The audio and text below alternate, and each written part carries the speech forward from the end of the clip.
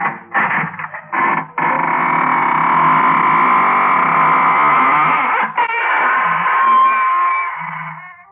evening, friends of the Inner Sanctum. Well, here it is, Tombsday again, and this is your ghost host at the squeaking door. Tonight's story is called The Last Story. It's an original radio play by Christopher Mayle, and our star is Richard Widmark, who plays the role of Tony Muse. We're going to a small Maine coast fishing village, Flounder Cove, where fishing folks go to bed early, to the lullaby of the surf and the buoys offshore. But this night there is a new note added to the lullaby, a discordant note, which for all its strangeness serves only to keep awake the man responsible for it. Anthony Muse, a young newspaper man from the city, is typing furiously, while his bride sleeps in the other room of their fisherman's cottage. Dead fingers cannot type.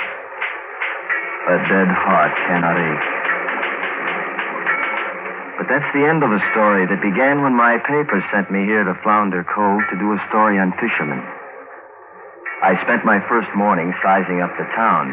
And about noon, I found myself walking along a rocky bluff away from the village. I was approaching a little gray church and a little gray cemetery. And the grass was lush by the large tombstone. Mother, give me some sign.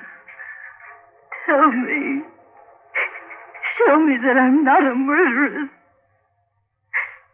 I don't really want to kill anyone. But I feel it.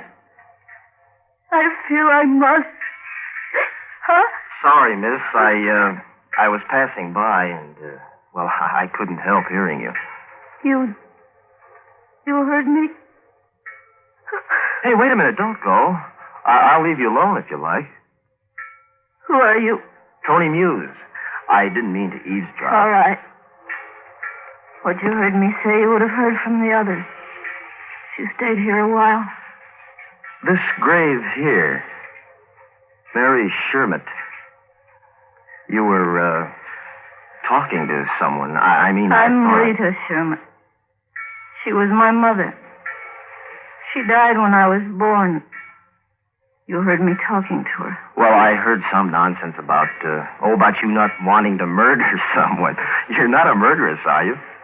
I've been a murderer since the day I was born. Murder is in my heart, as it was in my mother's, as it was in her mother's. Why do you keep your head turned away, Rita? Look at me for a moment. No, I can't. Yes. I'll let you see. Look. Look at my eyes. Look in the sunlight. Well, they're yellow. Yes. Yes, yellow eyes. Murderer's eyes. Her eyes were yellow. The most beautiful eyes I've ever seen. I saw sunlight and gold and buttercups dancing through tears. But I saw no murder there. Only a horrible hurt, a tortured soul. And I felt pity. And the desire to know more about Rita Sherman. Yep. Killing runs in her blood. Got yellow eyes, just like a mouse was. They're pretty eyes, though. Yep, right pretty to look at. Mother's was, too. She got a killing fit and drived a knife through a man's heart. Why? No reason. She come near hanging for it. Well, didn't she? No. Governor changed it to life. She was going to have a baby. Who, Rita? Yeah, Rita. Mary Sherman died born in Rita, prison hospital. Uncle Zeb's good Christian. He took baby and raised her. Well, why does she stay here? She can't bring herself to break away from a Ma's grave on a bluff. Talks to a ghost. Everyone I spoke to agreed that Rita Sherman would kill someone someday. I should have taken the afternoon train. My story was finished. But I didn't. I should have forgotten Rita Sherman and her unhappiness. But I couldn't. When I saw her standing on a high point above the hungry rocks on the bluff that afternoon, when I watched her step to the very brink of that bluff, I should have turned my head away, but I couldn't. Rita, you little fool! No, Rita! No! Stop struggling, Rita. You come back. You come back or you take me with you. Why don't you let me? I can't go on this way. I can't. Why did you do that? You had no right to slap. I do have the right. I love you. Oh, dear heaven. No. Is that so horrible, Rita? Didn't you see in my eyes? I saw superstitious nonsense, Rita. You've been told that you're a born murderer since you were a child. You're being driven toward it. I can help you, Rita. Please let me. You can help me least of all. Why do you say that? Because of what Uncle Zeb told me last night. What did he say? That you are probably the man I was meant to kill. I kissed her. And I found on her lips such a hunger for love and for understanding that I was blinded to the violent forces of nature I was dealing with. Had I known, I might not have called on Uncle Zeb that evening, or heard what I did as I froze to the porch of Rita's waterfront shack. The front door was ajar. Put that down, you she-devil. The money's gone and... No, don't! I pushed the door open and I faced Uncle Zeb. Not a very pretty sight. Pinned to the wall by a long whaler's harpoon through his stomach. He wasn't dead yet. His red-rimmed drunkard's eyes pleaded for relief. But you can't pull a barbed harpoon back through a man. Even I knew that. Who did this, Zeb? Tell me who, quickly. Was it Rita, Zeb? It wasn't Rita, was it? Tell me! Tell me! Not Rita. Not Rita, he'd said. Not Rita. But who had done it? And who would believe that Rita, with her yellow eyes, hadn't done it? Who would believe that now that Uncle Zeb lay in a darkening pool with a stained harpoon coming through his back? Who?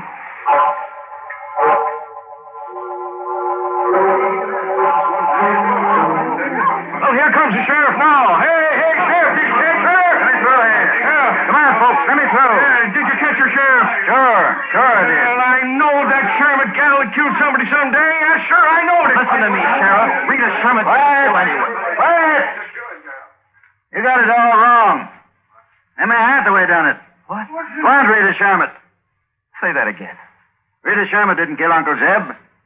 Emma Hathaway killed him. Sherman gal couldn't have done it. She took the 5 o'clock express.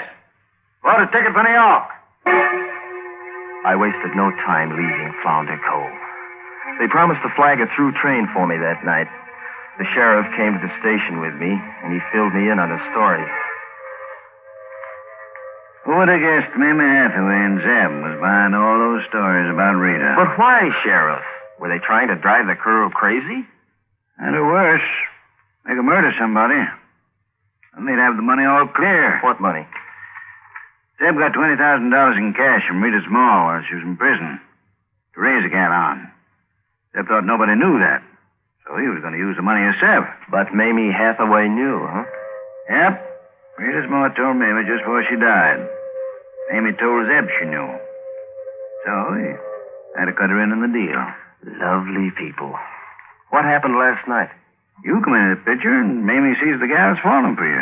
She goes to Zeb and wants her share. And they each made a mistake. How, Sheriff? Zeb told Mamie he'd spent all the money. Mamie killed Zeb, thinking sure Rita'd be blamed for it. You see, son, nobody except Cal at the station here knew Rita had left Flounder Cove. Do you know why she left, Sheriff? I reckon I do, son. And I hope you find her. I have to find her, Sheriff. couldn't very well tell the sheriff why I had to find Rita Sherman. Better than anyone, I knew a girl was just then arriving in New York. A girl who was unstable enough to become a homicidal fiend.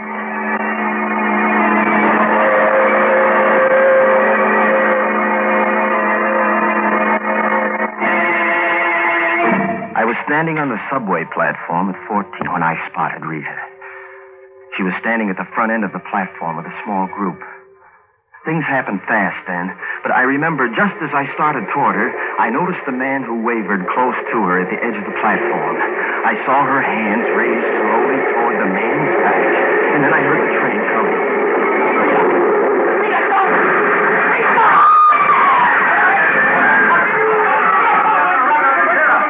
Rita, you poor kid. Tony. Oh, Tony. Did you see? He fell, Rita. Remember, he fell. All right. Now, everybody, move along, man. Move along. How did it happen, lady? You were standing close. He was weaving, sort of rocking forward. I saw her go to pull him back, officer. She wasn't quick enough.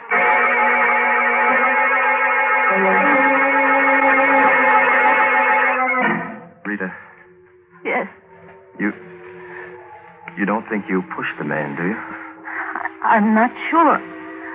I just saw him leaning, and I raised my hand. I just don't know, Tony. Well, you didn't. I saw you. You were going to pull him back. Now let's talk about us. Darling, you don't know how I've looked for you, but now, baby, I'll never let you go. Oh, Tony. I can't. I can't. Can't what, darling? I can't see you again. It's not that I don't want to, Tony. But Dr. White won't let me. Who's Dr. White? He's a wonderful man. He's curing me, Tony. He's a psychiatrist.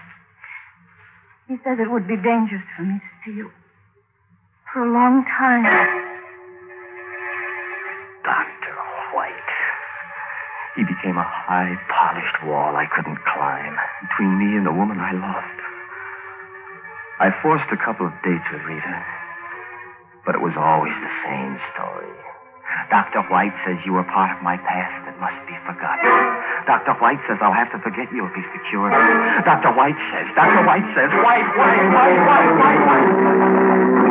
Dr. White will see you now, Mr. Muse. Thanks.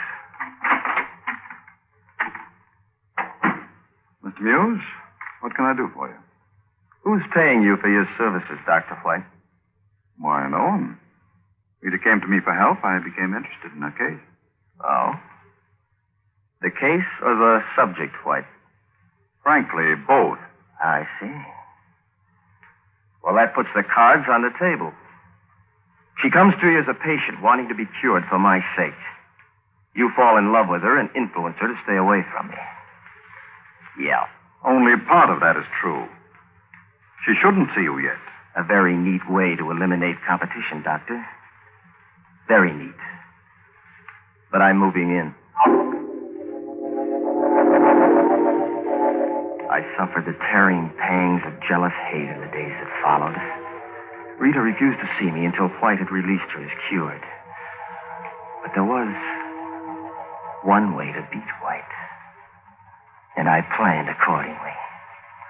I parked my car across from his house on Long Island. It was a deserted section along the shore. Shortly after midnight, a cab came along, and I ducked.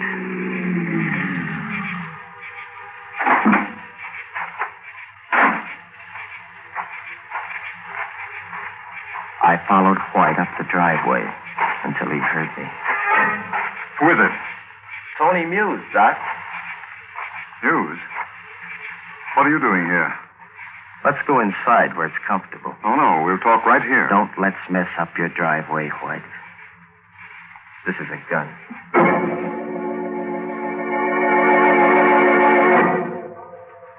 All right, Muse. What is it? You've persisted in keeping Rita under your influence, Doctor. Now you're going to let her go. Not a chance, Muse. And how can you make me do it? By killing me? No, not by killing you. But a letter from you will do. Rubbish. You'll either write what I tell you to write, or you'll never psych again. All right. All right. Dear Rita, I've been called to the coast for some important and confidential work. Before going, I've reviewed several of my cases. I feel that you have sufficiently advanced to be considered quite normal. I will check into your progress on my return. Sincerely yours, then sign it. Frankly, Muse, this is childish. What's to prevent me from showing Rita this letter as a forgery? I've thought of that, too, Doctor. No, Muse. Why be rash? Listen to me. The trouble with you as a psychiatrist, White, is that you never met anyone who wanted something as much as I want Rita Sherman.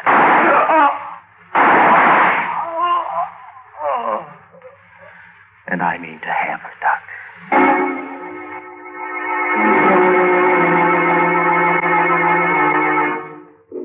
He was light and easy to carry. I crammed the trunk compartment of the car shut on him and I locked it. In town, I mailed a letter to Rita, and I waited centuries for the night to pass, and then more centuries for my phone to ring the next day. Tony Muse. Tony. Whoa, darling. Is there anything wrong? You're crying, Rita. I know I can't help it, dear. I'm just so happy. I just received a letter from Dr. White. He says... Rita, you don't mean he's released you? Yes. I'm well and normal. And when can I see you, Tony? Baby, pack your toothbrush. I'll pick you up in the car in 1 hour. We're heading for Lake Arrowhead, darling. This is your wedding day.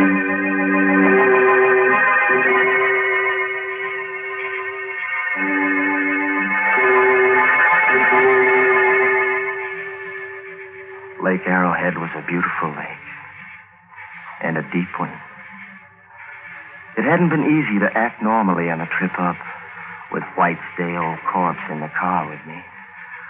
But now I could rid myself of it. Only one ugly task left.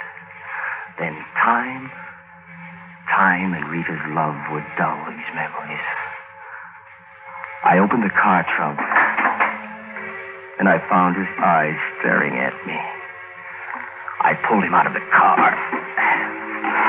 Now, the rope, the tarpaulin bag I'd bought, the knife, and the saw. The doctor's saw. I was ready.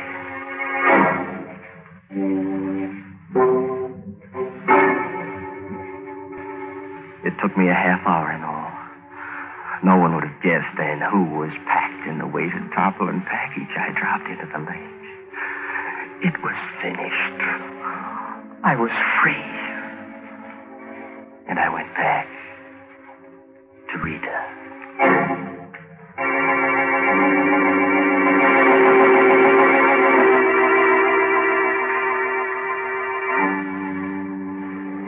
Tonight we reached Flounder Cove. We're spending our honeymoon here. No man ever had more than I did to be happy about with Rita. Rita, my wife. It was an expensive moment. I only realized a short 2 hours ago that the happiness I'd bought was impossible to hold. Rita dozed off peacefully. I'd gone for a smoke and a walk on the moors. When I returned, I paused at our cottage door. There was someone moving about inside. I waited. Then I opened the door softly. Rita was easy to see in her white nightgown. She was walking softly toward the bedroom. She was walking in her sleep. I followed softly, my heart beating wildly. She paused for a moment by the bed, looking down at my empty place. And then she spoke, in a voice that couldn't have been hers. Yes, Mother. I know I must. Yes, Mother. My world was still, hushed, balanced. ready to fall on me. Rita's arm raised slowly, and there was a single glint of mental as she brought her arm down, and she leaped on the bed like a wild animal. Her arm flailed up, down, and up, and down again. I saw her get up. I saw the knife buried into the slit mattress. Watched my wife return to her bed. Then came here to write this story. The strange forces of the mind are not to be tampered with, unless it be to resolve their cure for all time. Well, that's the story. All but the ending. And the end of the story must be acted out. Ironic twist, too. The same gun I used on White.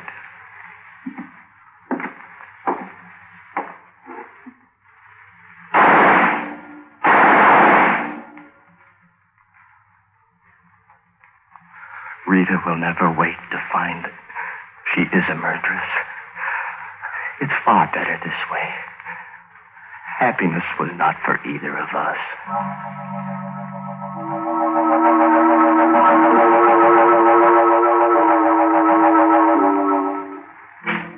To whom it may concern, I, Anthony Muse, do confess to the murder of Dr. Donald White of New York City.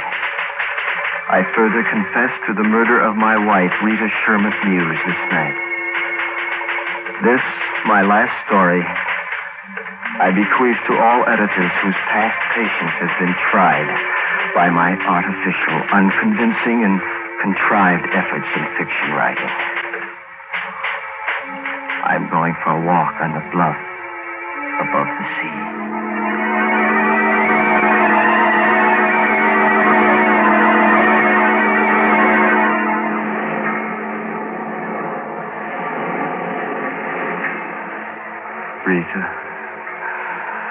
Rita, didn't you know?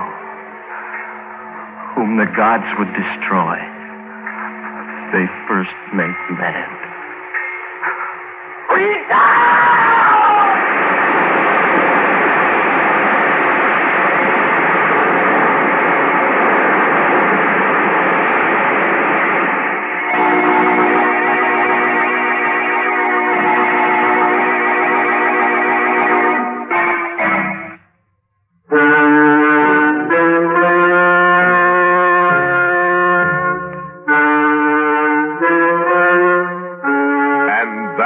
Mystery Theater.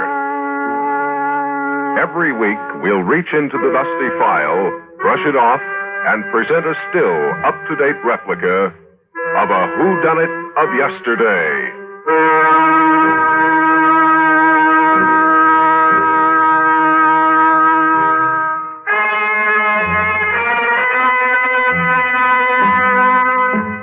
This is the American Forces Radio and Television Service.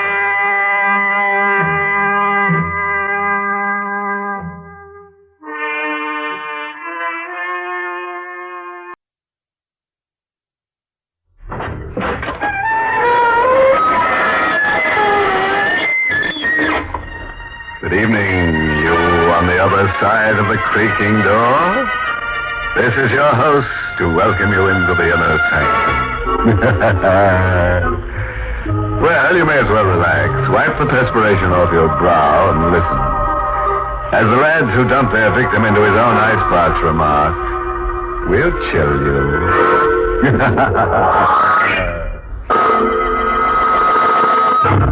Tonight's Inner Sanctum mystery, Death Rides a Riptide, was written by Lou Vittis and stars Arlene Blackburn in the role of Carol with Lawson Zerby as John.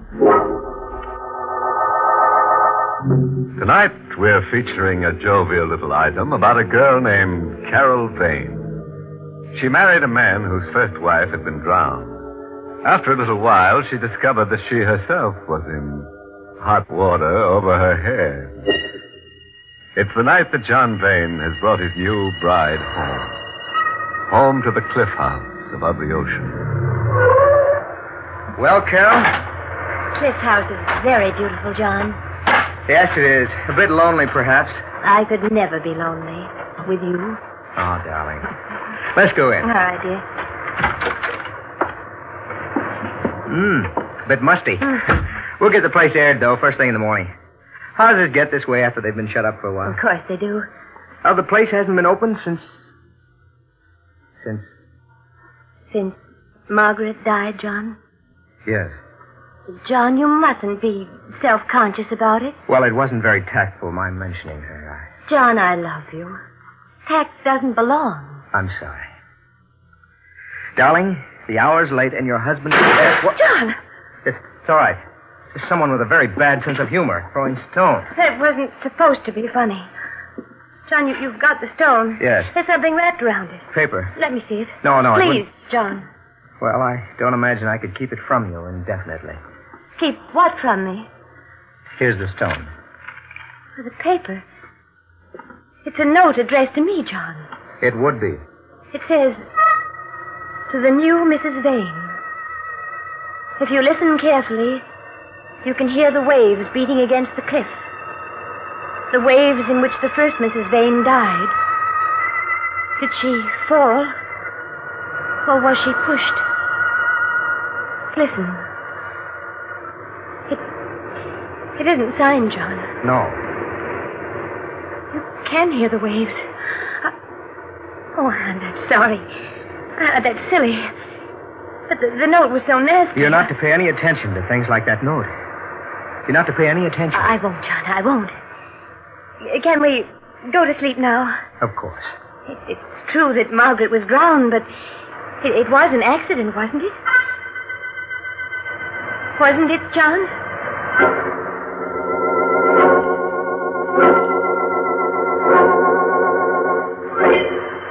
John fell asleep after a while, and the waves kept pounding against the rocks.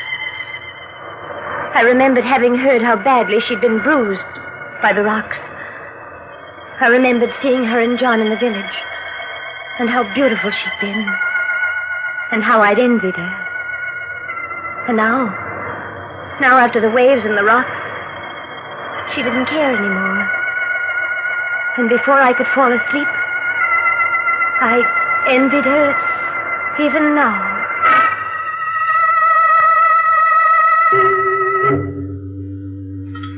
Well, that was a very fine dinner, darling. John, Yes? exactly how did Margaret die? Carol, there's no I point. want to know. She was drowned. She was a good swimmer. Even good swimmers get drowned. What happened, John? I think it'd be wiser if you'd forget about Mark. All right. There's a beach below Cliff House. It's there at low tide only. A beach and a ledge. Nice place to swim from, the ledge, at low tide. But when the tide comes in, beach and ledge are covered. The tide's strong then, and there are rocks around. Margaret got caught by high tide. That's all. You mean she stayed down below on the ledge longer than she should have? That's right. And that's all, John? What else should there be? I don't know. It's low tide now, isn't it? Yes? I'd like to look at that ledge. Why? Oh, because I'm silly. Because I'm a fool, but... John, I want to look at that ledge.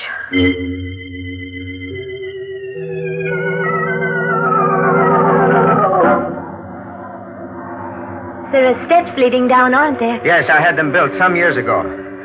Carol, we should go back to the house. This business is idiotic, morbid. But we're at the ledge now. The tide's down. The ledge is broad and safe, isn't it? It is. At high tide, I suppose it would be covered. Yes. Cracks in the ledge. Seaweed caught in the cracks. From the times the ledge is covered by the water, I guess. And... What is it? This was wedged in one of the cracks. This? Oh. Yes, John. It's part of a heel. A woman's high heel. So it is. Oh, the tide's rising. Let's go up. All right. Part of a woman's high heel. caught in one of the cracks. John. Yes? Could it be from Margaret's shoe? I couldn't tell. Throw it away, or better yet, give it to me. Here's the coin. Here. Thank you. John, a woman was going swimming. She wouldn't have been wearing high heels.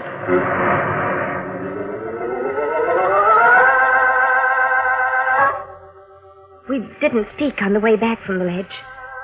And once back at the house, John found it stuffy or something, I suppose. He muttered at me and went out into the night. The night that had become so suddenly, of so intense a darkness. John? Oh, wait, I'm coming. Who is it? You startled me, my dear. Appearing there in the doorway, for a moment I thought you were my niece. Your niece? Yes. You're not, of course. My niece is dead. Who are you? Jeremy Mangan, my dear. Mangan? Mangan? Your predecessor, my dear, was named Margaret. Her father? Uncle. May I come in? For an elderly gentleman like myself, the night is cold. It's cold for me, too. Come in. Thank you. Where is dear John? He's out. Oh, it's too bad.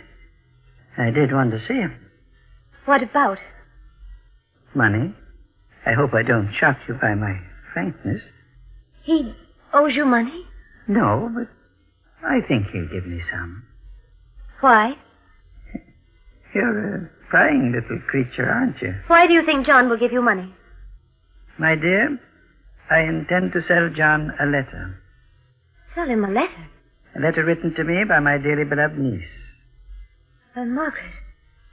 But why should John want to buy it? Let me read you a bit of it, shall I? All right. She says in the letter, among other things... yes. Uncle, come for me. At once. I must get away from Cliff House. Because if I don't, I'm going to die. I'm afraid. Please don't think I'm making this up, but I'm going to die. I'm going to be killed. There, I rather think that's enough, don't you?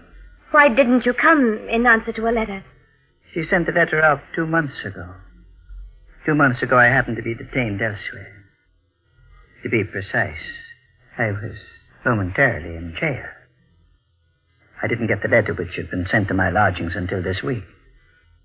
Tragic, John has nothing to be afraid of, whatever the letter says. My dear, I never suggested he had. But I still feel he'll buy my letter from me. For old time's sake. How much? A couple of thousand will be enough. I'm not a grasping man. If you saw John, spoke to him as you've spoken to me, he'd kill you. A habit of his? I'll get you the 2,000.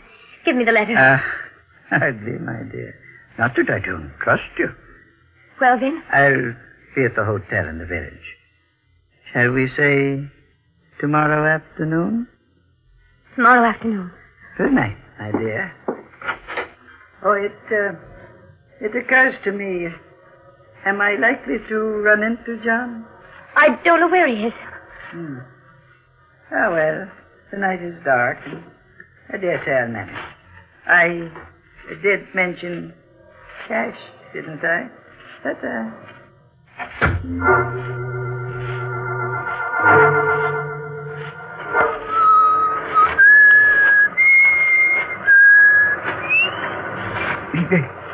Bless my soul. You startled me. Standing there at the edge of the cliff, Now, be careful. My mind, It's devil. I won't go over the cliff. No.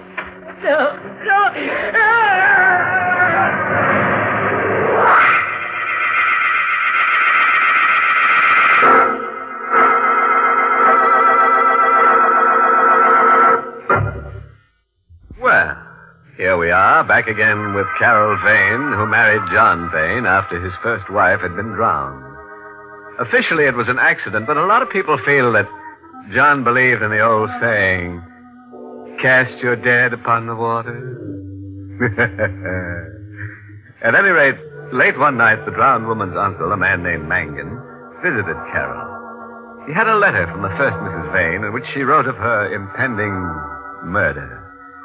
Carol agreed to meet Mr. Mangan the next afternoon with some money. But long before then, somebody heaved Mr. Mangan over the edge of a cliff. Maybe for exercise? At any rate, it's the next morning at breakfast. Carol, Yes, John? you're upset about something. No, I'm not. Not really. John, when you went out last night, where did you go? For a walk. Why? Nothing. What's in the papers this morning? Oh, same old stuff. International crises. John? Look at something else. Mangan, Margaret's uncle, Carol. Yes? What about him? It seems he fell off a cliff last night. Oh, John. He was wandering about in the dark. Was it near here? Oddly enough, yes. And they found his body this morning. John, did you see him last night? No, I haven't seen him for months. Why do you suppose he came here? I've no idea. Wait. Where is he now? Probably at the morgue, what they call the morgue. Finney's drugstore in the village. I think we should go down there. Why? Well, you knew him. He was your wife's uncle. I never liked him. Still, it would look better. Carol, what are you thinking? How his death, his accidental death, fits.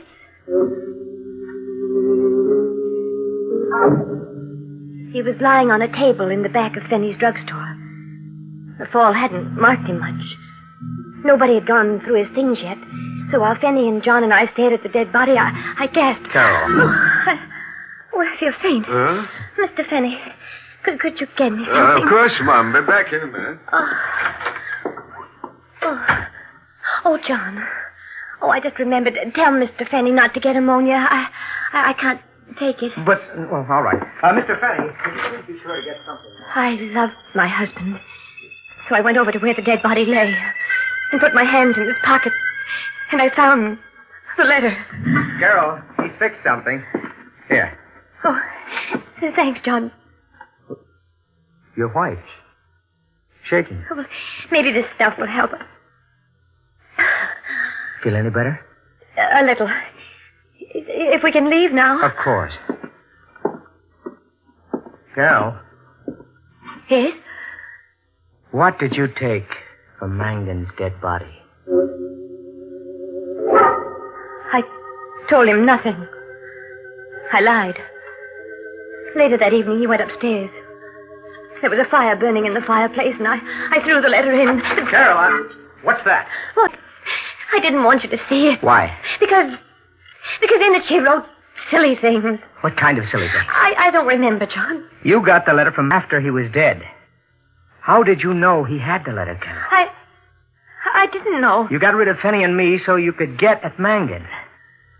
Carol, how did you know Mangan had a letter from Margaret? He told me. Then he was here before he fell. Yes, John. Did he tell you what was in the letter? No. Did you read the letter before you burned it? No. Then why did you burn it? Because I was jealous. I still am. Have everything to do with Margaret. You loved her before you loved me. You're telling me the truth, Carol? Why should I lie about it, John? Why?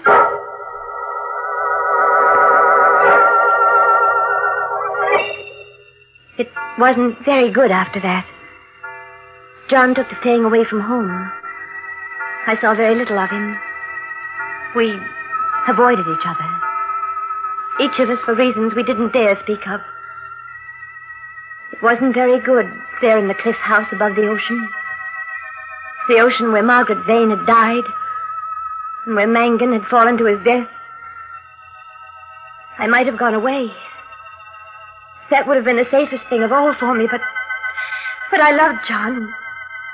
I hoped. And in hoping, I was betrayed. John? Yes, my beloved John. Oh, I'm glad you're home, even though... Even though the hour is too late to be respectable? Oh, I don't care. There's a lot you don't care about, isn't there? I don't know what You put on quite an act, don't you? About not knowing. But you do know, don't you? I do know what? That my wife, my first wife, was murdered. John. Yes, it's out now. It's been said now. Margaret was murdered. They don't have to whisper about it in the village anymore. I'll shout it at I won't them. listen to you. You think that'll make it right, huh? It won't, my love. Because you see, the fishing boat Evangeline is back. Fishing boat? It's been away for 3 months. The men on board didn't know about Margaret's death. They know now, and a couple of them remember something. What do they remember? Seeing Margaret on the ledge just before the tide turned. But The trouble is, they're prepared to swear that Margaret wasn't alone. John, that doesn't have to mean anything. Look at me, John. It doesn't mean anything. Carol, what was in that letter you burned? I didn't read it. John, you're hurting me. What was in that letter you burned? Oh, let me go. I'll tell you. Thank you. Margaret was afraid she was going to be murdered. Yes. I rather thought so. That was why Mangan had to die. John, I'm leaving. No, you're staying. Here with me. You're the only wife I have left now. You're insane. Am I? That's a thought. Hadn't occurred to me before. I'll think about it. I won't stay. Why not? I'm afraid. Are you? Get away from my desk. No, you keep a gun here. Yes, I have it now. You wouldn't shoot me. You love me. I do, John. But it's no good anymore. I'm going away. You're mistaken. Don't come any closer to me. You're not going away. You're never going away, Carol. John, if you take another step, I'll... You what, my precious? Oh. Oh. You did shoot after all. Somehow. I didn't think you would. I told you not to come any closer to me. I underestimated you. I've always underestimated you. But, Carol, when I die, and I am going to die, what will you tell the police? What I have to tell them. That I shot you in self-defense. Yes. Yes, of course. That would be your lie. Not a bad one. It might have worked. It's the truth. Of course it is. But, Carol, defending yourself against a murder charge isn't considered good motive for acquittal. What do you mean? I would have bought Mangan off because I was in love with you. Even though I knew. But Mangan was murdered anyway. By you. Very consistent story. But, Carol, you remember that shoe heel?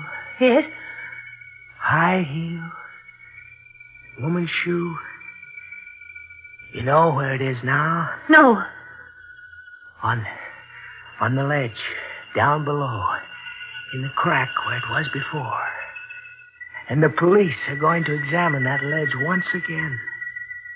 Now they've heard the story of the fishing boat people. That has nothing to do with me. Carol, Margaret never wore high heels. Never. Something wrong with her feet. So the heel has to be yours. My beloved murderess. John. Dead. Dead is Mangan. Dead is Margaret. And I. There was the ledge and the broken heel in the crack. A little item of unfinished business that I had to finish. Mangan was dead and the letter burned. I was safe there. John was dead and his knowledge dead with him. I was safe there. The men on the fishing boat hadn't seen the second figure on the ledge clearly enough to identify. I was safe there. There remained only the heel broken off one of my shoes when I hit Margaret. And I'd get it before the police did. And I'd be safe there. The tide's coming in. The ledge is still above water. The ledge where my heel had been. But the heel wasn't there. Maybe I mistook the place. The ledge is broad. I began to hunt over it. There isn't too much time. The tide's coming in. The Riptide that had battered Margaret against the rocks. The heel was down there someplace, and I had to find it. To find it, but I couldn't. And the waves began breaking over the ledge. The water began creeping over its surface. And the shoe heel that would hang me. That would hang me wasn't there. But then I realized. Son had lied. The heel wasn't on the ledge at all. I must run. Escape. Run. But the waves are higher now. The ledge is covered with water. I turned to run and I fell. I fell.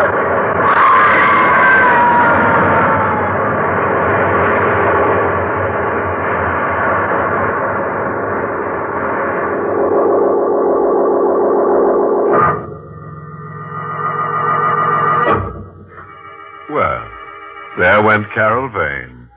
Fundamentally a nice girl with a slight character defect. She killed people. Of course, her reasons were the finest. She only wanted to get married. Unfortunately, she never learned the old proverb.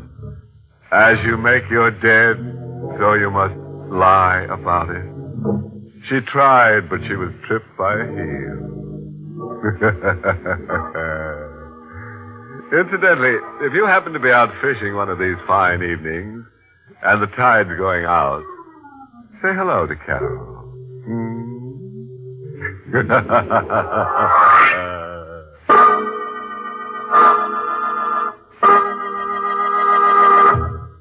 We invite you to join us again next week at this time for Inner Sanctum. This is the United States Armed Forces Radio Service, the voice of information and education.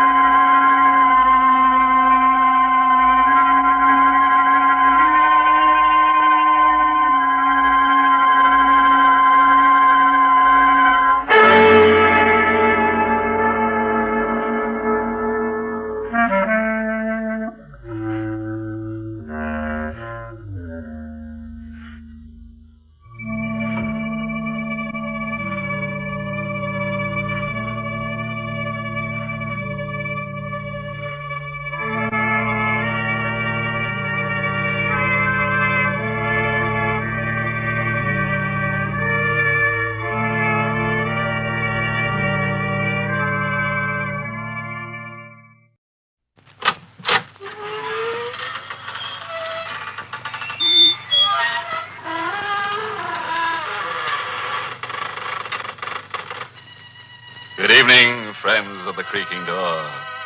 This is your host to welcome you into the Inner Sanctum once again. Come in. Our little place may not be a mansion, but it has its advantages. For one thing, it's thoroughly scare conditioned.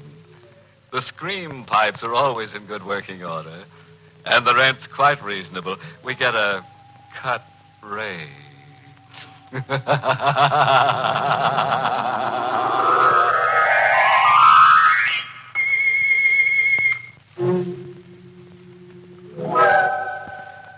Well, you've had your warning. Whatever happens from now on, you asked for. Just be sure the family is provided for. And now to our happy little anecdote for tonight. Birdsong for a murderer. My name is Carl Warner. I'm not a young man any longer, but I don't mind that. I wasn't very happy when I was young. Now, well, at least I'm not unhappy. And late at night, after Elaine has gone upstairs to bed, she's my wife, and she's very pretty and younger than I am, and perhaps I made a mistake in marrying her, but, well, anyway, Late at night, I go into the room where I keep the birds, and then, listening to them sing, I get as close to happiness as I can expect. I stay an hour, and then I cover their cages. And then they know it's time to sleep. And they sleep. Even on the stormiest of nights. And this was a stormy night. Someone knocked at the front door. It was late.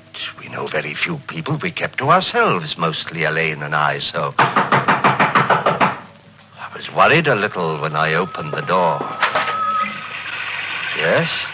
Mind if I come in, Mr. Warner? It's kind of damp out. No, of course not. You seem to know me. I do, don't I? But I don't know you. My name is Brule.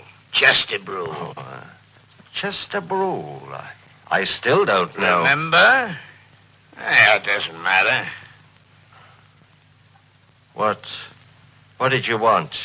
Nice place you got here. Much nicer than Cragmount.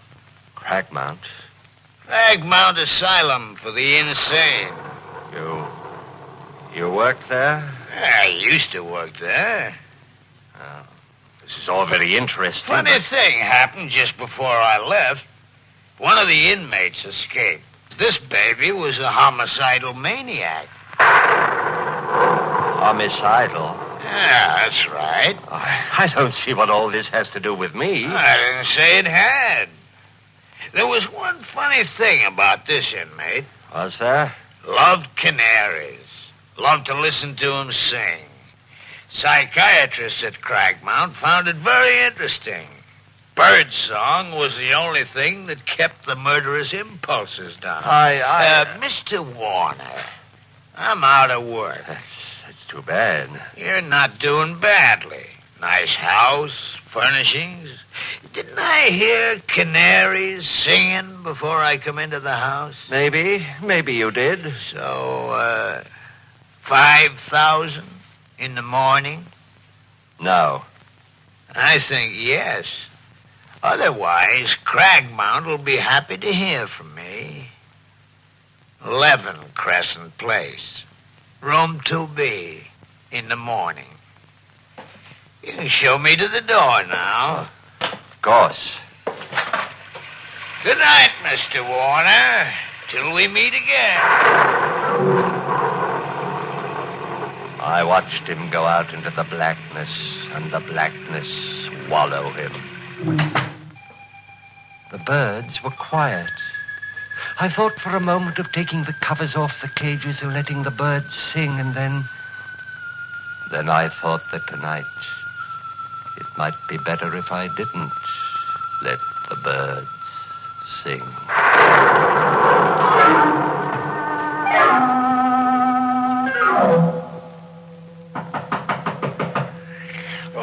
Okay. Who it? Oh, couldn't wait till morning, huh? I didn't expect it. Wait, that knife. No!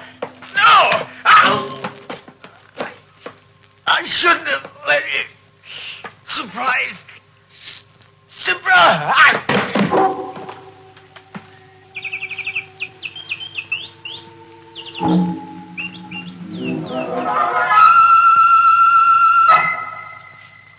It's been a bad night.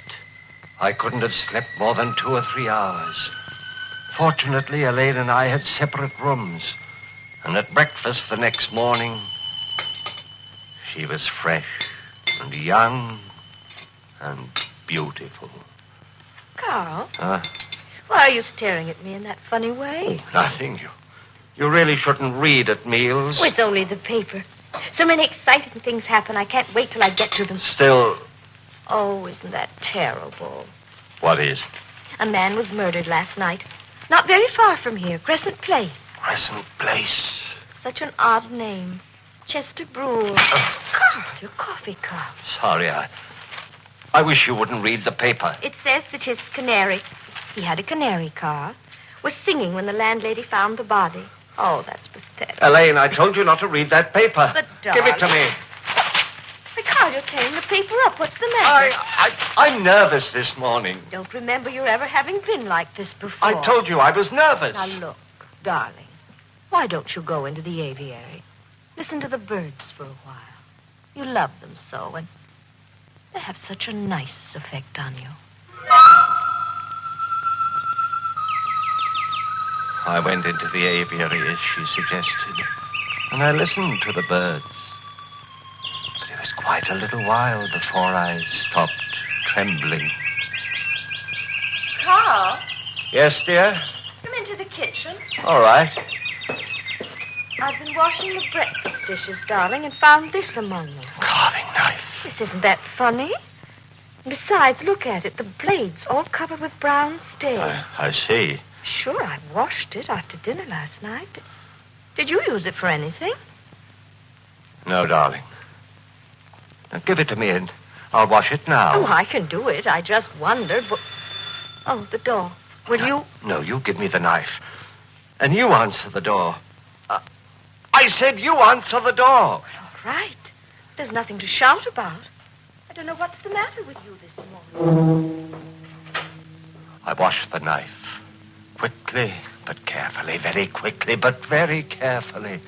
Didn't take long. The stains hadn't hardened much. The brown stains. Carl? Yes? Someone to see you. A man. What does he want? He didn't say, except that it was important. I'll go see him. He said he's a lieutenant. A Lieutenant Gregg. From the police. There are 17 steps between the kitchen and our living room. I know because I counted them while I was walking to see Lieutenant Gregg of the police. 17 steps to make my face polite, relaxed, smiling. But would I be able to hide the trembling of my hands? You're Lieutenant Gregg. My wife said you wanted to see me. Yes, that's right. Mr. Warner, did you know a man named Chester Brule? Chester Brule? Why, I can't say offhand. I've got such a bad memory for names. I may or I may not. Why? He's murdered last night. You see, we found your name and address in Brule's address book. I see. We thought you might be able to help us. Well, the fact that my name is in his address book doesn't mean prove that... anything? Well, of course not. Would the fact that Brule used to be an attendant in an insane asylum mean anything to you? Why should it mean anything to me? Well, I didn't say it should, Mr. Warner. I just thought... Well, it doesn't. Oh, I guess that's that. You know, funny thing. There was a bird cage in Brule's room with a canary in it, singing its head off. Huh? Well, lots of people are fond of canaries. Sure. What was funny about it is that Brule's landlady swears Brule never had a bird. That is funny. Why, it looks, the killer knifed Brule and then left the cage and the bird in it behind him. Doesn't make any sense. Unless you figure that the guy who killed Brule was insane. The birds have been quiet, but the slam of the door maybe started them off. And I knew that somehow I would have to get the cage and the bird in it out of Brule's room. I didn't know how I'd do it, but I'd do it no matter how insane it was.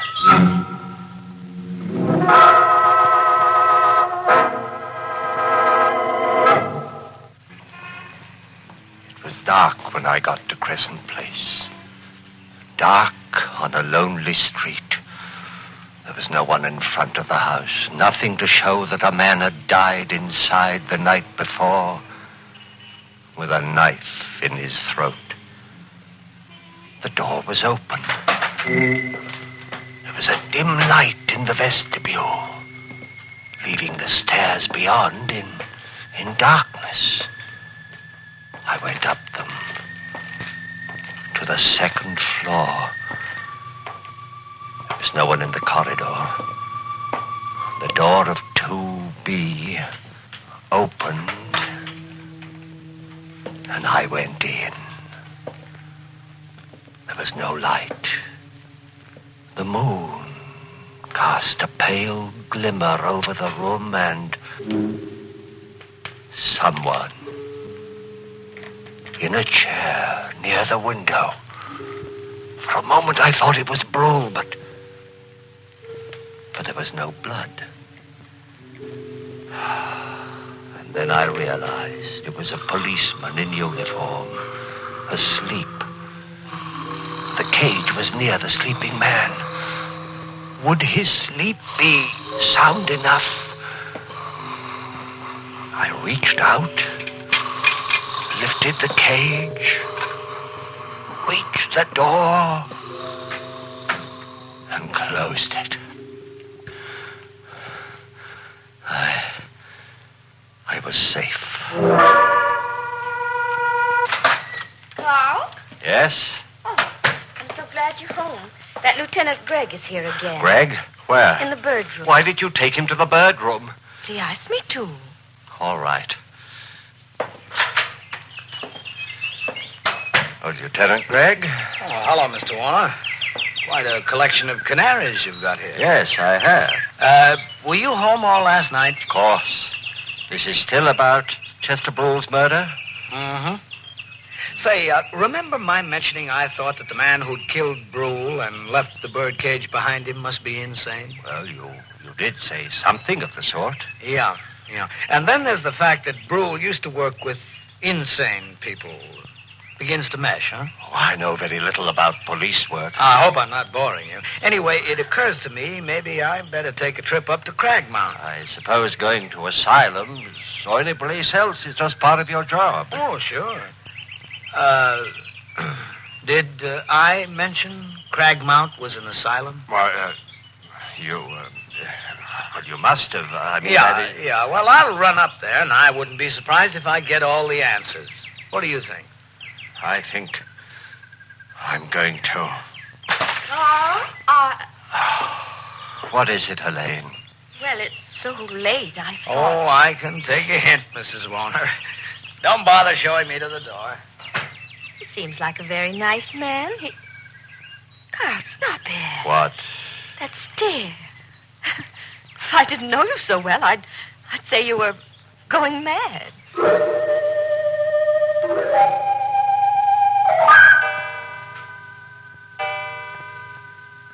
Go to bed, Elaine. All right, darling. Oh, Carl, look. Look at what? Through the window, the garden. Lieutenant Gregg didn't go away. He's down there. Get away from that window. Go to bed. Not going. But he looks as if he's waiting down there for something. For what, Carl? I knew what he was waiting for. I knew I mustn't go to sleep. Things happen when you sleep. Terrible things.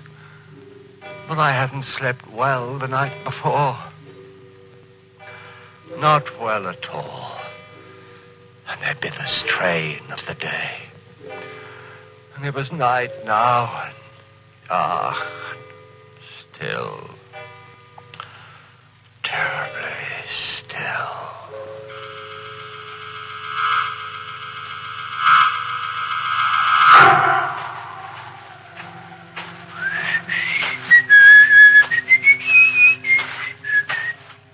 Gargan? Gargan? Yeah. Oh.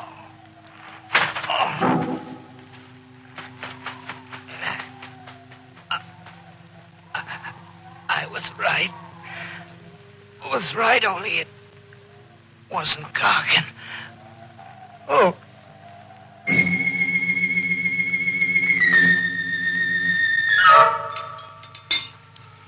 Such a lovely morning, Carl. Lovely. I looked for Lieutenant Gregg as soon as I got up. He wasn't in the garden anymore. He must have got tired, gone home, or back to headquarters, wherever policemen go. Oh, dear. That's the Swenson's dog. He's got into our garden again. I'll have to get him out. Elaine, don't. Darling, he'll dig up all the flowers looking for bones. Elaine. Maybe he won't be there. Tonight, Elaine! Where are you? On the street. What? What? Look. Lieutenant Gregg. His throat. Come inside. Oh, all right.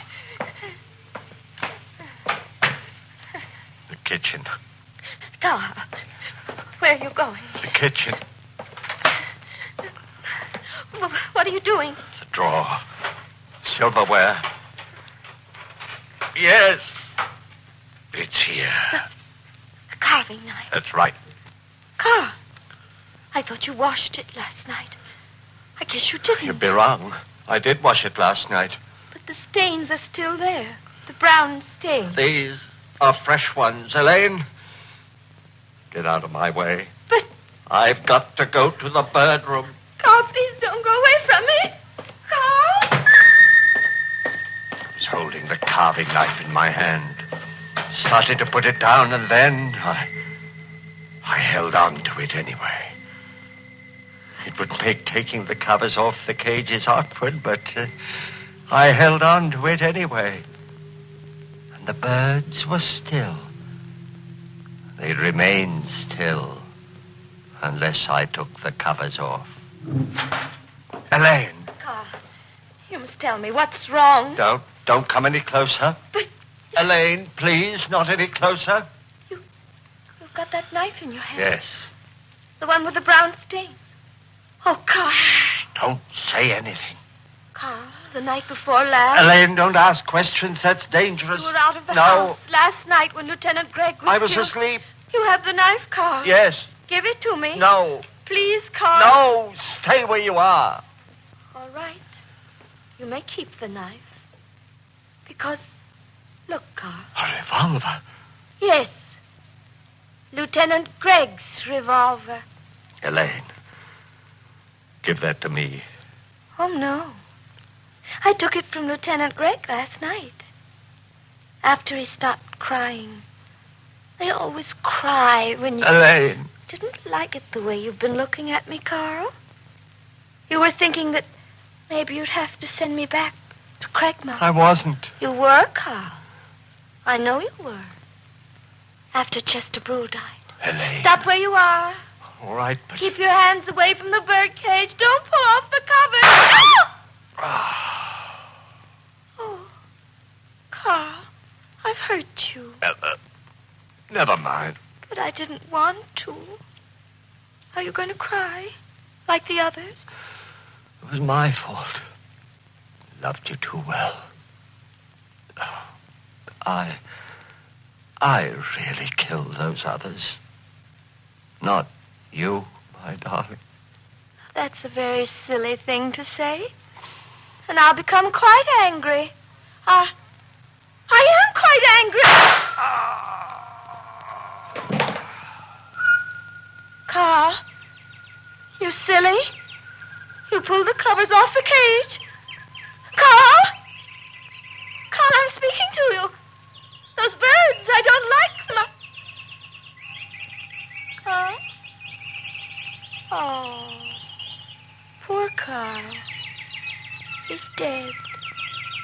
I loved him, and now he's dead.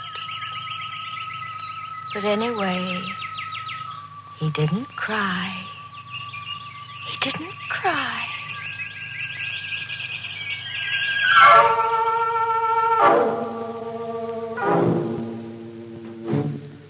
Well, there it is. And so sweet. The story of a couple of lovebirds who, instead of billing and cooing, went in for killing and shooting. Of course, it was all little Elaine's idea. All Carl did was cover up. Well, friends, it's time once again to close that creaking door. Until next week at the same time, when we'll be back with a little hunk of horror. You'll be sure to listen, won't you? Until next week, then. Good night. Pleasant dreams.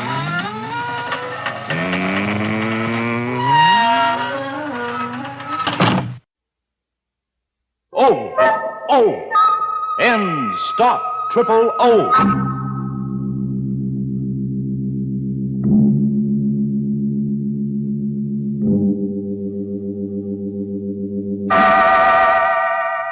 Inner Sanctum Mysteries, brought to you transcribed by High Potency Ends, America's most popular, truly effective chlorophyll tablets.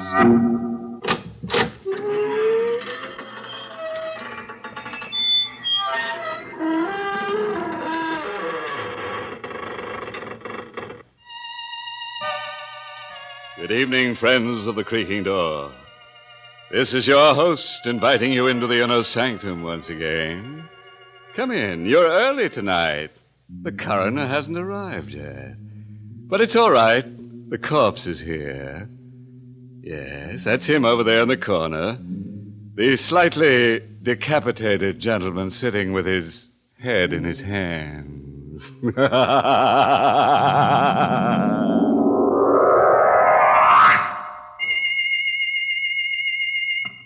High Potency Ends, E-N-N-D-S. Ends chlorophyll tablets are more effective than any other type of chlorophyll product in stopping Triple O. They stop odor of breath, odor of body, all other personal odors. Act internally where odors begin to stop all three at the same time. O! End stop Triple O! It's amazing, but no matter what you eat, drink, or smoke, no matter how hard you work or play, one or two high-potency Ends tablets stop Triple O all day. All right, friends. Let's gather round and meet that grim reaper, Mr. Macabre. No. Don't try to run away. Lie perfectly still. If you race with Mr. Macabre, you're liable to end up in a dead heat. From the living room of a small house that has seen better days, a single light shines in the early evening. Inside, Grace Denning waits alone for her father to come home. Anxiously lighting one cigarette from the other, she paces the floor until at last she hears his footsteps on the porch stairs. Father? Is that you, Father? Yes, dear. Were you worried about me? Well, you're never this late for dinner. I thought something might have happened to you. You weren't down at the river again, were you, Father? No. Well, where were you? Just downtown. I stopped off for a minute. Grace, why are you staring at me? Well, you look so strange, so frightened. Well, I should be frightened. You know what it's like to live without money week after week, waiting, hoping for a break that never comes. Well, don't worry, darling. Your luck will change. I'm not worried anymore. You got the loan? Yes. From the bank? No. From Dr. Tarleton. Dr. Tarleton? He wouldn't lend you any money. He wouldn't lift a finger to help you. Why not? He's an old friend of mine, isn't he? Well, I wouldn't call him a friend. Not after the way he's treated you all these years. He still hasn't forgiven you for taking Mother away from him. Don't be a fool. Well, he hasn't. He's still in love with her. He told me so. At the funeral. Well, what difference does it make? I've got the money, haven't I? But how did you get it? I told you he lent it to me. Why did he lend you that money? Because I gave him something in return. What? I sold him my brain. What do you mean, Father? I willed it to him in return for the loan. Your brain? Yes. He said it would be of value to him in his experiments. He said the medical school was making a study of men with artistic talents. But you haven't painted for years. Well, Dr. Tarleton didn't really want my brain, Grace. Can't you see? It was just an excuse to torment me. Well, you're not going through with it. I won't let you. You'll have to, Grace. I've gotten the money. Then you'll give it back. I won't let you take it. Here, what are you doing? Holding him up to return that money. Put that phone down. Father, let go. Drive you out of your mind if you accept this loan. Now, let me speak to him. Dr. Tarleton's office. Miss Henry speaking. Hello. Oh, Miss Henry. Is Dr. Tarleton there? Why, who's calling, please? This is Miss Denning, George Denning's daughter. Would you ask the doctor to come to the phone, please? I'm afraid I can't, Miss Denning. Dr. Tarleton is dead.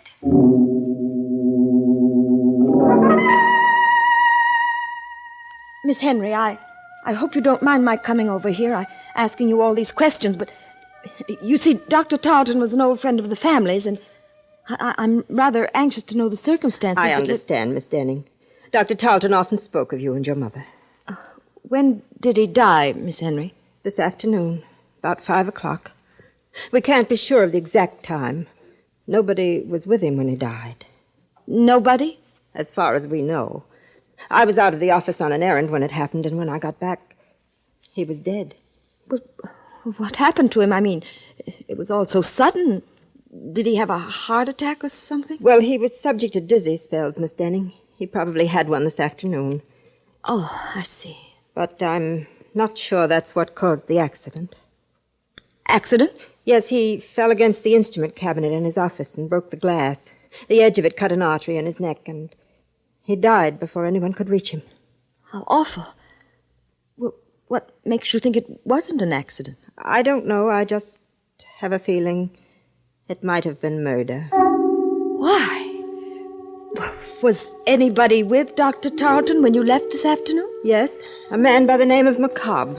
Who? Mr. McCobb. I don't know his first name or anything about him, but the police are investigating him right now. And there wasn't anybody else this afternoon? Not that I know of. Are you sure? Didn't Dr. Tarleton have an appointment with a man who was interested in some sort of brain experiment? What's that? An elderly gentleman, tall, with gray hair and a long, thin face. Why, Miss Denning, that was Mr. McCobb.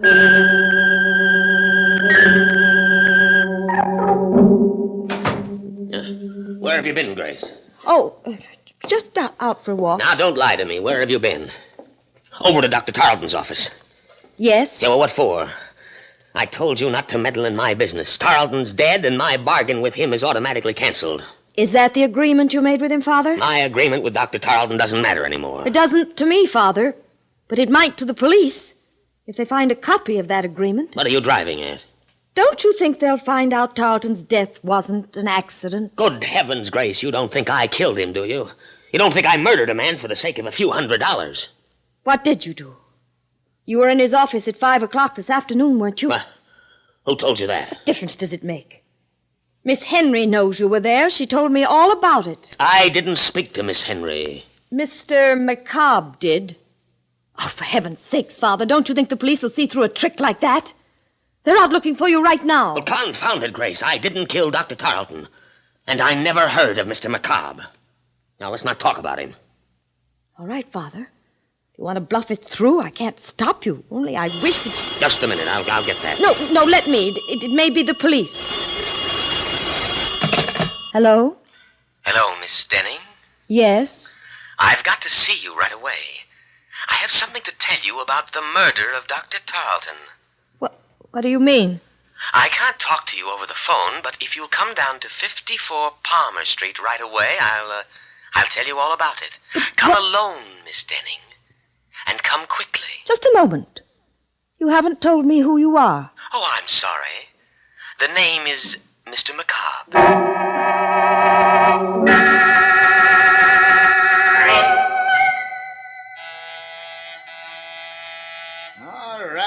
All right, I'm coming. Yes, what do you want? Why, I'm Miss Denning. Weren't you expecting me? I never expect anybody around here, especially at this time of night. What did you ring the bell for? Well, I was supposed to meet somebody here. Are you sure you got the right address? This is the University Medical School, the autopsy lab. We're closed up for the night. That's strange. I was sure he said 54 Palmer Street. Who was this? One of the students? No, a friend of mine. Well, it's a funny place to be meeting a friend of yours, but if he said he'd be here, well, maybe you better come in. Well, Come on, I don't mind you waiting on the inside. Sure.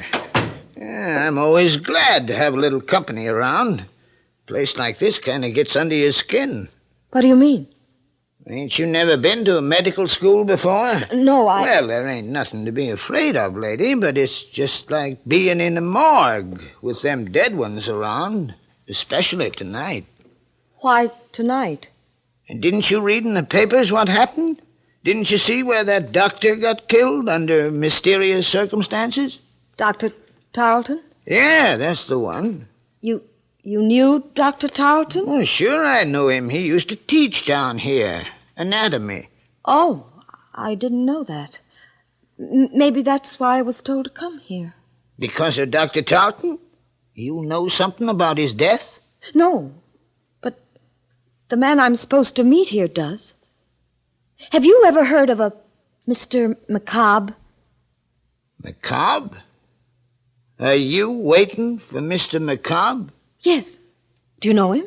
Who sent you here? He did. He called me up on the phone and told me he wanted to speak to me about Dr. Tarleton's death. Mr. Macabre said that? Yes. You better come with me, lady. But what's wrong? I didn't say there was anything wrong. I just want you to come with me. I gotta know if you're telling me the truth. Where are you taking me? Don't worry, it ain't far. Right in here, come on. But stop pulling me, will you? Where are we? Where do you think? In the lab. Why did you bring me here? Didn't you say you had to see Mr. Macabre? Yes, but... Well, this is where he is. Right in that canvas bag. It's a body. Of course it's a body. And they give them all names. The students, I mean. Oh, no. This one is Mr. Macabre. That's what I want to know. Who put you up to this? Who told you to come over here and tell me he was alive? Nobody. Don't lie to me. Every one of them students know I'm scared of Mr. Macabre. They've been playing tricks on me ever since I got here. Let me go. Not until I make sure he's in that bag. What are you doing? Opening it up. No! Look. It's not Mr. Macabre. What? It's Dr. Tarleton.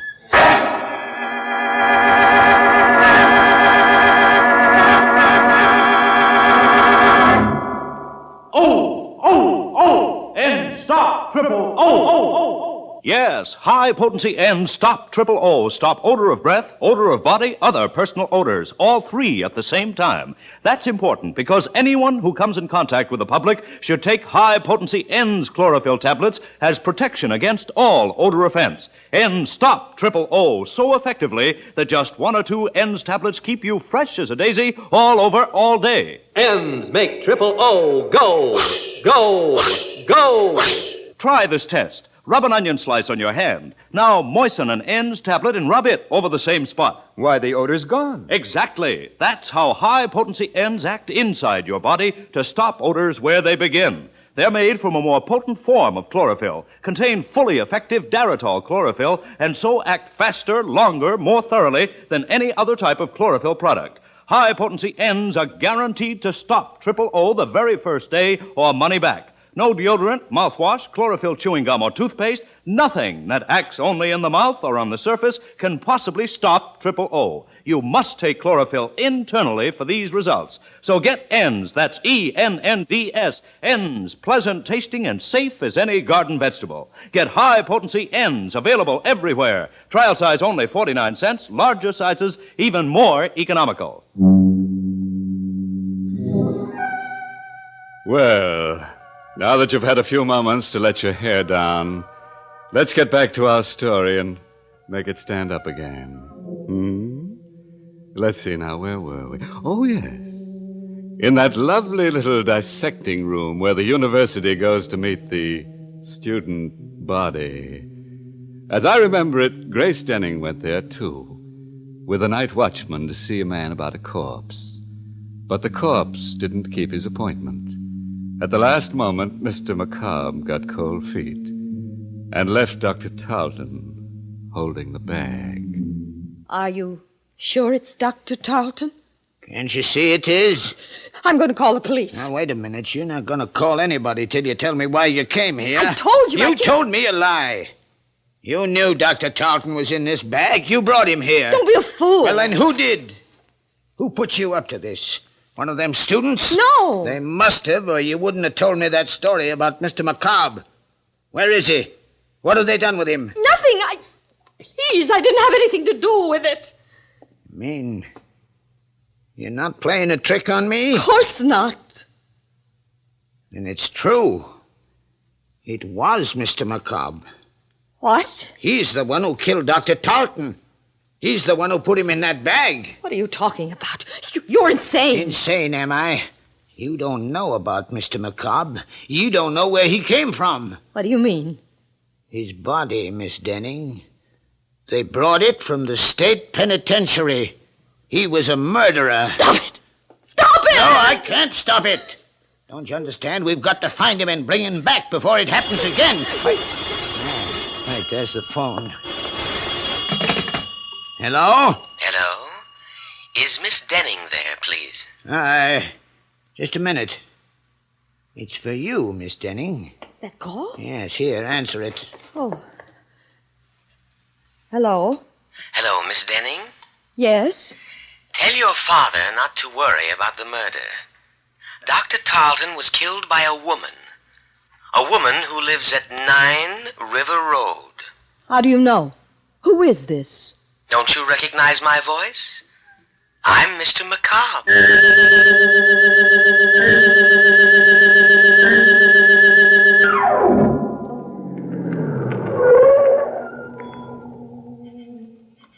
That's the house, Father. 9 River Road. Grace, you're not going in there. I've got to, Father. I've got to know who this woman is. Well, then I'm going with you. No, please. You stay here. It may be some sort of a trap to find out where you are. I'm better off alone. Well, careful, Grace. Please be careful. If this woman is a murderess... Don't worry, Father. Just stay in the car, and I'll call you if I need you. Well, all right, dear. I'll be right here. Come in, Miss Denning. Miss Henry? Yes, Dr. Tarleton's nurse. Good heavens. How did you know I was at the door? I saw your car drive up. Come in, won't you? But, Quick, Miss Denning, come in. I've got to talk to you. What's the matter? Shh, I'll tell you in a minute. Just let me close the door. There. That's better. Now I can speak freely. You act as though you were expecting me, Miss Henry. I was. That's strange. Nobody knew I was coming. Oh, but you're wrong. I had a message saying you were.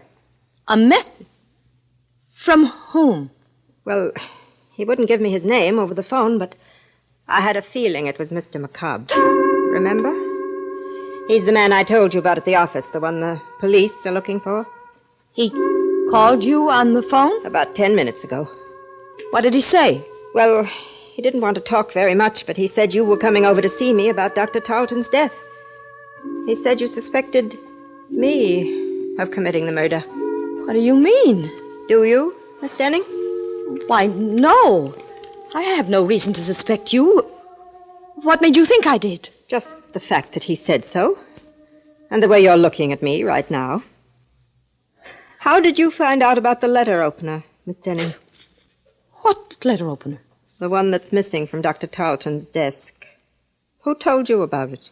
Why, nobody. I didn't know it was missing until you just mentioned it. Then why did you come here? Because Mr. McCobb... Don't blame it on him. He never saw that letter opener. Well, neither did I. I don't even understand what connection it has Don't with... you, Miss Denning? Why would a letter opener be taken from Dr. Tarleton's desk unless it had been used to commit the murder? You mean Dr. Tarleton was stabbed to death? He might have been. The murderer could have stabbed him first and broken the instrument cabinet later to make it look like an accident. Only that isn't the way it happened. How do you know? I know because that letter opener isn't really missing. It's just been mislaid somewhere. And if I had a chance to search the office, I'd probably find it. Why don't you search the office now, Miss Henry? I will, if you'll come with me. All right. I'll come with you. Good. I felt rather peculiar about going down there alone, but if you're with me... Miss Denning. What's the matter? Behind you, look. At the back window. What? I don't see anything. It was there, I tell you. It was there a moment ago. What? A face peering in through the window. It's macabre. That's funny. There doesn't seem to be anyone out back here. Must have been your imagination. No, I saw it. I tell you, there was something... Wait, what is it? Thought I heard something move behind the garage. Quick, let's go in there. We can look through the back window without being seen. Careful now, we mustn't make a sound. Here, hold on to my arm. I can't see a thing, Miss Henry. Who's there? Don't be afraid, Miss Denning. It's me. Who are you? Mr. Crane, don't you remember? The night watchman from the medical school. What are you doing here? I'm looking for Mr. McCobb. He's around here somewhere. I just saw him. Where? Out in the field, behind the garage. I don't see anyone out here. You're not looking in the right place. Come with me. I'll show him to you. No, don't. Don't go with him, Miss Henry. Why not? It may take two of us to bring him back. He might not want to come with me. Please, will you leave us alone, Mr. Crane? Go back to your job and let the police find Mr. McCobb. No, wait. He might know where Mr. McCobb really is. Of course I know. I just told you he was down there in the field. Then you go find him, Mr. Crane, and wait for me. I'll be there in a minute. All right. But don't leave me out there alone with him too long. For heaven's sake, Miss Henry, don't you know that man's crazy? Crazy or not, I've got to know what he's up to. Here, take the key to Dr. Tarleton's office and go down there right away. Aren't you coming with me? Not until I find out about Mr. McCobb. Don't worry, Miss Denning. I'll meet you at the doctor's office in a few minutes. Are you sure you'll be all right? Of course. Go ahead. All right. I'll see you later. Mr. McCobb! Mr. McCobb! Oh, Mr. Crane? Where are you? Why don't you answer me? Here. Who's on that path? Oh, no, don't! The letter opener. The same letter opener.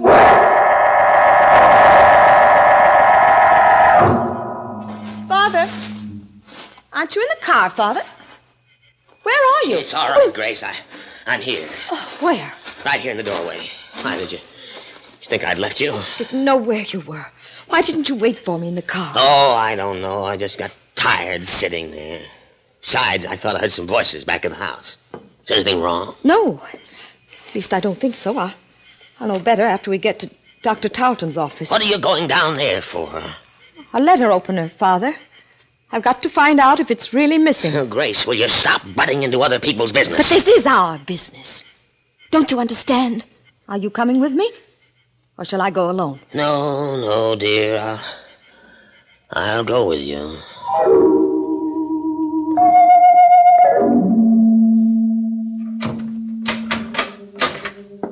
Wait right here, Father. Just outside the door. Let me know if anybody comes down the hall. Even Miss Henry. All right, but hurry. I'll be as quick as I can. Oh, I should have turned on the light before I closed that door. Now, where on earth is that light switch? Oh. Well, what's the matter with this thing? It doesn't work. No, it doesn't, Grace. Who said that? I did. Don't you recognize my voice? No. Where are you? Over here, sitting at my desk. Dr. Tarleton. Yes. You're alive. No, my dear. I'm just living on borrowed time for a while. Just long enough to tell the police who murdered me. It's a trick. You're not really dead. No. You shouldn't have come back here to return that letter opener. That was the trap we set for you. Only we never dreamed you'd kill Miss Henry. You fool! Who are you? Dr. Tarleton, dear. The man who was foolish enough to leave you half his estate because of your mother.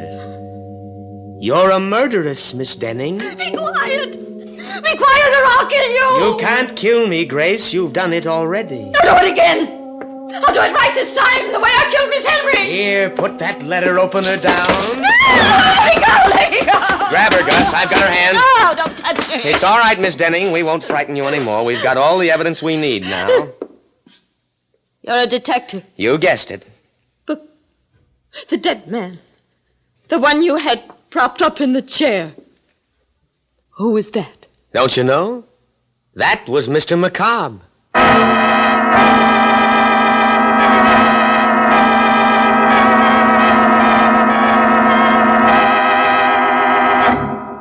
Well, that was a corny stunt for McCobb to play. If I were a corpse, I wouldn't go around frightening confessions out of murderous young ladies. I'd rather be seen dead. And speaking of death scenes, Have you ever heard the one about the ambitious ghoul who left no stone unturned?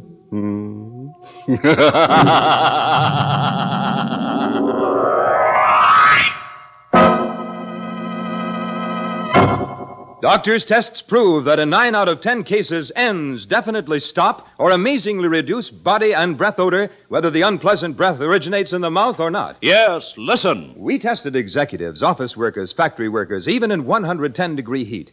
After hundreds of examinations, we found high-potency N's chlorophyll tablets stopped O, stopped or amazingly reduced odor of breath, odor of body, other personal odors all at the same time for 9 out of 10 people. Stopped odors inside the body where they begin. There's proof. Just 1 or 2 high-potency N's tablets keep you fresh as a daisy all over, all day.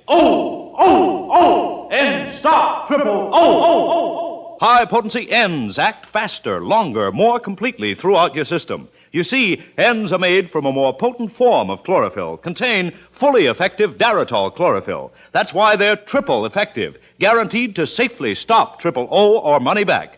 No deodorant, no mouthwash, no chlorophyll chewing gum or toothpaste, nothing that acts only in your mouth or on the surface can possibly stop O. You must take chlorophyll internally to get complete protection. N's make O go, go, go.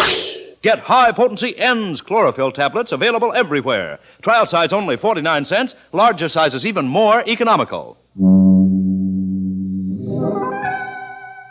Tonight's Inner Sanctum Mystery was written by Robert Sloane and starred Barbara Weeks in the role of Grace.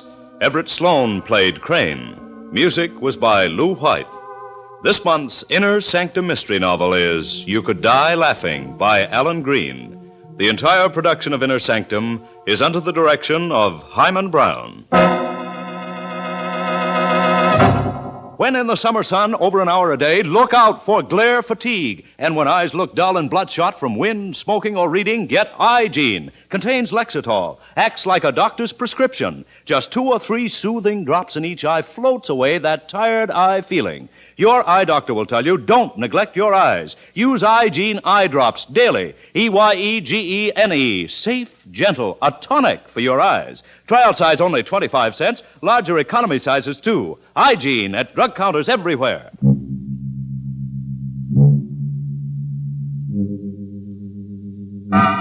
Well, friends, it's time once again to close that creaking door. Until next week at the same time. Next week's happy little horror, entitled Strange Passenger, concerns itself with a bright lad who keeps on killing the same girl over and over again until he realizes that she's taking him for a sleigh ride. You'll be sure to listen, won't you? Until next week, then, good night. Pleasant dreams.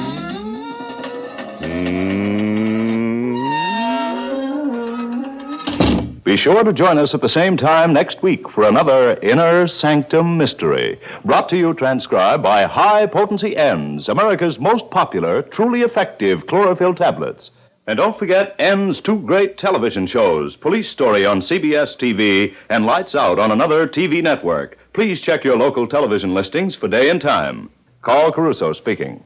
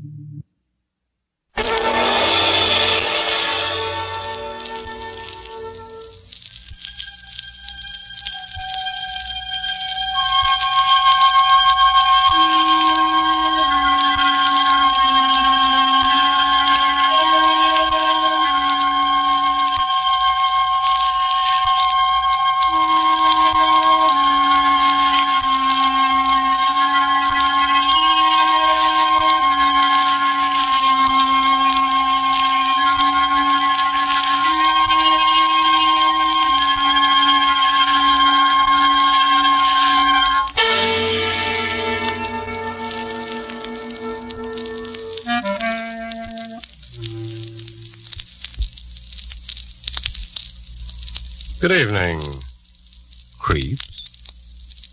Tonight, your Mystery Playhouse invites you to listen to Inner Sanctum Mysteries. Come on out, Mr. Host.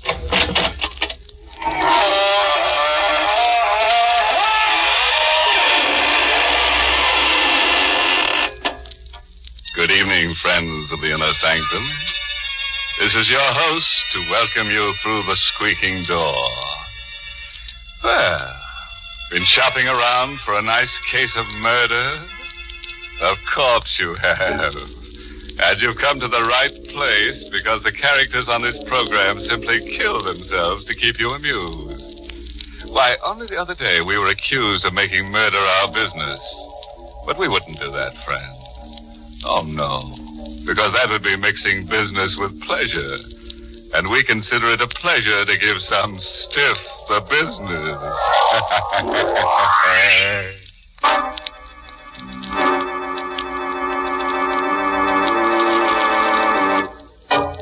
And now, friends, tonight's story is a triangle tale concerning a man, a woman, and a murderer.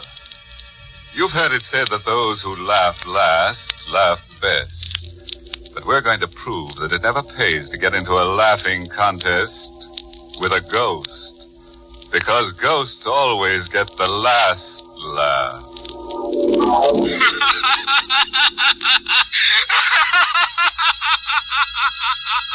I know he's dead. His body's been in the grave for weeks. Yet, although I tell myself it's impossible, I can hear him laugh. That raucous, mocking sound haunts me. The same laughter I heard for the first time in the courtroom. He had never laughed during all the weeks of the trial. Never even smiled. This day, when he came before me for sentencing. John Spencer, you have been found guilty of murder in the first degree. You wish to make a statement before sentence is imposed? I killed Hicks. I'm willing to admit it now. But he was no good. He got just what he deserved. And everybody knows it. I'm not a killer. I never committed a crime before. And all I ask now is a chance. John Spencer, the jury took all that into consideration when it recommended life imprisonment. However, I have the power to ignore that recommendation. It is my firm conviction that to allow one man to take the law into his own hands is to encourage others to do likewise.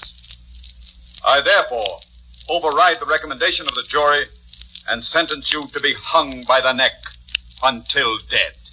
No. Judge, please. I've got a girl. We were going to be married. All I ask is to live so I can see her once in a while. Should have thought of that before you committed murder. It's easy for you to tell me what I should have done. But you won't always be on top. Maybe someday you'll be down here where I am. When that happens, I hope they throw the book at you just like you're doing to me. Bailiff, remove the prisoner. Won't I be laughing when that happens? Wherever I am, I'll be laughing fit to buzz.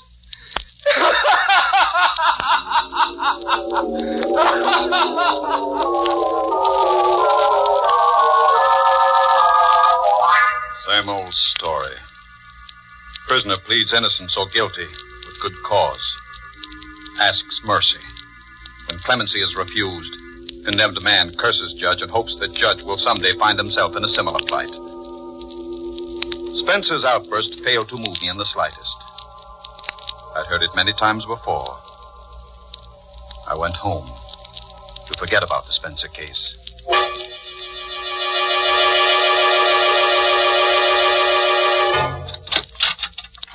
Richard?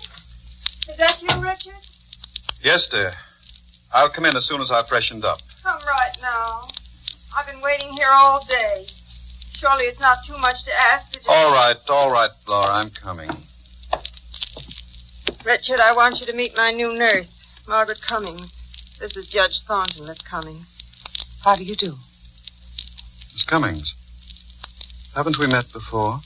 That's hardly likely. It's probably my face. It's so ordinary.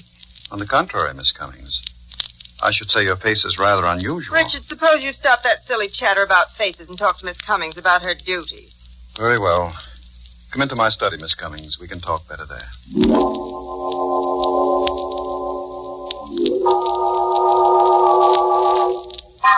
Now, sit down, please.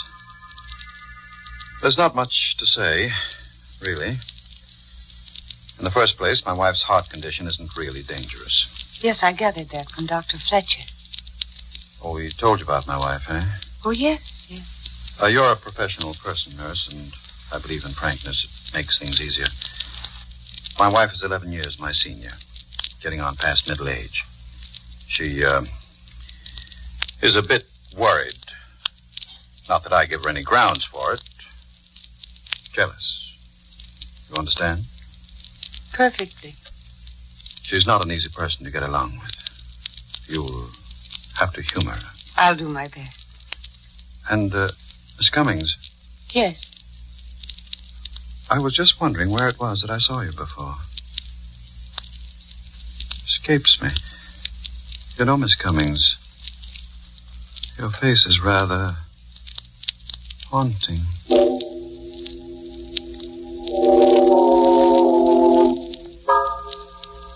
That was how it began.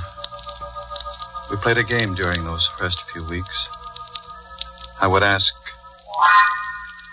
Miss Cummings, where was it that I first saw you? Don't you remember yet? No, I don't. Well, I do. And someday, if you're nice, I'll tell you. We would laugh together. Having the girl in the house made me feel young again. It didn't last. It ended one evening in Laura's room. Richard, Yes, dear. put down that newspaper. I want to talk to you. I'm listening. Don't you think you're going a bit too far, Richard? Too far? What do you mean? I mean Miss Cummings. Oh. I won't stand for it. I won't allow you to disgrace me in my own home with a woman who's little more than a servant. Oh, Laura, for heaven's sake. I may be a bedridden invalid, but there is a limit. You're jumping to ridiculous conclusions, Laura. Ridiculous, am I? I suppose you'll deny you're in love with Miss Cummings, that you've been carrying on with her right under my nose. Certainly I'll deny it. I've got eyes, Richard.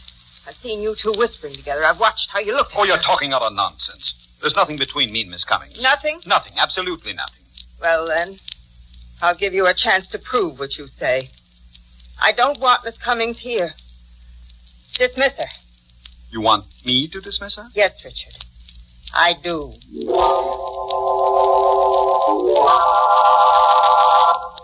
Miss Cummings, Well, this is going to be rather unpleasant. You see, my wife... Yes, I know. She wants me to leave. Yes. How did you know? I couldn't help overhearing the conversation. Well, then you also know why she wants you to leave. Yes. But you warned me when I first came here that she was jealous. It's been very pleasant having you here. Thank you. I'm going to miss you. Miss Cummings, could I have your home address? Of course. Why do you want it? I hope you won't think me presumptuous, but... Well... Perhaps we might be able to see each other. Would that be wise? No, it wouldn't be wise. But I might as well face it. I couldn't hide it from Laura, and now I can't hide it from myself. I love you, Miss Cummings.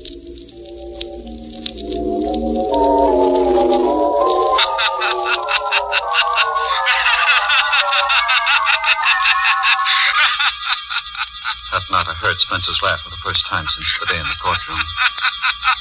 I set it down as a figment of the imagination born out of a feeling of guilt due to my disloyalty to Laura. I put it out of my mind. I had other things to think about. The slip of paper with Margaret Cummings' address on it was in my pocket. A dozen times during the next week I picked the telephone to call her, but something held me back. It was fear, I guess. Fear that if I saw her again, I would be taking a final, irrevocable step. And then I couldn't stand it any longer without seeing her. I dialed her number.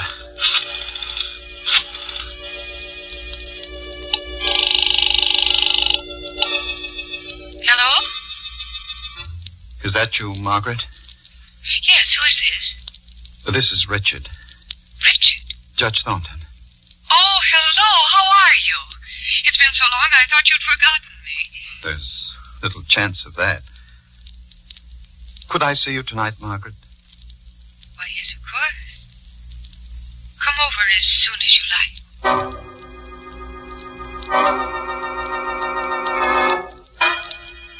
I dressed carefully. Examining myself in the mirror, I saw a tall man, still on the right side of 50. Still trim in figure and distinguished in appearance. When I got to Margaret's apartment, my heart was beating fast, like a boy on his first date. Somehow, I don't know quite how it happened, she was in my arms. I was kissing her. Oh, Richard. My darling. Oh, no, we're being foolish. Sit down, darling. Here, beside me. Like this? That's perfect. Margaret, would you marry me? Mary, you can't be serious. I was never more in earnest in my life. Aren't you forgetting a little detail? No, I'm not forgetting about Laura. She has a weak heart. She may die. And if she does... I wouldn't count on it. Your wife takes very good care of herself. She may live to be 100. But if she should die, would you marry me? I don't know. It's not fair to ask me now. Not while your wife is still alive. Ask me later.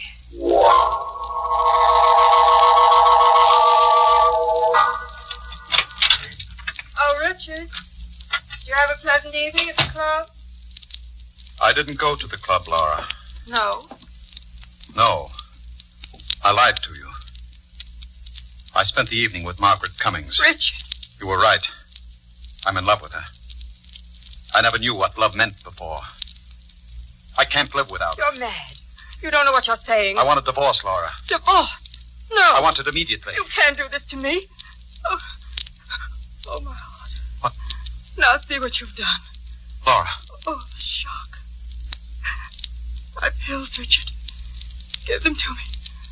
Hurry. Hurry, Richard.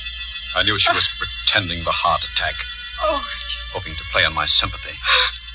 That was Laura's favorite trick. It always worked before. Not this time. This time I would pretend until I was ready to act. I gave her the pills, watched her take them and sink back in the pillow. Oh. Thank you, Richard. Feel better now? Yes, dear, much better. I don't know what I'd have done without you here. I would have died. Oh, Richard, say you didn't mean what you said before. Don't you see I couldn't go on living without you? You won't have to, Laura. Then you won't leave me for that girl. I'll take care of you. Here, let me make you more comfortable. Pillow needs rearranging. Yes, it does. Richard, what are you doing? I'm fixing the pillow. I don't say. Lie still. Stop twisting around.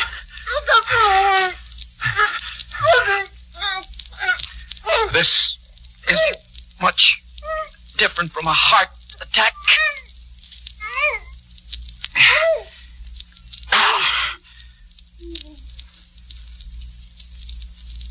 Laura? She's dead.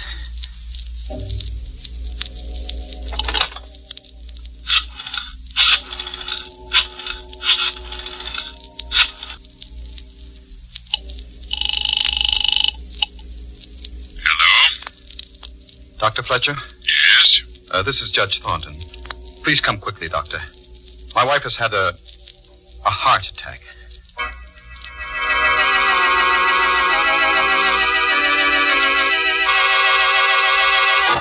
It happened during an argument. It was nothing important, Doctor. Just a domestic quarrel. And suddenly she had the attack. I gave her the pills, but by that time it was too late. It's too bad. If I'd only known that her condition had become so dangerous. Oh, Judge, you've nothing to reproach yourself for. These things happen. Will you take care of the formalities, Doctor? Oh, yes, of course. The death certificate?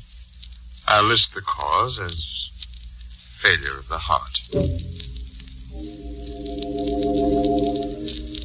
There was no need to act the part of the stricken husband after Dr. Fletcher left. I stood looking down at Laura's body. She was dead. And Dr. Fletcher's certificate would clear me of any suspicion of murder. I was free. Free to marry Margaret.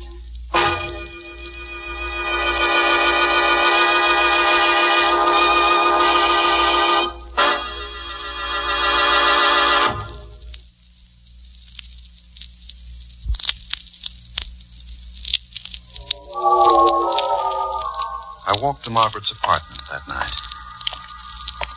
The street was dark. Empty. I had the uncomfortable feeling that I was being watched. Followed.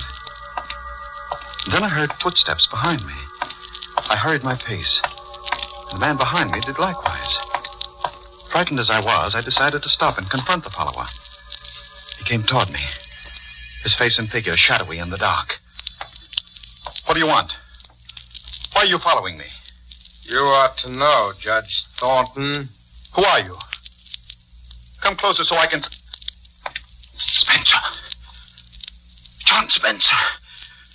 It can't be. You're dead. Dead, am I? Well, you ought to know, Judge.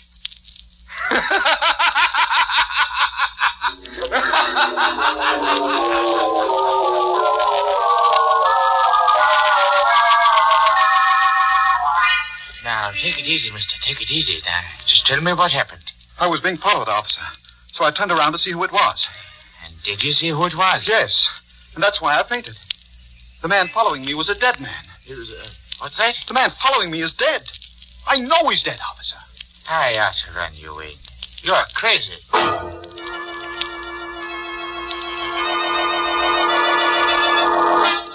I had intended to tell Margaret that Laura was dead. I meant to ask her to marry me. But the encounter on the street drove those thoughts out of my mind. Arriving at her apartment, I went directly to the window and looked out. And there, across the street, leaning against the wall, I saw John Spencer. Richard, I'm insulted. What? You didn't kiss me. You haven't even said hello. Oh, I'm sorry, dear. That man across the street, he can't be real. And yet, if he isn't... What man, Richard? Don't you see him? No, there's no one across the street. He was there a moment ago.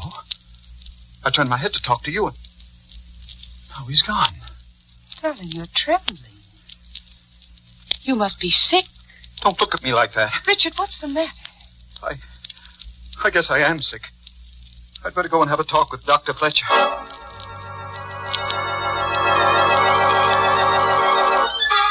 Yes, I remember the Spencer case very well, Judge Thornton. You could have spared Spencer's life, but didn't. And now you imagine that he follows you? Yes. But the man is dead. Then it was his ghost that followed me. His ghost I spoke to. His ghost that laughs. There are no ghosts, Judge Thornton. With one exception. The ghosts we carry about inside us. What do you mean? Well, these things you hear and see, these are hallucinations brought on by feelings of guilt. Spencer's been dead for weeks. So the question is, why should you experience guilt feelings at this late date? I don't know. Well, psychiatry has an explanation. Quite often in such cases, one refuses to face the guilt object and transfers his guilt feelings to some other person. What are you driving at? I'm suggesting that your guilt feelings are not caused by the Spencer incident. And I'm going to ask you a blunt question. Did you murder your wife? Why, of all the... Now, just a moment, Judge. Just a moment. I've been rather uneasy about the circumstances of Mrs. Thornton's death. But you yourself diagnosed it as a heart attack. I accepted what you told me that night. A superficial examination of the body did indicate such a conclusion, yes, but your wife's cardiac condition was mild. Now, your guilt feelings lead me to suspect... This murder talk is ridiculous. Were there any signs of struggle, any marks of violence? course not. Mrs. Thornton might have been suffocated. Oh, nonsense. Perhaps. At any rate, I intend to recommend to the coroner that an autopsy be performed. An autopsy? Yes, it would determine whether or not death was due to suffocation. You should have no objection if I am mistaken. You meddling fool. Judge Thornton, put down that paper. You were so clever. Stay away from me. No! I've gone too far now to stop at another.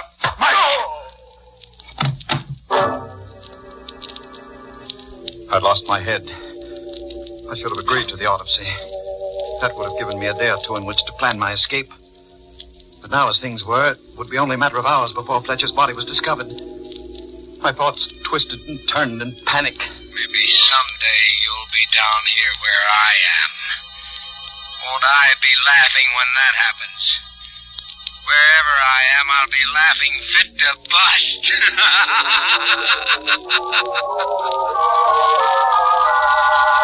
I ran like a frightened child. I needed help, and there was no one to turn to. Margaret. She loved me. She'd help me. I went to Margaret and told her what had happened. You killed your wife. For you. So we could be married. And then Dr. Fletcher. I had to kill her, Margaret. He was going to recommend an autopsy. Why did you come here? We've got to run away. We still have an hour or two. If we could charter a plane to Canada or Mexico. What makes you think I'd run away with you? I thought you loved me. Don't be stupid. I'm going to turn you over to the police. Margaret, you can't mean... Can't I? Just watch me. Margaret, listen before you pick up that phone. Even if you don't love me, even if you won't go away with me, give me a chance. Have mercy. You make me laugh. Judge Thornton, who never gave anybody else a break, pleading for mercy. Well, turn around and ask the man behind you for mercy. Behind? That's right. Spencer. John Spencer. Take another look, Judge. No. No, you're not John Spencer. There's a resemblance, but you're not John Spencer. I'm his brother. You're the man that was following me. That's right. I was tricked. Led on by Margaret to kill my wife, and forced by you to betray myself to Dr. Fletcher. But why? Why, Margaret? Why did you do this? For revenge. Revenge? Yes. The first day I came to your house, you thought my face was familiar. Well, now I'll tell you where it was that you first saw me. It was in the courtroom at John Spencer's trial. Courtroom? Yes. Yes. Yes. Remember how he begged for mercy? He told you he had a girl, that he was engaged to be married, and you could have given him his life.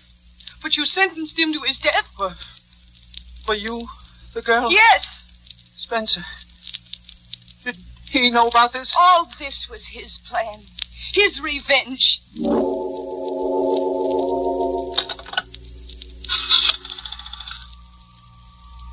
Hello, operator. Give me police headquarters. I want to report a murder. Yes, that's right, a murder. Tell them it's very important to get here as soon as they can. I'm waiting now for the police to come. For the trial. For the sentence, which I know will be death. As I wait, my thoughts go back to the courtroom. You won't always be on top. Maybe someday you'll be down here where I am. And when that happens, I'll be laughing.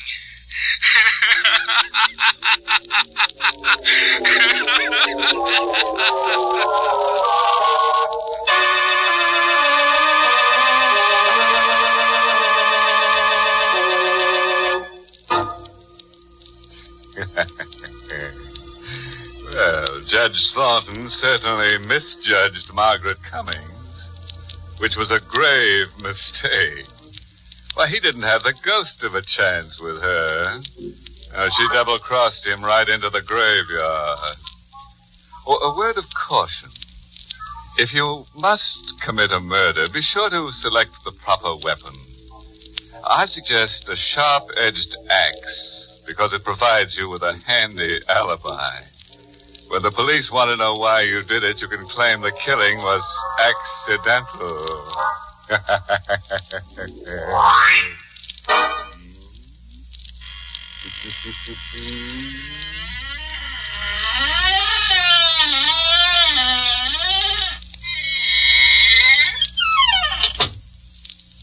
Well, good night, and thank you, Poison Puss, for your Inner Sanctum story, tonight's performance in the Mystery Playhouse. Until next time, creep. Sleep tight.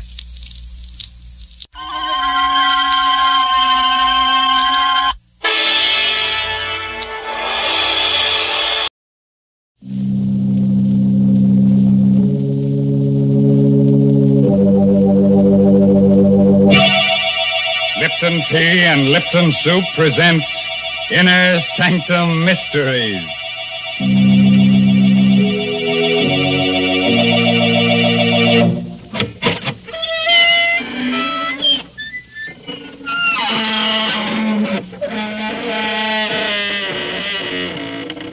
Good evening, friends of the Inner Sanctum. This is your host, Raymond, inviting you once again to join our scary company. Please come in, won't you? We have a full quiver of shivers this evening, and what? You say it's rather cold in here. Well, some of the chills of our story must have leaked out. Why don't you all huddle together? There's so much comfort in having someone else beside you instead of being besides yourself. Now, Mr. Raymond, that's no way to welcome people. You're apt to chase them away talking so scary-like. What? Oh, hello, Mary Bennett. So, you don't think I'm a good host, huh? Maybe I should say, lay your little head on a pillow. Are you comfy? There. Now, Uncle Raymond will drone you to sleep with a bedtime story, and when you wake up, Aunt Mary will give you a nice hot plate of Lipton's noodle soup. Oh, dear. There's just no talking to you. Folks, please don't listen to the way he talks about Lipton's noodle soup. Try it for yourself. You just don't know how good noodle soup can be until you've tasted Lipton's. It's got such a grand chickeny flavor. It really tastes homemade. And then, of course, Lipton's noodle soup comes in a package, so it's no work to prepare. You just empty it into boiling water, and in a jiffy, soup's on. And another thing, Lipton's makes lots more and costs less than canned soups. Well, thanks for the hot facts, Mary. And here's a fact for you. Did you know that more than 2/3 of the Earth's entire surface is unknown? The salty wastes of the sea? Only a short distance under the surface, death lurks in 100 different shapes. And that's where we're going to take you tonight in Robert Newman's strange story of Death in the Depths.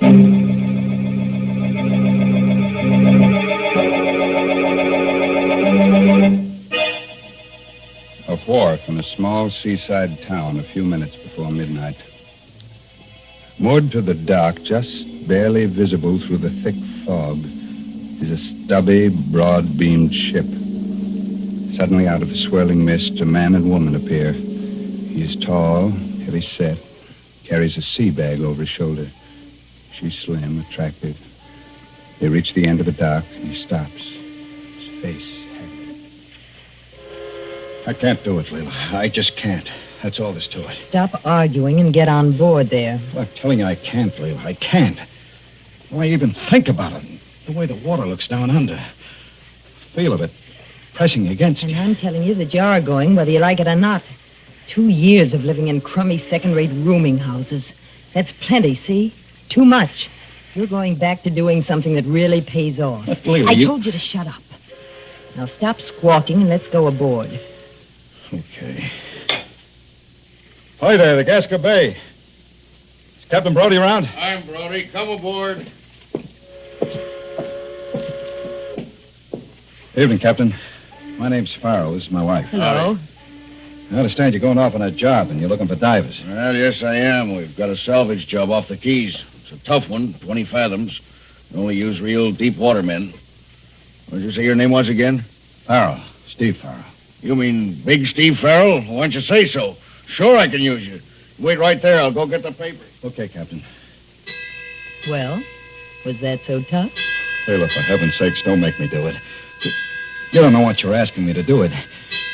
It's like sending me... Leila. Did you hear that? 9 bells. What of it? What of it? There's no such thing as 9 bells. It's like a clock striking 13 o'clock. That means death. The only other time I ever heard it was when Curly... Listen, I'm getting sick of this, see? You don't want to do any more diving because you've lost your nerve. And because a bell rings 9 times instead of 8, you say it means something. Well, what do you think it would mean if I told the police a couple of things I know? I'll tell you. It would mean the chair. Now, how do you like that? Lila, you don't know. You don't know. Take care of yourself, Stevie boy. I'll be seeing you in a couple of weeks. Feeling pretty good, aren't you? I think you're getting just what you want. Well, maybe you are. Because when I sign those papers, I won't be signing on as a diver. I'll be signing my own death certificate.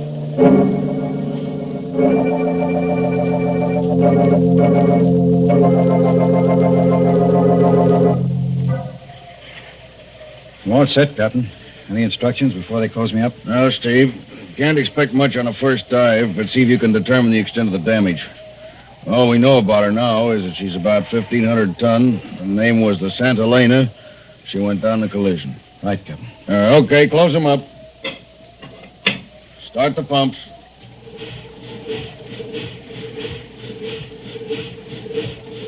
Lower away.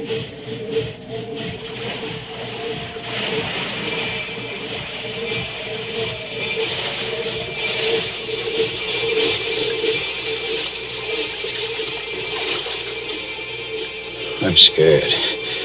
Scared. I swore I'd never go down again. But here I am. It's all just the way I remembered it. Nothing at first but the quiet. Just the pumps like the echo of your heart beating. And the light fading as you go down. Getting darker. And the cold. The pressure building up. Pressing harder and harder. Gripping you tighter and tighter as if you were being swallowed by something alive.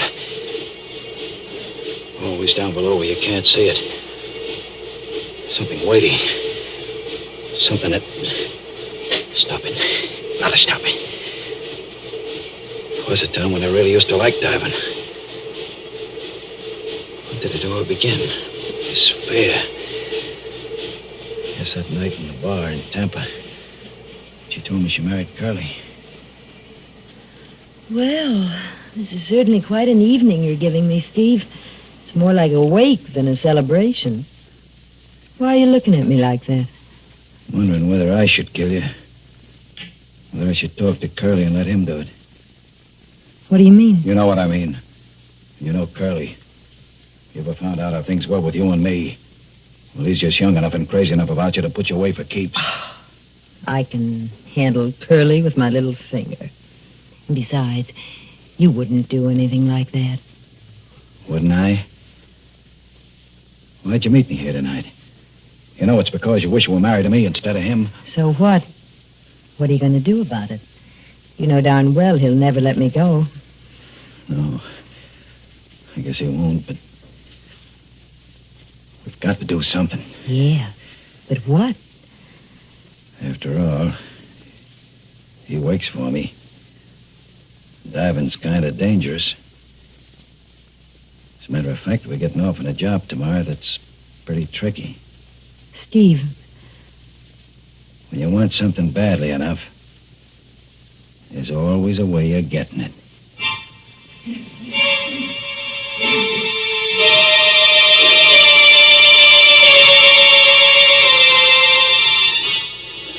Yeah, that was the beginning. That wasn't when I was afraid for the first time. That came later. 2 days later, out on the reefs. 2 days of being with Curly and talking to him. Knowing all the time what I was going to do. And that last dive, late in the afternoon. Standing on deck with Andy, the pump man, and watching Curly through the clear water. Watching her move across the deck of the Hulk. As cool as she was, and...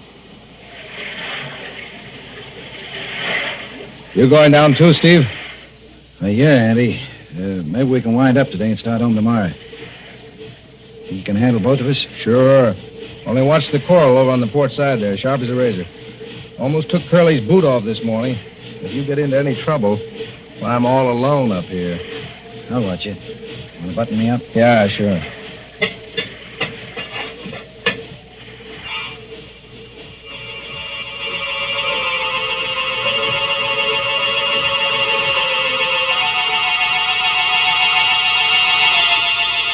Going down then. Just the way I'm going down now. But I still wasn't afraid. Not yet. I was too busy figuring out just how I was going to do it. And landing on the bottom and starting to work my way toward the hulk over the coral. There was Curly's hose and safety line. Lying on the coral. Snaking its way to the hulk where he was working. I didn't have to look up. You could tell by the shadow I was under the hull of our ship, so Andy couldn't see me. And I came to a place where Curly's line was lying right next to a coral spur. And I knew that was it. I bent down, looked it around the spur so Andy couldn't pull him up. Hello, Curly. Curly, try your line. I think it's fouled. And I did it. Took out my knife and cut Curly's air hose. Andy must have known it even before Curly did. As soon as a bubble started pouring out of the end of the hose. Hello, Curly. Can you still hear me? I think you're in trouble. Your airline's cut. Hold it and save whatever air you got. Steve's on the bottom, too. He'll get over to you. Did you hear, Steve? Yeah, I heard. I'm going as fast as I can. Steve, you gotta hurry. Where are you? I just hit the deck, but it's clouded up and I can't see anything. Where's Curly? Up forward near the ship's bell. Listen, he says he's going to ring it so you can follow the sound. And for heaven's sake, hurry. Follow the sound. As if I didn't know where he was. Straight forward. I could see him now, his lifeline taut, so he couldn't move. Holding his air hose with one hand and ringing the bell with the other. He was swaying back and forth. And I started counting the strokes. 5, 6, 7, 8, 9. Then he slid down onto the deck. The air bubbled out of his helmet, and I knew he was dead. I remember thinking, 9 bells. 1 bell after midnight.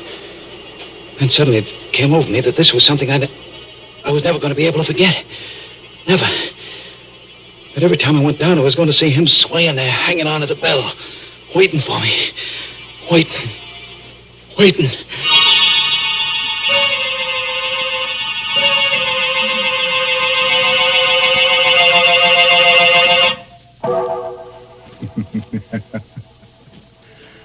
So that's why Steve Farrell wouldn't go back to his old profession of deep-sea diving.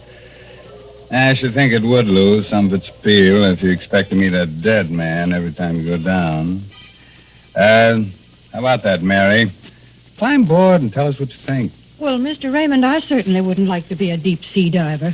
To be all alone down there in the cold water with fishes and all sorts of things swimming around you. That's not for me. Oh, but just think, Mary, when you come up, you could have a nice hot plate of Lipton's noodle soup. I think you've really got something there. Lipton's noodle soup would sure be welcome at a time like that. It's such a heartwarming dish. It perks you up just looking at it, looking at those tender noodles floating in that golden broth. Why, I'm getting to talk fancy. But really, folks, Lipton's does taste sort of special. It's got a chickeny flavor, and it just tastes homemade, like the old-fashioned noodle soup you used to make yourself. But heavens, I don't want to be interrupting Mr. Raymond's story, so I'll just say, try Lipton's real soon, won't you, folks?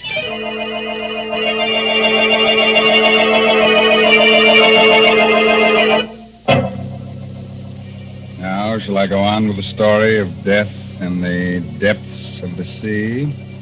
That strange underwater world where dead men ring their own death knell on the bells of sunken ships?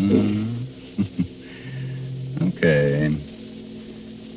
It's just a moment later now. And Steve Farrell is still standing on the deck of the sunken freighter, Santa Elena. Oh, Steve, anything the matter? Why, no, Captain. I'm sorry. I thought I heard something funny, and I guess I lost my knife for a minute. After all, this is my first dive in quite a while, but I'm okay now. You sure? We can haul you up and send Mike down. No, I'm okay. I'm going to stay. Well, all right, but don't forget we can't see you from up here. So keep Keep talking all the time so we'll know exactly where you are and what you're doing. Check. I'm up forward now on the port side of the deck. I'm just going inside. The companionway door is jammed shut and I'm working on it. There she is. And now I'm inside in the corridor. It's pretty dark. I'm switching on my light. I can see now, a little way ahead of me at least. It's all kind of queer. Queer? How? Just funny, strange. She's canted over on her starboard side, so the card is tipped over at an angle. Sort of like a dream where everything's turned around. Kind of different and still familiar. Why does it seem so familiar? It seems to remind me of something else. That's it. The corridor of the hotel right after we were married. Walking down it with her, Leila. Out onto the terrace. The way she took the cigarette I gave her. Smiled at me. Very sure of herself. Thanks, Steve. Thanks a lot. Why the smile, baby? Why shouldn't I smile? I'm young, healthy, and I'm married to a guy I like. A guy who's going to take real good care of me. I sure am, baby. Not only that, from now on, things are going to be different. Didn't have a chance to tell you before, but I'm through with diving. For keeps. What do you mean? Just that. I sold a boat yesterday and all the equipment. I'm out of that racket for good. You shouldn't have done that, Steve. Not without talking to me about it first. What do you expect to do from now on? Oh, I'm all set on that. I got a job as a second engineer in a freighter, the AFRS. Well, I guess that'll be all right. For a while, anyway. What do you mean, for a while? You think you're going to tell me what kind of work I should do and what kind I shouldn't do? But of course, Steve. Like I said, I'm your wife. And besides, if I wanted to, I could tell either you or anyone else a lot of other things. Like why you decided to give up diving. What are you talking about? Gave it up because I was sick of it. Is that the reason? Or is it because you're afraid that if you did do any more diving, you might start seeing things? Seeing what? Well, after all, you were right there when Curly had his accident and got drowned. The funny thing is, you were talking about how he might have an accident just before you went off on that trip. I've been thinking I really ought to talk to Andy about it since he was there, too, and find out just how it happened. Andy's not around anymore. He left town right after I paid him off. Oh, I see. Well, remember that the police could probably find him, Steve, if they should ever want to ask him any questions.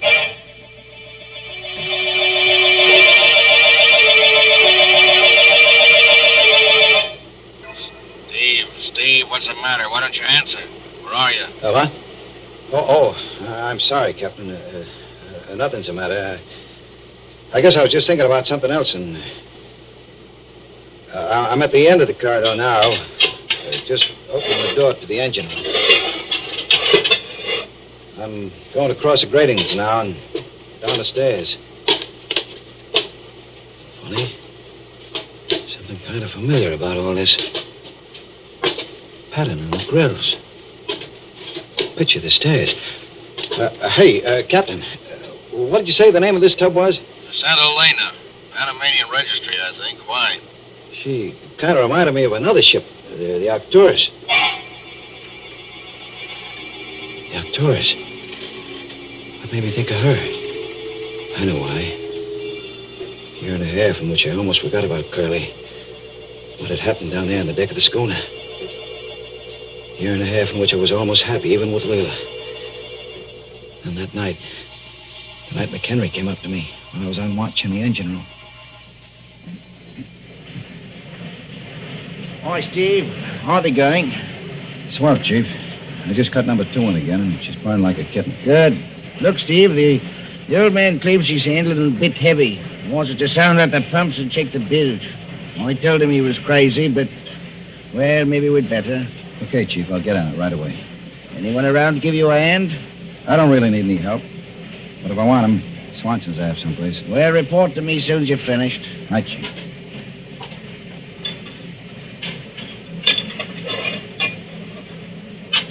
Oh, there you are, Swanson. Hey, where you going? Come back here. Go. Hey, wait. Wait a minute. You're not Swanson. Who are you? I'm nobody, Chief. Stowaway, huh? Hiding down here behind the boiler. Give me a break, will you, Chief? I ain't doing nobody any harm. Where I'll be. Steve. Big Steve Farrell. Andy. Andy Andrews. And I wanted a break. This is terrific, Steve. Like money in the bank. What happened to you, anyway? Oh, usual thing. Run of tough luck. Been out of work for about a year now. Look, Steve, I'm pretty hungry. I ain't had nothing to eat since we left port.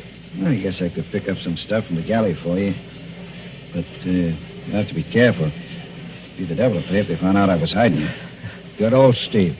I know you wouldn't let an old shipmate down. And, Steve, while we're at it, I could use a little cash, too. Yeah, I figured that. Well, when we get to port, I guess I could let you have 10 or 20. That's not enough. I was figuring on, like, 500 for a starter. 500? Are you nuts? I don't think so, Steve. You see, after Curly had his little accident and you sold the boat and all the equipment, I figured you'd given up diving because you were kind of upset about it. Then I heard you'd married his widow, that Leela dame. I started thinking back. I remembered how Curly's air hose looked after we pulled him up. The place where it was cut wasn't rough, like it had been done by coral. It was clean, like it had been done with a knife. So that's it. Blackmail. Oh, why do you have to use words like that, Steve? Okay, Andy. It's going to be a little tough to get, but... Wait a minute. What is it? Someone's coming, one of the wipers. We got to find some place for you to hide. I know. Down there in the bilge. Here, climb in. Right down through that window. But it's almost full of water. There's plenty of room and you'll be safe there. Really safe. Oh, okay, but you better not... Oh, what are you doing? Let go of me! Let go! Help! Help! You'll be safe here, all right. I'll see to that. Stop struggling like that, Andy. It's not going to do you any good. And I'm in too deep already to let you go wandering around with what you know. And, weeks before they find you down here in the bilges. Maybe they never will. And if they do, they'll figure you tried to hide down there and got drowned all by yourself.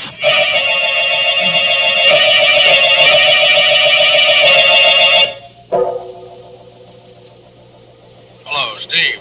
Steve, will you talk up and stop mumbling? Where are you now? Down at the bottom of the ladder in the engine room. This light's not too good.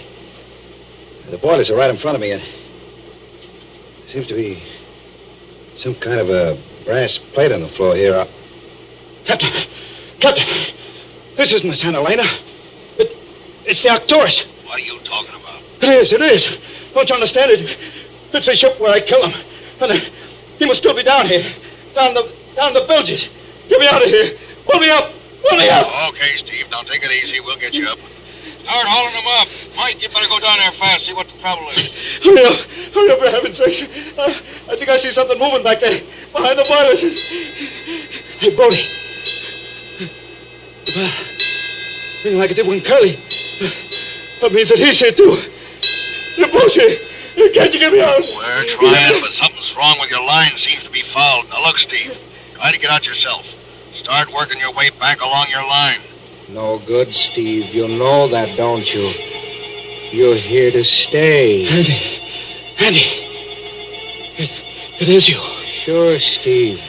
And I got a friend with me. A friend of yours, too. He's standing right next to you. Curly. We waited a long time, Steve. But now you're here with us. And now you're going to know exactly what it was like with both of us. You're going to know what it's like to drown. Steve, why don't you answer? What's the matter? Steve, your lifeline and air hose, I think they're gone. Hey, Curly, no. Let me go. Too late, Steve. This is it. This is the way it was with us. Trying to fight it first, holding your breath. Then, when you can't fight it any longer, letting go. The water rushing into your mouth, nose. You choke at first, try to fight some more. Then everything starts to go black, and you relax. There are lights moving in the darkness, and suddenly you feel very peaceful and very free. Peaceful and very free.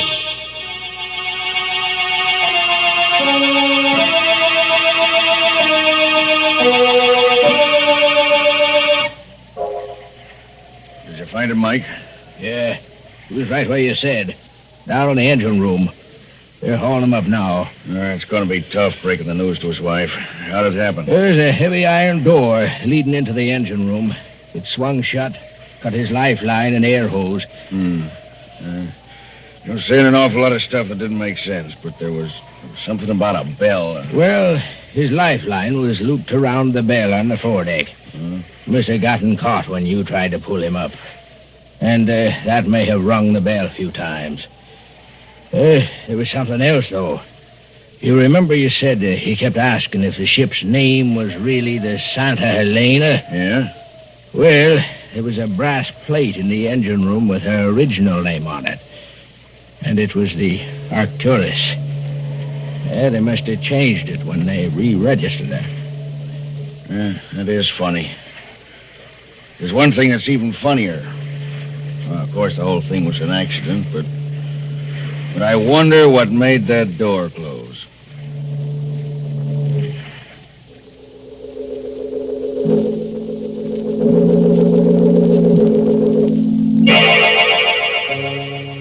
Oh, you do, huh? Even with two able-bodied ghosts about? But that's the way we like to leave you, with a couple of things to keep you wondering. And when we do, then we've known we've really rung the bell. The funeral bell. Oh, Mr. Raymond, with all the different kinds of bells there are, why do you have to talk about that kind? All right, Mary. Pick your own bell, see if I care. All right, then I'll choose a dinner bell. Will you ring it 9 times? No, sir. You only have to ring it once if you're serving Lipton's noodle soup. And folks will come swarming to the table, because they know it takes Lipton's to show how good a noodle soup can be.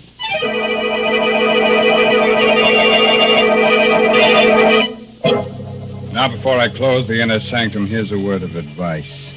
If you should have nightmares tonight about drowning men and wake up with a start and see a strange figure in your room, a figure with staring eyes and seaweed in its hair, dripping water on the floor, don't be alarmed. Just ask it for its haunting license. Brother. By the way, this month's Inner Sanctum mystery novel is Net of Cobwebs by Elizabeth Sanksay Holding. Now it's time to really close that squeaking door until next week at this same time when Lipton Tea and Lipton Soup present another Inner Sanctum mystery directed by Hyman Brown. So until then, good night. Pleasant dreams.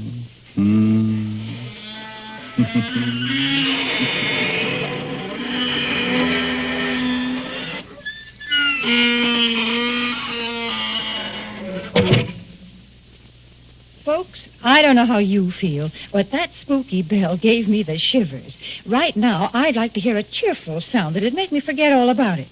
Yes, I'd like to hear a tea kettle singing on the stove. And when that water is at a good rolling boil, let's have a cup of Lipton tea. You know, the tea with the brisk flavor. That word brisk, B-R-I-S-K, means that Lipton's has a lively, full-bodied flavor. It never tastes flat or wishy-washy. So don't forget Lipton tea. And don't forget to tune in next Tuesday night for another Inner Sanctum mystery. This is CBS, the Columbia Broadcasting System.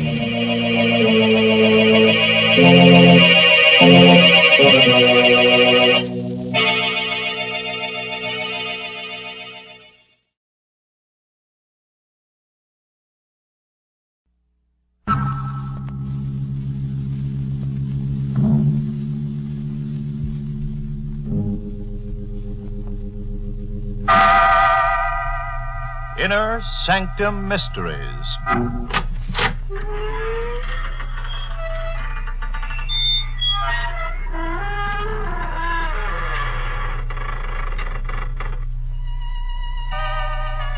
Good evening, friends of the creaking door. This is your host to welcome you into the Inner Sanctum once again. Come in. You know, so many people have asked me to explain the significance of the creaking door, but I don't really have to. You see, the door creaks for itself. I was going to have a friend of mine here tonight to give you a short explanation. Being an undertaker by profession, he's an authority on the subject, but he couldn't make it. He's been so busy. Poor chap. He's literally buried in his work.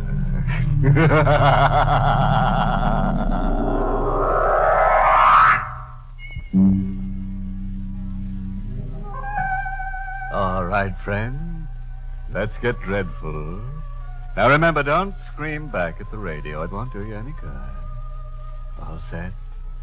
Then listen as we hear our star, Anne Seymour, in the role of Catherine Brine, tell us this story in her own words.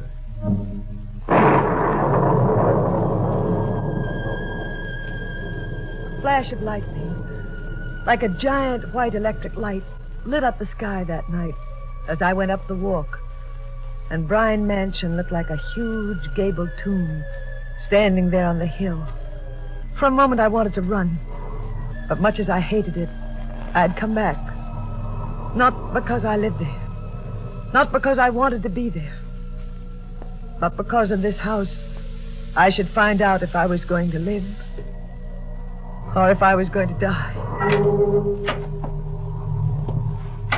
I let myself in quietly, made my way to the living room.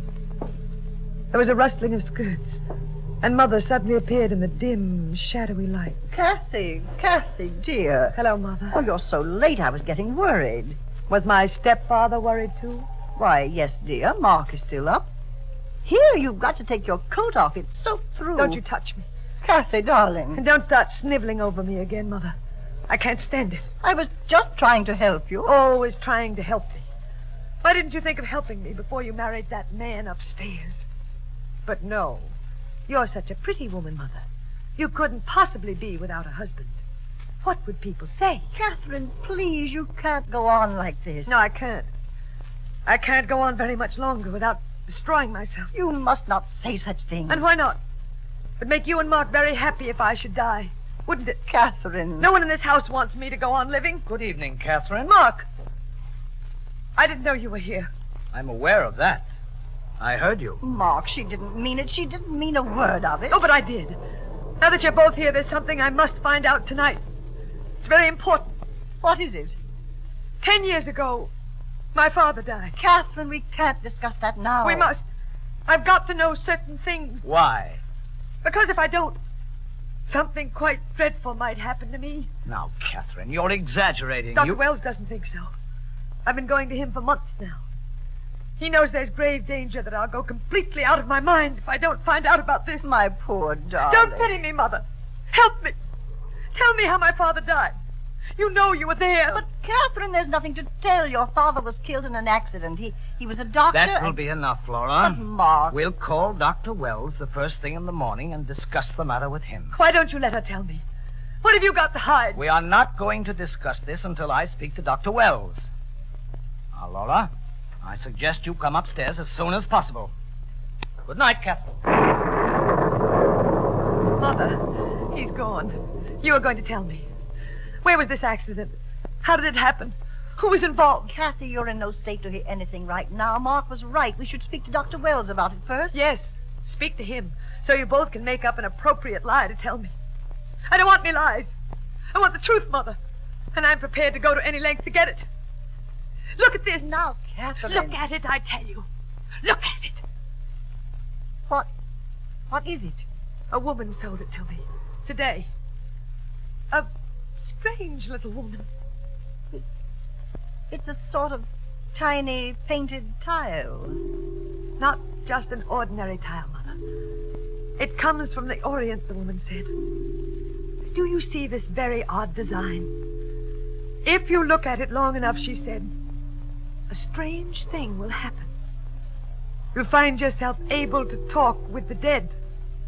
See them wherever they are. Touch them. Catherine, I'm going to talk to my father. You can't be serious. You won't tell me what I want to know. Then maybe the dead will.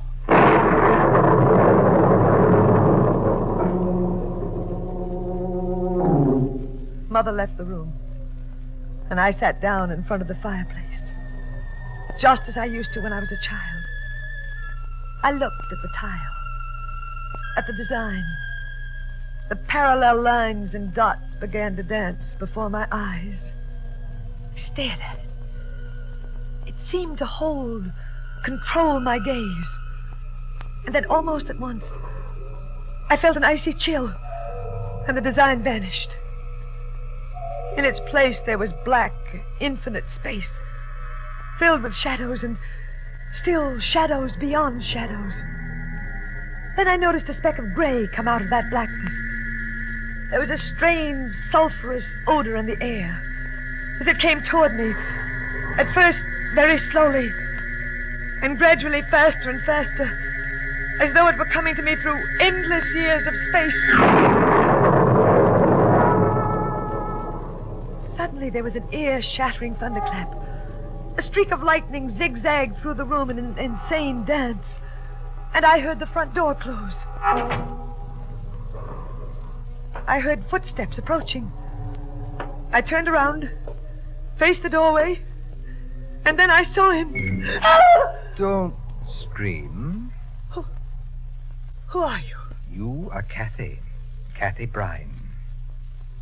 You know me? I did, 10 years ago. Where did you come from? Tell me, how do I appear to you? How you appear?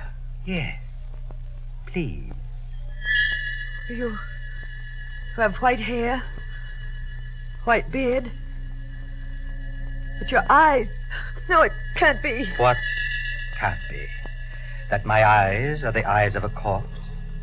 That I look more like a dead man than a living one? Yes. That should not be so strange. Who are you? Did you know my father? Dr. Brine. Very well. Very well indeed. How did he die? I want to know that. He was murdered. Murdered? Yes, murdered. How do you know? I saw it all. You? I was punished for it. You murdered him? No, I didn't kill him. He was the only friend I had in the world. That's why I came back here tonight. Didn't you ever know how your father died? No. Would you like to know? More than anything in the world. He was the kindest of men, and that's what led to his destruction. He took a man under his care, a man who had been given up as a raving maniac, and rather than see this man placed in an institution, he kept him in the guest cottage of his house. Wait, I remember now. The man was a poet. Yes.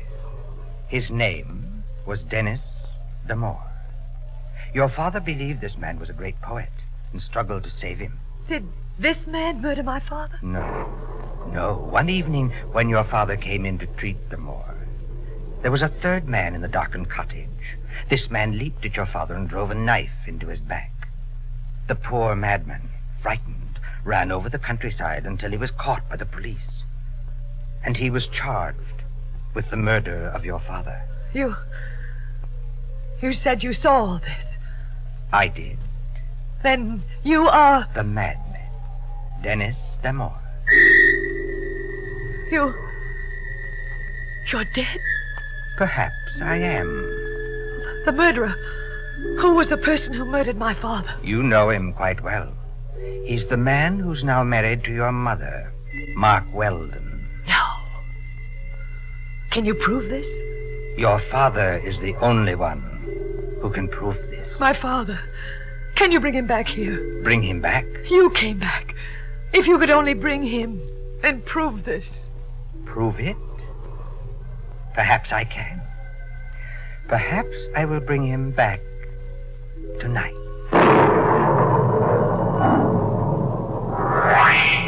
Just then, There was a tremendous thunderclap, and the electric lights failed.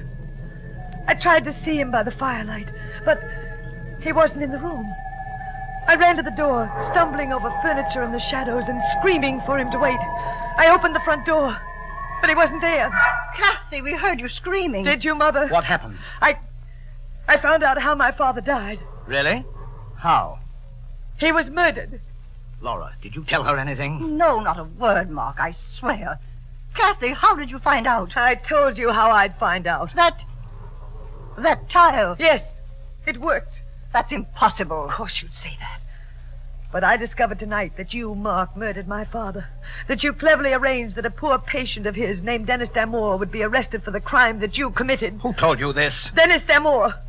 Damore? Was he here? Yes. He told me everything. And you believed him? Why shouldn't I? Why, the man's a maniac. I don't know how he ever got here. He should be at the State Institution for the Criminally Insane. Number, please. Hello, operator. Will you put through a call to the State Institution for the Criminally Insane at Blyton? I wish to speak to whomever is in charge. And call me back as soon as you get them. It's urgent. Yes, sir, I understand. Thank you. Now, Catherine, you claim you actually spoke to this man? Yes, Mark. He told me he saw you murder my father. Why, you're lucky you escaped with your life. Well, the man is a homicidal maniac. I find it shocking that you should even begin to believe this fantastic story. But it seems to be true, Mark, doesn't it? My father was murdered, and Dennis Damore was sent away for the crime. Yes, that part of it is true. But to accuse me?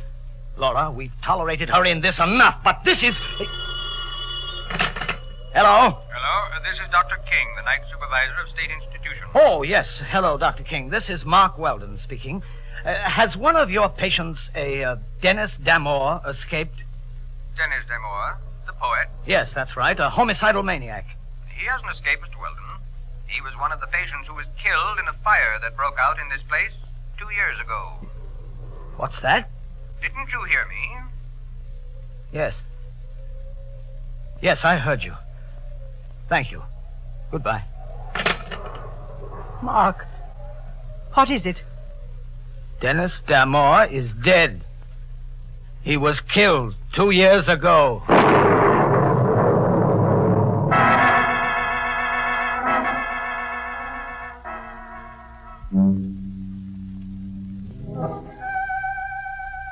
Well, friend, how'd you like to have a little Chinese tile that can produce dead men for you?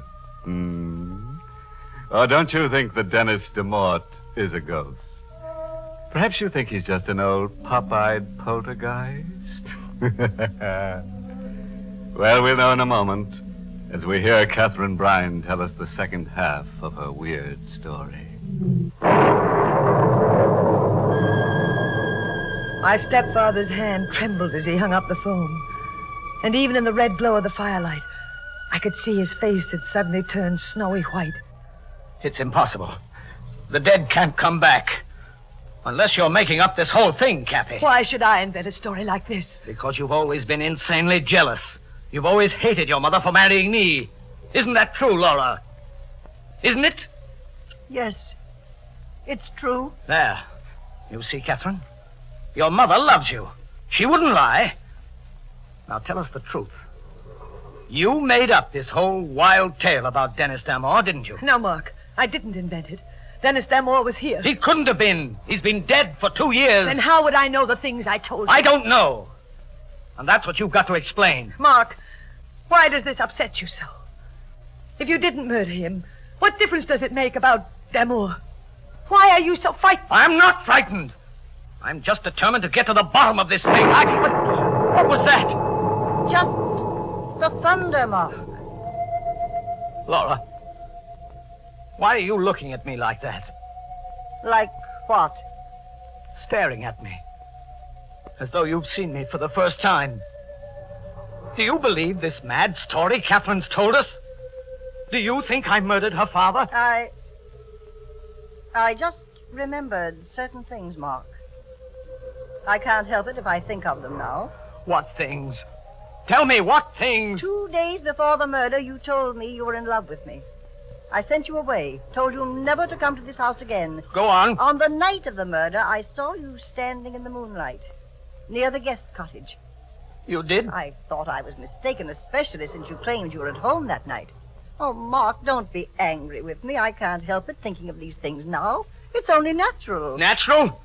Is it natural for a man's wife to accuse him of a crime like murder? And on the basis of what? The word of a psychopathic girl who should have been confined long ago. She talked to a man who's been dead for 2 years. I suppose you believe that, too. And who is this man, even assuming that he's alive? A madman. A homicidal maniac who took your first husband's life when your husband tried to cure him. Well, I've had enough of this. Mark, what are you taking out of that drawer? Kathy, come here. Why? Mark, put the gun away. Shut up, Laura.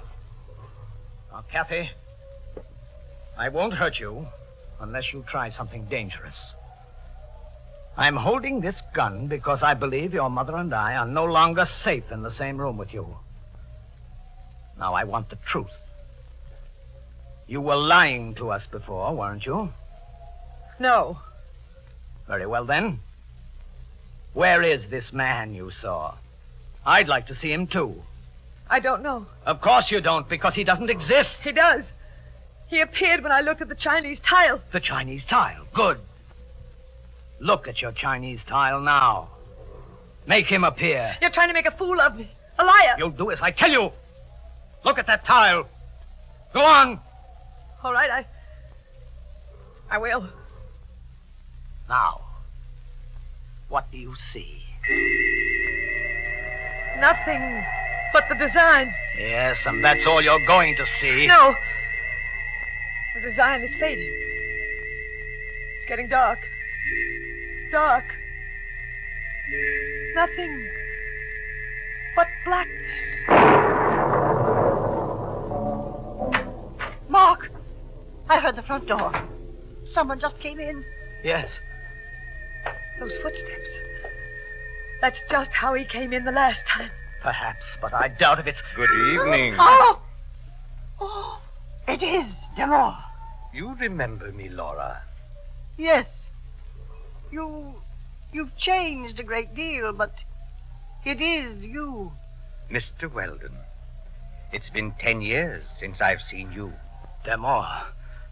Then you're not dead. There must have been some mistake when they identified you. Not dead. You escaped. Someone must have been identified instead of you. That's the only explanation. It depends on what you choose to believe, Mr. Weldon. I brought a guest with me. My father. Dr. Bryan, I'm sure you know these people quite well. Of course you do. What's he saying? He's talking to my father. That's right, Kathy. Unfortunately, you cannot see him. But he is here. Aren't you, Doctor? Demore, what are you up to? What do you think? If you come back here to make trouble... Trouble? No. I've come back because someone wanted to know the truth.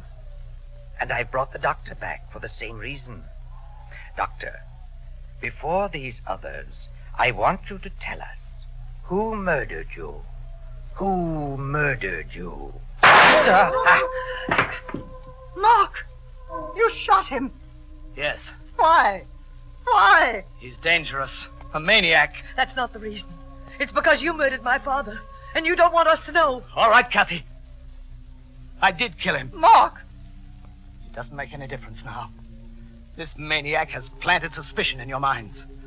You would have found out sooner or later. Mark! Yes, I killed him. For you, Laura. I loved you. But that's over now. It's been over for a long time. I know what to do now. And it's going to be very simple. Thanks to our friend lying there. What are you going to do? Don't you know, Laura? It's so simple. Your bodies must be found in such a condition that they will be certain Damore killed you.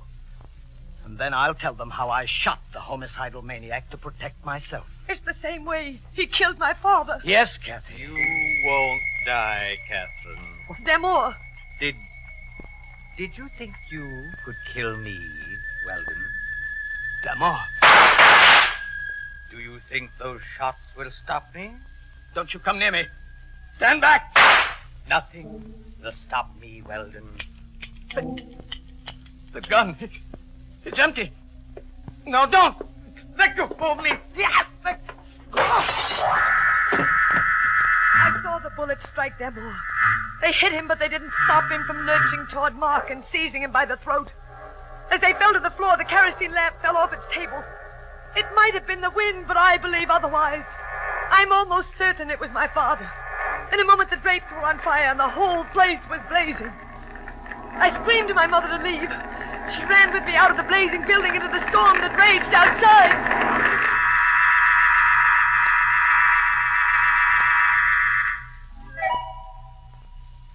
2 weeks later, my mother came into the hotel room where we were staying. I've just come from the police, Kathy. Well, Mother? Only one body is positively identified. Whose? Mark's. The other body? They haven't been able to find it in the rubble. I don't believe they ever will. But, Kathy, the police checked with the authorities at the state institution. It seems that some of the patients did escape at the time they had the fire there 2 years ago. It's possible that Damore was among them. It's possible, but I doubt it. You think Damore died 2 years ago? Yes, Mother. Don't you?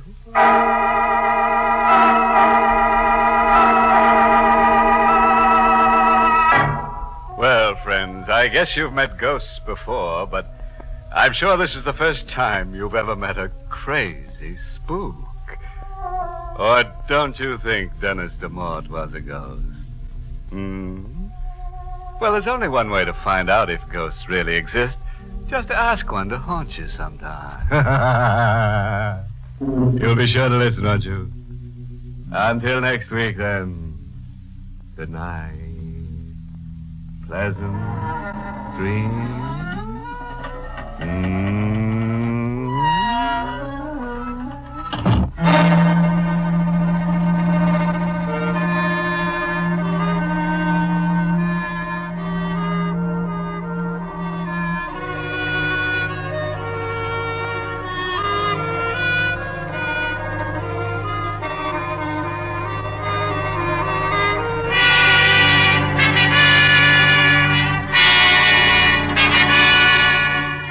Inner Sanctum has come to you through the worldwide facilities of the United States Armed Forces Radio and Television Service.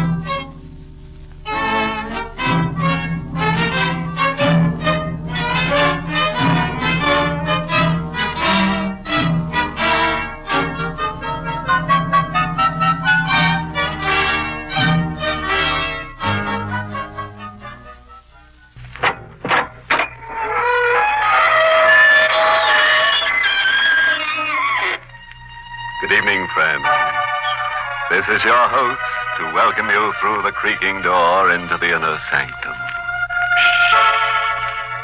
You'll have to be very quiet tonight because one of our guests is asleep in the deep. Poor chap. He was a sailor by trade, an old salt named Peter. He had a corpse in every port. But I'm afraid he went overboard. You see, people made him sad, and he had a nasty habit of drowning his sorrows. His last voyage was over a large body of water, the Dead Sea, and he was blown into it by a stiff wind. But it was too crowded down there. 5 fathoms deep.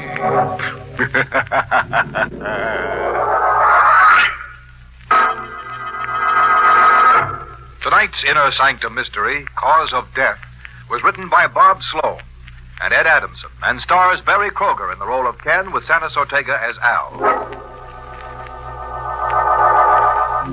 Well, gather round, my friends, and you shall hear a midnight tale of death and fear. It's full of ghosts and rich in gore, and if you listen, you'll sleep no more. Now sit back in your uneasy chairs as Ken Griswold tells us his weird story. Death held no terror for a man like me. I'd seen the dead too often, lived among them, worked among them. And to touch the still, cold flesh of a corpse was a routine experience. For 10 years, I'd been the coroner of Redmond County. I'd seen death in all its cruel, twisted forms. And yet, there had never been one like this. It all began up at the lake. Even a coroner has nerves, and mine had begun to get the best of me. So Inspector Al Hendricks gave me a week off, and I went up to Grandview Lodge alone. On the 3rd day of my vacation, I was sitting on the lakefront dock when I heard my name called. Ken! I turned and saw Al Hendricks coming quickly down the hill. Ken, I'm afraid you'll have to interrupt your vacation. What? You've got to come back to town. Come back to town? When? Right away. I'm driving you in. Oh, now, wait, Al. I haven't had a vacation in almost 3 years. I know. I wouldn't ask you to come if it wasn't important. This is a very special case. Why? What's so special about this case? A woman was found dead in her house at 11 this morning. There doesn't seem to be any visible reason for her death. Well, there's got to be a reason. So far, we can't find one. There's always a reason. You'll find one. You'll have to find it for us, Ken. Me? Why must it be me? When you get there, you'll understand why. What do you mean, why? Because it's Helen. What? Yes, Ken. The woman who died is your wife.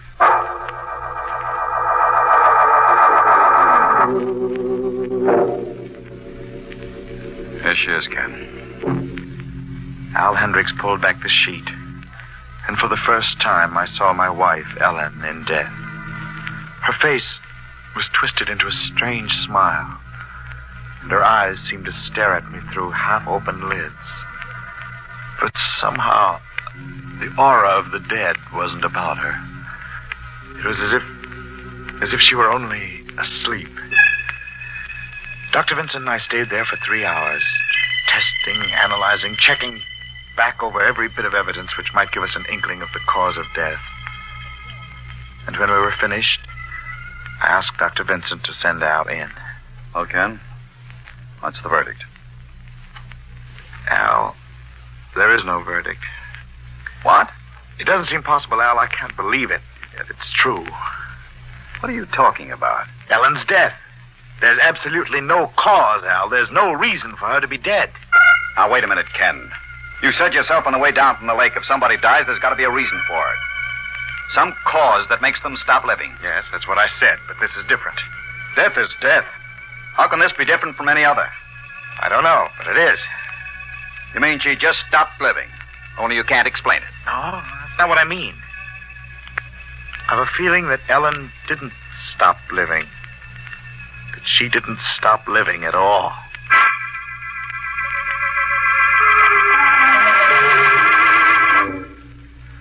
On the official certificate, the cause of death was listed as unknown. 2 days later, Ellen was buried. That night, I sat in the half-dark living room. Outside, a howling wind slashed at the French windows that led to the lawn. I couldn't sleep. Couldn't get the thought out of my mind. The thought that I should never have allowed them to bury Ellen. I just sat there, the idea searing deeper and deeper into my mind. And suddenly, One of the French windows was flung open, and the cold wind whipped into the dim-lit room. I've come back. At first, I thought it was just the echoing wind playing tricks. Then I heard it again, stronger. I'm here, Ken. It was her voice. Ellen. You're not afraid, are you, Ken? She stepped out of the shadows and stood there before me in the yellow light of the lamp. She was dressed just the way she was when they put her in the coffin. The gold bracelet I had given her glistened on her wrist. Why do you look at me that way? It's not you, Ellen. Oh, yes. It can't be. You're dead. Am I? Really? You were buried this morning. You died 2 days ago. Don't you remember, Ken? You told Inspector Hendricks. I heard you. Ellen didn't stop living. Oh, this is just a dream. You know why I didn't stop living, Ken? It's because you can't make a wish like that come true. What wish? Don't you remember? You said to me, Ellen, I wish you were dead. No, Ellen, I always loved you. You didn't. You never did. When Carl was nice to me, you hated us both for it. You thought I was going to Carl, and so you made your wish. You wished that I would die. I didn't mean it, Ellen. I swear. It was just something I said in anger. You wished me dead, Ken, but you can't kill by willing it. You can see now that I've lived on. This isn't real. You're only in my mind. It's just my nerves. No, Ken. Yes, it is.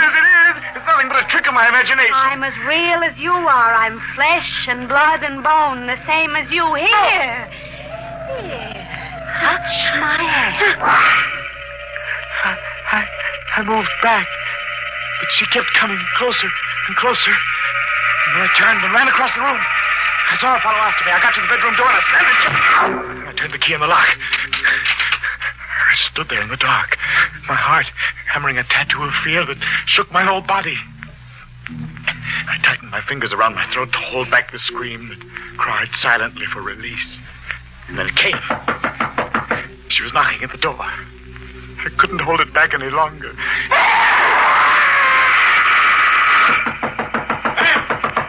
Can't open the door. Let me in. Ken, you hear me? Unlock this door. Al, thank heavens you got here. We got the call from your neighbors down the road. They heard you scream. What the deuce has been going on here? She came back, Al. Huh? Ellen, I told you she wasn't dead. Oh, now look. No, I'm not crazy. You've got to believe me. She was here. She tried to get into this room, and that's why I locked myself Now, in. you listen to me. The last couple of days have been rough on you. No, wait a minute. I know what I'm talking about. Ellen's come back. I said you listen. Your wife was buried this morning. I was at the funeral with you. She was buried, and it's all over. Had a nightmare. But, Al... Just a nightmare. Things like that happen to all of us. She wasn't here. She couldn't have been. It wasn't a dream, Al. She was here. What are you talking about? On the floor, there. That bracelet. That bracelet was on Ellen when she was buried this morning.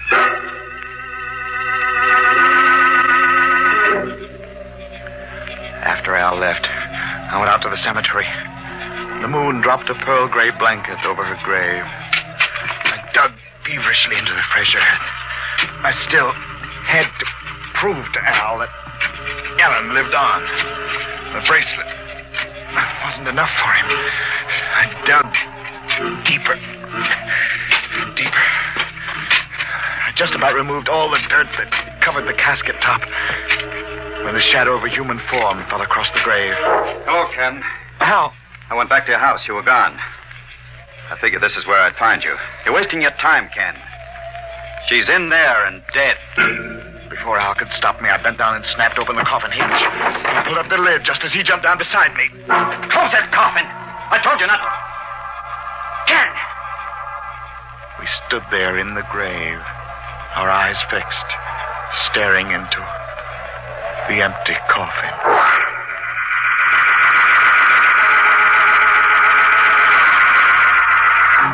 Al, you've got to listen to me. Now, Ken, do what I told you, will you?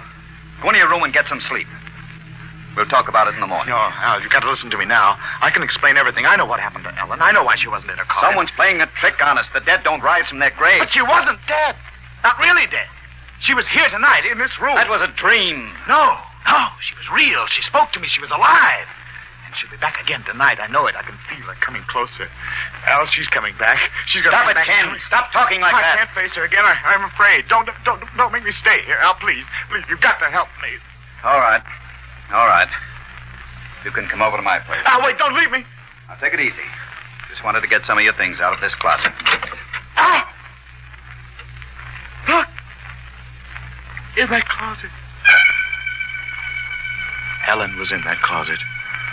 For a moment, she just stood there, rigid and white, her eyes burning into me, her lips twisted into the same strange smile. She seemed to want to come toward me, but she fell forward to the floor. She lay there, silent and motionless. This time I knew she was really dead. The knife in her back told me that Ellen would never return to me again.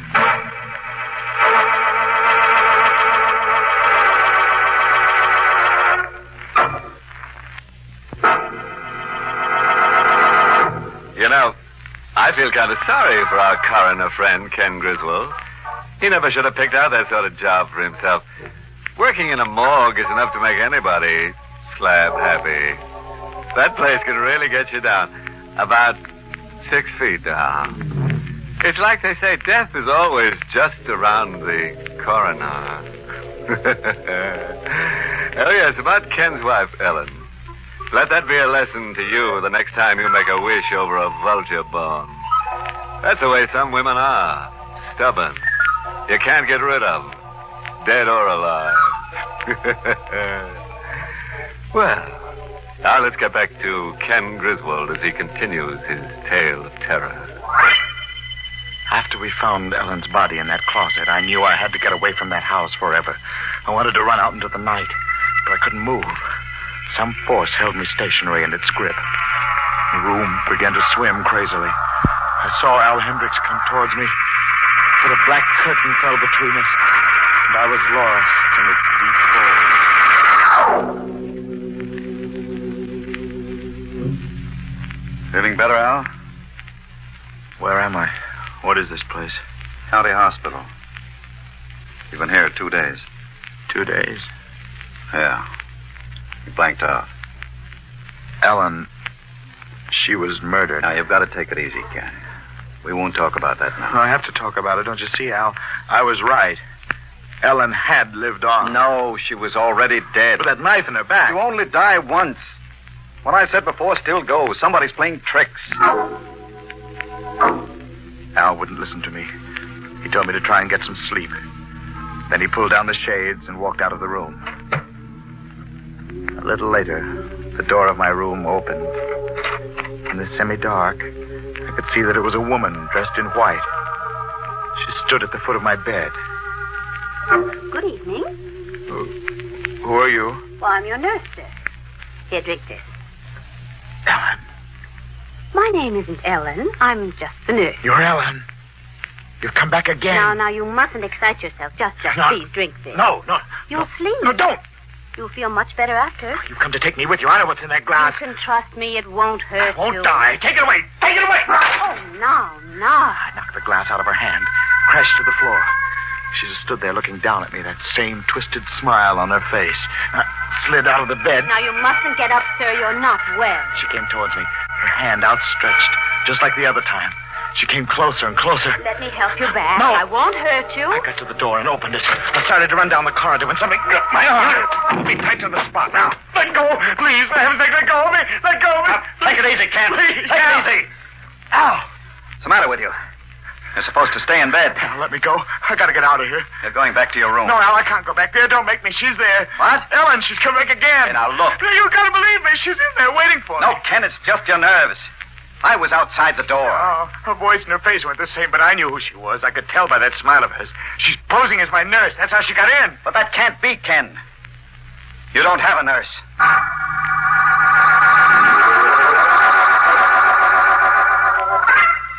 You don't have to worry about her coming back anymore, Ken. Oh, she will. It was all in your mind. I think I can make you see that now. What do you mean?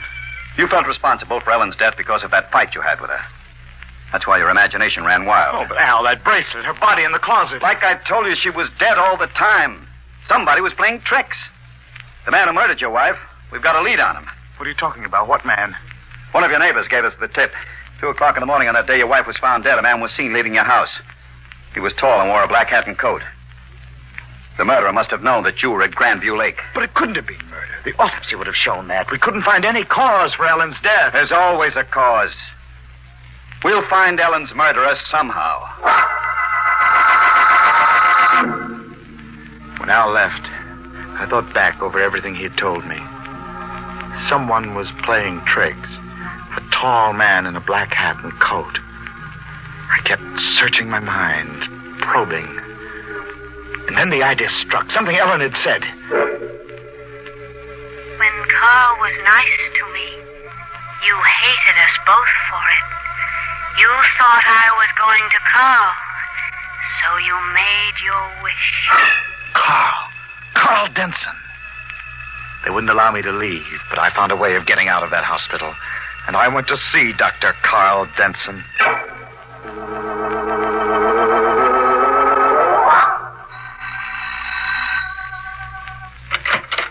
Yes, what is... Hello, Denson. Why, Ken Griswold. I want to talk to you. Yes, of course. Come in. I heard you were in the hospital. I got out of there tonight. The way you say that... Call it escape, if you want to. Look, Griswold, you're not well. That's what you want them to believe, that I'm crazy. I don't know what you're talking about. I'm talking about Ellen. You killed her, Denson. What? You murdered my wife. You couldn't have her for yourself, so you killed her. You're mad. I read the report. Ellen died of causes unknown. You killed her. And now I know how you did it. You're a doctor. You'd know about things like that. There's an artery in the neck, the carotid. If you apply pressure on it the right way, the victim dies. And there's no evidence of murder. You can't bluff me, Griswold. I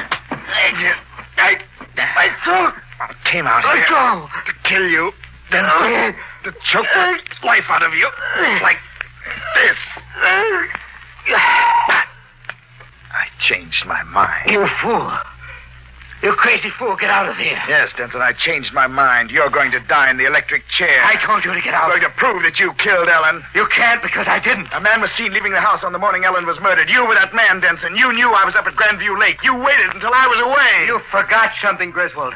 It couldn't have been me. I'll prove it. You forget. At the same time you were up at Grandview Lake, I was there too. I went back in my mind, and I remembered that Carl Denson had been at Grandview Lake while I was there. But I knew Denson was the murderer. He was the man in the black hat and coat. He had found some way to come back to town and kill Ellen. But I had to prove it. I started out to retrace his steps on the night of the murder.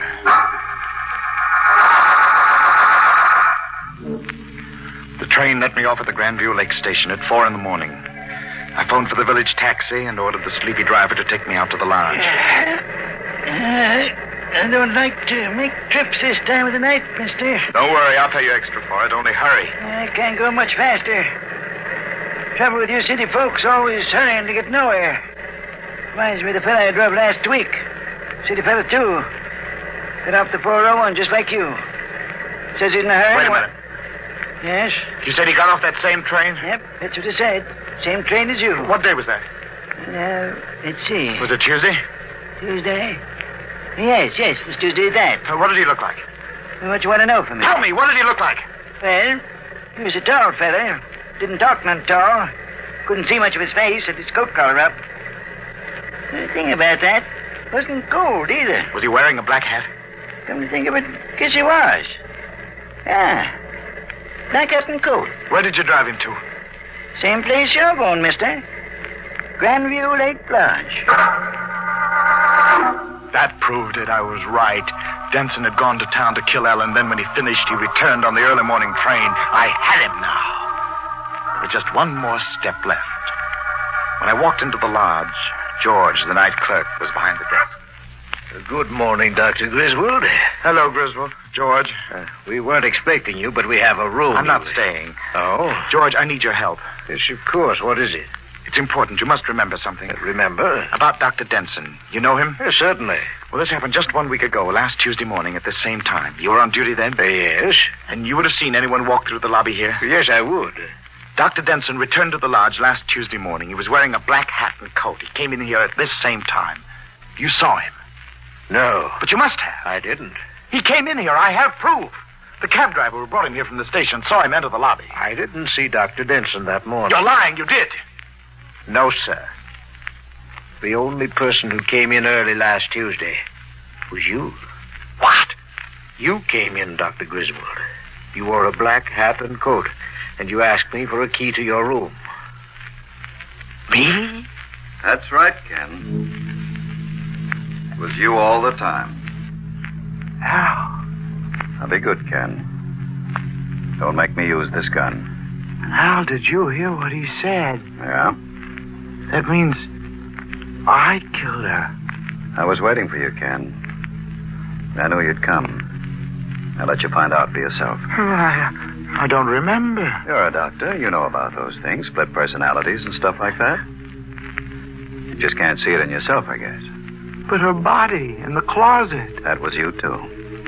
I followed you out to the cemetery. You thought she was still alive. That's why you put the knife in her back. I'm no expert on those things, Ken, but that's the way it looks to me. Okay. Let's go. I couldn't go back with him, not that way. I ran across the lobby. Stop, Ken! Stop, I'll have to shoot! I got to the door and then... Well, it burned in my chest. Al turned me over on my back. I'm sorry, Ken. It's all right, Al. This is just the way I wanted it. Al's gone for a doctor. I haven't got much longer. I know. I won't be here when Al comes back. I won't give them any trouble with this one. The cause of death. This one's easy to determine.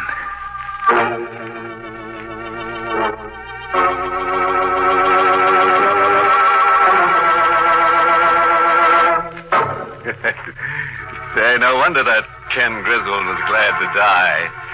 Some wives are bad enough alive, but imagine being henpecked by a corpse. Yeah, that's the trouble with folks you meet around here. They're dead, but they just don't know enough to lie down. Oh, by the way, there's a good moral in tonight's nerve-shattering narrative. If you're thinking of doing away with your spouse, forget it. Brother, you haven't got a ghost of a chance. This is the United States Armed Forces Radio Service, the voice of information and education.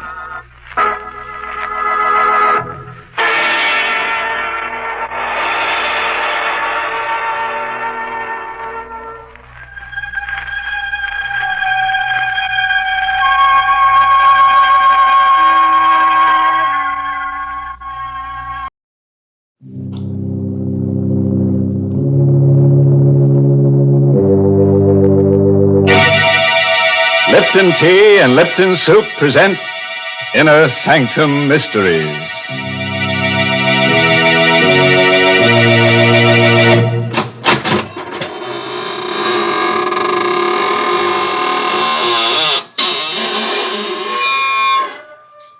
Good evening, friends of the Inner Sanctum. This is your host at the squeaking door again. Just, slither in and let me dispel your weariness with a bit of eeriness, hmm? Oh, no, please. Don't sit in that chair. I'm, saving it for rigor mortis to set in. Oh, dear.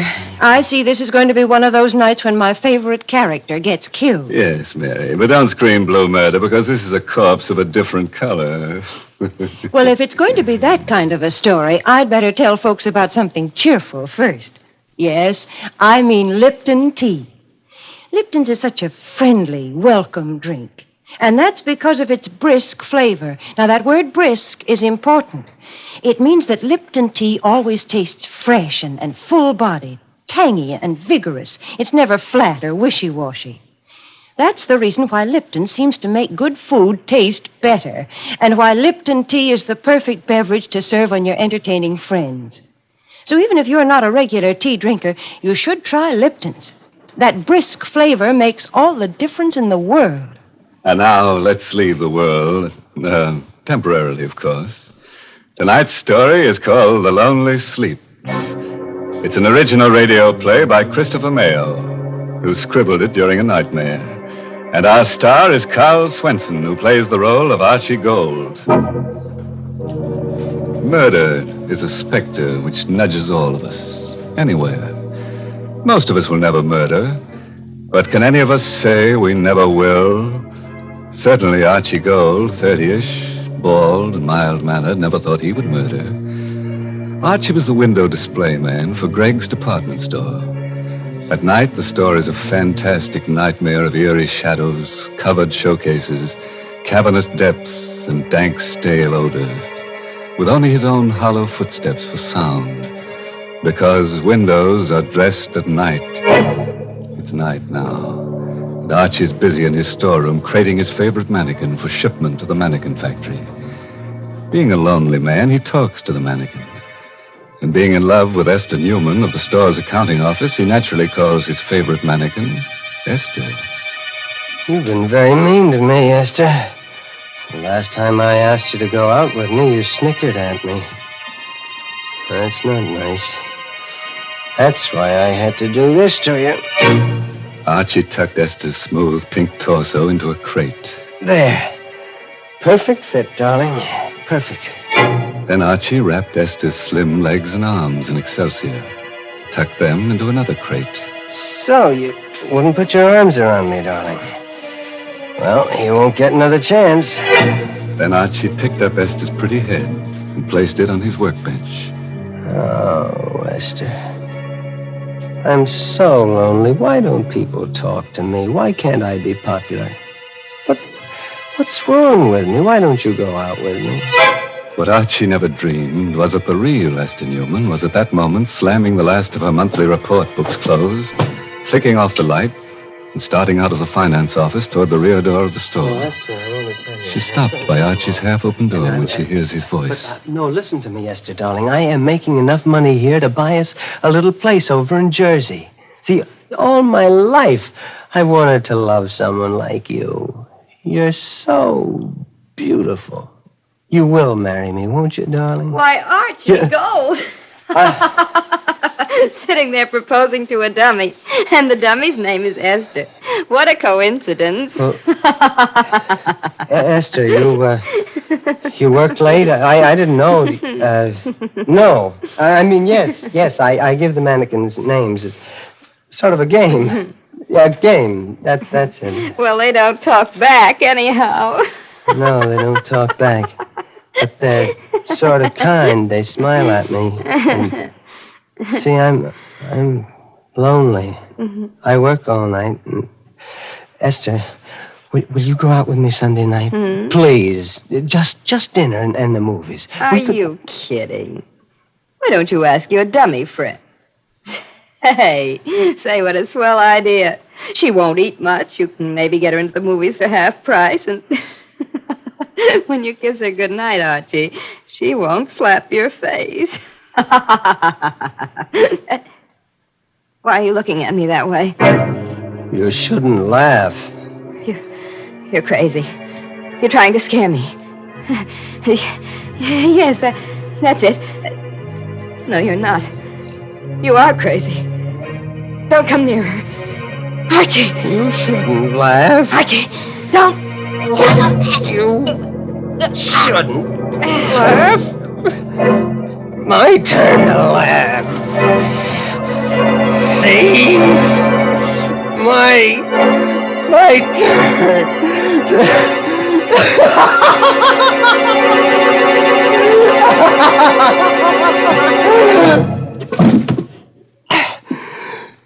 You shouldn't laugh. People Shouldn't laugh when you're lonely. You see, the specter of murder had nudged Archie, and he's obeyed. This was no mannequin at his feet. This was a woman, warm, beautiful, and dead. Then, being scared and lonelier than ever, Archie talked to his mannequins again. This time to Frank, painted and rouged and handsome in Greg's bargain $29.50 tweed suit. You heard her laughing at me, Frank. I just couldn't stand her laughing at me again. Hey, look at her, Frank. You'd think she was asleep. Her neck's broken. See, what am I going to do with her? Yeah, I gotta think. Gotta hide her. Gotta dress the front window, too. The window. Sale of Cozy Kitten mattresses starts tomorrow. It's a big sale. Sleep on a Cozy Kitten. I've got it, Frank. The window! I've put her in the window on a Cozy Kitten mattress, and nobody will know. And then tomorrow night... So Archie used some pancake makeup, bringing life to Esther's sallowing cheeks and purple lips. He placed her dead weight on a hard truck. He rolled her to the lighted window. An hour later, Esther's corpse, covered with gleaming white sheets and sleazy satin quilts, smiled in peaceful bliss at the empty street. Archie found his work well done. Nothing more to do now. Just wait. I'll go home. And wait. That's a good window. You look very pretty in bed, Esther.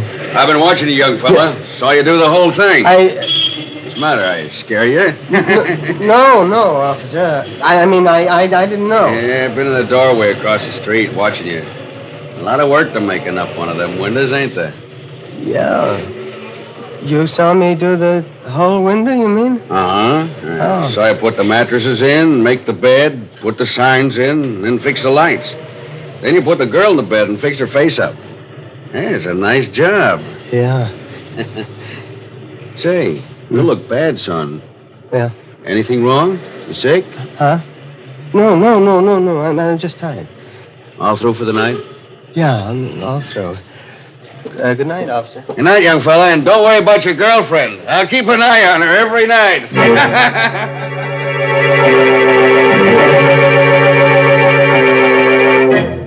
So Archie went home, as you or I might have done. And because he'd been too busy setting his little post-mortem stage, the impact of his crime began to seep through only as he neared his rooming house. Maybe the girl in the doorway he passed started him thinking because she laughed. Are you kidding? Just a girl and her date. But you can't blame Archie for hurrying. You would have thought it was Esther, too. Archie hurried. He hurried to the rooming house. He raced up the steps. He had to get to his room, get in and close the door of the world. Close the door. That's it. They can't laugh at me here. They won't find me here. This is my room. Nerves. Stupid running like that. I've got to act normal. Sure, just like nothing happened. I couldn't help it. She made me do it. No, forget about it. Why, Archie, gold. No. You can't laugh now. You're... I'm dead, Archie. Yes, in a way. I'm in Greg's department store window. I don't believe in ghosts. It's just my mind, my imagination. That's right, Archie. You're too clever to believe in ghosts. I'm not a ghost, Archie. I'm in your mind. I'm part of you now. Part of you. Get out! I'll drive you out. Oh, no, Archie. You can't. Unless, Archie. Unless you replace me with someone else. Yes. Yes. That might do it. Someone else. Another girl. See? That's how a murderer thinks. Oh, yes. You do the same thing. Archie never thought he would murder. Now he's ready to do it again. Get rid of his conscience to get rid of a voice. Archie lit a cigarette. He poured himself some milk, ignoring the laughter in his brain until it pushed through him. Look at your hands, Archie. Look at them. Oh, crooked and hard and clutching. Oh. Like they were on my throat. No, shut up!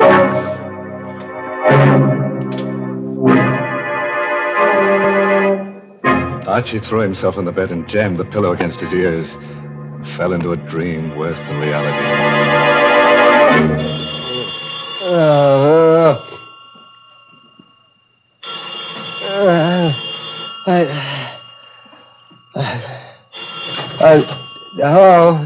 Huh? Archie Gold? Yeah, this is Archie Gold. This is Mr. Gregg, Archie. I know this is your time to sleep, but it's important that you get down here right away. Is anything wrong, Mr. Gregg? I can't tell you over the phone. Come down here. Goodbye.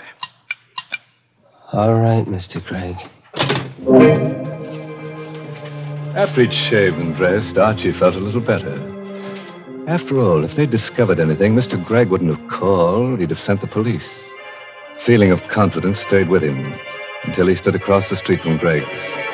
He lost it then. It dropped with a sickening pain about his heart and a dry pinching about his lips. People were standing 3 deep in front of his window display, and he caught sight of a policeman's cab following Mr. Gregg's bald head into the store.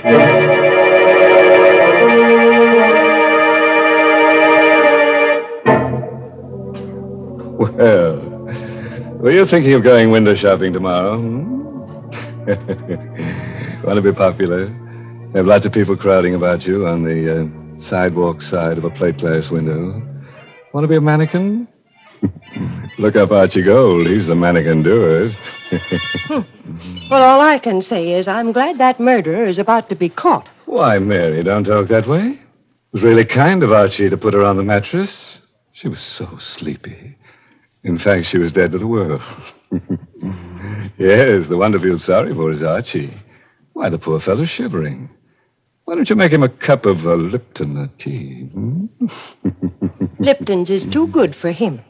And besides, he's probably too scared to taste the difference between Lipton's and ordinary teas. Yes, folks, Lipton tea is different. In the language of tea experts, Lipton's has a brisk flavor. And when they use that word brisk, B-R-I-S-K, they mean that Lipton tea tastes tangy and spirited, really full-bodied. It's never flat or weak. So get acquainted with that brisk flavor.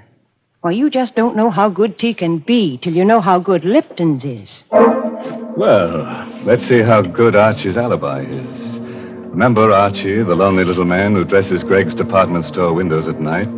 He just couldn't stand being spurned by Esther Newman any longer. She laughed at him when he asked for a date, and now Esther is a lifeless mannequin advertising the restful qualities of cozy kitten mattresses in the window display. And Archie enters the store to see what's in store for him. Mr. Gregg, I'm, Archie Gold, come in. Close the doors. Sit down. My boy, you know Miss Newman in our bookkeeping department? Yes, sir. I knew her, but I'd like a chance. You're going to get a chance, my boy. Before leaving on a week's vacation, Miss Newman completed our annual report. Miss Newman is on vacation? Yes. Which isn't important.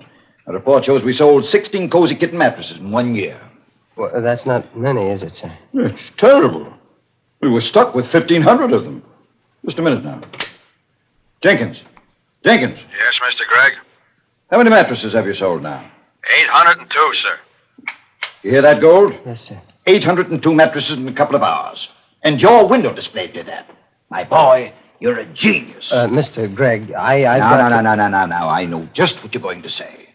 Any man who has the imagination to put a woman dummy asleep in a window, and such a dummy, so peaceful. How much are we paying you, Archie? $36.47 a week, sir. Starting today, it's $72.94. And a private office, and you're the head window display manager of my 3 stores. Ha! Stunned you, huh? Everything I've always wanted. What's more, I've had pictures taken of that window with the crowds, and the paper promised to run it in tonight's edition. With your name. Good? Yes, sir. I want you to know, sir, I appreciate it. Oh, nonsense. Greg knows a bargain. Now go home to bed again, or take tonight off. Oh, no. I have work to do. Ah, get more good ideas? Good. Mr. Gregg. Yes, my boy. If the mattresses are selling so well, we won't need the display. I can take it out Oh, nonsense. Don't touch it. We'll run this sale for 2 weeks. I just ordered 1,500 more mattresses.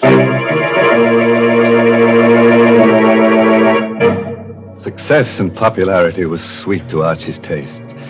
But Archie knew a corpse, no matter how beautiful, cannot survive the sun beating through glass for long. And Archie knew that. It was a wretched rainy night. Greg's department store had long since closed its doors. The night belonged again to Archie. Now he had a nasty job to do. He drew the curtains across the big window. In case the officer was watching again.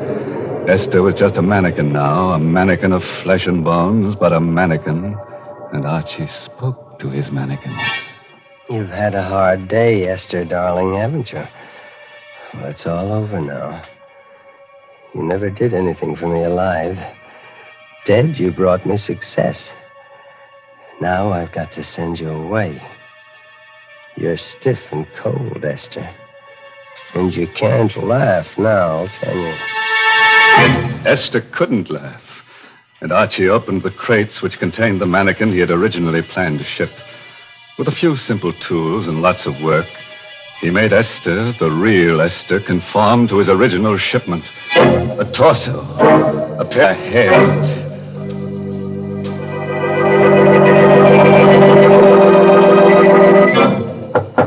No. Who?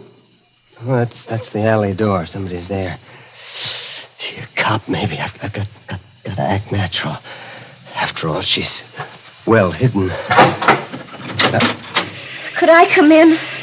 Please, I'm so wet and tired. Girl. It's a girl. Yes. Come in. Get out of that rain. Thanks. Why, you poor kid, you're soaked. Come into the workshop. I've got a heater in there. Gosh, thanks. She was sent to me. Someone to take Esther's place.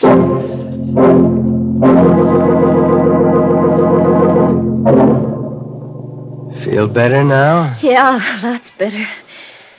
You're very kind. How did you happen to pick this store to knock at? Well, the alley seemed a good place to get out of the wind. It started to rain, and I saw your light. Oh, I see. And you're broke. Yeah. The usual story. I came to town from Philly to get a job. Job was there, all right, but the boss wasn't on the level. Well, don't you have a home? Parents or a husband, I mean? Oh, that's no. a shame. Look, stay right there now. I'll be right back. You're not leaving me, are you? No, I'm going to get a blanket to put across your shoulders. I'll be right back. Of course he'd be right back. Wasn't this just what he needed? Another mannequin to satisfy Esther's voice? It made sense. The second time, it's easier. It always is. Don't move, May. Huh? I'll put it across your shoulders. All right. You're a very lonely man, aren't you, Mr. Gold? How do you know that? Because I like you. How does that prove I'm lonely? I like lonely people. Why? Because I'm terribly lonely myself. I got some coffee in the thermos here. I'll get you some. I like it here. I like to look at the mannequins, especially that handsome one there. What do you call him? What do you mean, call him? Well, you must talk to them. I would. You're wonderful. You understand. See, I do. I do talk to him. His name's Frank. Frank, meet May. May, this is Frank. Hello, Frank. I'm sleepy, Frank. Oh, May. Why did you come tonight? Why couldn't you have come 2 nights ago? You're sleepy? Mm-hmm. I'm warm and sleepy. Look, I have 3 hours before my window has to be finished, and I have an errand that'll take me about an hour. You climb into the bed in the window and... People will see me in the window. No, the curtains are drawn. I'll wake you when I get back. All right. Looks like the kind of bed I could sleep on forever. Ever. Doesn't always work out the way you plan it, see? Archie didn't want to murder Esther, but he did. Archie wants to murder May, but he'd rather not. Well, Archie drew the satin quilts over May. She smiled, closed her eyes with a murmured thanks, and was asleep. Archie knew now he loved her, that he must never listen to her speak again. While Archie carried the crates containing Esther's remains into the station wagon in the alley, a little man with a sad, droopy face and a derby hat argued with the night captain of the local police station. I tell you, I know what I'm talking about. I stopped at Greg's window 4 times today. I know a corpse when I see one. Well, I saw that window, too. That's a dummy in that bed. I know a dummy when I see one. I don't doubt that, Captain. You've had more experience with dummies than I have, but I've had more experience with corpses than you have. That's a dead girl in the bed. Now, what makes you so sure? I've been an undertaker for 40 years. My name is Huzak. My establishment is down the block from Greg's store on 10th Street. Okay, we'll check. Operator, get me Mr. Gregg. Yeah, Greg's department store. Of course it is home. What else at this hour?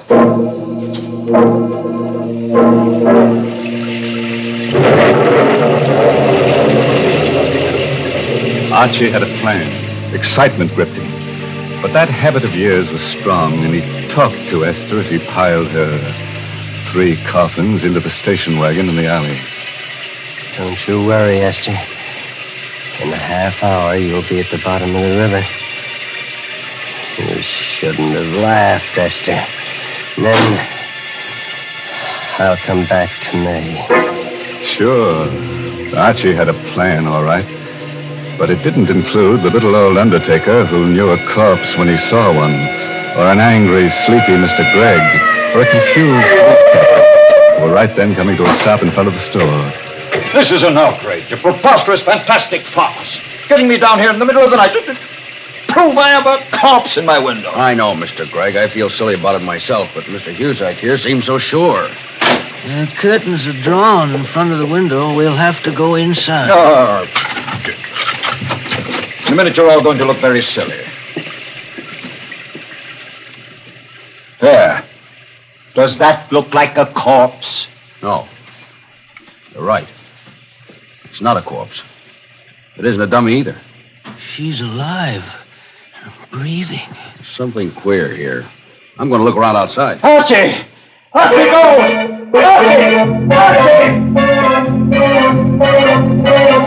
Archie didn't hear himself being paged.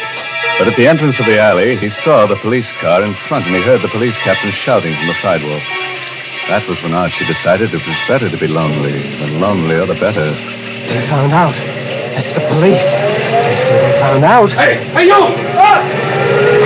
Away now. Got to. They won't catch me. They won't. Got the lights red. I gotta go through. Faster. Faster. Why can't it go faster? The truck. Turn right. Turn!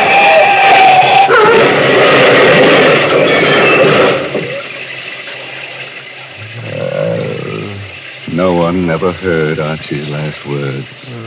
They bubbled through his torn throat as he lay in the glass-smashed window through which he'd crashed. No one. I'm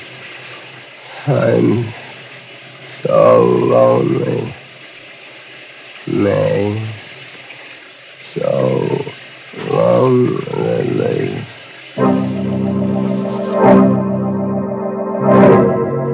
Well, Greg, here's your Archie Gold. Bet those crates will be interesting. Oh, awful. Awful. Yeah, quite a mess. No one was cruel enough to point out a gruesome bit of grisly humor. The lonely little man who'd spent so much time in display windows had created his final masterpiece. Archie had decorated his last window in Cusack's funeral parlor.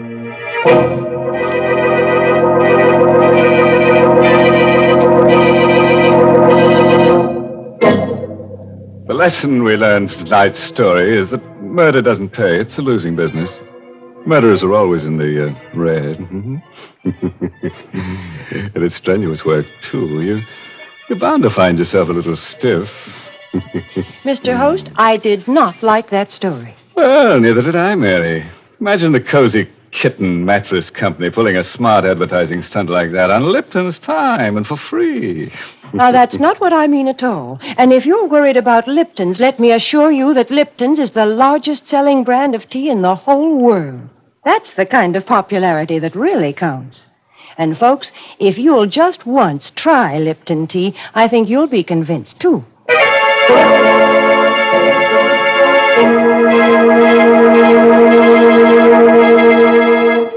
Well, I have to run along now, folks. Got some shopping to do in Greg's department store. What? Oh, I know it's late, but, you see, Archie and I shop at night to avoid the shrouds, you know.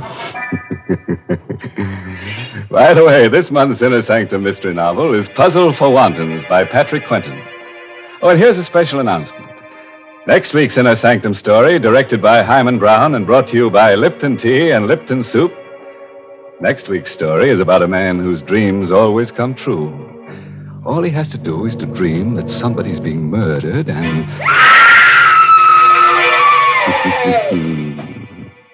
Enough to keep you awake, isn't it?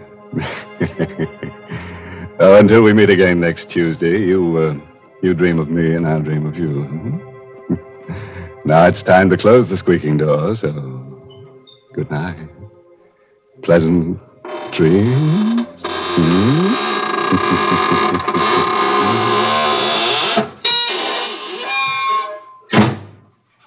Folks, here's a grand way to begin a meal. Serve Lipton's noodle soup. Lipton's takes no time to prepare, and yet it has a real fresh-cooked chickeny flavor. Yes, it tastes just like the chicken noodle soup you'd make right in your own kitchen. And Lipton's is economical, too. It costs less and makes lots more than canned soups. So, folks, don't forget to serve Lipton's noodle soup. And don't forget to tune in next Tuesday night for another Inner Sanctum Mystery. This is CBS, the Columbia Broadcasting System.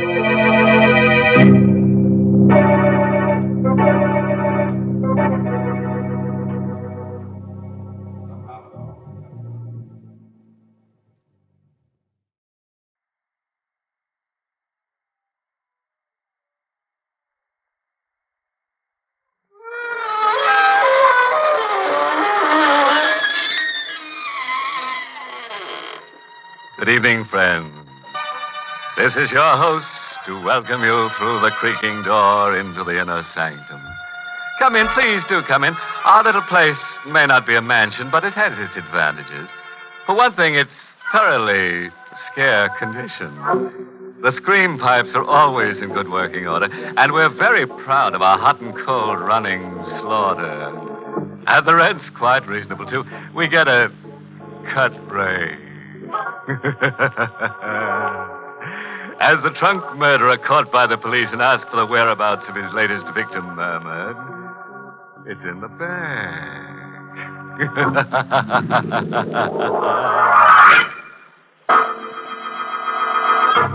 Tonight's Inner Sanctum Mystery, Birdsong for a Murderer, was written by Lou Vittis and stars Ted Osborne in the role of Carl with Arlene Blackburn as Elaine. Well, you've had your warning. Whatever happens from now on, you asked for. Just be sure the family is provided for. And now to our happy little anecdote for tonight. Birdsong for a Murderer. My name is Carl Warner.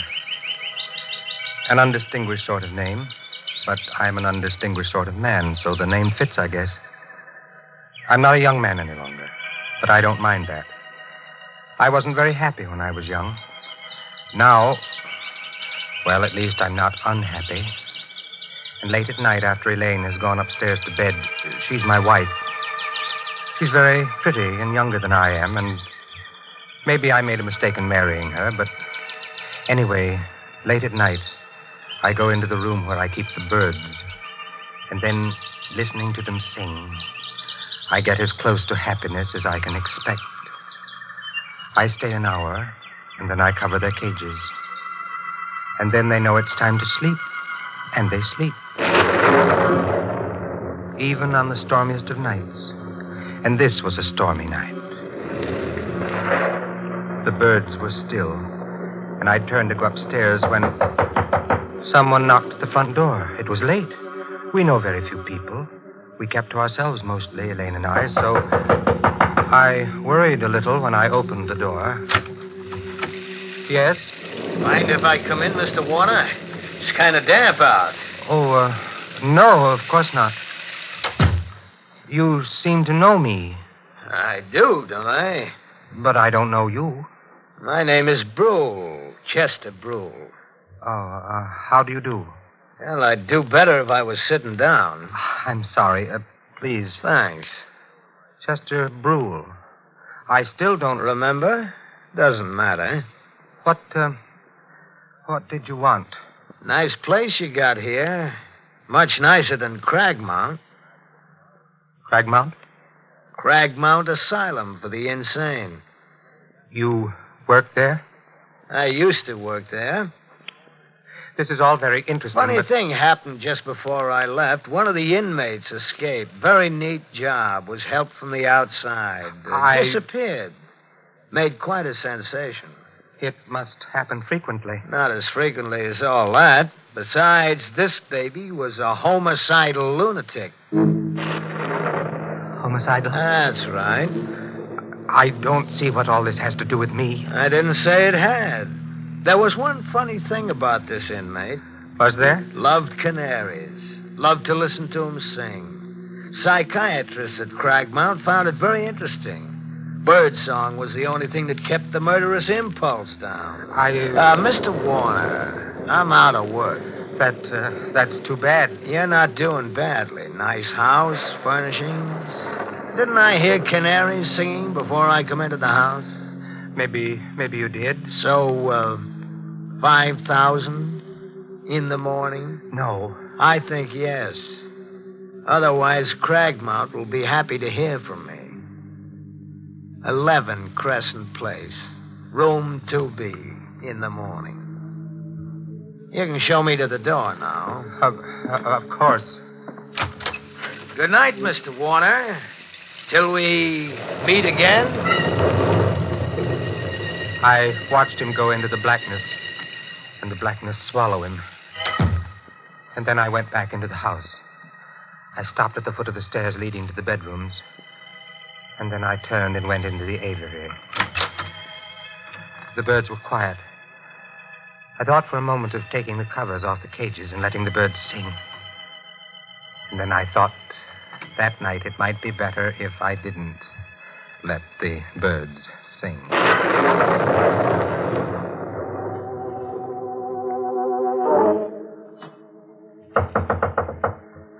Okay. Who it? Oh.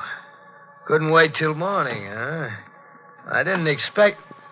Wait. That knife. No! Oh, I shouldn't have let you... Surprise. Oh.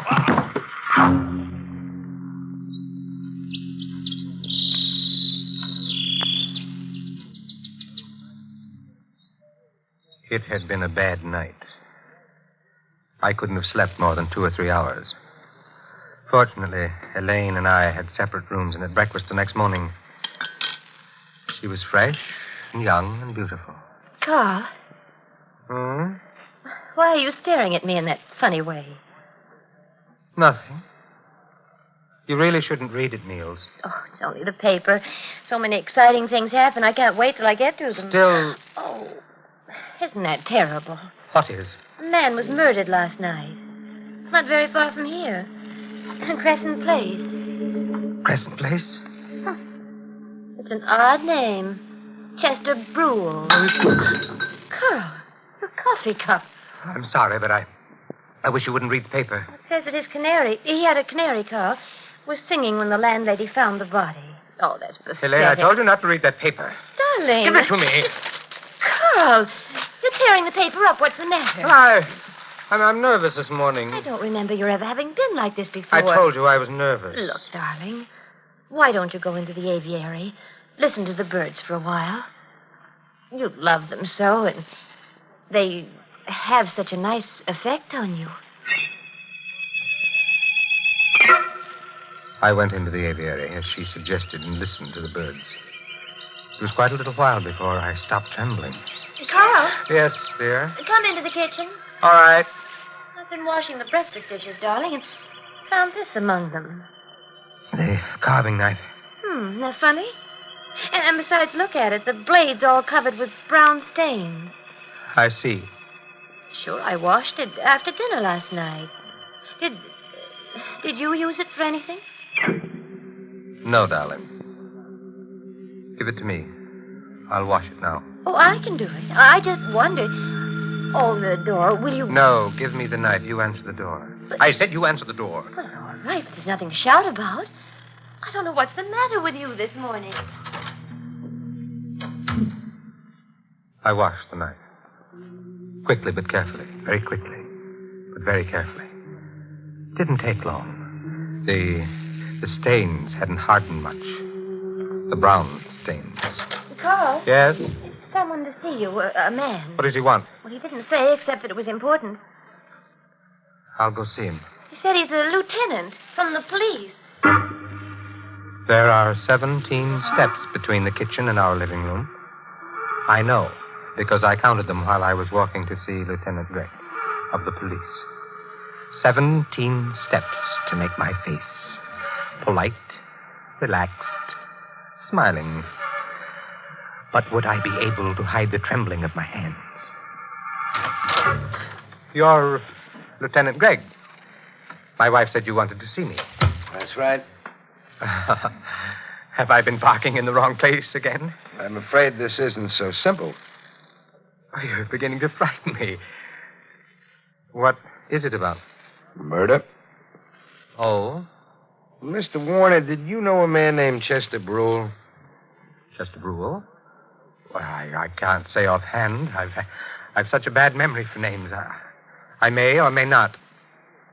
Why? He's the man who was murdered last night. Well, if I'd murdered him, I'd certainly remember his name. Of course. You understand this is just routine. You see, we found your name and address in Brule's address book. I see. We thought you might be able to help us. The fact that my name was in his address book doesn't prove Prove anything? Of course not. Would the fact that Brule used to be an attendant in an insane asylum mean anything to you? Why should it mean anything to me? Well, I didn't say it should, Mr. Warner. I just Well, thought... it doesn't. Well, I guess that's that. Sorry to have bothered you, but we have to check every possible lead. I understand. I'll be going along now. Well, let me take you to the door. Funny thing, there was a bird cage in Brule's room with a canary in it, singing its head off. Oh? Well, lots of people are fond of canaries. Oh, sure. What was funny about it is that Brule's landladies swear Brule never had a bird. That is funny. The way it looks, they killed a knife Brule and then left the cage and the bird in it behind him. Doesn't make any sense unless you figure the guy who killed Brule was insane. Lieutenant Gregg of the police walked down the front path, across the sidewalk to a small black car, and drove away. I shut the front door. The birds had been quiet, but the slam of the door maybe started them off. And I knew that somehow I would have to get the cage and the bird in it out of Brule's room. I didn't know how I'd do it, but I'd do it. No matter how insane it was.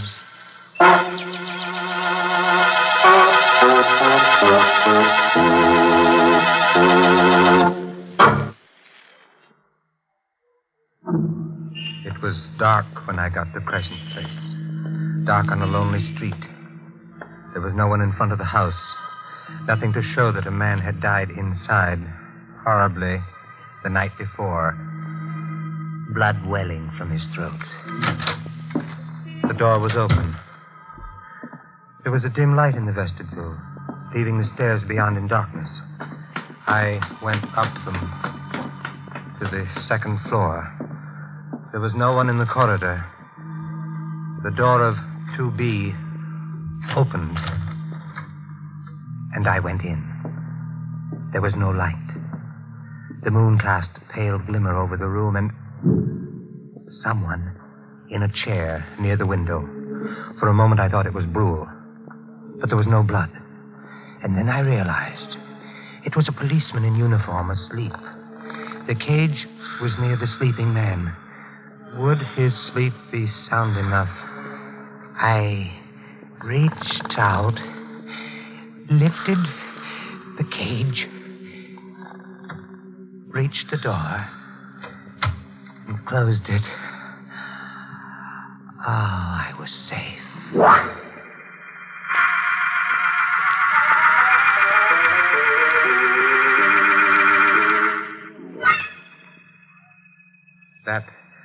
That would be a problem. I should have killed it instead. I left it at a pet shop where I'd gone and done business once, and then went home. Carl? Yes? Oh, I'm so glad you're home, dear. That Lieutenant Gregg is here again. He's in the bird room, dear. The bird room? Yes. I was in there with him for a while, but then I couldn't stand all the noise. Excuse me, Carl, but you know I don't like their singing. Why did you take him to the bird room? Well, he asked me to. All right. I'll go in there now. Well, don't let him keep you very long, darling. You're not well. I'll try not to let him keep me. Lieutenant Gregg. Hello, Mr. Warner. Quite a collection of canaries you got here. Yes, I have. Like them, huh? I wouldn't be likely to keep them otherwise, would I? Yeah, I suppose not. Were you home all last night? Of course. That is still about Chester Brule's murder? Uh-huh. Your wife and you sleep in the same room, huh? That's none of your... No. More convenient that way. Only trouble is she couldn't swear to your being around all night. Why should she have to? No reason at all, just the way a policeman's mind works. Funny thing happened a little while ago. Somebody walked into Brule's room and walked right out again. With that bird cage. Weren't the police guarding the room? Supposed to be, but we slipped up. Say, remember my mentioning I thought the man who'd killed Brule and left the bird cage behind him must be insane? You did say something of the sort? Yep. And then there's the fact that Brule used to work with insane people. Begins to mesh, huh? I know very little about police work. Well, I hope I'm not boring you. Anyway, it occurs to me maybe I'd better take a trip up to Cragmount. I suppose going to asylums or any place else is a part of your job. Sure. Oh, and did I mention Cragmount was an asylum? Why, you must have. Yeah. That is Yeah, I'll run up there, and I wouldn't be surprised if I get all the answers. What do you think? I think I'm going to... Carl, What is it, Elaine? Well, it's so late. I thought... I can take a hint, Mrs. Warner. Don't bother showing me the door. Night. He seems like a very nice man. Carl, stop it. What? That stare. If I didn't know you so well, I'd say you were going mad. Go to bed, Elaine. All right, darling. Oh, Carl, look. Look at what? Through the window. The garden. Lieutenant Gregg didn't go away. He's down there. Get away from the window. Go to bed. I'm going. He looks as if he's waiting down there for something. For what, Carl? I knew what he was waiting for. Elaine went to bed. To sleep. I went to my room. I didn't put the lights on. From my window, I could see him. It was very still in the house and outside. I went away from the window. Sat down. I knew I mustn't go to sleep. Things happen when you sleep. Terrible things. But I hadn't slept well the night before. Not well at all. And there'd been the strain of the day. It was night now, and dark, and still. Terribly still.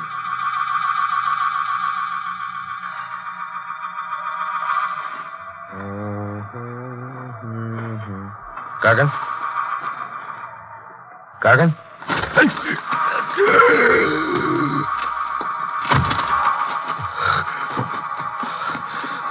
I was right. Was right. Only it wasn't Gargan. I'm cold.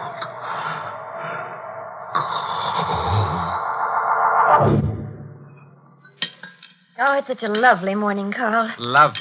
I looked for Lieutenant Gregg as soon as I got up. He wasn't in the garden anymore. He must have got tired, gone home, or back to headquarters, wherever policemen go. Oh, dear, that's the Swenson's dog. And he got into our garden again. I'll have to get him out. Elaine, don't. Darling, he'll dig up all the flowers looking for bones. I'd better go. Elaine! Maybe he won't be there. Maybe somehow the truth isn't the truth, and I'm not... Elaine! Where are you? Carl, under the tree. Here. What? Look. Lieutenant Gregg. His throat. Come inside. All right.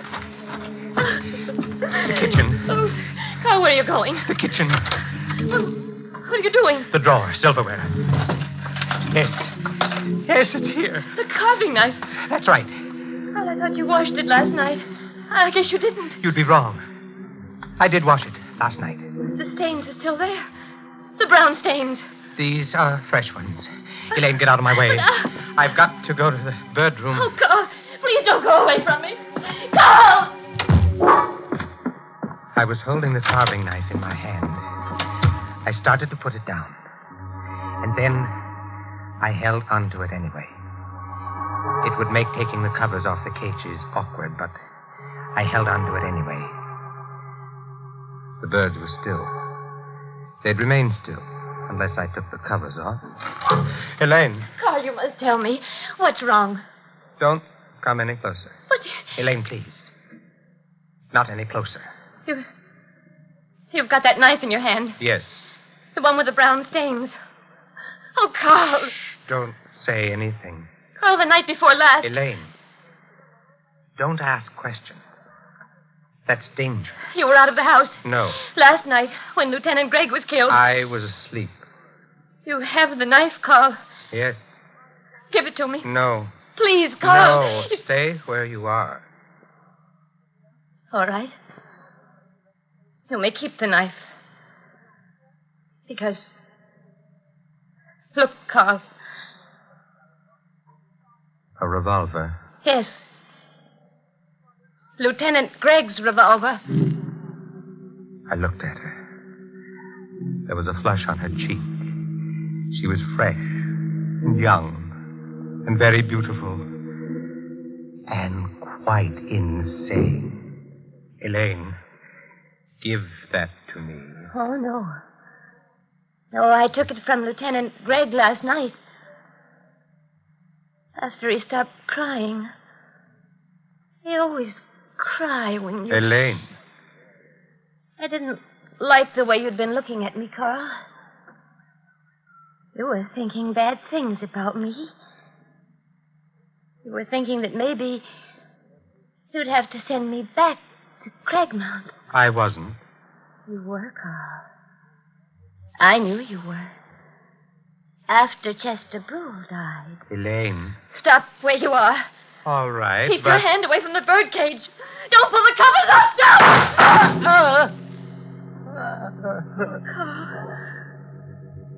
Carl, I've hurt you. Never mind. But I didn't want to. Oh, Carl, are you going to cry like the others? I'll try not to. Because I wouldn't like that. I know. I'm sorry I hurt you. Doesn't matter. It was my fault. I loved you too well. I really killed those others. Not you, my dear. Oh, that's a very silly thing to say. And I'll become quite angry. I am quite angry.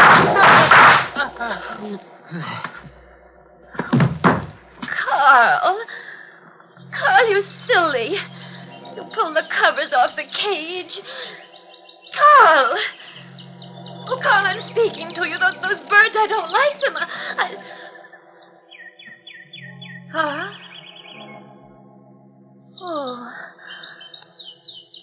Oh, poor Carl. He's dead. I loved him. Now he's dead.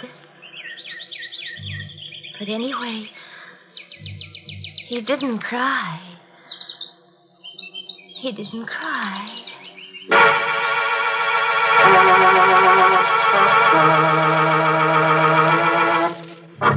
Well, there it is, the story of a couple of lovebirds who, instead of billing and cooing, went in for killing and shooting.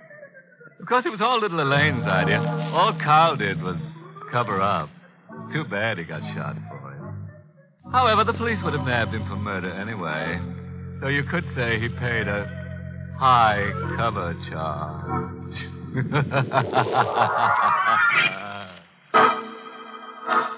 Be with us again next week at this same time for another Inner Sanctum Mystery. This program was originally heard in the United States over CBS, the Columbia Broadcasting System, and has been rebroadcast for servicemen and women overseas through the facilities of the United States Armed Forces Radio Service, the voice of information and education.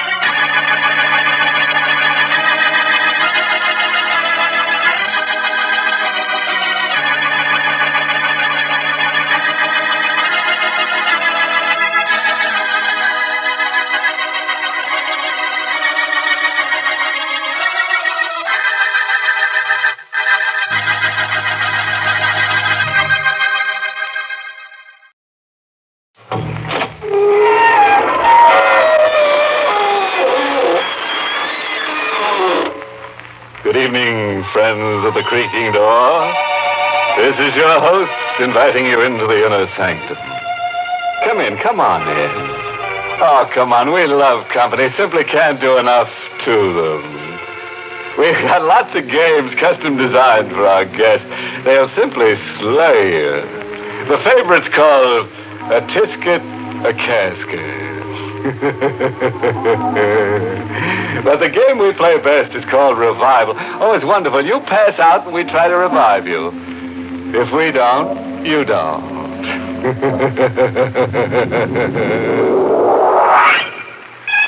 And now for our eerie spell. The Hitch-hiking Corpse. Climb up on the driver's seat. Sit close to the driver. Sean O'Hara, a bewitched man with deep-set eyes. Hear what he has to tell about the beautiful corpse of Madoc County. The girl who lost her head over him. Eileen. The last time I saw her, she was standing where she always waits for me. In the rain on the little white bridge where the road takes a bend around Moon Hollow. I could hear her call for me to stop. No, I'm right with you. No. But I wasn't going to stop for her. Not anymore. My mind was made up to that. And then a lightning flash burned over her like a million lighted candles. And she was standing there where she always waited for me, without her head. Eileen had lost her head. Am I right in my mind now, I'm wondering? These things I know, these things that I saw, was it a dream? A man's imagination gets tipsy when he drives a great silver van 400 miles in the loneliness of the night. Eileen. The first time I saw her, she was standing where she stood the last time on a little white bridge near Moon Hollow. Climb in, miss. Yeah. Sit deep in your seat with your head low. It's a black mark in the book for me. If the company inspectors see you riding in the cab, I'll be docked. They won't see me. Only you can see me, son. Only I can see... You're calling me by name. No. I'm making up a name for you. But it is my name, Sean O'Hara. It's an uncanny bit of making up you just did, Miss... Try, son. If you try, you too can do an uncanny bit of making up. With your hair like it is, and your face, just one name suits. Only one name. And my name? Eileen. I am Eileen. And just where are you riding to? To Madoc County. But someday, not tonight. Madoc County's a good 80-mile ride from Moon Hollow. Is it someday, I heard you say? Yes, someday I'll be riding to Madoc County. And it will be you who will take me there. Oh, there's little to that. I always pass through Madoc. It's on my route. My people came from up there. It's a big house we once had. A great big house. Without windows. Without windows, you say? There was a great hall. And a great long table. With my people sitting round it. The living and the dead. The living and the... A house without windows, and now it's the living and the dead. You're a pretty one. But you're as batty as a loon. Am I really a pretty one to you, Sean? Sure. Pretty hair. Eyes to light up a man's dream. Dainty little hands. The two of them fit into one of mine. The face... A face, Sean. No. The face I cannot praise. Why not? With all the war paint on it, if I didn't bite my tongue, I might say that what I see smeared over your cheeks is blood. Don't bite your tongue, Sean. You're getting out. Trust Sean O'Hara to pick up a gibbering farm girl who smears her face with chicken blood. Good night to you. Good night, Sean. I'll be waiting again tomorrow night at Moon Hollow. I'll be watching for you. I watched her go, sailing off on the mist. As high as my eyes could go, I could see her riding into the sky like a night witch, and then blowing into the smoke of the moon. There had been no Eileen. I dreamed her up in my fat head. A man's imagination gets tipsy when he drives a great silver van in the loneliness of the night.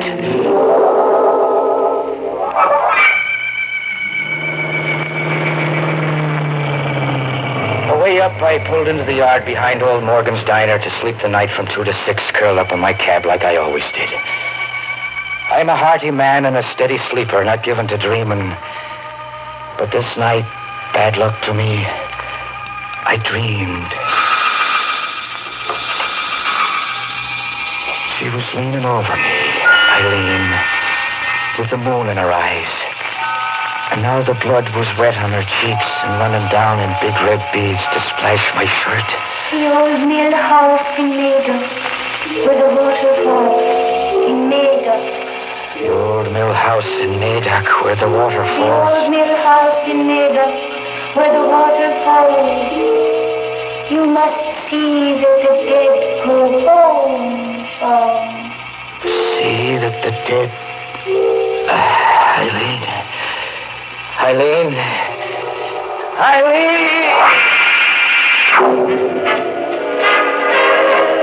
But there was no Eileen. I've been dreaming. But the radio was playing loud enough to wake the dead. The dreaming man doesn't turn on the radio. Eileen! You always wake up like a roaring lion, O'Hara. What? It's me, Morgan.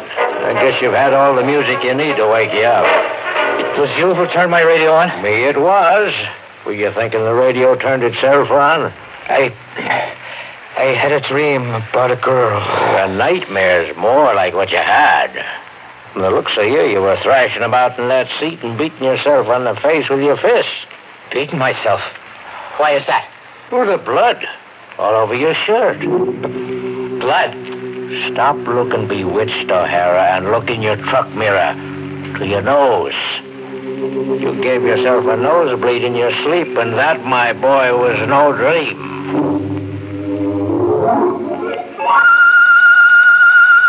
I was an hour late for unloading in the Cloverville depot. O'Hara? Yeah, Red. Come over to the van a minute, where the loaders can't get an airful. Oh, you're acting funny. We got everything off the inventory calls for. But there are 3 other items. I threw a canvas cover over them before the boys got a look at them. Did you look into your van? What's under the canvas cover, Red? Coffins, O'Hara. 3 old pine wood coffins. Want to tell me something? What? To tell you? Oh, sure. I almost forgot about those coffins. It's a side job. Some yokel undertaker down by Moon Hollow. I'm to drop him off somewhere. Save him trucking charges that way and make myself $20 side money. Quit lying to me, O'Hara. And to yourself. Oh, lying, you say? But it's a fact, Red. Positively a fact. And I'm giving you half of the $20 for covering me. Wasn't one to pass up $20 for trucking 3 empty coffins. The coffins aren't empty, O'Hara. And you never took a job from any local undertaker either. You seem to know a lot about something. I know Route 266. I was born and raised here. What is there to know? For one thing, the red-headed witch of Moon Hollow, maybe. You might be trucking the dead for her. Eileen? Or any name you give her. She was Katie to a trucker named Conway who had your run once. To hear Conway tell it, Katie, or Eileen, was always trying to get him to take her dead out of Moon Hollow to somewhere else. To Maida-Kari, to the old mill house. Or somewhere. Anyhow, that's how the story usually goes. But what she's really out to do is drive you crazy. How do you know there is such a girl? Those pine boxes in there. I saw them on Conway's truck once, like they're on yours now. Conway dumped them right back in Moon Hollow. Take my advice. From now on, pass the redhead up. Jam your accelerator to the floorboard and go past her at 80. I don't know what I'll do.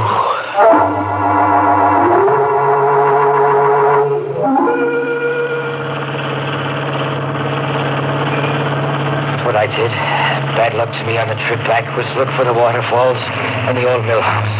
When I came to the Maida County line, was there an old mill house where the waterfalls, I was wondering? Or was I a man looking hard to lose his mind? I brought one of the caskets to the ground. It wasn't empty, but there wasn't much weight to it either. I opened it. It held the dead, all right, but not the face or the body of the dead. It was only the skeleton. The skeleton of someone dead more years than the mind can imagine. There was a waterfall in the deep woods. The music of water, and Eileen's voice splashing in it. The old mill house, under the water. There house down below the rocks. A stone house without windows, like Eileen had said. I pulled an old rusted bolt and opened the door to one great room and a table that went from wall to wall. It was old. The flying dust could blind a man, so he'd only see what his tipsy imagination would want him to see. I saw Eileen. Eileen standing before me with her arms out. Like a thin shadow my eyes could see through to the wall. Go bring the caskets, Sean. Go bring the dead home. Here's something terribly new in thumbing a ride. A witch hiker. And a neat switch, too, on the old boy meets girl formula. This one's boy meets school. Eileen. Now, there's a bonny lass dead set on getting ahead. And if she keeps up the pace, she'll have O'Hara shorn of his sanity any mile now. But let's get back beside our bewitched trucker. A man's imagination gets tipsy when he drives a great silver van in the loneliness of the night. But there was an old mill house where the water falls, as Eileen has said. And it was there I left 3 caskets of the old dead. Passing Moon Hollow on the way back, I stopped in at Morgan's Diner for some Mormon coffee. It was just old Morgan putting his profits into the screaming jukebox. O'Hara, it's you. Nobody else. I've been waiting all night for you to come. I stopped for a time in Mayduck. Well, agitated the way you look. Have I slipped out owing you for a meal? No. I don't understand the looks of you. The shoebox. It's for you see? Your name's written on it. Sean O'Hara. And left by whom? The devil's own daughter. O'Hara, her face was enough to send the man hiding in his coffin. A face all smeared with blood, was it? You have seen her, too. We are old acquaintances by now.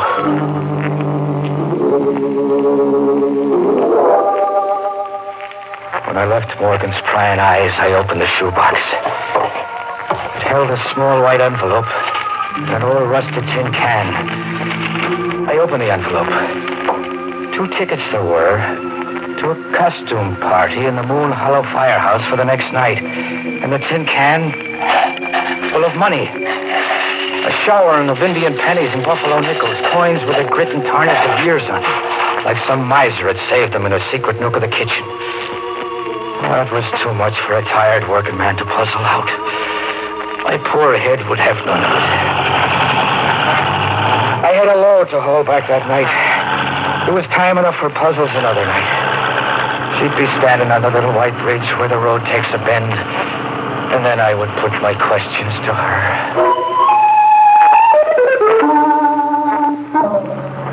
She was standing there the next night watching for me, calling for me to stop. Sean! Stop, Sean! Her hair was wild as before, and her face the same. Her dress was changed. It was a costume now she was wearing, all silk and gaiety, like she was dressed up for a party. Yes, Eileen. You weren't going to stop. For a fact, no. You'll not be riding in my cab. And I'll not be trucking your dead ancestors anymore. Not for a barrel of nickels and pennies. Here, take your money back. No. It was grandmother's savings. She wants you to have it. Oh, so there's a grandmother, too, is there? Yes. And when will she be riding along to the old mill house? Tonight, Sean. She will ride with you tonight. And after that, I'll be riding with you to Mayduck, too. And that settles the count of your people? No. It still leaves you, Sean. Me? Am I hearing you say me? Yes, you two will sit at the long table in the great hall of the dead. You will sit beside me. Alive is it to be, or dead? Dead, Sean. Like us. And what will snuff me out, a hardy man like me without a sickness? You will just die. Your heart will just stop. My heart will stop. You don't want to sit beside me? It's not by way of wooing a lady. Sean? Yes, Eileen. Do you like my costume? I do. And what's it for? The dance at the firehouse. I thought you would take me. I think not. Then I will go alone. Good night, Sean. Compliments of the evening to you, miss.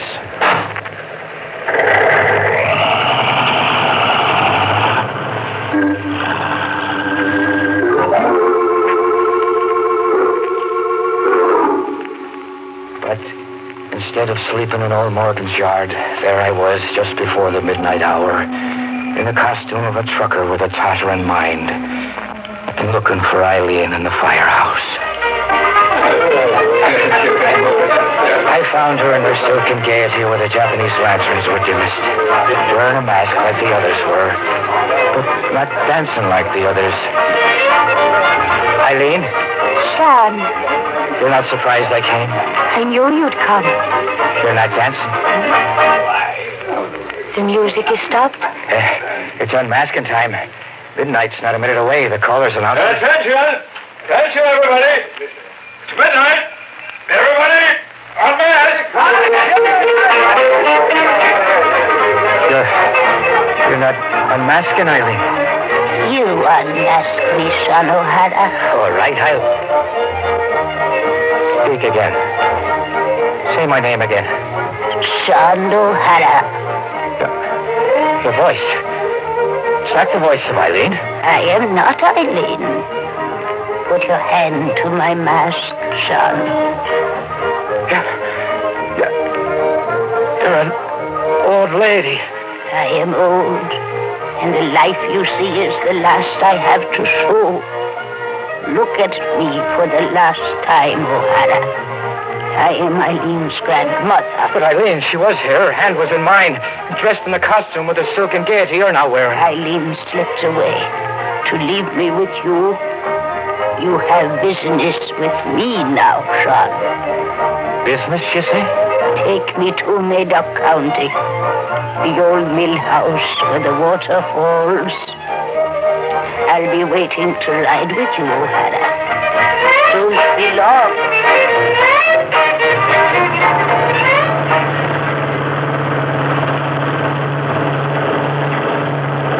I drove the lonely night to the Madoc County line with my freight of storage eggs and canned goods, and the dead in a pine box. The old grandmother in her silks was in her casket. I didn't bother to ask whose job it was. I put the questions to Eileen the next time she waited for me where the road takes a bend around Moon Hollow. And she was there like I knew she'd be, pointing her thumb to hitch a ride. Stop, police! But I didn't stop this last time. I did what the checker-red Lacey said Conway failed to do, and what I must do. I passed her up. I pushed the gas accelerator to the floor and passed her by in 80. A shriek where the highway bends into Moon Hollow. But I didn't leave Eileen behind. She was on the seat beside me. You didn't want to stop, Sean. She was beside me. Without her head. I'm dead, Sean. Dead.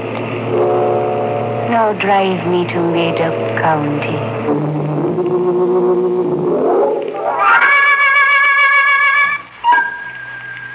The imagination gets tipsy. The sheriff of Madoc County is one to know it. And the doctor beside him looking at me with eyes of pity is one to know it, too. I hear them talking to me, but the words go sailing into the smoke of the moon. I listen, but I do not understand. You ran over her on the bridge down in Moon Hollow last night. A 20-ton truck, O'Hara. Her head was severed. I'll tell you all you need to know about Eileen Grant, her grandmother, and her people. They were run out of the old mill out of Madoc County about 30 years ago. Native superstition did that. The family was thought to have, well, call it evil powers. Where'd you take Eileen to, O'Hara? Huh? Eileen, what did you do with the body? I'll take you to her. Come, I'll take you to her.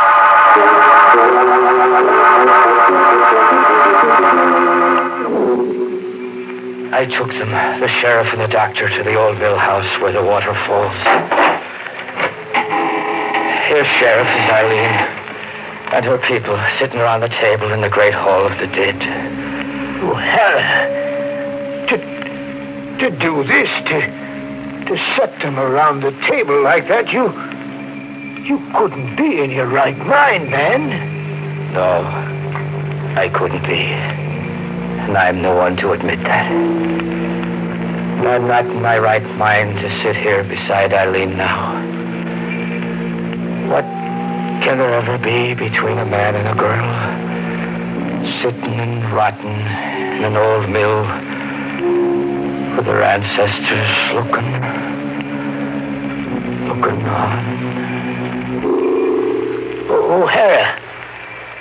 O'Hara. Say, Doc, take a look at him. O'Hara's dead. Dead? To sit down and die just like that? Just like that, Sheriff. O'Hara's heart just stopped. As if he willed it to stop.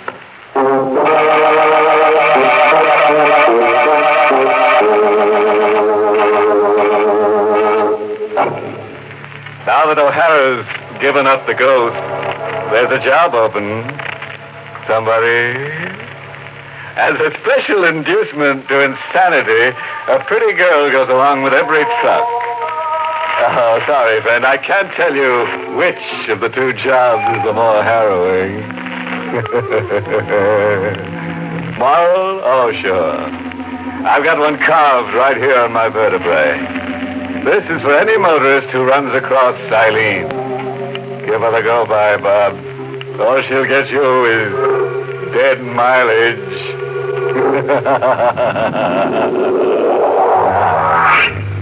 Pleasant dreams.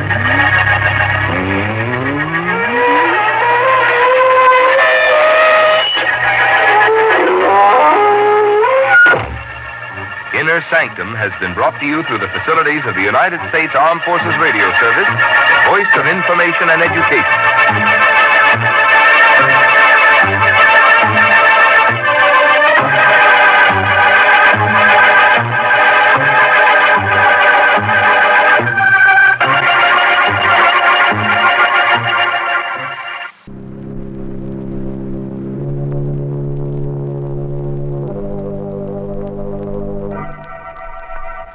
Inner Sanctum Mysteries.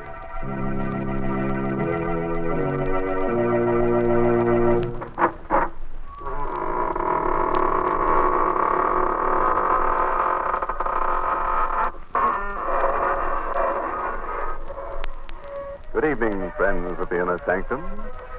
This is your host to welcome you through the squeaking door for another half hour of lovely chills and shudders. Oh, before we begin tonight, I'd like to give you a word of advice. If you should ever walk through a cemetery at midnight and come face to face with a transparent personality floating above a tombstone, don't be frightened. After all, you can see right through him. Who's coming in? Another group of weekend warriors. Ever worked with them before? Not really. Then you'll be surprised. Why? Because most of them have been training together for years. They know their stuff. Remember McCoy? Oh, he's a hard guy to forget. Yeah, he's in the reserves now. He might even be on that C-141. Really? He was pretty good. Yeah. So what do they do anyway? The reserves? Yeah. Stay ready, basically. For what? Any kind of emergency where we might get involved. Anytime we get called into action, yeah, the reserves can get called right along with us. We're on the same mission. Is that what they're training for? Some of them. Others will be activated alongside us. That's why they train with us. All part of the team, I guess. You got it. Army, Marines, Navy, Air Force. Active duty, reserves, National Guard, and DOD civilians. United to preserve America's freedoms. The total force. As a scuba diver, I know something about being in water. But an article in Stars and Stripes described how you can get too much water inside your body. So much that your arteries can get soaked. Now, it has nothing to do with swimming. It all has to do with sodium. You see, the sodium in food is essential to your health. But when you add more sodium by salting your food, you can overdo it, and that's unhealthy. Your body demands water so it can dilute the excess sodium and eliminate it. That's why you get thirsty when you eat salty foods. The trouble is, until it's eventually released, all that water builds up in your body, soaking your blood vessels. The extra fluid in your blood puts more pressure on your arteries. That can cause high blood pressure. Now, I'm used to getting soaked, but if it happened to my arteries, it'd be dangerous. The high blood pressure is a leading cause of heart attacks and strokes. That's all right. We need to watch how much sodium we eat. Don't make too much noise or you'll wake the dead. And we don't want to do that because tonight's story is called The Undead. It's an original radio play by Milton Lewis. Yes, and our star tonight is Anne Seymour, who plays the role of Diana. I was alone here in the penthouse sleeping. The doors leading to the terrace were open. Suddenly, I was awakened by a queer, whirring noise that sounded like the flapping of wings. I opened my eyes. Moonlight filled the room. It was one of those clear, cloudless nights. But the winds moaned and howled like weeping women. Somewhere, a dog howled. I sat up, peered into the green light of the moon. Seeing nothing at first. I lay down again. My eyes were half closed. And I heard it again. The sound of wings beating on the air. Told myself it was nothing. Until out of the queer green shadows that surrounded me like a mist, I saw a pair of blood-red eyes close to my face. No, they weren't human eyes. They were rimmed with green. And they glittered like glass in the dark. I looked closer. Too frightened to move. Too terrified to cry out. The thing that seemed to be flying round my head looked like a bat. Yet it wasn't a bat. Suddenly it floated down. I felt soft fur on my neck. And my throat was pierced with a sharp, terrible pain. I started screaming, "Let me go! Let me go! Richard! Where are you, Richard? Richard!" Go on, Diana. When I felt your arms around me, I knew I was safe, Richard, but it was the most horrible dream I ever had. Yes, I know, darling. You were hysterical. What do you think it meant? Well, nothing. Nothing, of course, dear. Everyone has nightmares like that sometime or other. But it was so vivid. I could almost swear it happened just as I told it to you. Now, Diana, do you really believe you've encountered a vampire? I know it sounds ridiculous, darling. Listen, baby, you're living in New York City on top of an 18-story building. This is 1945, not the Middle Ages. Well, the whole notion is just rubbish. I tried to tell myself it was nonsense, too. But somehow... Oh, Richard, I want to get out of this place. But why? I don't like this apartment. There's something evil, sinister here. I've always felt it. And listen. Listen to that wind. The wind howl around here all the time. Well, naturally, it's a penthouse, and it catches the winds from the river. Do you hear that? Something flapping on the terrace. That's just the awning. There are always queer noises around here. All the time, and I can't bear it being alone here at night. Richard, please don't let me stay here alone tonight. I can't stay with you, darling. I've got to go to the theater. I don't want you to go there, please. Let your understudy take the part tonight. Take me away from here. Far away when it's warm and there's sunlight. Diana, you don't know what you're saying, dear. I can't give up my part in the show. Of course. Of course. Oh, darling, forgive me, please. I'm sorry I ever mentioned it. You do forgive me, don't you, Richard? Say you do. Why, of course. You're just upset over this silly dream. I know. I won't mention it again. You're okay, baby. Well, it's 10 to 8. I better get going. Want to come with me? Yes. No. Well, I'm going to stay here. But if this place frightens you... That's why I'm going to stay. And alone. I'm going to beat this thing. Somehow. That's better, darling. Much better. Here's your coat. Right. And you'd better take your scarf. It feels chilly. Richard. Hmm? I said I won't mention it again, but there's one thing more I have to tell you. That the face of that thing in my dream, it was your face. Diana, in the name of I won't heaven... talk of it anymore, I promise you, darling. I didn't mean to upset you just before you went to the theater. Just kiss me, dear. I'll be all right. I'll be all right. Diana, Good night, dear. I'll be waiting when you get back.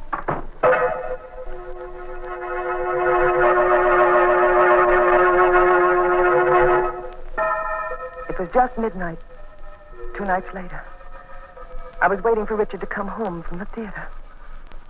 I was going through his desk looking for a postage stamp, and I found something that turned my blood to ice. It was a newspaper clipping dated 10 years ago. The picture of a man, and under it the caption, prominent real estate operator Richard Barker, found dead of a sudden stroke.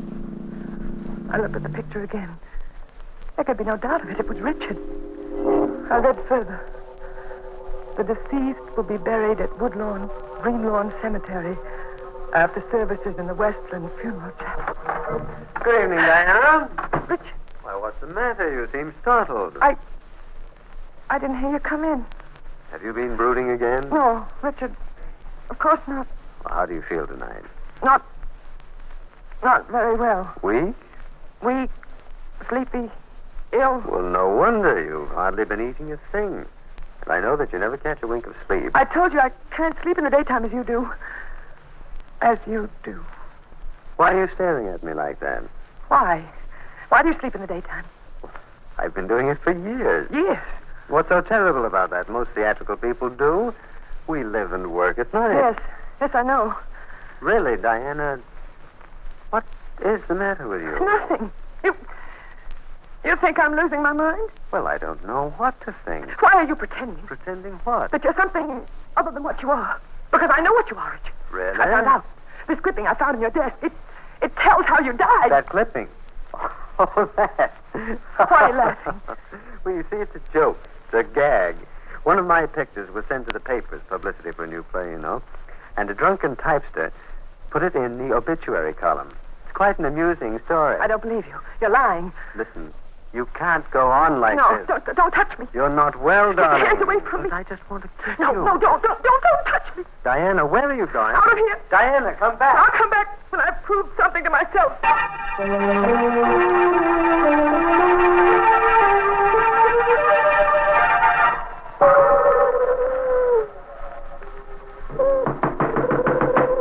Is there anyone there? What do you want, ma'am? I'm sorry to wake you up. Are you the caretaker here at Greenlawn? Many years, ma'am. I want to see the grave of Richard Barker. Who are you? Diana Barker. His wife.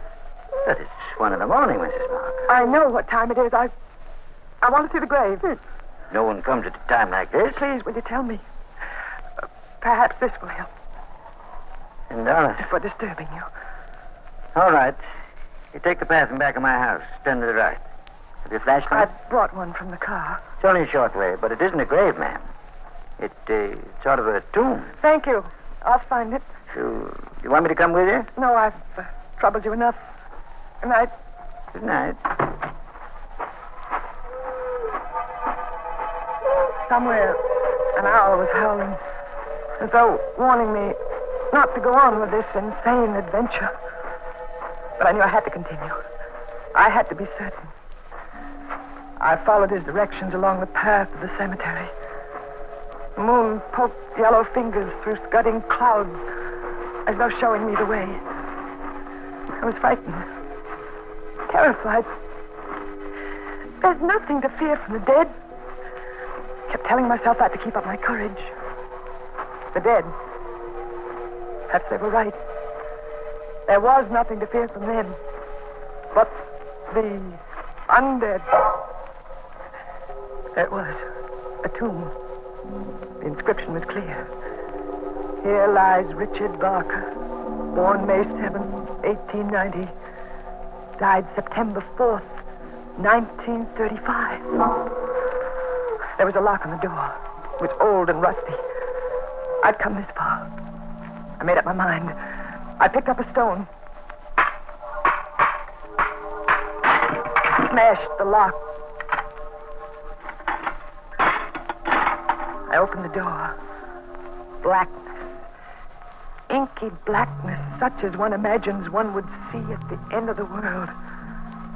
turned on the flashlight I took from the car. Coffin was lying in the center of the tomb, on an altar. I felt my heart beating wildly, like a throbbing drum inside me. With a trembling hand, I opened the coffin. I looked down on a ghastly white satin lining.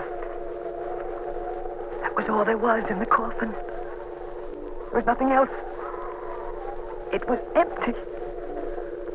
I looked up. There was a face staring at me in the shadows of the tomb. It was Richard. Diana, I knew you'd come here.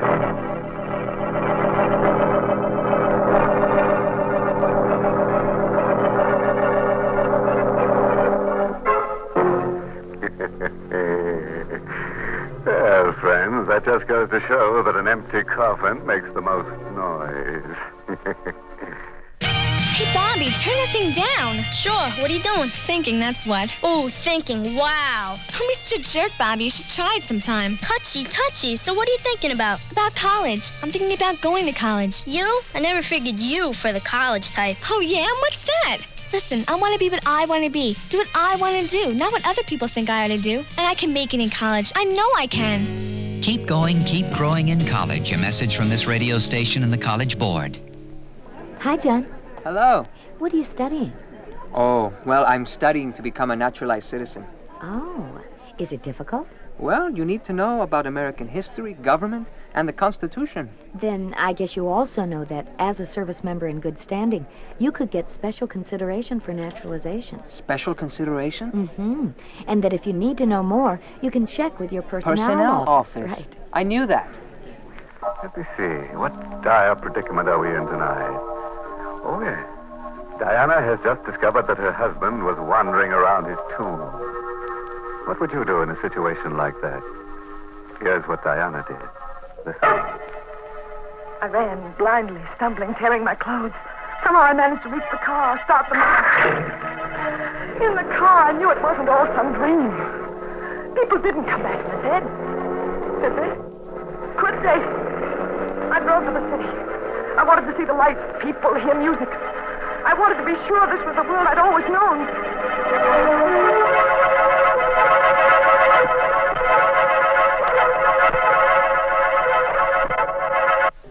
I tried to think. I tried to reason.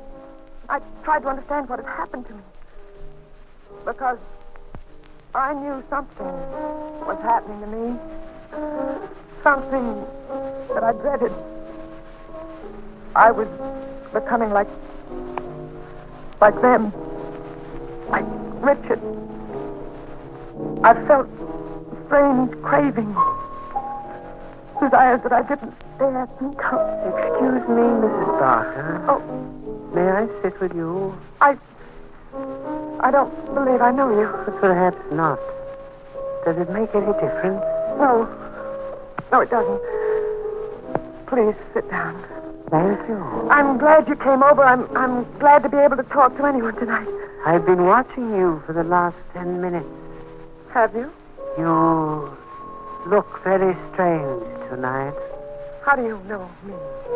We all know each other. We? Yes. You realize you'll be dead soon. Dead? At least what they call dead. You know what's happened? Oh, yes, of course. I've seen it happening for weeks. Your face became paler and paler. It will not be long now. You will become one of us. I don't want to. It's not in your hands. It isn't true. It can't be true. It's quite true. Many of us have gone on for hundreds of years. Those who sustain us become like us. And I... There is no escape. No, I don't believe it. Don't you feel it? Blood. That strange desire. Yes. There. You see? I don't want to. I once tried to fight it, too. It's no use. I'm going away. Far away, where he can't reach me. I'm going now where no one can reach me. Waiter! Waiter! Will you help me here? There's been an accident.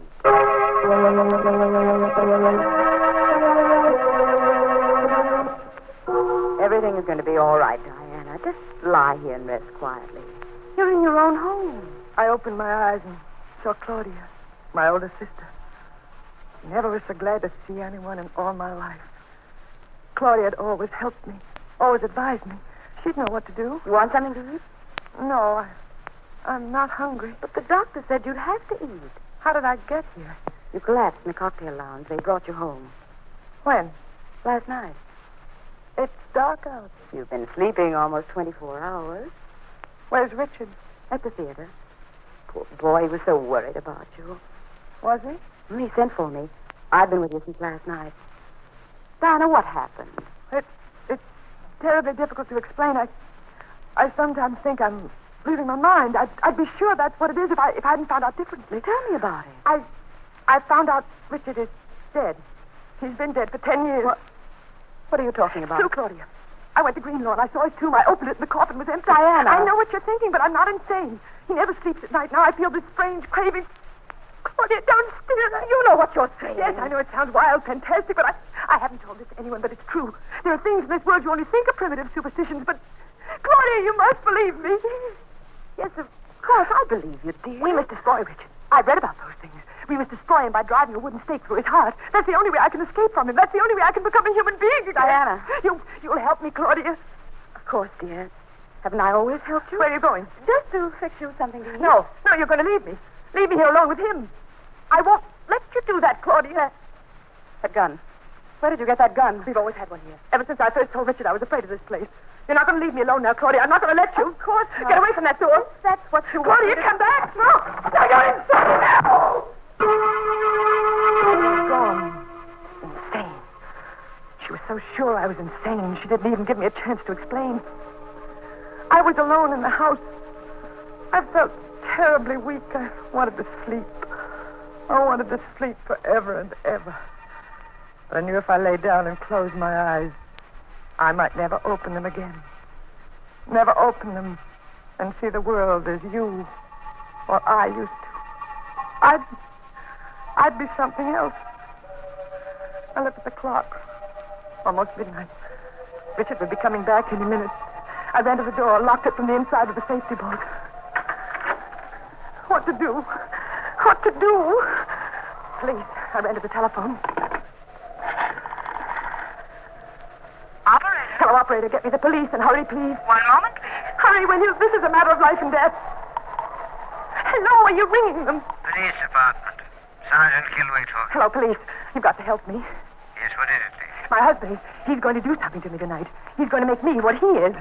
What's that, lady? He's been dead for 10 years. I saw his empty coffin. That's proof, isn't it? That's evidence. You always want evidence, and there it is. Now, do you understand? Well, I'm not sure I do, lady. What's your name? Diana Barker. Well, all right. Now, calm down. Tell me where you live. I live... Oh, you think I'm insane, too, don't you? I didn't say that. You think I'm crazy, just as Claudia does. If you'll just give me the address, lady. Oh, what's the use? Please, lady. No one believes it. I know I'm not insane. I know it, and yet... What's that? His key in the lock. He can't open it. It's bolted from the inside. He's trying to get in. But he can't. Not with that bolt. I won't open it. I won't. I'll just pretend I don't hear it. I'll cover my ears with my hands and I won't hear it. He can't get in here. If I can keep him out until daylight, I'll be safe. Safe. Suddenly, the doorbell stopped. I knew he hadn't gone away. I could feel him near me. But he couldn't get in. No, he couldn't get into the penthouse. There was no way to get in unless he came through the terrace. And there was no way to get on the terrace unless he could fly. Fly. The wind was screaming. When I turned to look at the French doors leading to the terrace, it was impossible. He couldn't. And yet, the doors burst open. The wind blew through the house like a cyclone. The air framed in the double doors. Stood Richard! Why didn't you let me in? How did you get out on the terrace? Never mind. What are you doing with that gun? Don't come near me, Richard. Diana? Go away. Go away and leave me alone. Give me that gun. No. I'm warning you, Diana. You'd better give it to me. If you take another step toward me, I'll fire. Diana? You see? The bullets. They didn't harm you. No. But I didn't miss. No. It's empty. You see? It didn't do any good. What are you going to do?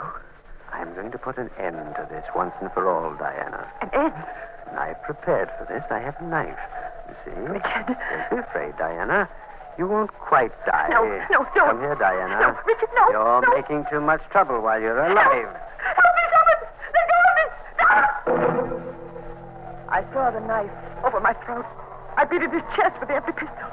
Then, just before everything became black, I saw 3 flashes of lightning.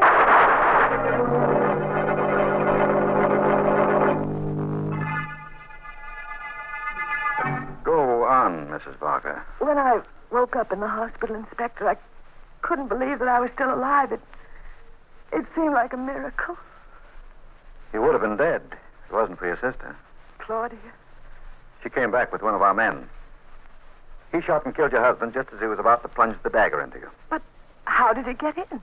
He came over the adjoining terrace from the penthouse next door, just as your husband did. No, Mrs. Barker.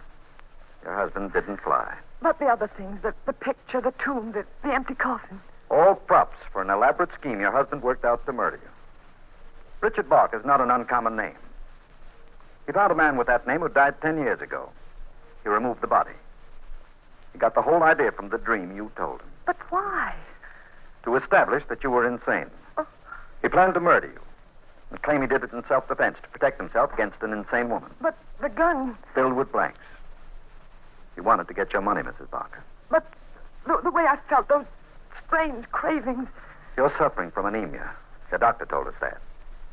It's not uncommon for anemia sufferers to feel the way you did. I still can't believe it. I still feel that he isn't quite dead. I'll relieve that fear right now. His body's in the other room. I think you should see it. Come this way, Mrs. Barker. There. Raise the lid of the coffin, Charlie. Yes, Inspector. What's the matter? He looks so lifelike. His lips are so ready. He looks as though he could move. Get up at any minute. Nonsense. I assure you he's quite dead, Mrs. Barker. And I can further assure you that the police department has never encountered one authentic vampire in its history. You're very reassuring, Inspector. I think I'd better leave now. Don't bother to see me to the door. Bye. All right, Charlie. Cover him up and have him buried. Okay, Inspector. What is it, Charlie? Inspector. Maybe I'm nuts, but I could swear that I saw him move. Oh, nonsense. Close the lid. It's getting dark, Charlie. Sun sure goes down quick these winter days. I'm going home. Good night, Charlie.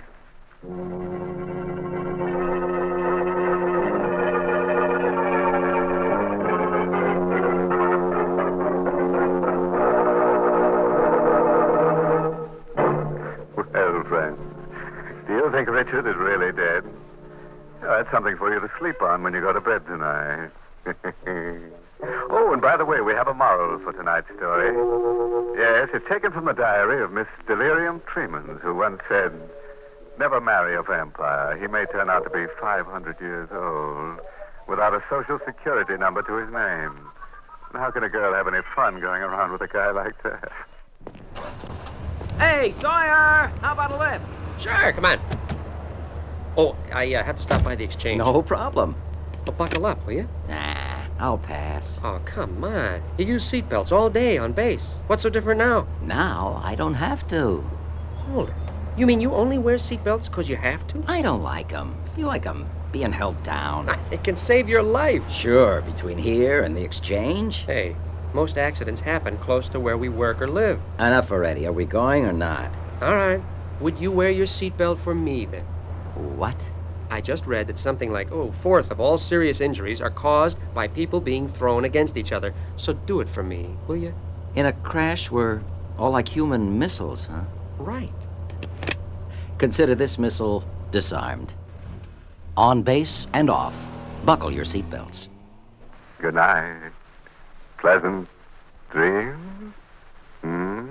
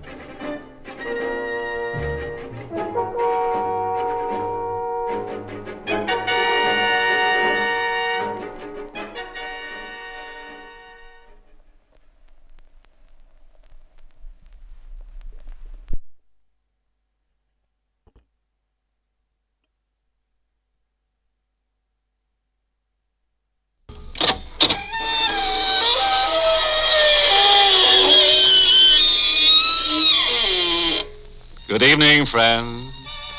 This is your host to welcome you through the creaking door into the Inner Sanctum. Come in, come in. I've been reading my fan mail. Huh? Oh, sure, I get lots of it. Delivered in a hearse every morning. One lonely heart writes, despite your sinister voice, you strike me as a fine gentleman and a homebody. I am companionable, good-natured, unmarried, and I've been hardly dead a year. Won't you please exchange photographs signed Lonesome? Did somebody say the lady spook out of turn?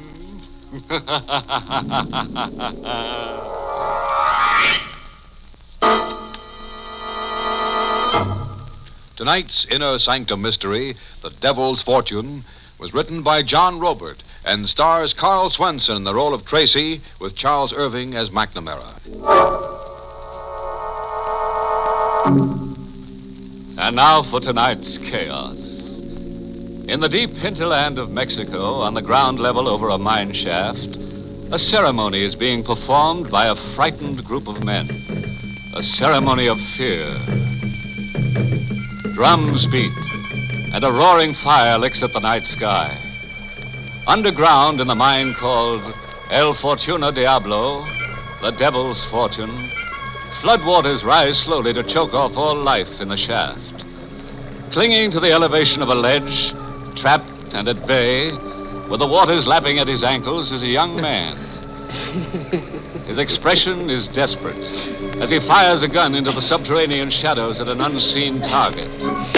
Give me a break, Mac. I got a right to live. You're wasting bullets, Tracy. You better come out with your hands up or drown. I'm waiting just around the elm. Yeah, with your gun cocked, ready to shoot me down. Just waiting. Take all the time you need making up your mind, Tracy. Choose the way you want to die. Choose the way I want to die. Mac will get me even if it costs him his own life. Mac happened to me in a furnished room across the border in El Paso. I came out of a stupor one morning, opened my eyes blearily, and there was Big Mac sitting on a chair. Hey, who are you, mister? Never mind, kid. Right now, you're more interested in the third man in the room. Third man? Over there, propped in the corner, with a knife stuck in his chest. Why? Recognize him? Yeah, sure. Coombs. We were making the rounds together last night. Who killed him?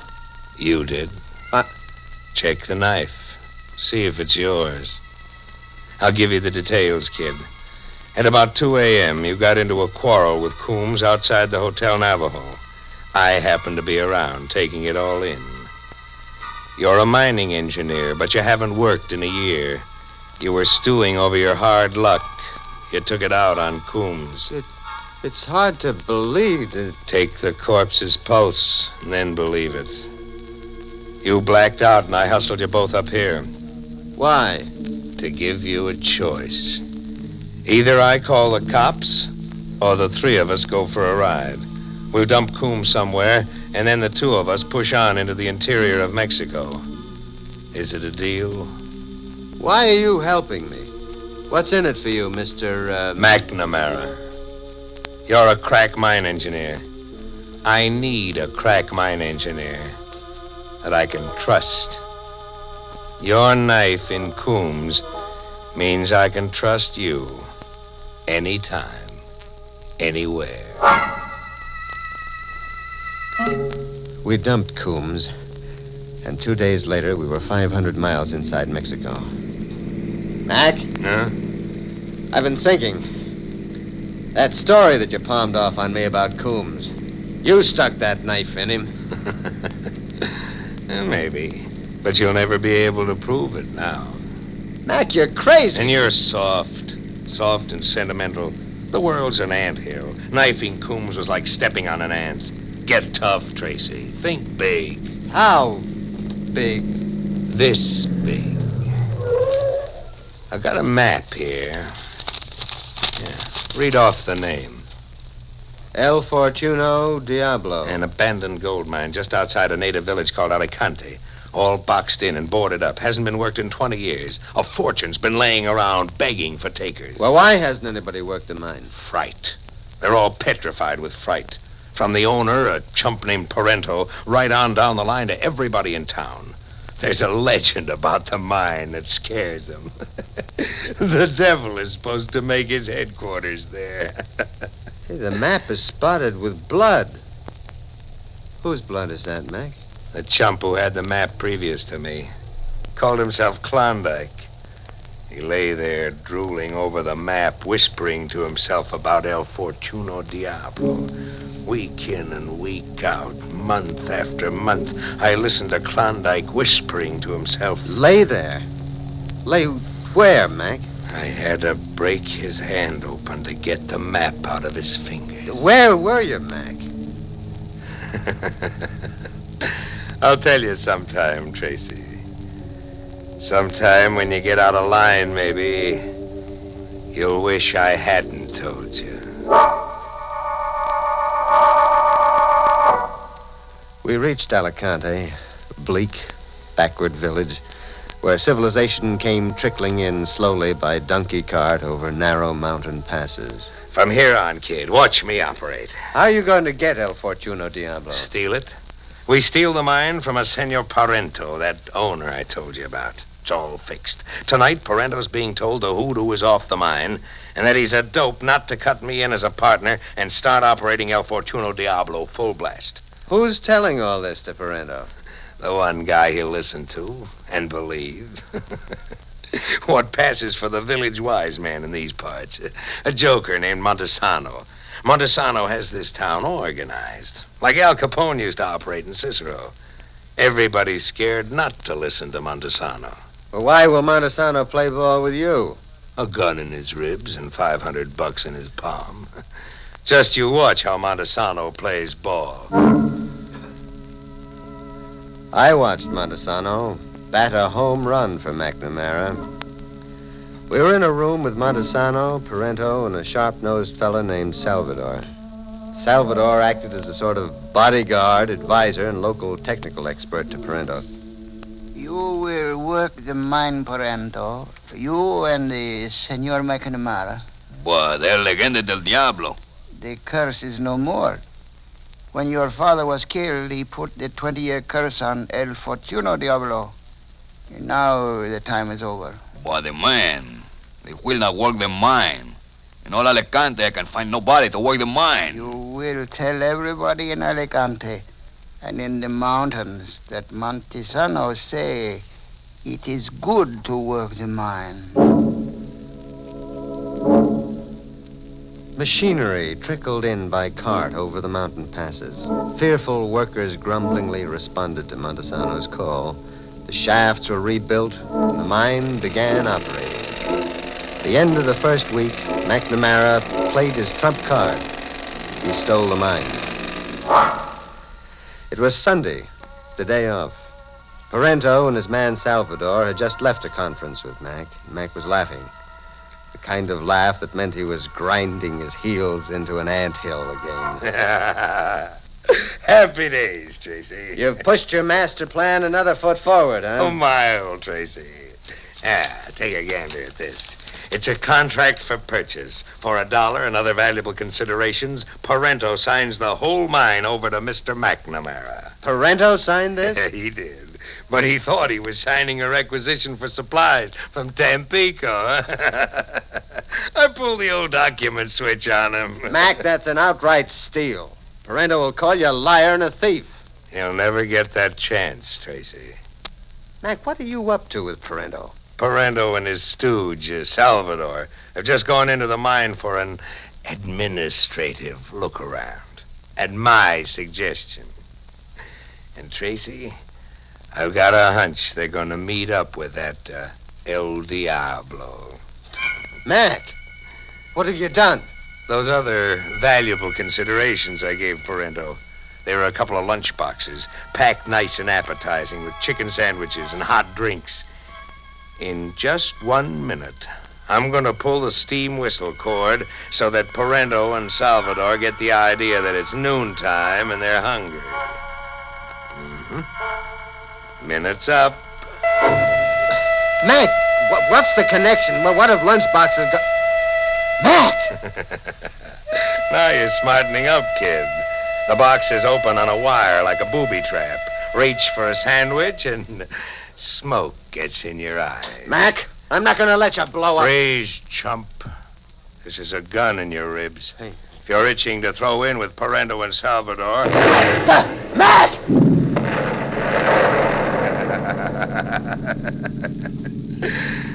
Parento and Salvador got hungry. Now we're really in the mining business, Tracy.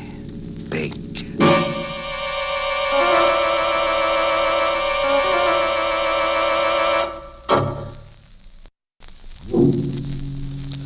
When the bodies came out of El Fortuno Diablo, Mac and I were out walking. The idea was the Sunday explosions happened mysteriously while we were away. That night at the hospital, I talked to the local doc. Poor Parento. We didn't even find enough of him to make a decent burial. Oh. Blown to bits. And Salvador? Well, with Salvador, it was a miracle, Senor Tracy. Salvador lives, but not his face. Now, when the bandages come off one day, it will not be the face of the Salvador we knew. Just like his mind, poor Salvador left his face behind him in El Fortuno Diablo.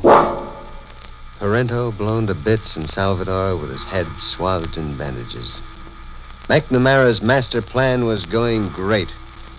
Now the mine worked full blast, round the clock, day and night. Montesano was on hand when needed, telling everybody the hex was off, keeping the men in line for Mac. The men were working overtime, but so was the accident emergency bell connecting the shaft to the shack we supervised from. The bell meant an injury, or worse. Tracy, if it's another casualty, I'll fry somebody in oil. We're running a mining operation, not a hospital. It wasn't a hospital case this time. It was a case for the coroner. In the mine shaft, face upward, with his eyes fixed and unwinking, lay a miner, Miguelito.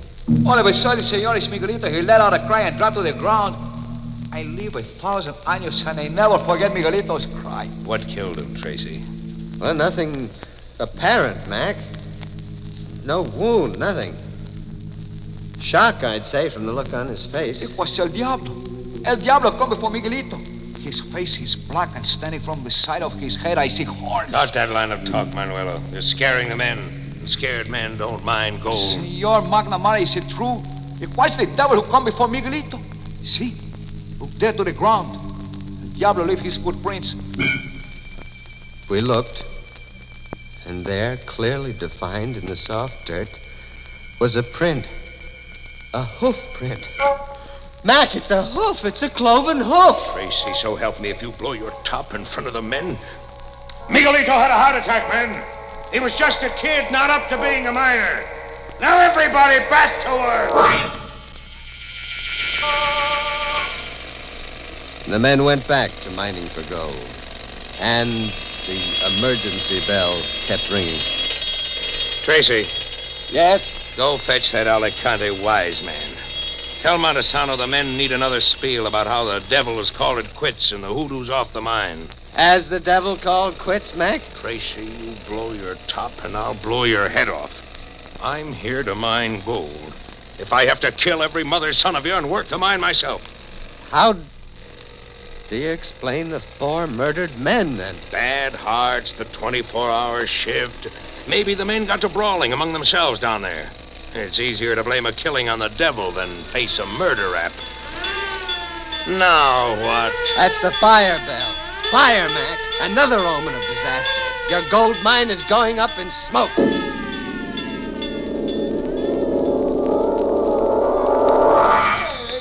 Mine with a raging inferno.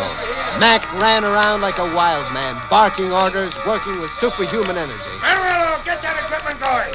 Beat the fireman and I'll double everybody's pay. Hey, I saw You let the fire get out of control and lose the mine, and I'll sing every living one of you a farewell lullaby with this. Mac was threatening them with a sample submachine gun spray. He meant mass murder, and the men knew it. Yeah, you're slowing up, man. Maybe a little music will give you more inspiration. It was an impossible task, but the men got the fire out.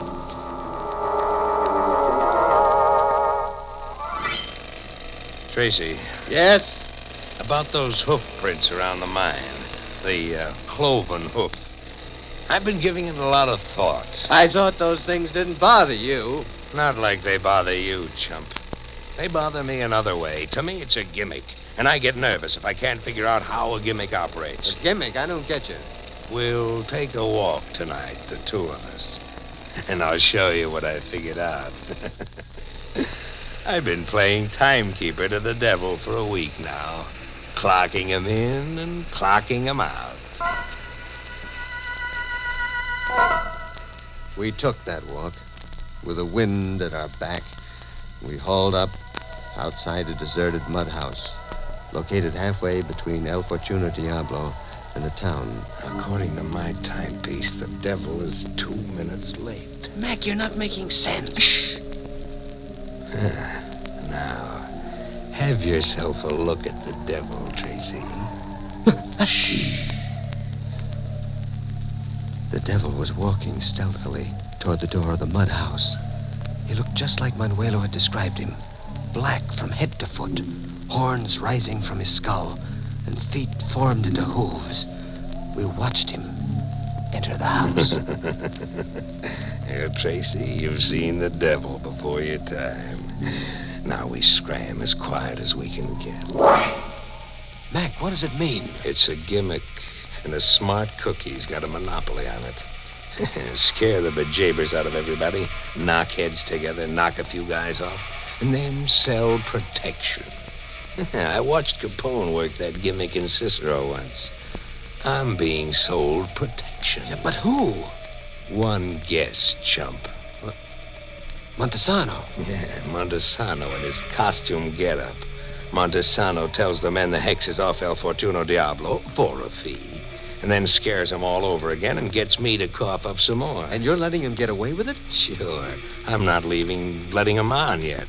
I like a man who thinks big, like friend Montesano. Besides, the men listen to him. And I'm still here to mine gold. Mac was there to mine gold one way or another at any cost. But he wasn't going to get any gold. What's the story of the sampling, Tracy? You're not getting any gold. All El Fortuno Diablo has for you is this. Salt. You haven't got a gold mine, Mac. You've got a salt mine. You keep the report under your hat, Tracy. Mine operations will go on exactly as they are. It's crazy. The salt isn't worth the transportation. We're not mining salt. We're mining for gold. Mac, there isn't a grain of gold, I tell you. We're mining for gold, Tracy. For a year, I lay on my back watching Klondike drool over that map, listening to him whisper about El Fortuno Diablo. For a year, strapped down tight so I couldn't move a muscle or wiggle a finger. But I could use my ears, Tracy, and my brain. We're mining gold. Gold, Tracy. You lay on your back, Mac, strapped down. Where were you laying on your back? You really want to know? Yeah. I told you once that maybe sometime you'd wish I hadn't told you. It was in the Meadowbrook Hospital for the criminally insane. We were to continue mining for gold. A madman was intent on mining gold even if there wasn't any gold. A killer with the delusion that he'd picked up in an insane asylum was insisting on operations as usual. And the emergency bell rang as usual. Senor Tracy, just now El Diablo was in the mine with my own eyes. I see him. Who got it this time? Montesano. El Diablo came up to the great Montesano and strangled him. Montesano? It's impossible. Montesano was your Diablo. Senor, what are you saying? I don't know. I don't know anything. Manuelo. Si, senor. If you value your life, ride into the first town you can find that has anything like a police force. Get them here. Drag them here. For what reason, senor? McNamara's a crazy, cold-blooded murderer. You've all been working yourselves to death, digging for gold in a salt mine. You're all his prisoners, and any minute we'll all be his victims. Now hurry, Manuelo. Hurry! Si, senor Tracy. Si.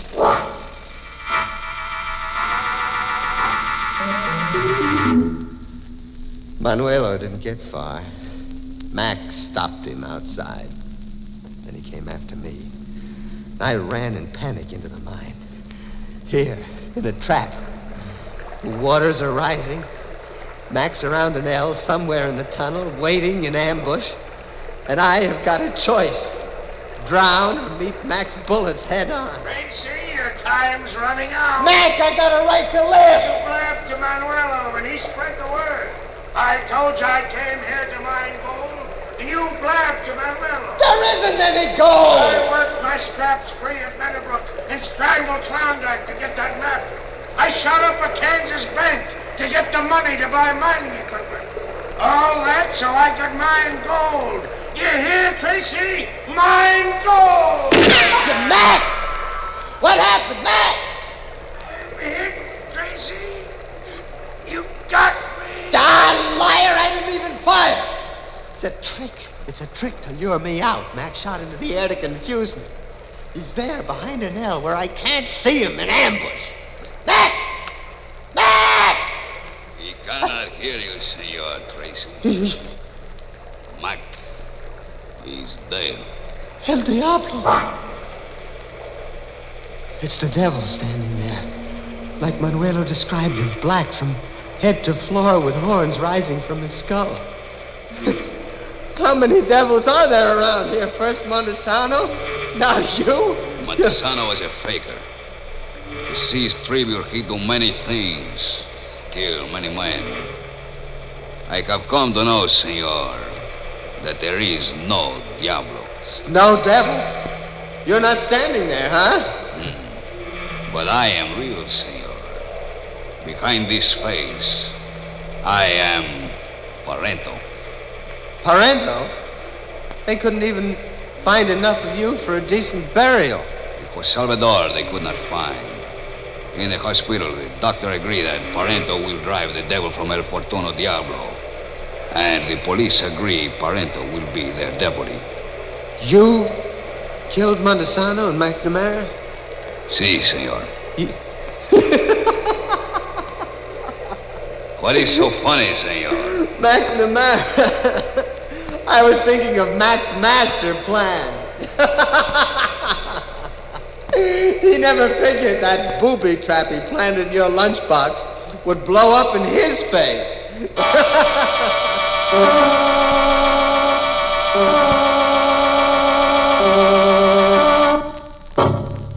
A porter in a gold-buying service once swept this crack into a refuse pile. Many a body loses his mind. Good thing Tracy came out of it all okay. What do you bet when he comes out of shock, he puts his diploma into hock? The way Mac framed him, I'd say Tracy was more engineered than engineered. So Montesano, the Al Capone of Alicante, got his unexpectedly. The only thing he'll collect from now on is dust. The greedy old devil.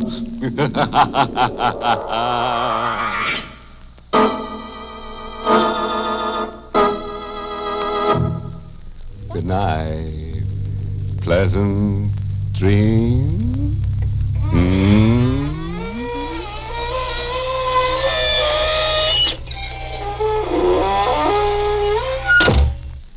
Inner Sanctum has been brought to you through the facilities of the United States Armed Forces Radio Service, the voice of information and education.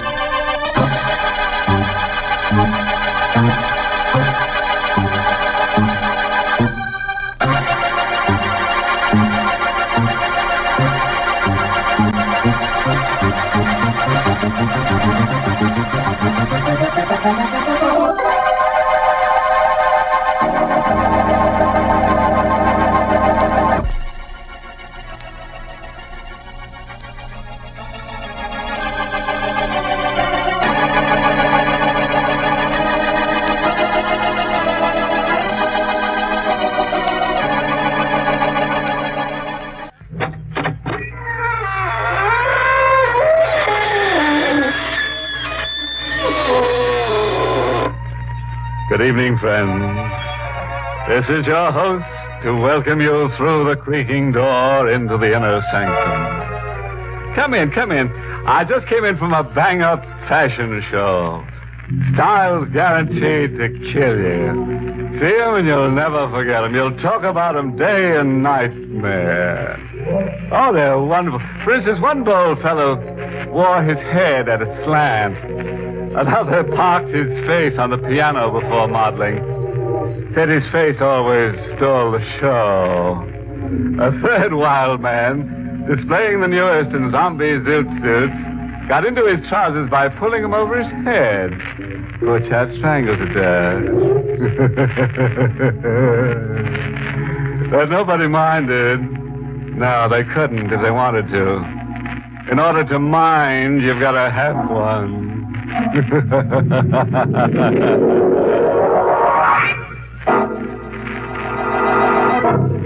Tonight's Inner Sanctum Mystery, Wish to Kill, was written by John Robert and stars Carl Swenson, the role of John, with Miss Leslie Woods as Celeste.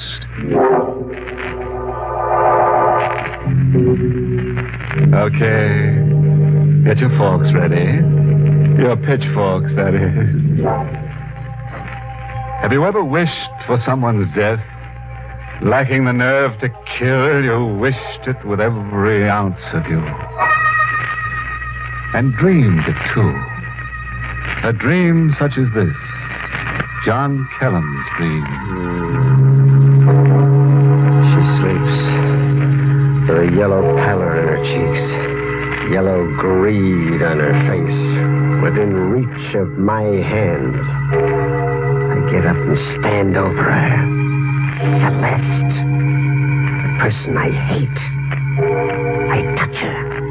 To waken her. I want her to wake up. To feel her. To witness her own death. Celeste. Wake up, Celeste. John? John? You look at me as if I'm a stranger. Well, your face, it's... John, what are you up to? This. The knife. To cut the knot that binds. John, you're insane. To cut it. John, no!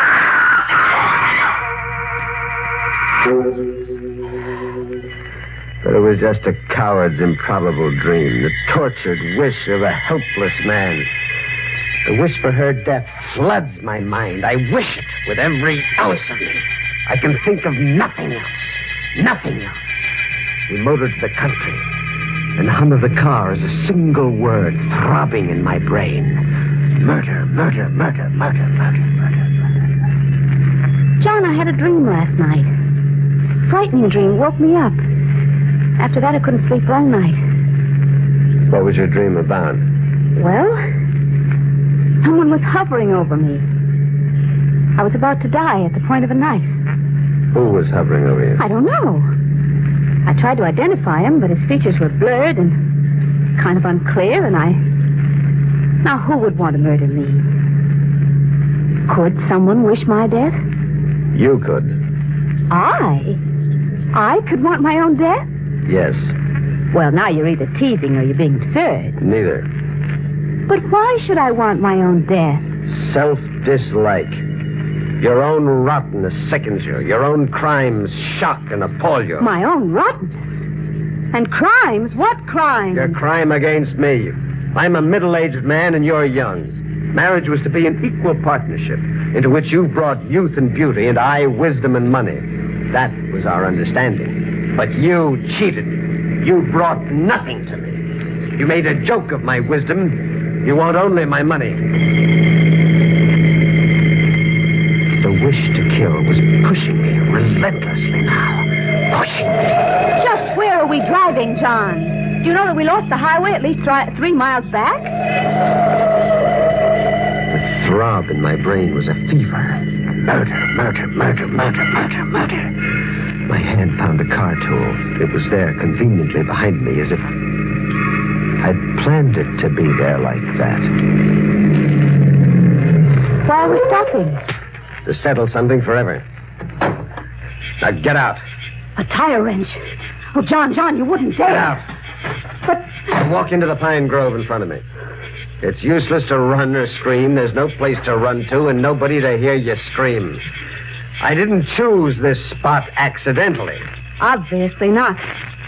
And I didn't just come along with you idly either, John. You didn't just come along. Well, look. See for yourself. You're armed. And I'm an expert shot. Ow, my hand! You're not hurt. I shot at your tire wrench just to disarm you. You're not much of a killer this time either, are you, John? This time? That dream that awakened me last night. I woke up to find a knife on the bed covering. A knife, John. As if a killer had lost his nerve at the last moment. You're going to expose me? And how I am. The minute we get back to town, I'm going to tell the world that you're criminally insane. And I will see to it that you're put where you belong. In an asylum. I sprung my own trap. And then suddenly it happened. My wish that she'd die then, right before me, produced its agent. A man appeared, an armed bandit, came out of the pine grove, as if I had willed him. John! Okay, lady, get those rocks off your fingers and climb out of that fur coat. You, mister, pass me your wallet. He hadn't seen Celeste's gun, hidden in the folds of her coat as she removed it slowly. Not expecting it, the robber hadn't seen it. I watched Celeste, tense, gathering courage. My coat? Here. Why, you... Oh, John! Celeste! Her shot had gone wild, but not the bandit. Celeste was on the ground, a shadowed figure, still as death, in the first gloom of twilight. That crazy dame pulling a gun on me like that? Was she so quiet, so dead? Yeah, bullseye for me. Now pull those rings off her fingers and give them to me. Come on, don't stand around staring at me. I wished you, and you came agent to my wish. I murdered Celeste through you. Okay, so you wished. Now grab a hold and help me dump our victim. Well, he carried her into the pine grove. The bandit led the way, surely as if following a prearranged blueprint in his mind. And we stopped at a pond. We almost walked into it when he ordered a halt. Far enough. We'll give your missus a whole lily pond all to herself. We held her so solemnly for an instant. In that instant, I could feel the world tremble under my feet. Okay. Celeste! You're divorced now, mister. Like the lady enough to remarry her? Huh? I don't understand. You better like her enough to, seeing that you're about to join up with her for good. You're going to murder me? Just shut you up. No, I won't ever betray you. I swear I never will. I wanted her dead. And I want you dead. In the gloom, I couldn't see the gun leveled at me, but I could feel it like a live thing throbbing against me. Again, I could feel the world tremble under my feet like a rumbling earthquake erupting and hurling me through space. I ran. Run and you'll make dying a lot tougher for yourself. 2 shots had misfired in the gloom. I was untouched, whirling into deeper space. I outran a third. The knife is my shield, my armor against death. I lay face downward in the pine bed while time stopped, listening to the bandit firing random shots into the woods as he slowly gave up the pursuit.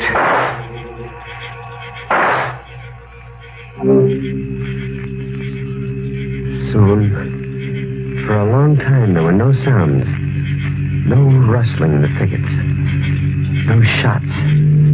My mind was an adding machine, totaling a column of numbers. 5 bullets, And the one that had killed Celeste. 6. He fired 6 bullets. And now there were no more. I'd won. I'd saved my life. I'd won!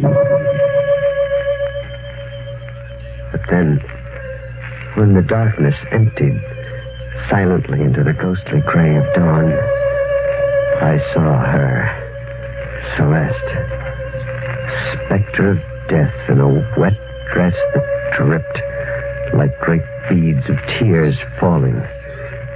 She was standing over me. Celeste. You're safe, John. He's gone away. You don't have to hide anymore.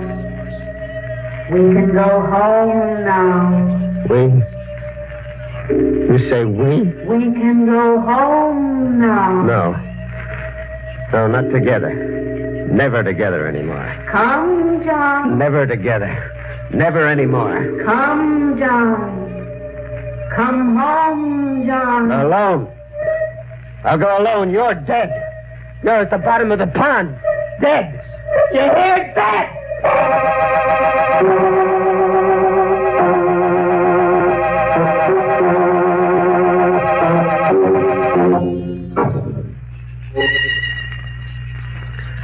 I left the pine woods and went home alone.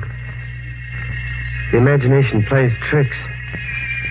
Celeste was dead forever in a watery grave, but the imagination plays tricks. Entering my house in the white glare of a new day, there were sounds in the living room, familiar morning sounds. Radio music from Celeste's favorite station, the station she tuned in while she had her breakfast. I'd been gone all night.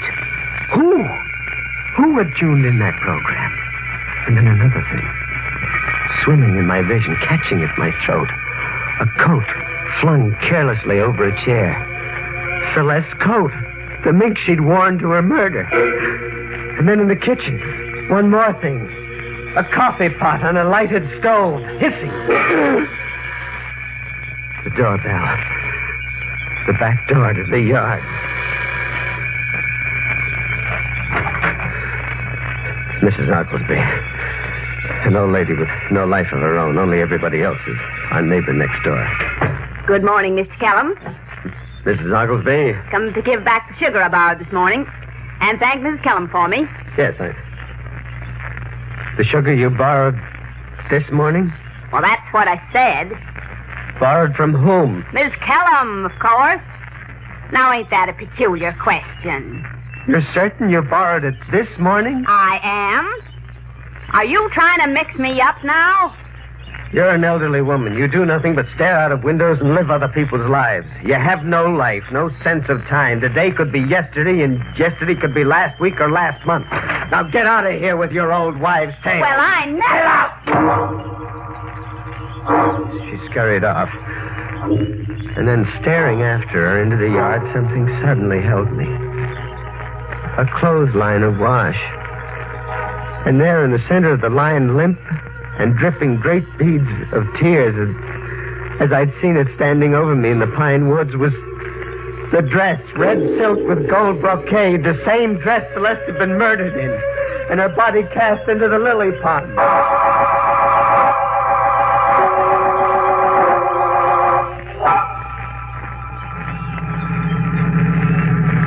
I went back to the scene of murder. At the scene, there was a sign that I hadn't noticed yesterday. A large construction sign fringing the neck of the pine grove, a sign that read Harristown, now building, the Seymour Harris Construction Company. There was a fleet of trucks and cranes and men, and scores of men. An iron bulldozer shearing through the pine trees, leveling them. And I called to a man holding an engineer's construction plan. You, over there, engineer. Yeah? What's going on? Read the sign. Yeah, I know. But those bulldozers, you intend leveling the whole pine grove? Yeah, we do. Goes back less than a quarter mile. Just a day or so's work for those bulldozers. It's a funny, out-of-the-way place for a housing development. Well, land's cheaper, for one thing. Well, it's spotted with stagnant pools, mosquito-infested. Spotted? You don't know the pine grove, mister. There's just one pond, shallow lily pond in there. We'll get that drained and leveled off with Phil in a jiffy. Hey, you sound like you hate to see those pine woods go. What, are you sentimental about them or something? Yes, I'm sentimental. Drained in a jiffy. Machines were going to dry up the lily pond and expose a corpse. At nightfall, when the bulldozers sat quietly like great iron ghosts and the men were gone, I stole into the pine grove to grapple for Celeste. Shallow, the engineer said. But it was. The reeking pond left its filmy waist just below my shoulder. I covered the bottom inch for inch, and then over again, waiting for the numbing moment of horror when death and my bare feet would touch.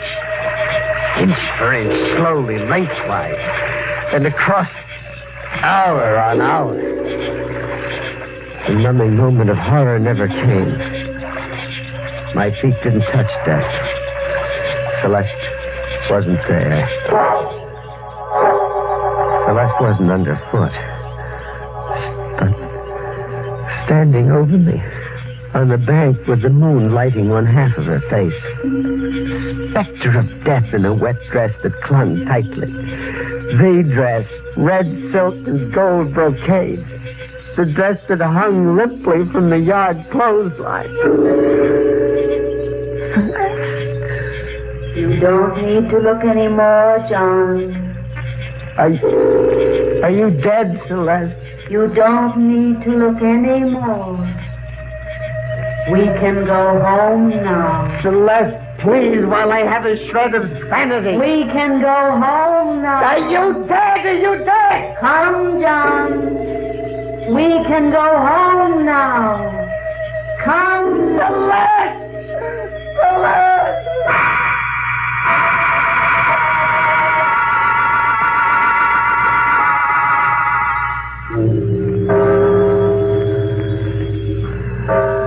I went home. Alone. Midnight. The lights are on brilliantly. I'd left the house in darkness and music. Radio music. The radio tuned into Celeste's favorite evening station. And other things, old familiar things, nightly routines, my slippers and robe and pipe waiting, and a table of snacks, cheeses, crackers, red wine set before the fireplace. Our nightly ritual, a midnight snack with a fire going. With the fire going? Fire wasn't going. Fire couldn't. The fireplace was bricked up, newly bricked with fresh cement. Fresh cement still moist to the touch. Cement's still soft, huh? You. The killer himself. I looked up who you were.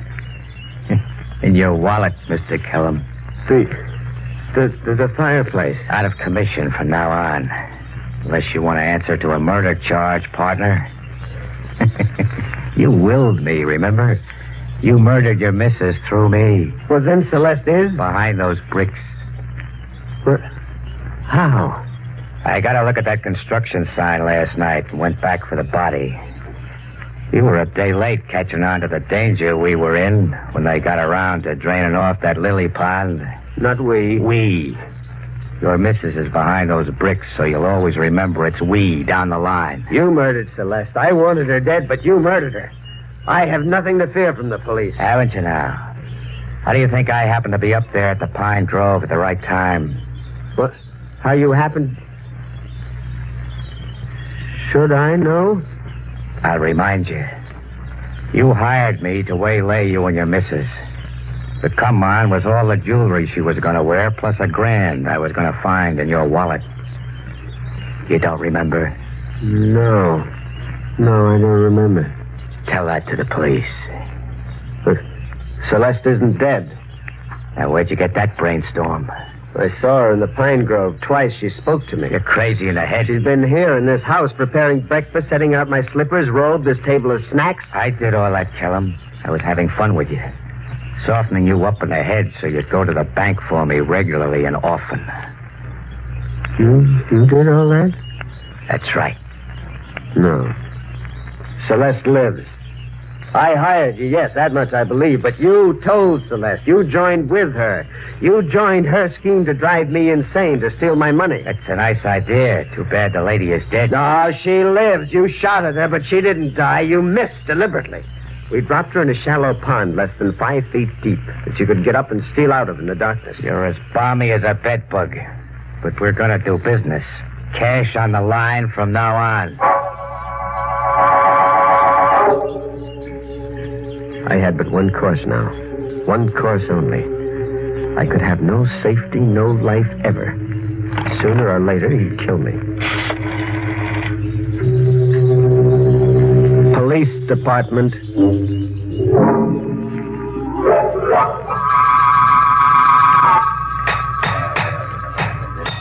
Kellum, you listening to me? What, Sergeant? You were smart about one thing. Smarter? About what? Hurry up there, man. You're not pulling down the Chinese wall. It's only a fireplace. About that hood and your wife working together. You hired the gunman, all right. And then he made a quiet deal with your wife. But, there's always a but. But what? Your wife got scared of her own scheme. With the gunman dominating the picture, it was getting out of control. Mrs. Kellum suddenly wanted to get out from under. Huh? Well, how can you know that she wanted to get out? I do know. You see, I was on my way here anyhow, just when you telephoned headquarters. You don't get it, huh? No. Your wife phoned in a complaint. She was on the phone with me personally not an hour ago. You tried to murder her, she swore, twice. Then Celeste is alive? That's no surprise to you. From what you told me, she's practically been keeping house for you, same as always. Sure, she's alive. Okay there, fellas. Okay, Sergeant, we got it open. Come on. Come take a look at nothing. At nothing, Sergeant? Celeste. Hey, what are you trying to... Well, knock me down. She is in there. A woman that phoned me only an hour ago was sealed up in a fireplace all that time.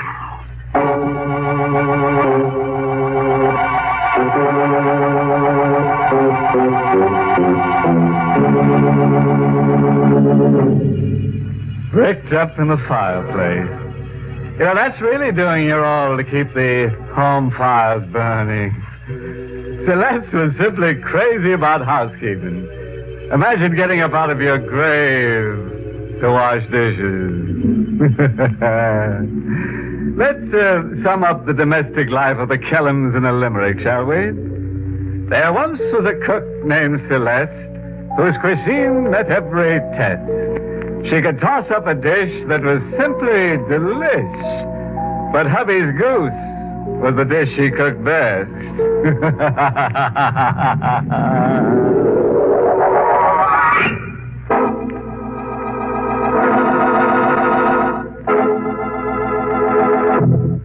Good night. Pleasant dreams.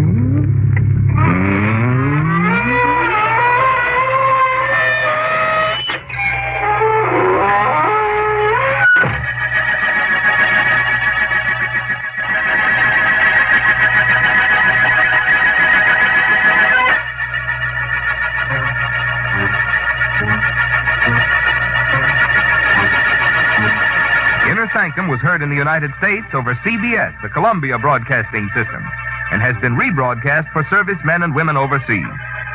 This is the United States Armed Forces Radio Service, the voice of information and education.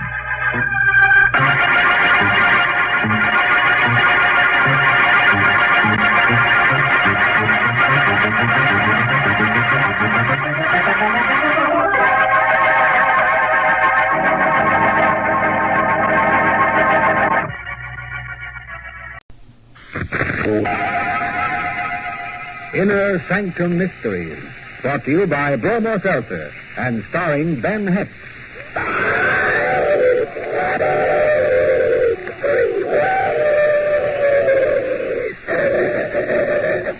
Good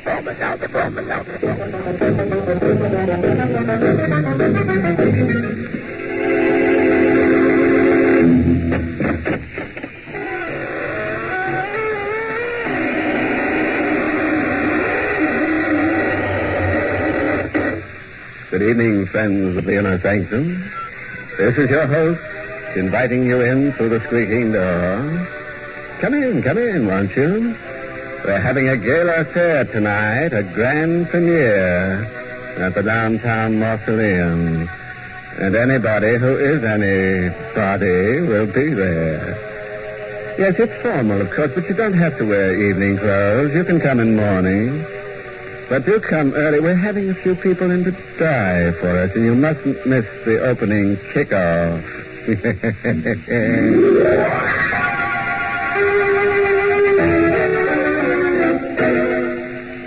Tonight's Inner Sanctum Mysteries, The Spectre of the Rose, is an adaptation of Ben Hecht's newest motion picture, which will have its Broadway premiere on August 31st. It was adapted by Robert Sloan and is presented by the Emerson Drug Company of Baltimore, Maryland, whose registered pharmacists compound that speedy, refreshing headache help in the familiar blue bottle, Bromo Seltzer.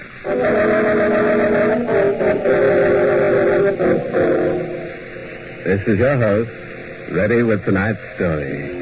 It's all about a ballet dancer who made a woman's heart pirouette and kept a detective on his toes. Our guest tonight is only a student of the ballet, but at telling stories, he has no master. So here is The Spectre of the Rose, and its author, Ben Hecht. People like Andre Sanin were born with one foot in heaven. The grace, the charm, the effortless majesty of his movements were learned, perhaps, but never really studied. To him, the ballet was like food or sleep, a normal function of the body, an inseparable part of the soul. And when Andre danced in the theater, ushers watched. Stage hands stood by in the wings and stared. Even the manager of the company applauded as the last act curtain fell. Bravo, Andre. Bravo, you were magnificent. Don't be an old dog, Polikoff. Every night it's the same for No, but tonight it was even more the same. Already they're calling me Nijinsky. That's Madame Lascelles. He's right, Andre. We've been standing tonight. Listen to that hand they're giving you. It's for you, Madame. You're in the Spectre of the Rose. Oh. I'm just a puppet who brings your dancers to life. Ah, you're a fool. Go out there, take another call. No more calls without Nina. My wife is entitled to some of the story. She's danced her heart out tonight. Find her, go before the curtain. Nina, where are you? We're going to take a call together. Where is she, Lascelles, in her dressing room? No, she hasn't come off the stage. Maybe one of the girls knows where she is. Good heavens. What's wrong? Oh, who cares? One of the girls saw Mouse. Don't be a fool, Polikoff. It's that little one, Heidi. Something must have happened. Quick, Andre. Come. Mr. Sonny. Mr. Sonny. Here, what's the matter? Your wife, Mr. Sonny, look. She's so still. Nina. I tried to wake her up, but... Nina, my darling. Speak to me. It's no use, Andre. Don't touch her. She's dead. No, I can't believe it. She died right here on the stage, Andre. On the stage? In the costume of a rose.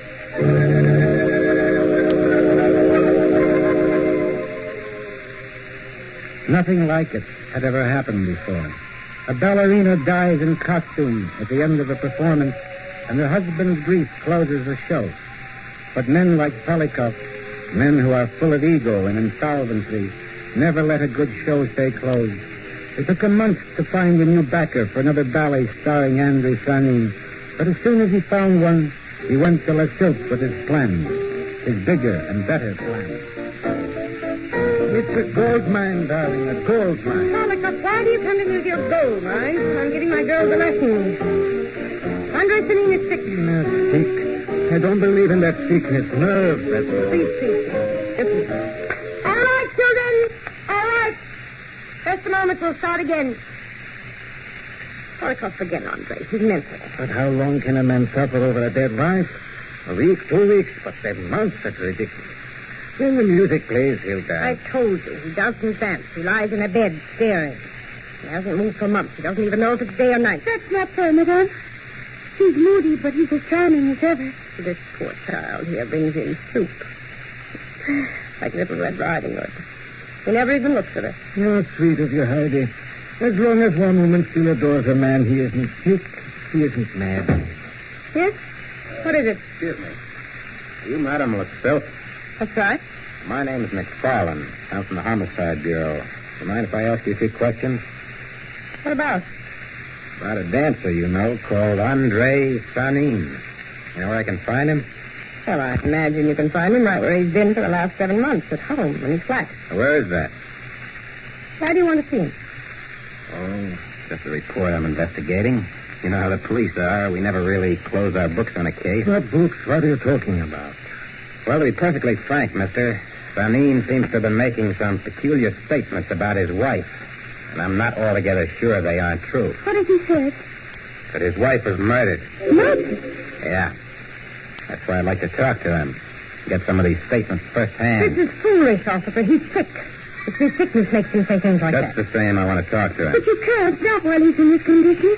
I wouldn't think of letting you speak to him now. I'm afraid you'll have to, young lady. Why? Who did he say murdered his wife? That's just it. He said he did it himself.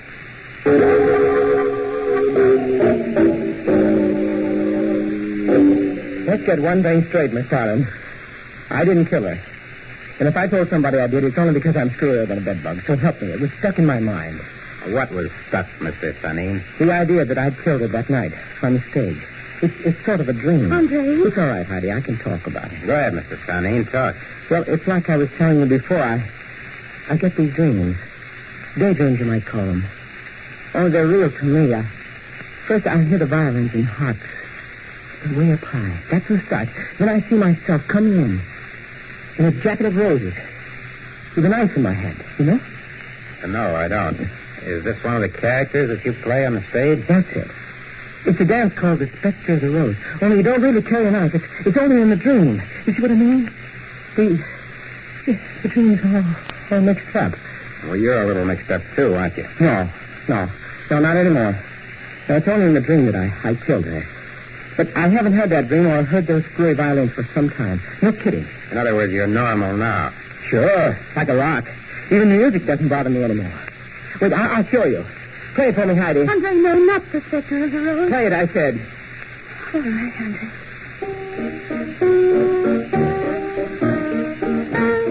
You see, I've graduated. It's nothing but a waltz to me now. I take it back about being screwing the flower. Do you mind? I've been lurking in this room with that tune chasing me up and down the walls. It's just a waltz to me now. Just a waltz. Ladies, gentlemen, this is an historic moment. We are witnessing the comeback of a genius. It is a comeback for me, Polikoff. I'll dance again. Of course you'll dance. We'll build the entire ballet season around your scenery by Kropotkin, a full orchestra. You can do your own choreography like you always wanted. Bravo. Salvation. Andre, be careful. Oh, angel. Little angel that heaven has sent to nurse me back to health. I'm well again. And you have made me so. But you're beautiful, darling. And I want you to dance with me. Don't you understand? You shall be my ballerina. Andre? Do you mean that, Andre? You want me to be your ballerina? Of course, my darling. Together we shall dance the Spectre of the Rose.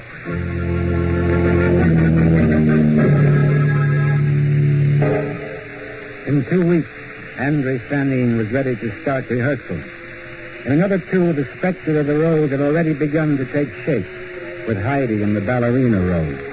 Then, one night before the opening performance, Madame Lassault took Heidi aside after rehearsal and told her something she never expected to hear.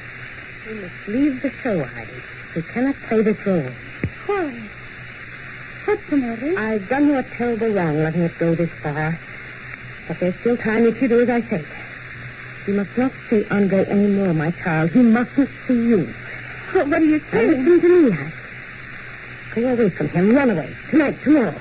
But don't come back here anymore. For heaven's sake, why? Why should I leave Andre? I adore him. I know you do, my darling, but he's begun to adore you. Then why don't you want... Heidi, please, listen. There's something more important in your life than love. But he worships me. Don't you understand? We were made for each other. Andre wasn't made for anybody. He's a madman. Oh, don't say that. Andre killed Nina. And he'll kill you if I let him. No, he didn't kill Nina. You said so yourself. Lie to everyone, including the police. Because he's been around here a dozen times. He smells the thing that happened. He smells the truth. What is the truth? Andre is a killer. No. No, I'm not going to listen to you. You'll listen. You caught Nina viciously in the dressing room a half hour before she died in the face. She had a knife in her hand, and she was fighting him off with a chair when I came in. She died from a heart attack. She died from the blows he gave her. I saved her life for one last performance. But he killed her just as if he'd stabbed her with that knife. I wish you hadn't told me this. I had to tell you, Heidi. His head is hurting him again. And that's the way it started with Nina. He has the same look in his eyes. That's why I want you to go away. No, I won't go away. I can't. Because you were married this afternoon.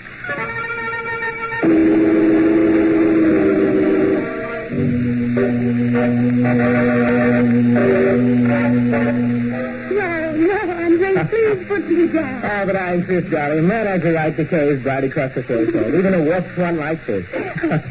There, now I can let you down. Oh, you're so sweet, my dear. Sweetness is infectious, Angel. I catch it all from you. And when I think it... What's the matter? The music. I don't hear anything. You can make it go away. Hold me. Hold me tight. Tight, Angel. I love you, Andre. I'll always be with you whenever you need me. I need your sweetness so much. No? Forever. I'll never harm you, Heidi. Believe me. I'll never hurt you. No matter what happens. Oh, don't talk like that, darling. It frightens me. Don't be frightened. I just want you to know that. Again? Yes. I'm sorry, sweetheart. That music. It sounds like devil's street. Oh, please, what can I do? Nothing. That music is for me. Please let him dance. The phantom. The man with the knife. Can't you see him? No. He's coming. Closer. Closer. Swirling like a spectre of a rose. Here he comes, darling. Look out for the knife. Andre. Oh, my darling. Love me. Love me.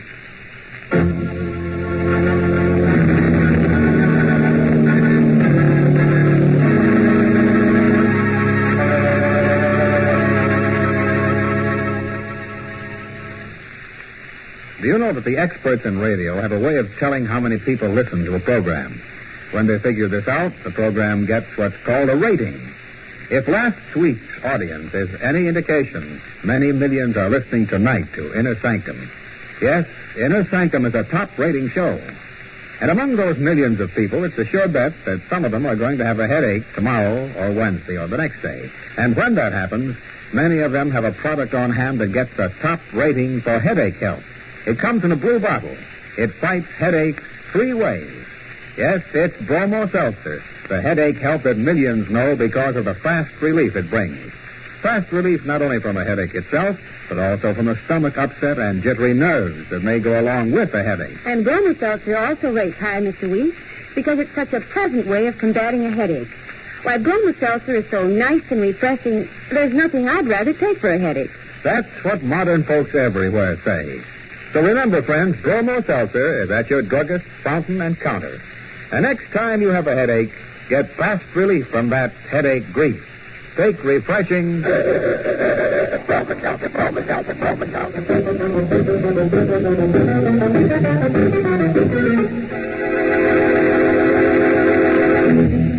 Well, now that you've had a chance to catch your breath, let's give this ballet dancer another whirl.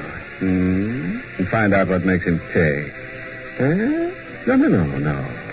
Not Andre. The other one, the gay blade that dances up and down the walls with a knife. He's the one I like. Only it's a pity he never uses a fork. But then what can you expect of a Spectre? Yes, he's an artist, and artists who paint with a sword have a nasty habit of drawing blood. But let's get on with the story. Here's Mr. Hex to continue. The mind of a ballet dancer is hard enough to fathom even under normal conditions. fed on symbolic thoughts and childlike enthusiasm, its simplicity is deceiving. Like a fine watch or an expensive radio, the delicately adjusted mechanism which gives it balance can become distorted. One crossed wire, one loose connection, and instead of hearing a beautiful symphony, out comes static. That's why Detective McFarlane was on hand at the theater the night the Spectre of the Rose was scheduled to open. Now, don't get excited, Lusself. I'm not here to arrest anybody. I just got a hunch that something might happen. What? Don't you know? That guy went crazy last time he danced. Loonies like him have a way of repeating themselves. Will you kindly not add to our burden? I've explained about Nina's death 1,000 times. That's the trouble. A normal death needs only one explanation. But 1,000 aren't enough when it's a case of murder. Sir, please! Stop your fighting up there! Don't give me that, Lusself. That scream wasn't upstairs. It was right down here in Andre's stunning room. Open up. Open this door. Open up, Ralph. What's there? Andre! Heidi, what's wrong in there? Huh? What?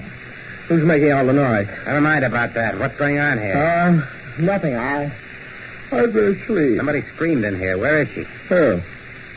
What are you talking about? Your wife. Where is she? She's lying down, resting. We always rest before a performance. You wanted to see me, officer? Oh. Yeah.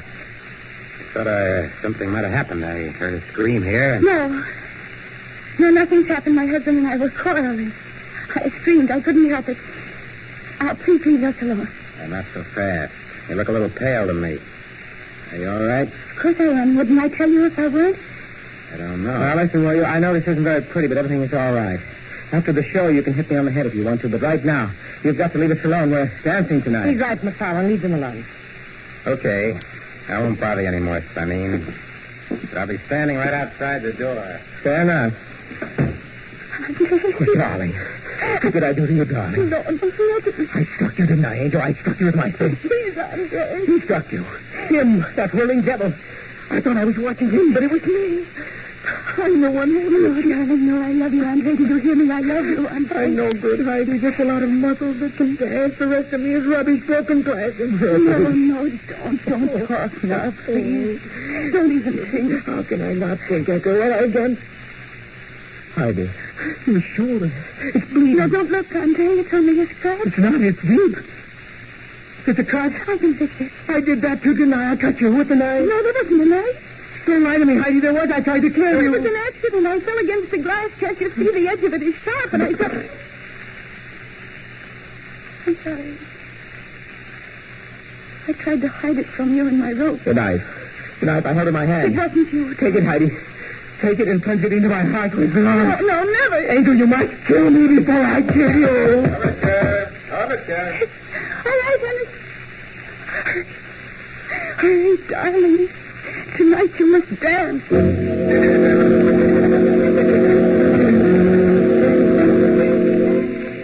They were like music that night, not like people. Like music, floating through the air like resonant notes echoing down a corridor. When the curtain fell, the ovation was tremendous. Heidi and Fanning were an overnight sensation, and the Spectre of the Rose was only the first of their triumphs. For weeks they played to capacity houses, and then one night, just before curtain time, it happened. They're not here yet, Blackfield. They're not here yet. What? Heidi and Fanning, they're not in the theater. No. What time is it? 8:25, 5 minutes before curtain time. They're not here yet. How can they do this? Sorry, please. Have they called up or anything? Nothing. They haven't called. The phone in their apartment doesn't answer. Henry's been calling them for 20 minutes. Where is Henry? Here, ma'am. What can I do? Bring him again? No, Henry. Go over there right away. Something must have happened. You'd better tell the audience telecost they're not coming. How do you know? They're not coming, I tell you. Wait a minute. Where are you going? I'm going to call the police.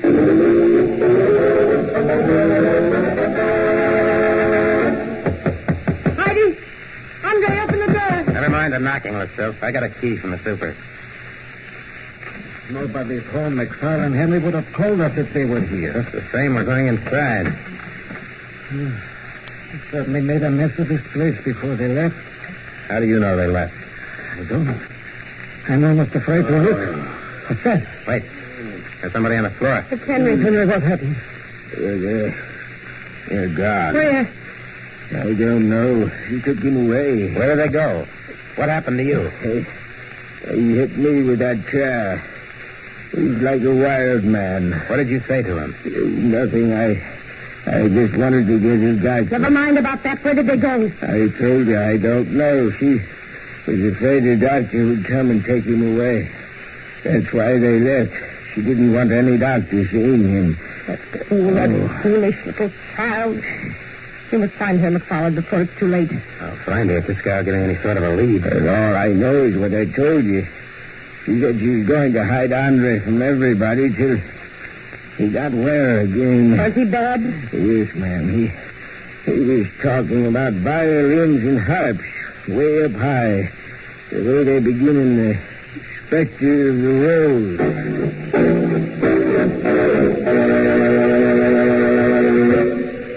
Andre was bad. For 3 days and 3 nights in the stuffy hotel room where Heidi had hidden him, he tossed and turned over in his bed like a man with tropical fever.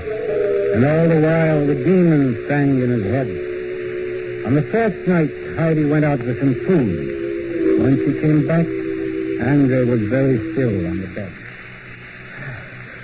Oh, Heidi. Oh, I was hoping you'd be asleep. Let me sleep. He dances all the time now. In my mind. I can't stop him. Don't sleep, Andre. I brought you some rolls and milk. I'm not hungry. Oh, you must be hungry, darling. You haven't eaten for 3 days. You were gone just now. Trying to get some milk.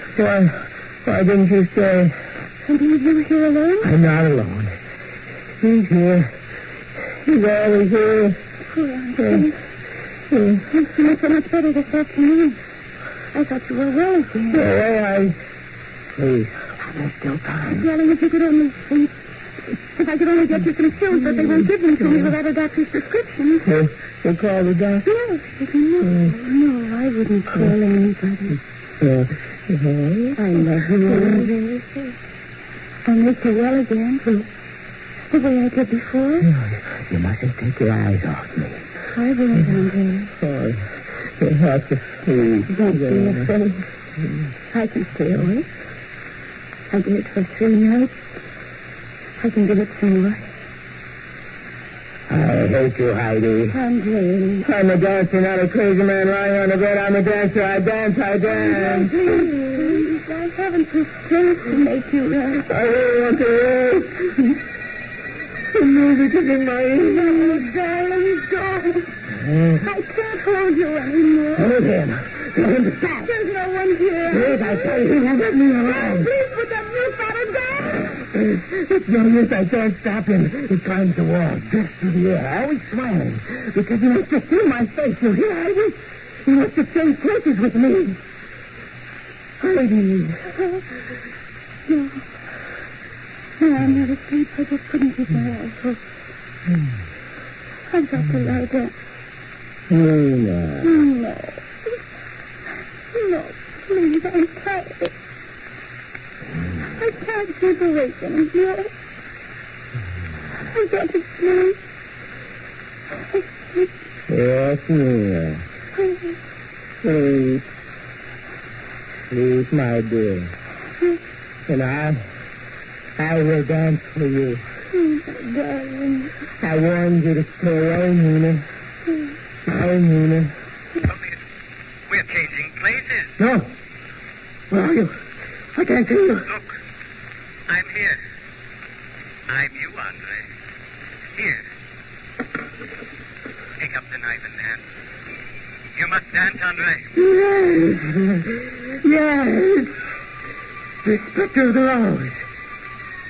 For you, Nina. For you, Nina. The dance where you die. While the rose spins around with a knife. My kill, Nina. I come to the stage.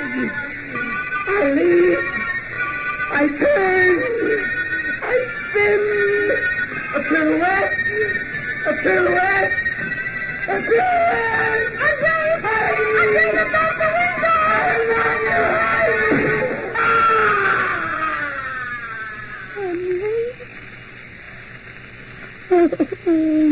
darling.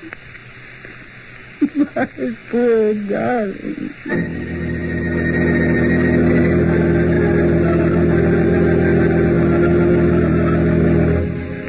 Well, this is your old choreographer, and let that be a lesson to all you whirling dervishes. If you must commit a murder, don't wind up like a top. No, only in this case our hero wound up at the bottom. Well, as I always say, a rolling stone gathers no mausoleum. Oh, a word of advice, friends, from a man who made quite a mark for himself, cutting throats. Murder, he says, is a messy business, but business always comes before pleasure.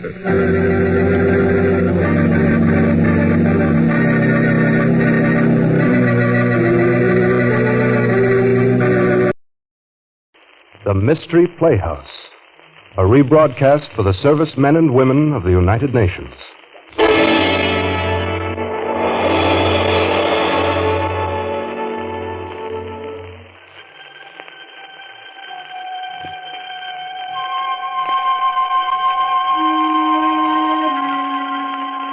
Good evening. This is Peter Lorre. Would it bore you to hear a tale of tragic murder? Are you unwilling to sit through the telling of a strange and horrible story? The brief narrative of a man caught in a web of evil? You're not? Then, my friends, keep right on listening to the Mystery Playhouse.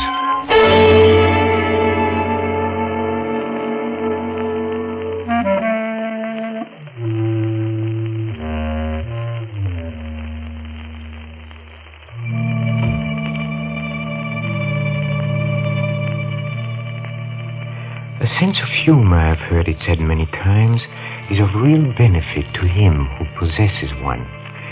This particular sense has come to be so generally admired that it has attained the stature of a first-class virtue. Well, the fellow whom you're about to meet, while hardly falling into the virtuous category, he does have a sense of humor. Things like murder or hate and madness, or someone telling him his mother just died, practically rolls him in the aisles. He loves a good, ghoulish joke. Oh, and he loves to tell them, too. He's about to start one now. So follow me, please, to the Inner Sanctum and your host, Raymond.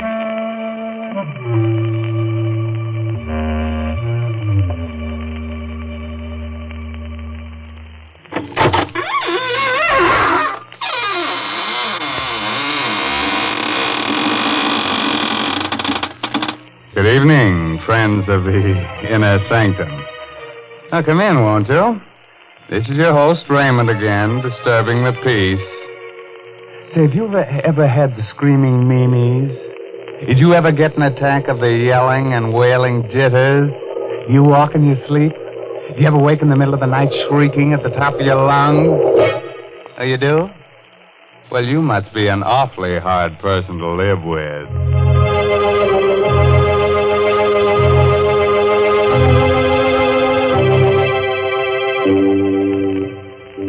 Well, friends, it's time for our story to begin. From this point on, forget everything pleasant.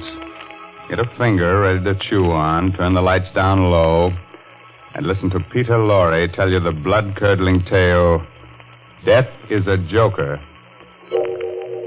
Come with me to the criminal court building. A tense hush falls upon the spectators as Charles Luther takes the stand.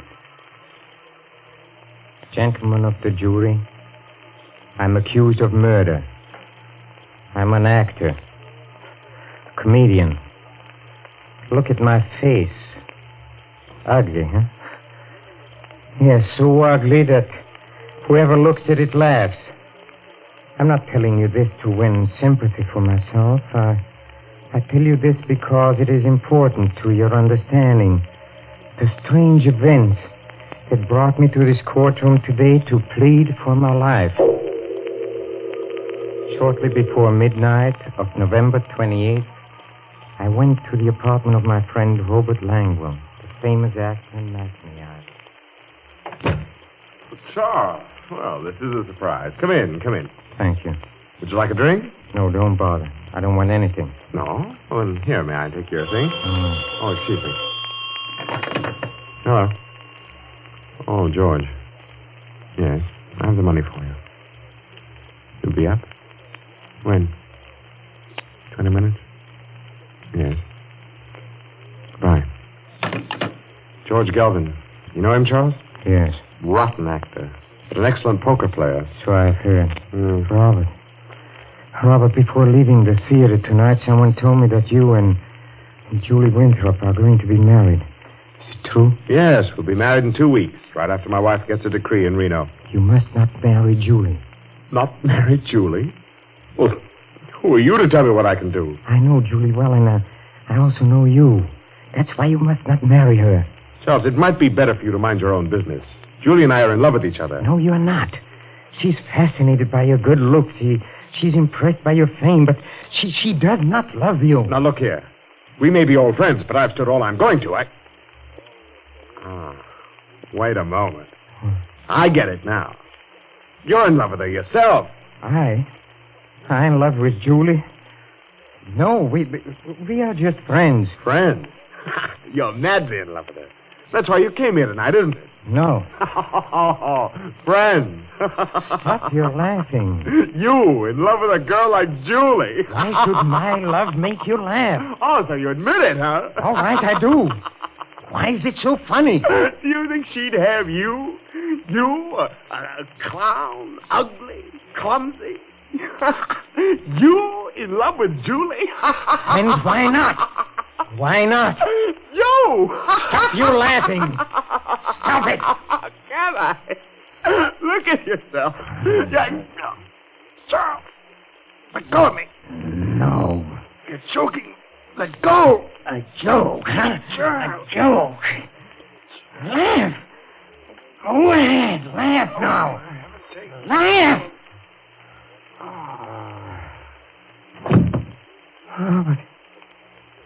Robert. I didn't mean it. Robert! Lord, what have I done?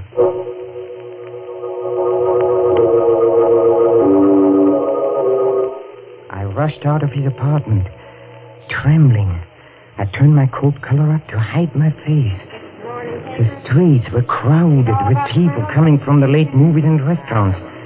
I tried to make myself act naturally, but it was impossible. Everyone I saw, every pair of eyes that looked at me, seemed to accuse me of my crime.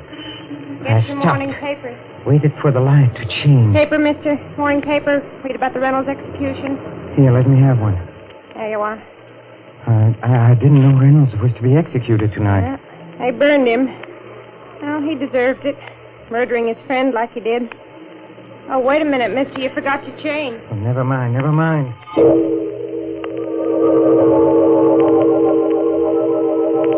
I went to my apartment and I looked at the newspaper I'd bought. There was a photograph of Reynolds on the first page. In his face, I saw my future. The shattered hopes, the torture of the trial, the horrible, nerve-wracking experience of waiting for death. I flung the paper away. I went to the window.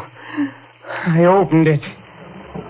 I looked down 17 stories to the ground. How tiny people look. The automobile lights moved like so many fireflies. I climbed out on the edge. I braced my arms. I took a deep breath.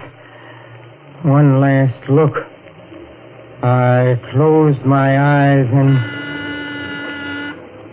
Doorbell rang. I hesitated a moment. I decided to answer it. I closed the window, went to the door. Hello, Charles. Julie.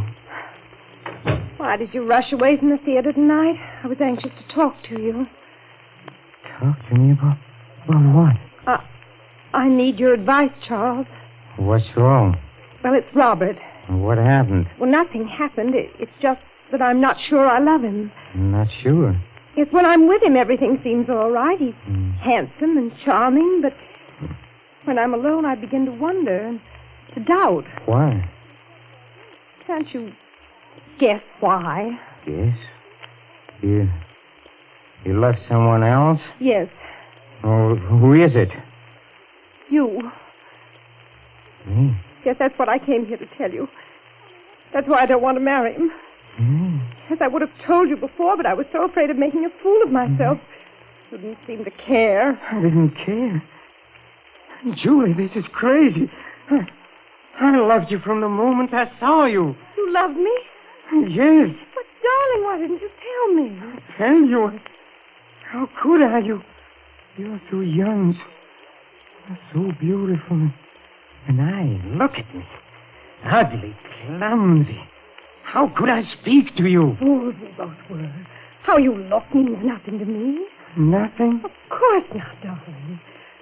How lucky we are we found out in time. In time? In time? Oh, merciful heavens. What a joke. What a joke. Charles, what's wrong? What a tears joke. streaming down your face. Charles, you're hysterical. Now stop it. What a joke. Stop it. Julie, something you must know. Yes, sir. Tonight I committed a murder. Murder? What are you talking about? I killed Robert. Killed Robert? Out of your mind. You don't know what you're saying. But is it true? I went to his apartment and we quarreled and I killed him. Oh, no. You told me a moment ago that you loved me. Do you still love me? Yes, Charles. And tell me what to do, Julie. Help me. I can't think. I don't know where to turn, but what can I do, Julie? What can I do?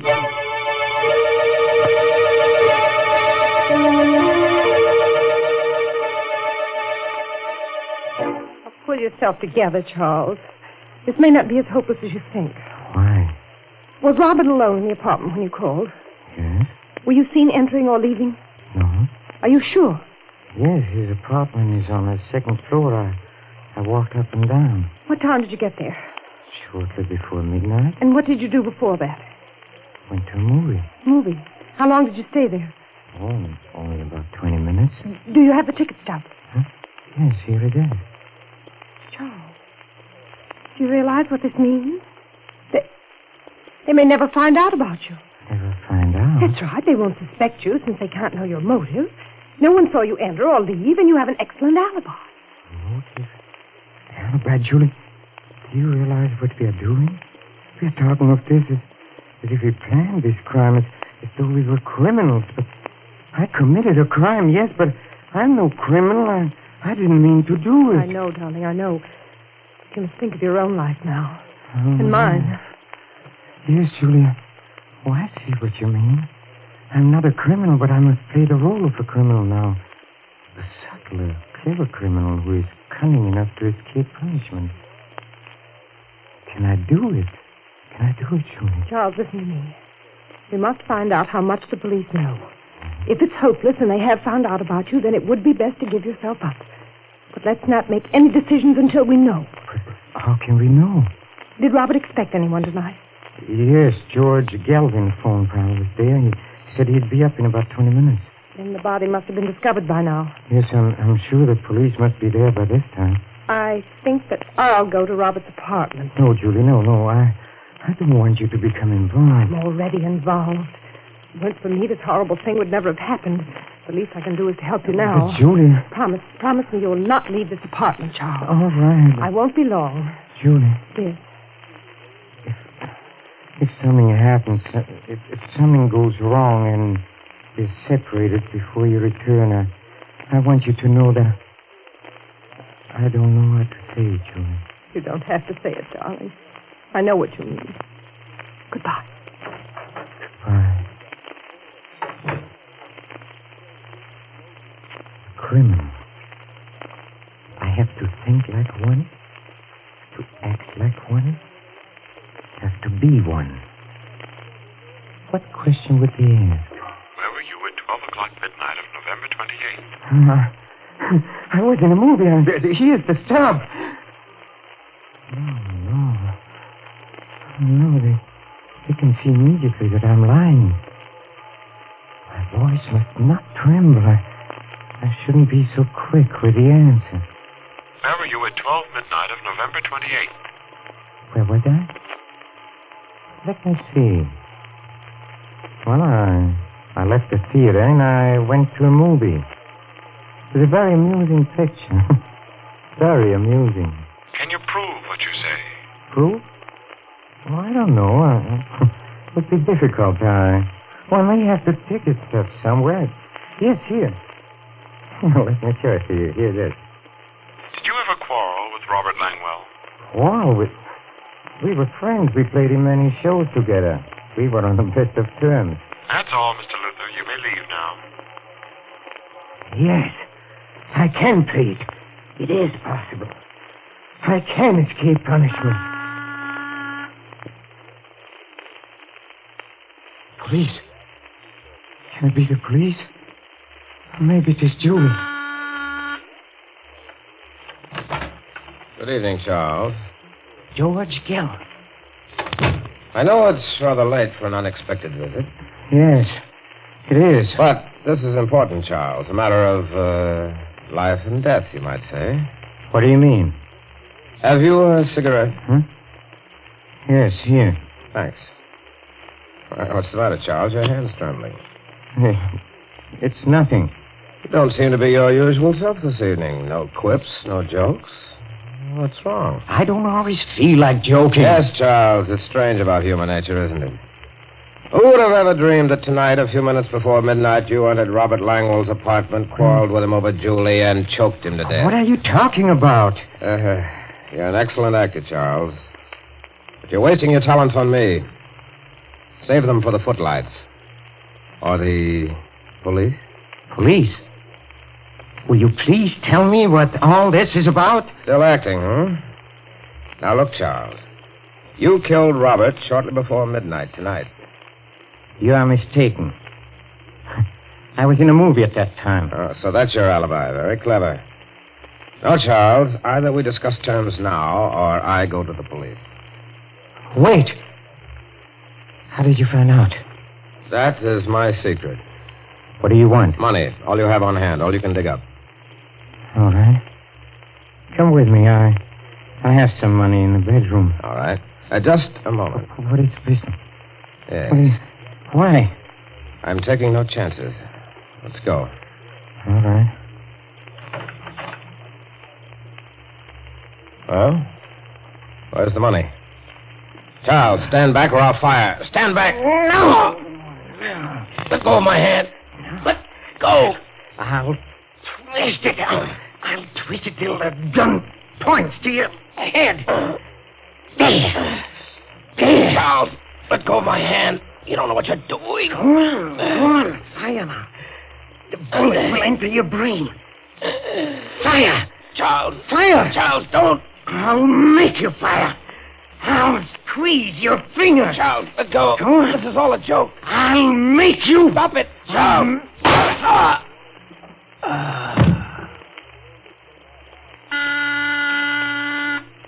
Just a second. Just a second. Charles. Darling. Darling, there's nothing more to worry about. Everything's all right now. We can be married and go on living and never fear anything. What makes you say that? Darling, you didn't commit a crime at all. What do you mean? Robert's alive. Alive? Yes, he's downstairs now paying the taxi. Robert? He's alive? Yes. I spoke to him about the marriage, and he was wonderful about the whole thing. Darling, aren't you happy? Our worries are all over. You can smile and be gay. That must be Robert now. Hello, Charles. Robert. I thought you were... Well, I'm not. But how did you... see, I fainted.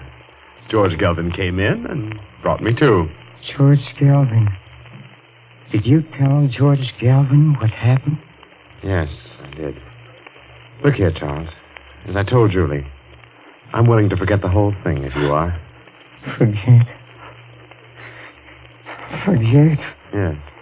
It might have ended tragically, you know, but thinking it over, I realize I'm as much to blame as you are. So if you're willing to shake hands. Shake hands? There now, darling. There's nothing more to worry about. I feel so happy I could... Charles, what's the matter with you? It's nothing. It's nothing. It's nothing.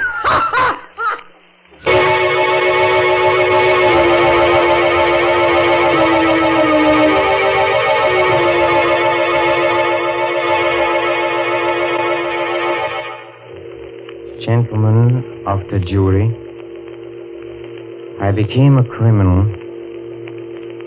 well, because I thought I had committed a crime, and I had to think like a criminal. My motives were those of all men. I wanted happiness and wanted marriage to the woman I loved. What would you have done in my place?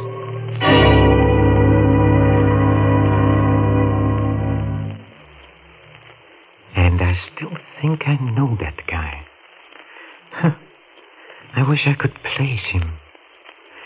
Well, it must be wonderful to have a sense of humor, but I don't think Charlie feels much like laughing.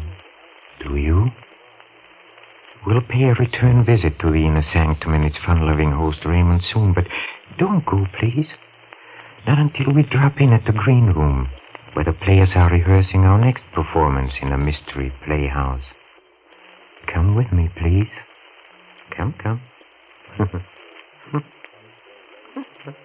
Change the dressings at midnight and again in the morning, nurse. Yes, Doctor. Well, Doctor, what did you find? Will I be blind? Is it very bad? Now, take it easy, Mr. Denton. There's nothing to worry about. Nothing at all. You're sure? You aren't just saying that. I'm quite sure. Valerie, did you hear that? I'm not going to be blind. Valerie, where are you? Right here, darling. Did you hear? I won't be blind. Isn't that wonderful? Yes, darling, it's marvelous. You don't sound very excited. Valerie, don't you realize I'm going to see again? She doesn't sound excited because I don't want you to be excited, Mr. Denton. You've got to relax. Try to sleep. Sleep? With this ungodly pain? My eyes feel as though they were on fire. That will stop as soon as the opiate I gave you takes hold. You'll be comfortable, I'm sure. Now, good night. You're going now, Doctor? Yes, I'll look in on your husband in the morning. Stephen? Yes, Valerie? Do you mind if I step out into the corridor for a moment? But you promised not to leave me. I'm afraid, Valerie. Everything's so dark, The nurse will be here, dear, if you want anything. I just want to ask Dr. Wade some questions. Questions? But he's already told us. Yes, Stephen, I know. But I'd like to find out about the treatment and how I'm to take care of you when we get you home, you know. Just little things. All right. But hurry back. I want you near me. I will, dear. Good night, Mr. Denton. Good night, Doctor. And thank you. You're quite welcome. After you, Mrs. Denton. Thank you. I suggest we step into the consultation room across the hall. We'll have more privacy. All right. Here we are. Thank you. Well, it's been a long time, Valerie. Yes, Paul, it has. Almost 10 years, isn't it? About that? Strange that you should have called me, of all people, to treat your husband's eyes. Oh, I was panicky, Paul. I didn't know what to do. It all happened so suddenly. Stephen was working in his laboratory at the house when suddenly I heard a violent explosion. I ran in and found him clutching his eyes and screaming, "I'm blind." First thing I thought of was an ambulance. Then you. Why didn't you think of me 10 years ago? That's not fair, Paul. Was it fair to turn your back on me and then to marry a man almost twice your age? Paul, please, why bring up ancient history? It isn't ancient history to me. I've never forgotten you. Paul, about Stephen's eyes. What about them? I have a feeling that you weren't telling him the truth. You're right. Oh, you mean he's not going to regain his sight? He's going to be blind? Oh, Paul. You don't expect me to be terribly concerned, do you, Valerie? After all, he did take you away from me. Don't be vindictive, Paul.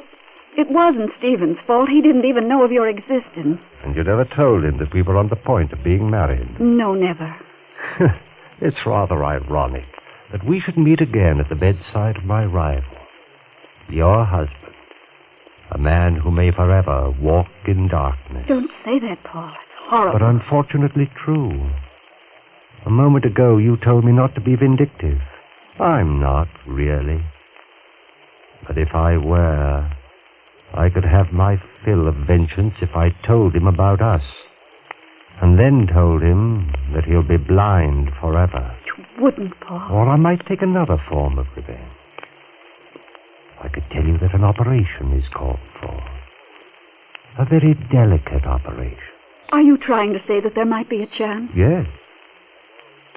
But supposing I refuse to perform the operation? Paul, you're joking. You can't mean that. Perhaps not. But you call me vindictive.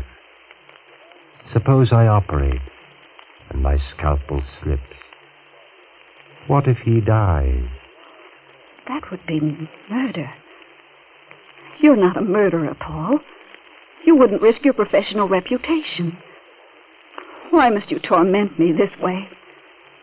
You really love him, don't you? Yes, I do.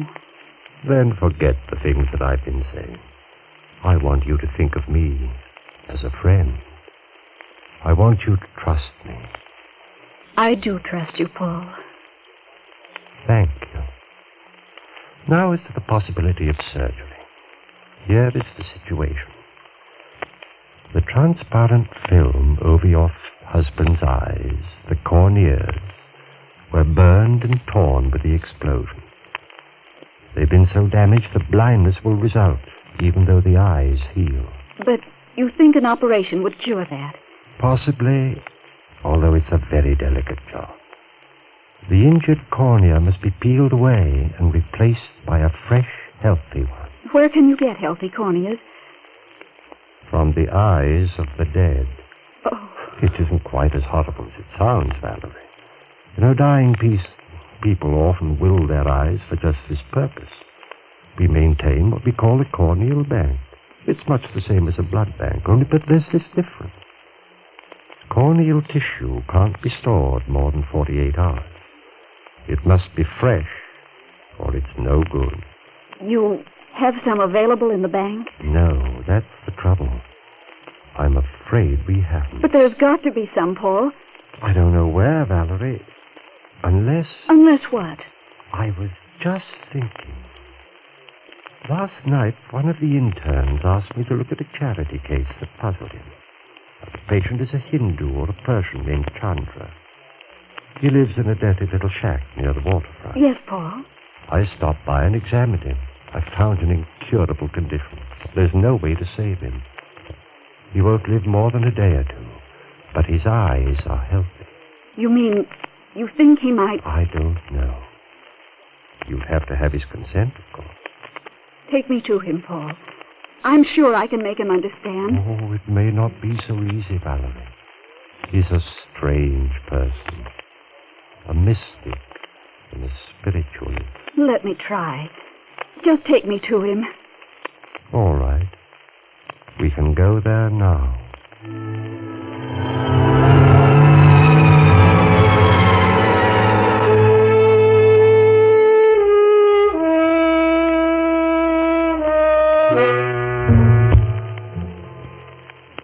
Doesn't the doctor sound familiar to you? Huh? That's right. It's Boris Karloff, up to his old tricks. I think it might amuse you to be on hand for our next performance, when we present Mr. Karloff and Creeps by Night. This is Peter Lorre closing the doors of the Mystery Playhouse. Good night. Sleep tight.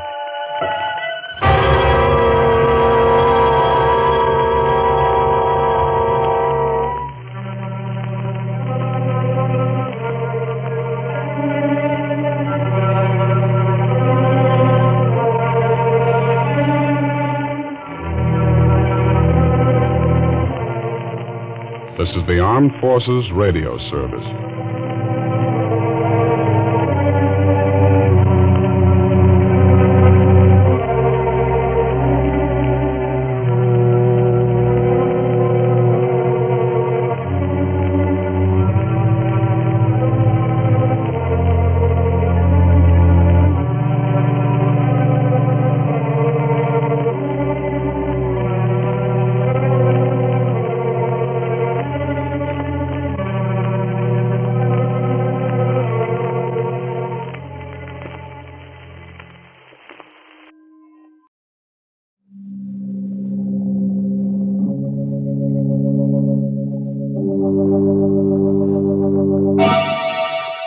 Lipton Tea and Lipton Soups present Inner Sanctum Mysteries.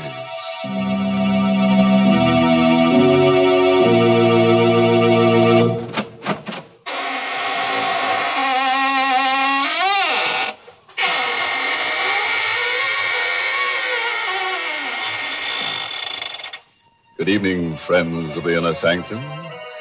This is your host opening the squeaking door for another session of the AGGMS, the Association of Ghouls, Ghosts, and Midnight Spirits.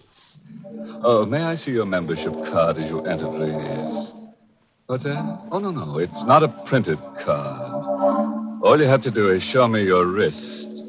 If there's any blood pulsing in your arteries, then you don't belong here tonight. Better come back and try some other time. After you've passed your mortuary tests. Well, Mr. Host, I'm afraid I don't qualify as a member of your AGGMS, Association of Ghouls, or whatever it is. But I am a charter member of the ILLB Society. The ILLB? What's that, Mary? It's a new one on me. Why, those initials stand for I Like Lipton's Best. To join this club, all you have to do is see that the tea in your teapot is always Lipton's. The club password isn't a word at all. It's that familiar sound of appreciation, mm-hmm. For really, Lipton tea is delicious, as zestful and spirited as can be. And the reason? Very simple. It's Lipton's brisk flavor. Brisk, you know, is the tea expert's own word for the lively, full-bodied flavor of Lipton tea. That brisk flavor has made a lot of friends, for more folks buy and enjoy Lipton's than any other tea in the world. So try a cup of Lipton tea yourself. I know you'll say, as so many others do, I like Lipton's best.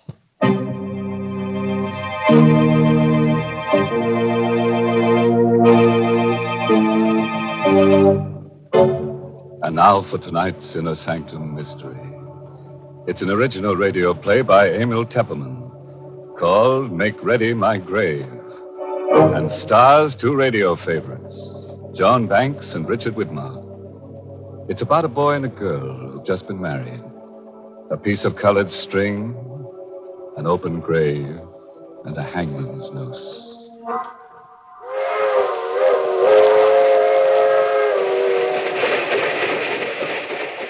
That train is the Southeast Limited. See it? Long, sleek, and powerful, clicking off the miles and the humming rails. A masterpiece of 20th century mechanical perfection. Nothing about it to suggest lurking hate, or fear, or superstition, or death. But let's take a look into compartment A, car 17. John and Betty Loomis, just married, are going for their honeymoon to John's ancestral estate.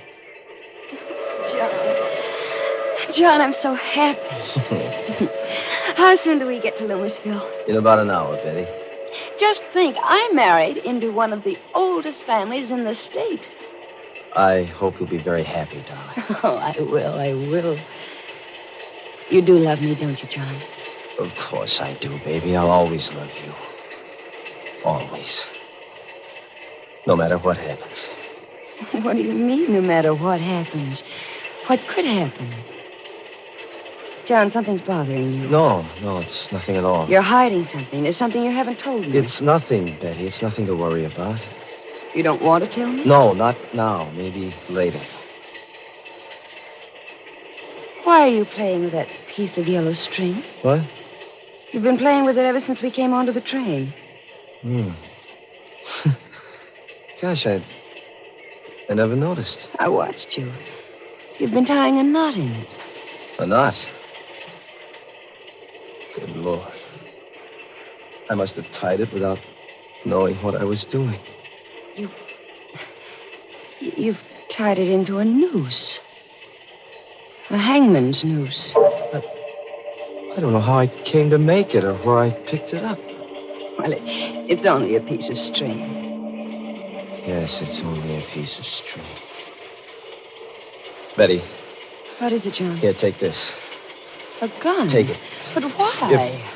If I should ever try to strangle you, John. Please listen to me. If I should ever try to strangle you, promise me to use that gun on me. What are you talking about? Loomisville, next stop. Oh, Next stop, Loomisville. This is where we get... John, what's this all about? That piece of yellow string and now this gun? Put it away, Betty, and remember what I said. Don't ever forget it.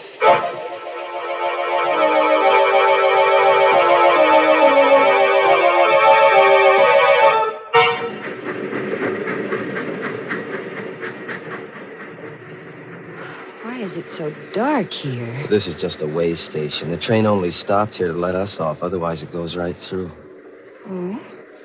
I thought Loomisville was a big town. Well, it used to be 100 years ago, but now there's only the Loomis estate.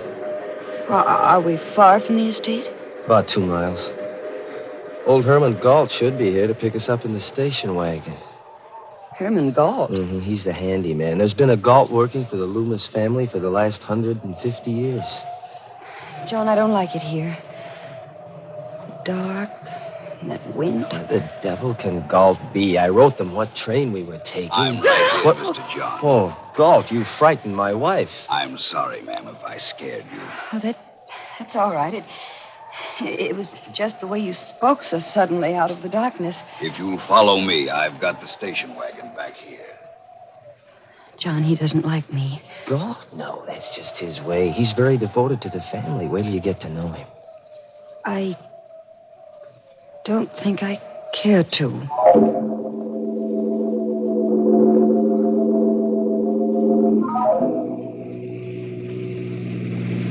Johnny, he's driving too fast. It's so dark. Don't worry, Betty. Galt knows this road like the back of his hand. We'll be there in a few minutes.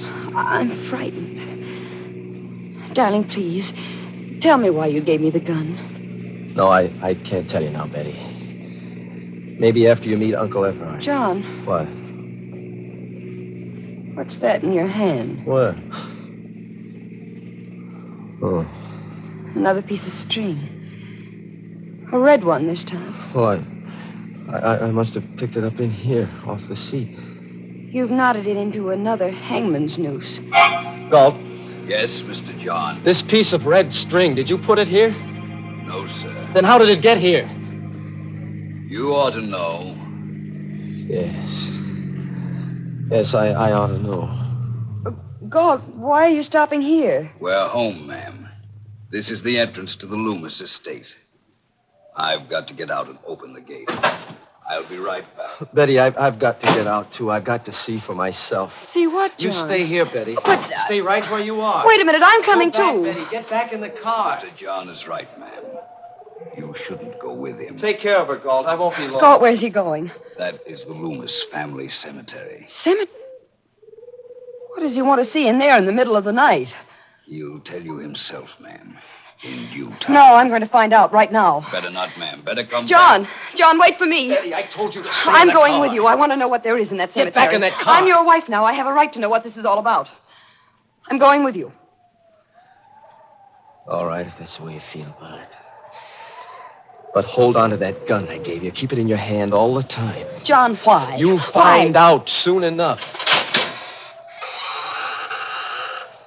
This is the gate of the family cemetery. All the Loomises and their wives are buried here. It's so shadowy.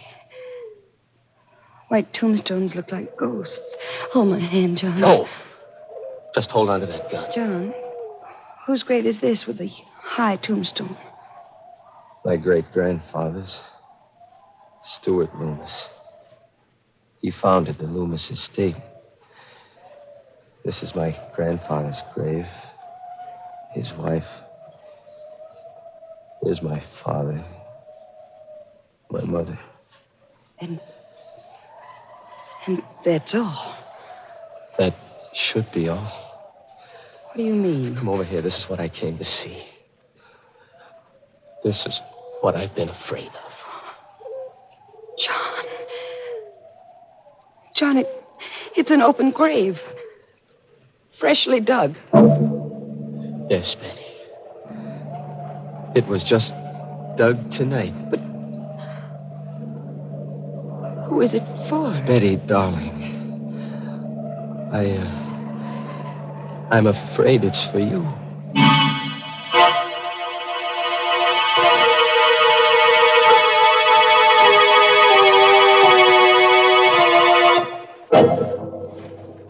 Well, what's poor Betty letting herself in for? With a fresh grave waiting for her on a honeymoon. And a husband who ties little strings into hangman's nooses. But come to think of it, Betty's a lucky girl at that. How many girls who get married nowadays can count on finding a nice, snug place all ready for them to lie down in and rest? In peace. Gracious, Mr. Host, Betty doesn't seem like a lucky bride to me. Why, most brides have things much easier. Because there's so many things today to help them make their marriage a success. For example?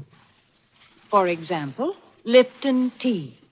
With Lipton tea on the pantry shelf, a young bride today has a much better chance of making her home a happy one. Just the other day, I was talking to a friend who just got married. As we sat there in her kitchen sipping our Lipton tea, me occupying the only chair and she perched on the kitchen stool, she said, "You know, Mary, it was silly of me to worry about being able to cook the things Jack liked. It's not nearly as difficult as I imagined. Take this Lipton tea here. It answers the whole beverage problem as far as Jack is concerned. He's happy as long as he has Liptons morning, noon, and night." Well, I told her I could understand that, because most husbands I know about are partial to Lipton tea. And it's because of the extra satisfaction that's in Lipton's wonderful brisk flavor. Satisfaction, did I say? You just try Lipton tea and see if that isn't an understatement. Try Lipton's tomorrow.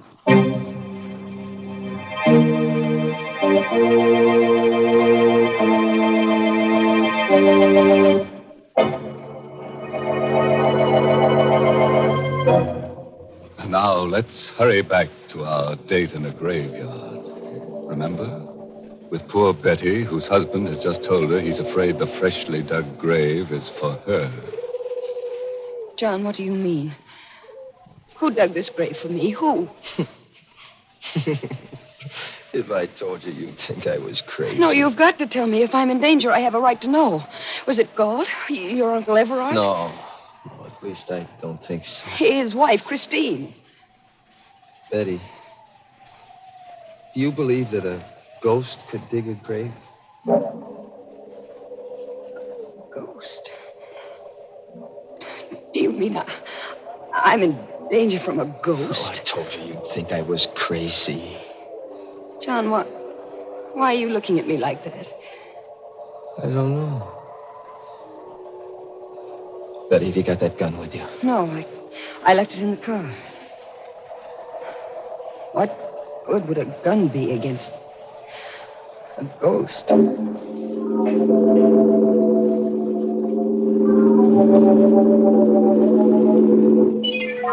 There's the station wagon still waiting at the gate, but I don't see Galt. Maybe he went up to the house. Galt, where are you? Hello there, John. What's up? Uncle Everard. What happened to Galt? He came up to the house. Said you'd gone into the cemetery. So I thought I'd better come down. Oh. Is it there? Yes, it's there. A freshly dug grave. Uncle Everard, this is my wife, Betty. Who are you, Betty? Hello. You saw the grave too, Betty? Yes, and John says he thinks it's for me. I'm afraid I don't understand all You this. haven't told her anything yet, John? Well, just a little. I couldn't bring myself to. I think it's time you did.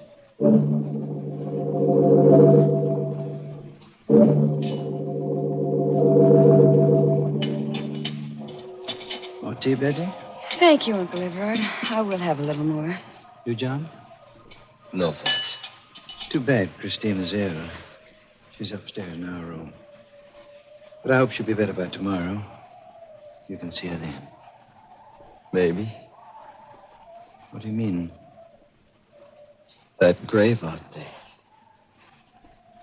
Maybe it'll be filled tomorrow. John, don't you think it's time you kept your promise to tell me what this is all about? You tell her, Uncle Everard. Well, Betty, there's a ghost in the Loomis family. That's it in a nutshell.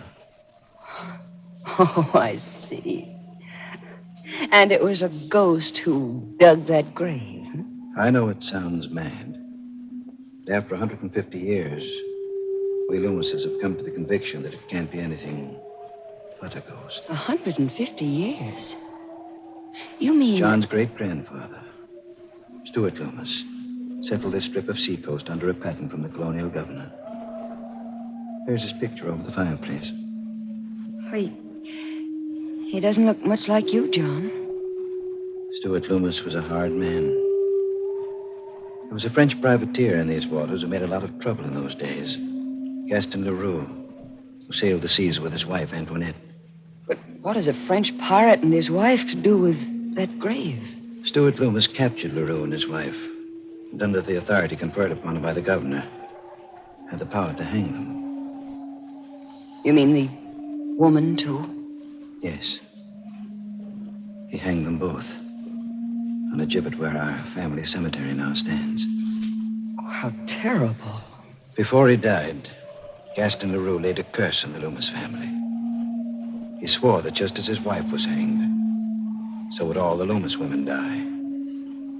He swore that he would come back and dig a grave for the wife of a Loomis in every generation and furnish the noose by which a Loomis would strangle his own wife.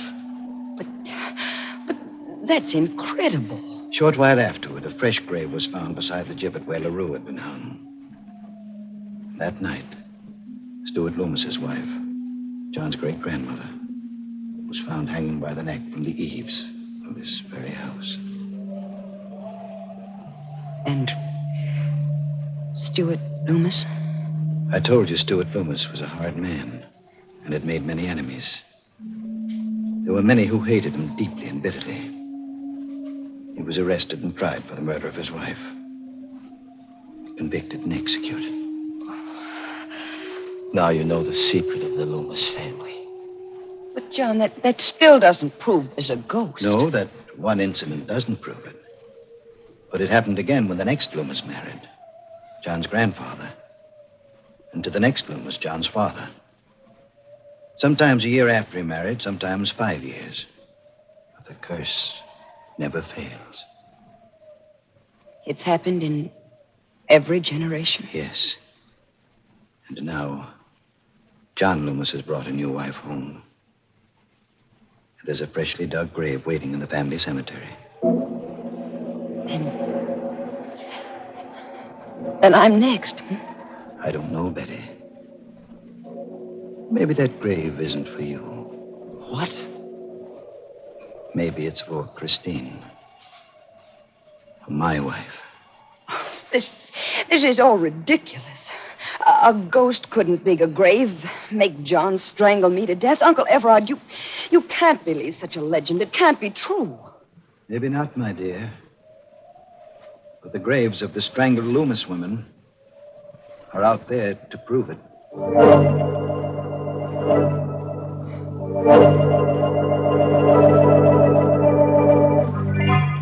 Well, this is your room, Betty. I'll have God call you at 8 tomorrow morning. Good night. Good night, Uncle Everard. Good night, John. Good night, Uncle Everard. This is such a big room. It's so gloomy. The whole house is like that. It lies gloomy and sullen under the Loomis curse. Oh, Betty, I love you so much. We'll beat the curse together. Let me go, darling. I want to change my clothes and wash. All right. There's the bathroom over there. I'll only be a minute. All right, darling. Oh, it's a lovely bath. Betty, what is John, it? quick. What? Look. Hanging from the shower bar. What? A hangman's noose. It's a real one this time. Of rope. Ready to hang someone. Who put it there? It's the Loomis curse. We can't get away from it. No ghost could have hung that rope there. Let's call Uncle Everard. All right. Have you got the gun with you? No, it's in my handbag. Well, get it. But John... Get it, I say. All right, John. Here, I've got it. All right, now keep it with you all the time. And don't be afraid to use it. On me, if necessary. All right, let's get your uncle. This is his room. I wonder if I ought to wake him. It might upset Aunt Christine. She's sick. We've got to wake him. Better knock harder. Well, it wasn't locked. Call him. Uncle Everard. Uncle Everard? He doesn't answer. But there's a light in the room. Push the door further open. All right. Well, there's nobody in the room. The bed's empty. Uncle Everard? Aunt Christine? Maybe in the bathroom. The door is open. Betty! John, What? Aunt Christine. She's hanging by the neck. She's dead. It's the same kind of a noose as in our bathroom. Uncle Everard hanged her. It's the Loomis curse catching up with us.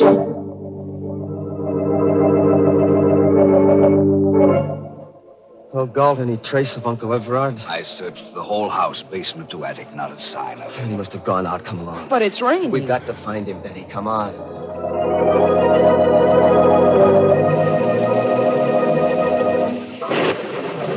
So dark out here, how will we ever find him? I have a flashlight, ma'am. You look. What? Fresh footprints in the slush. Oh, they must be Uncle Everard's. They lead down toward the cemetery. Come along, Galt. Here, Mr. John, you can see for yourself. The footprints lead right to this new grave. But why did he come here? There's the answer, Betty. A cross at the head of your empty grave. Throw your flashlight on it, Galt. There's something written on it. It says, Christine Loomis. Betty, what is it? Look. Over there. Another grave. He's dug another one. There's a cross on this one, too. Does it say anything? Yes. Yes, it does. It says, Betty Loomis.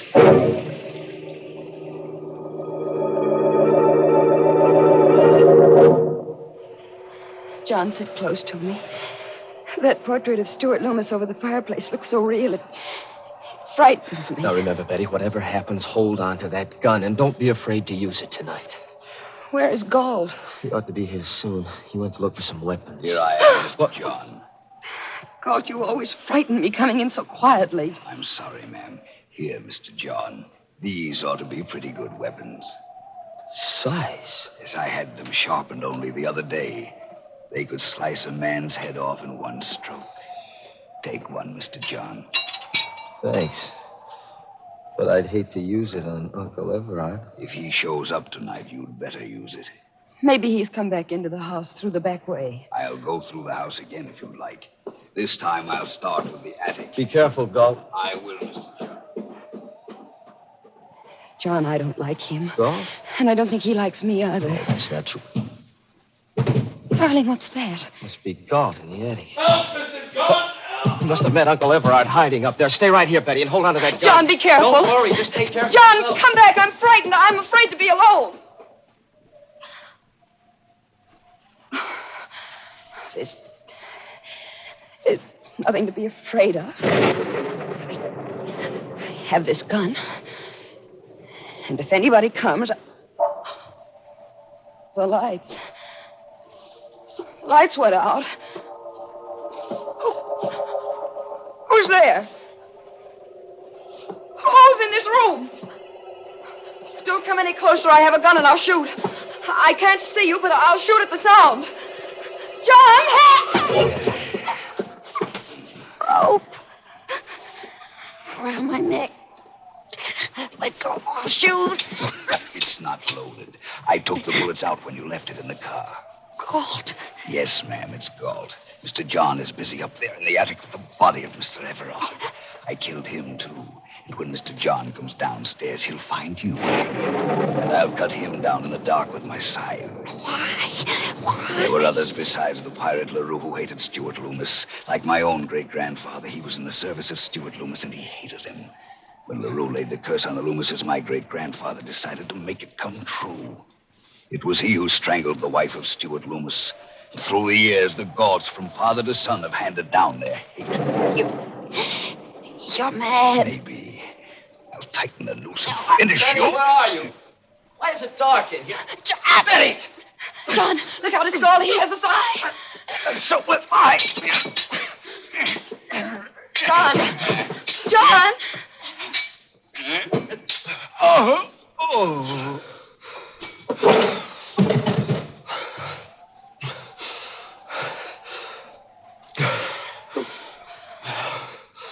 Who is it? Oh, darling, where are you? Here, John, here. Oh, darling. Betty, we finished forever with the Loomis curse.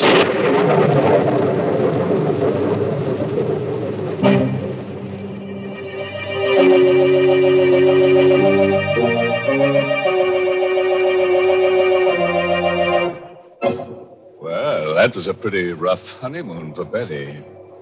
But, you know, there's a lesson in her story for forgetful wives. Yes, if you keep tying little colored strings to your fingers to remind you of things and you still can't remember them, why not try a rope neatly tied around your neck? It's sure to help you forget.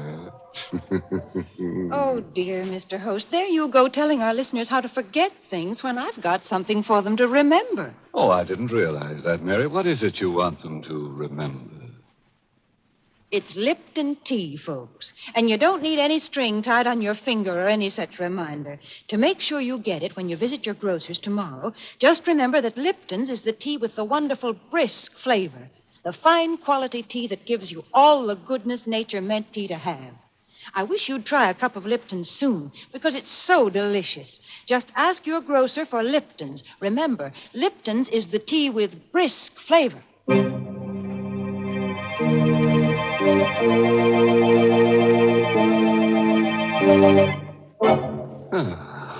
And so our evening's over, with the usual quota of corpses to qualify for the ghoul school. We're working on a special matriculation for bachelor ghouls. In case you didn't know, a bachelor ghoul is one who believes that two can die as cheaply as one. Oh, by the way, this month's Inner Sanctum mystery novel is I Hate Blondes by Wolf Kaufman. And next week, the makers of Lipton Tea and Lipton Soups will bring you another Inner Sanctum story directed by Hyman Brown and called Dead Man's Turn. It's a little night course in murder, that's all. As you have your choice of majoring in choking, shooting, drowning. But why don't you just listen in to Inner Sanctum next week and you'll get all the inside told. Oh, yes, next week part of the country goes on daylight saving time. If your area remains on standard time, tune in to Inner Sanctum 1 hour earlier. Until then, good night. Pleasant dreams.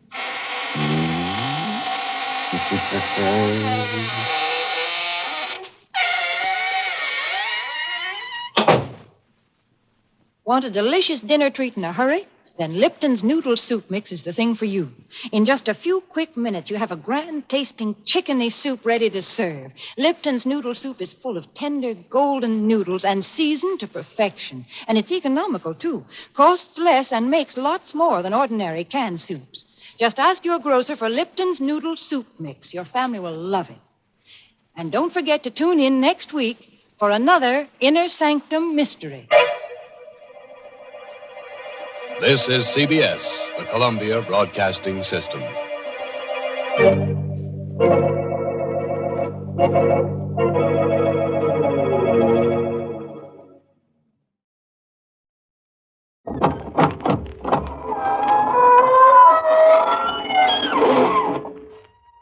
Good evening, friends of the Inner Sanctum. This is your host bidding you welcome through the squeaking door. Well, we're overcome with Yuletide spirits this evening. Parties everywhere. Ah, what fun. One fellow was lit up like a torch. His wife had struck a match to him. Big shindig at the city morgue. Everybody was a little stiff. Out in Hollywood, Frankenstein, Dracula, and the Wolfman threw a monster jamboree. The guests had a screaming good time. And the punch bowl, just right. Chilled to body temperature. Sub-zero. Everybody's blood ran cold.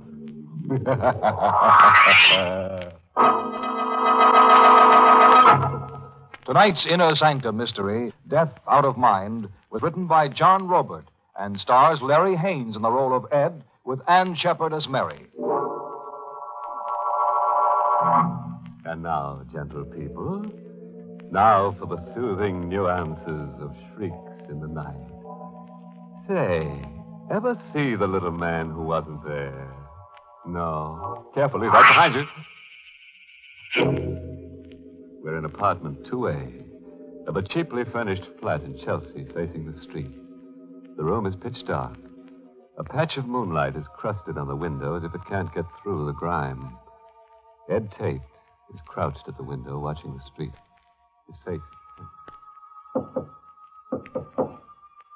Mary? Ed, there's nobody downstairs. Oh, there must be. I've seen them. Here from the window. See? See, Santo? There, leaning against the lamppost, smoking a cigarette. I've been watching him, Mary. I can't take my eyes off him. Ed, you've got to take hold of yourself. Leave this room. He'll be waiting for me wherever I go. He'll be everywhere waiting for me. Turn a corner and run into him. Catch a train and he's sitting beside you. Run away and meet him in Boston, Frisco, Hong Kong. Don't, please. He's Fate. Fate dressed in a black suit. Please, no more wild talk. I'm crazy. Is that what you mean? Ed, darling, think. We're just married. I'm a bride. We were going to be something wonderful. You married a guy with whams in his head. Marriage never had a chance. You got a stacked deal, Mary. I'll get help. Operator, I want the police. Operator. There's no buzz. The line's dead. You cut the wires. I told you it was downstairs. Can't stand any more of this. Oh, Mary. Mary, don't cry over me. Forget me. Just turn time back 24 hours and forget you ever married me. But you've done nothing. It's just in your mind. This is a payoff for other things. It is always a payoff waiting somewhere. There's always retribution.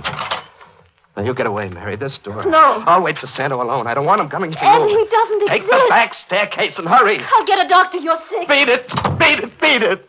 Beat it.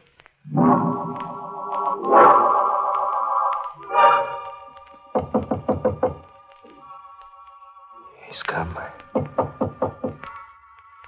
He knocks on my door. Fate knocks. Patiently. Once, twice, three. One, you're cornered. Two, you can't get away. Three, open the door. So simple, Dad. No fuss, no wasted talk. Just 1, 2, 3. Open up. Okay, Santo, I'm not running away. I'm opening up.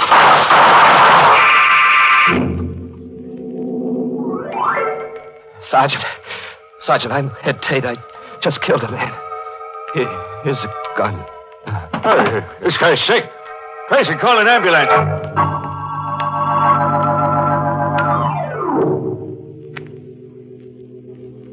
It's been 6 hours, Doctor. I hate to push, but how much longer? Well, it's futile being a district attorney now, Kittredge. The prisoner's a very sick man. Just a few questions. Useless. His memory is gone temporarily. Who is he? Ed Tate, reporter on leave from the Bulletin. He was released from a sanitarium less than 2 weeks ago. Here's a complete report on him. Oh. On his way from the station house to the hospital, Tate kept insisting he'd murdered a killer named Santo. But he did murder a man. Oh, he did that all right, but to the best of the department's knowledge, there never was a killer named Santo. How long before he can answer questions? Days, maybe weeks. The department can't wait that long. If we tried narcosynthesis, a compound popularly known as truth serum. Get started, Doctor. Murder can't wait. Tate. Yes. Count backwards. Starting at 100. 100. 99. 98.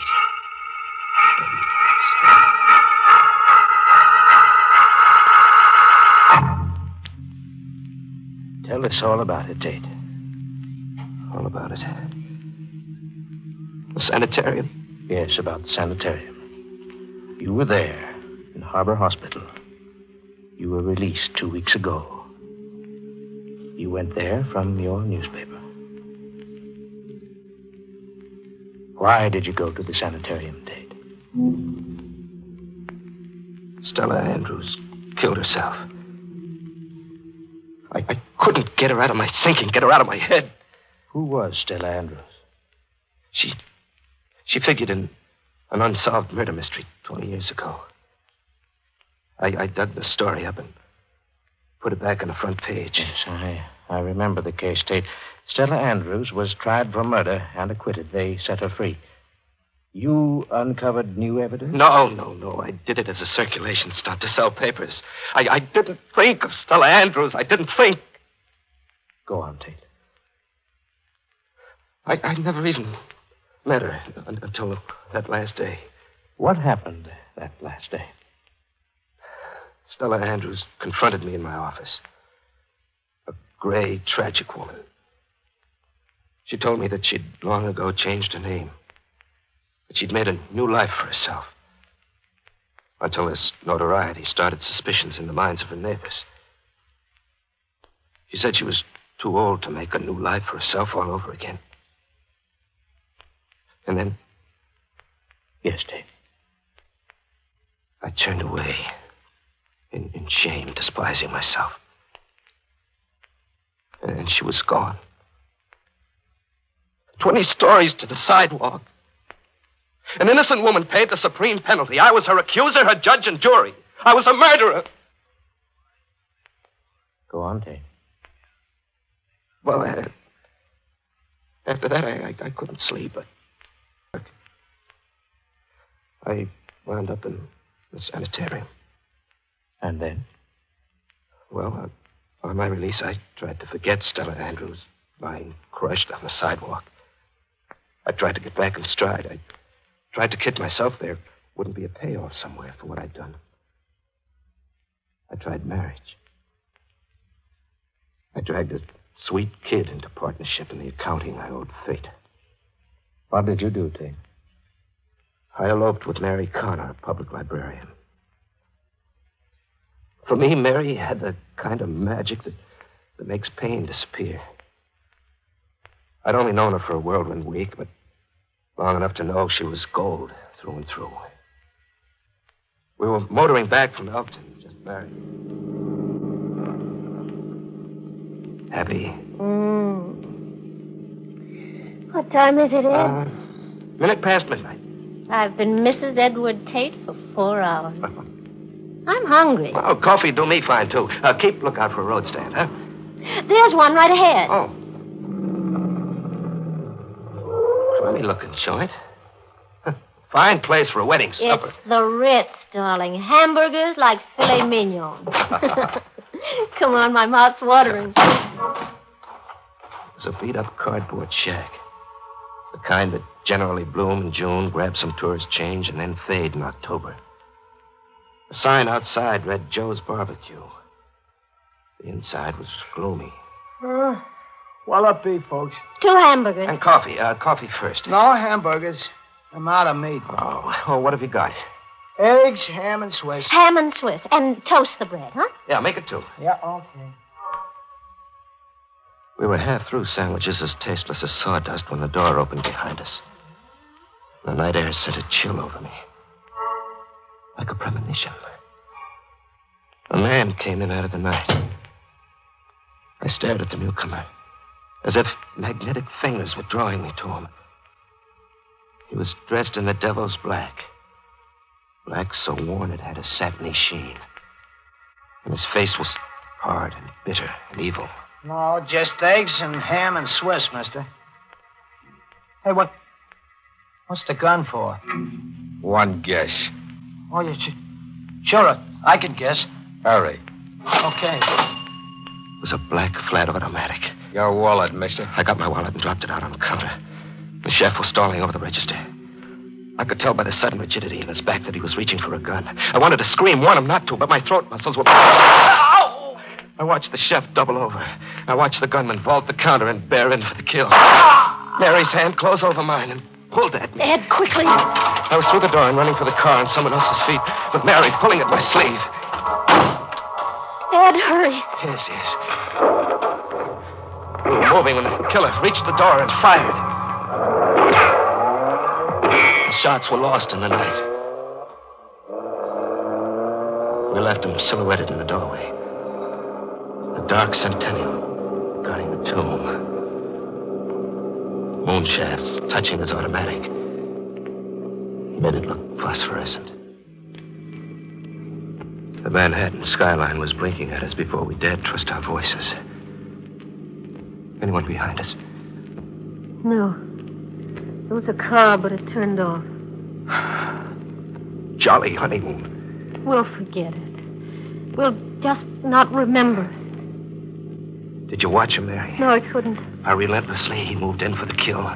How exquisitely cold and efficient, like a machine. Ed, it's unhealthy, that sort of talk. I couldn't take my eyes off him. I felt as if he were part of me, come to life, a blood twin, showing me to myself. Darling, demonstrating to me what I really was. A killer, cold and efficient, like a machine. No. He killed that man like I killed Stella Andrews.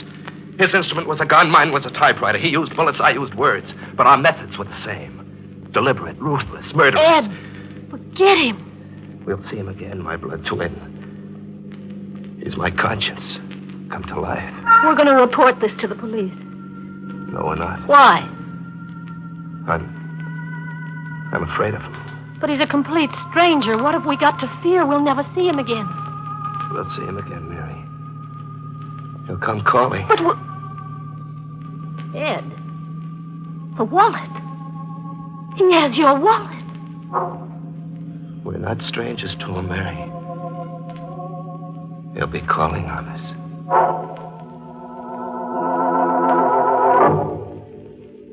He had my wallet, my name, my whereabouts. But the wallet was only an incidental thing. I knew he'd call. Our lives were intertwined. Somehow he was now as much a part of my life as the ghost of Stella Andrews. We reached home. We just sat around and waited. And soon the phone rang. Ed. It's him. What'll we do? Answer the phone, I guess. Yes? Ed Tate, yes. Yes. I understand. What did he say? I'm to come to the street. Ed, you won't. He won't harm me, he said. If I don't come down, he's coming up, he said. What does he want? I don't know. I'll go see.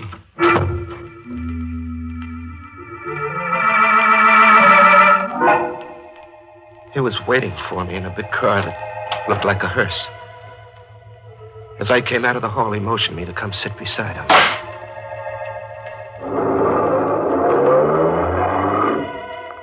The car nosed east toward the river. He didn't talk. He just concentrated on driving. We were close enough for me to touch him. But I wasn't frightened. I felt as if we belonged to each other. Where are we going? To the river. What for? To dump him. Him was a gesture behind us. I turned to look. There was a packing trunk on the floor in the rear of the car. The chef's corpse. You're going to kill me, too? Why should I? To shut me up? We'll dump the trunk together. That'll shut you up. Well, wouldn't killing me be simpler? If you shut up, it's just the same, maybe. What's your name? You get an idea. No. No, I just want to know you very much. Santo. Just Santo. We stopped along a deserted wharf, just under the Brooklyn Bridge. And there, with the world asleep and the moon looking on, we dumped a trunk. It sank slowly, twisting in tortured slow motion. You can go home now, Tate. Don't you feel it, Santo? Feel what? This kinship. We're the same person, Santo. You're crazy. No, I mean it. Look at me. Look at me. See our resemblance? We didn't just happen together. You're something out of me. You are me. You talk too much, Tate. Maybe I'll have to kill you after all. Oh, you'll kill me, Santo, soon enough. You'll have to kill me. You're my conscience.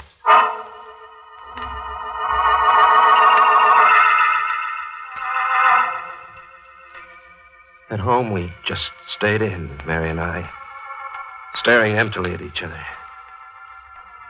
It was a honeymoon like a wake. Morning came. The day passed.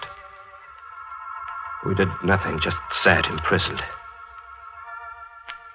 And then that night, I knew Santa would come. This time for keeps. I knew it by the way my flesh was floating in sweat. Fear was consuming me. Mary, Santo's downstairs. It's all in your mind. He's downstairs. He'll be coming up. Mary, where are you going? To see. Ed, I can't stand much more of this. Yeah, you go see. And when you come back, signal, like this. Do it twice. Mary went down to check, but I knew the answer. I got my gun and went to the window to watch and wait. Santo was downstairs.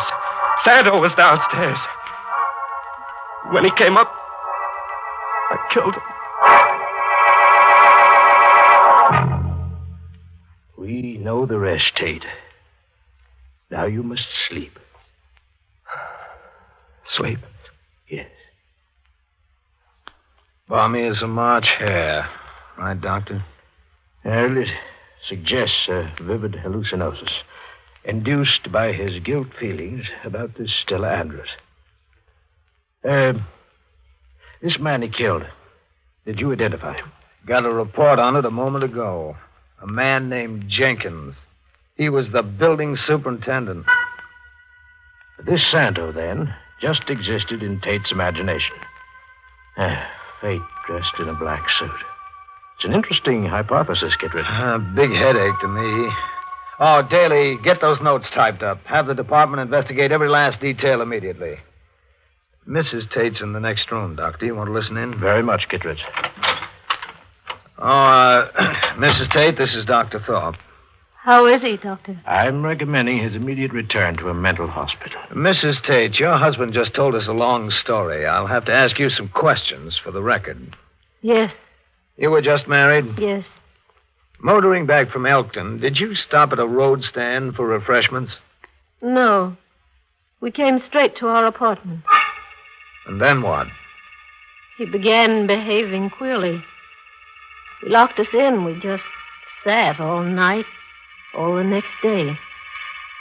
The second night, Ed took a gun out of his valise. He stood guard at the window. He said he was waiting for a Santo. Did you ever see this Santo? No. What brought the janitor up at that hour of the night? Ed was raving insanely. I suppose he came to investigate the noise. Can I go, Mr. Kittle? No, not right now. You'll have to stay a while. Just routine. My men will be reporting back, and I want you to read your husband's statement and then make one of your own. You can bunk on the bench, grab 40 winks. I think I'll doze off myself. Pick your own chair, Doctor.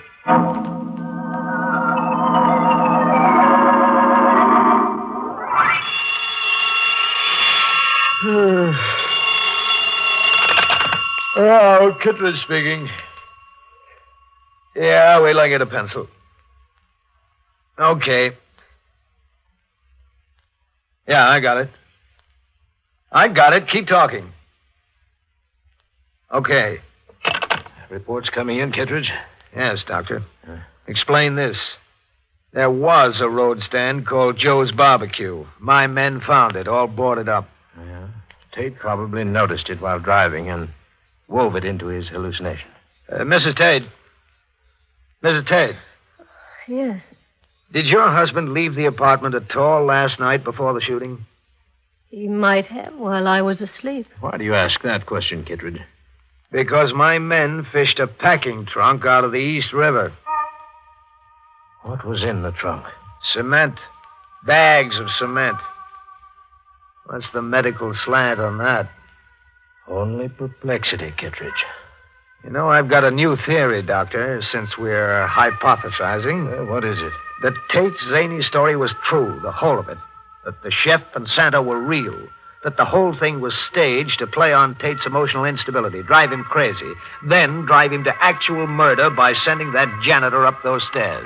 Like all police theories, too incredible for me. Mrs. Tate, can you help us out? Give us an idea about that trunk? No.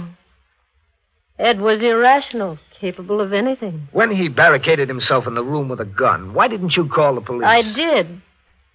But But what? the wires were cut. An odd touch for you, Doctor. The man who wasn't there cut the telephone wires. Extraordinary. Cut the wires inside the apartment. Oh, Fate dressed in black. Do you like black, Mrs. Tate? I do. Black worn to a satiny sheen. Do you always wear a satiny black, Mrs. Tate? I prefer it, Mr. District Attorney. Good heavens, Kittredge, what do you say? You were Mary Connor when you got married? Yes. Who were you, Mary Connor, before you began masquerading as Fate? Mary Andrews. Stella Andrews was my mother.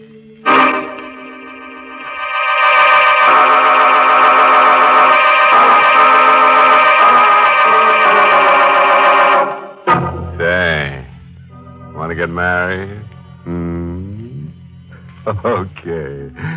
May all your troubles be little ones. Confused chap, that Ed Tate. 3 on a honeymoon. Mister, that's asking for trouble. In fact, wouldn't you say it's sort of crowding your luck? And that little man who was there, popping in and out of Ed's mind. You know, if it was me, I'd have started charging him rent.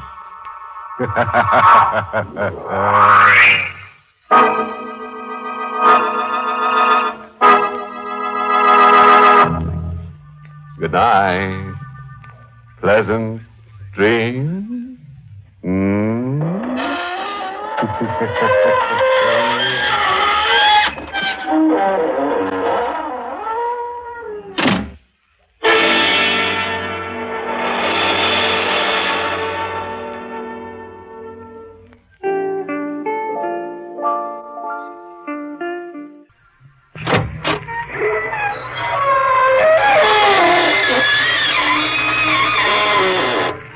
Good evening, friends of the creaking door. This is your host to welcome you into the Inner Sanctum. Come on in. Well, let me tell you about the loot we picked up in our family. Mother got a new broom. Yeah, she needed it ever since she wrecked the old one in a forced landing on the roof last month. Uncle William got a fur-lined straitjacket, and dear, darling little Aunt Matilda got a new hat pin. Yes, her last one got stuck in the skull of her fourth husband.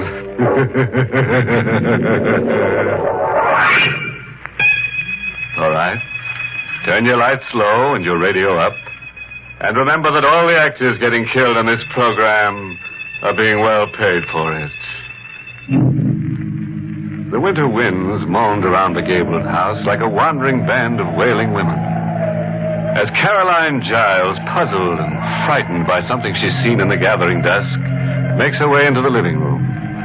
This is young Mrs. Giles' first night at the family mansion built by her husband's grandfather. Only this morning the attractive bride arrived after a honeymoon trip in Europe. When she enters the huge, shadow-filled room, she notices the servant girl at the window. She's a young girl, the only other person in the house. And Caroline can see that she's scarcely able to control the terror she feels. Mary? Yes, ma'am. What's going on out there? Nothing. When will Mr. Giles be home? He should be here within an hour. Why are those cars stopping out there? Cars, Mrs. Giles? Oh, really, Mary? You must see them as well as I do. 3 of them stopped within a few minutes. Look, there's another one. Maybe that's Mr. Giles. No, the car isn't coming into the driveway. It's stopping outside. Who are these people, Mary? I don't know. Why should they stop outside? What did they want? I don't know. Oh, Mary. You don't know. There's no reason to become hysterical. Mrs. Giles, come away from the window. But why? You don't know them. Oh, please come away from the window. Mary, why? Now... I've warned you. They're throwing rocks through the window. Get down, Mrs. Giles. Get down on the floor. You'll be hurt. But Mary... Oh, please. Mrs. Giles, just pray that they don't come in here. Just pray that they don't. Wait a minute, Mary. I hear sirens. It's the police. Oh, the police. Oh, thank heavens. They'll make them go away.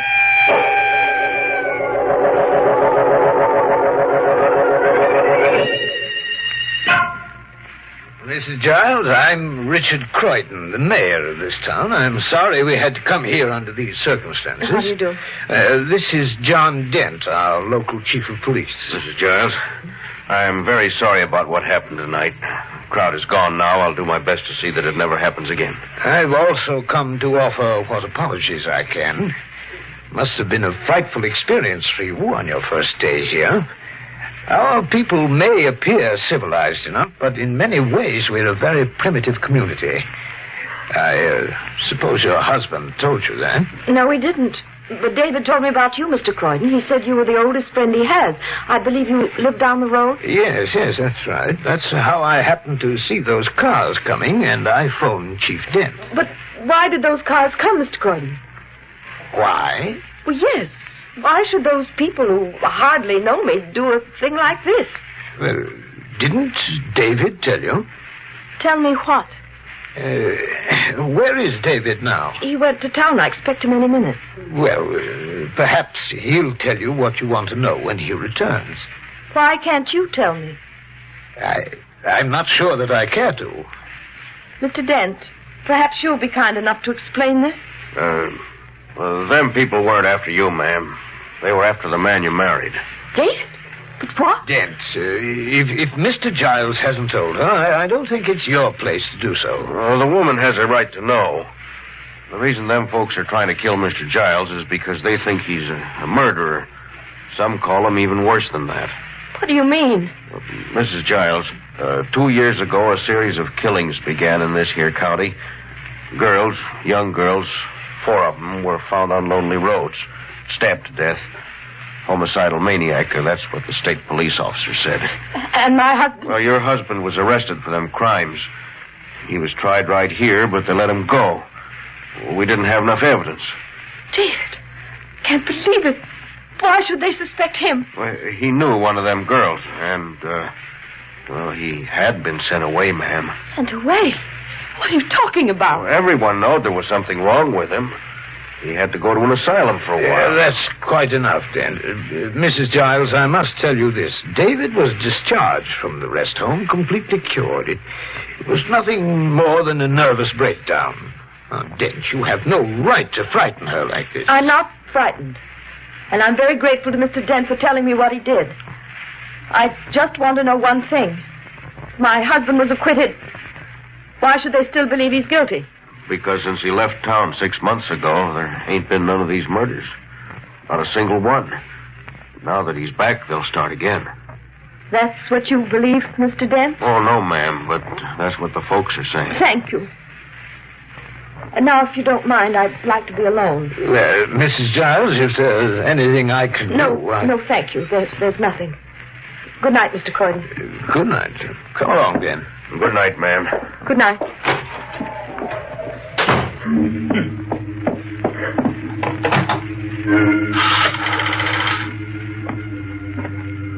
Hello?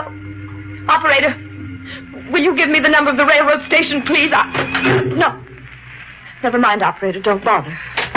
Are you going to leave, Carolyn? David, you heard. Yes. And I heard everything else my very old friend, Mr. Dent, told you. I was behind the other door. Then why didn't you come in? Why ruin their fun? Besides, I was curious to see just what your reaction would be. David, why did they have to tell me? Why couldn't you? Do you think this was an easy thing to tell to a newly married bride? I would have found out sooner or later. I did plan to tell you, Carolyn, in due time. That's why I ordered Mary not to say anything. Darling, it isn't true. This is all an insane dream, a nightmare. No, Carolyn, it's not a dream, but in many ways it is a nightmare. Were you going to run away from me, Carolyn? Is that why you phoned the station? Yes. Carolyn, if you want to leave me, I can't blame you. I realize it may be asking a little too much of any woman. To be my wife and to live here. Why did you come back here, Dave? Because I want to prove to them that I'm not what they think I am. And I was hoping you'd help me. I thought maybe you loved me enough for that. Carolyn, I'm terribly sorry it must end this way. I'm not going to leave, David. Carolyn, I hope you understand what you're saying. You may be risking your life by remaining here. I love you, David. I'll risk it. I want you to be certain.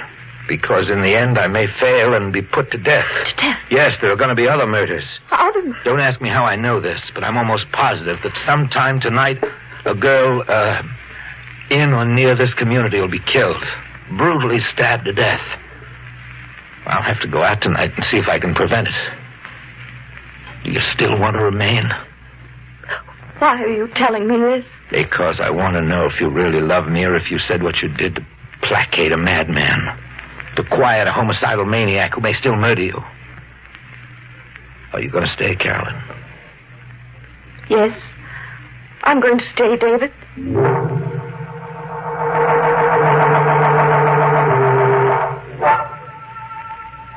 Mrs. Giles! Mrs. Giles, are you coming here? I'm coming, Mary. Mrs. Giles. There, Mary. Now just try to calm down. I saw them. Mary, try to pull yourself together. Tell me what you saw. There was a man out there. A man moving around. Are you sure of it, Mary? I don't see anyone. Well, maybe you can't see him from here, but I saw him from the window of my room. All right. Let's look out the window of your room. I don't want you to think I'm seeing things. I'm not the kind of girl who sees things. I didn't say you were, Mary, but I don't notice anything unusual from your window either. You don't see anything? Just the lawn, the tree. Mary, I know we've all been under strain today. I guess we're a little jumpy, aren't we? I guess so. But I wish Mr. Giles were here. I don't like us two being alone. I know, Mary, but it can't be helped. Now, come, dear, I think you'd better go back to bed. But I'm afraid to be alone in here. They can get in through the window. Then we'll close the shutters. Help me, Mary. All right, ma'am. There we are. The outside doors are all closed? Yes, I locked them myself, but... Well, still, this is a very old house. They can get in. Well, there's a lock on your door that works quite well. You can lock the door from the inside, and then you'll be as safe as you can possibly be. All right. I'll do that when you go. Very well, Mary. I'll go back to my room. I'm sure you'll sleep now. Good night. I hope so. Good night, Mrs. Giles. Did you lock the door, Mary? Yes, I just did. I'm turning out the light now. I'm sorry I troubled you, Mrs. Giles. Good night. Good night.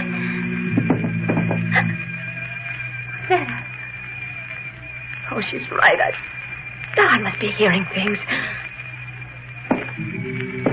Mrs. Giles! There's someone in here! Let go of my hand! Mrs. Giles! He was locked in here with me! Help me, Mrs. Giles! Mary! Oh, he's got a knife! I can feel it, a knife! Oh, no, let go of me, please! No! Mary!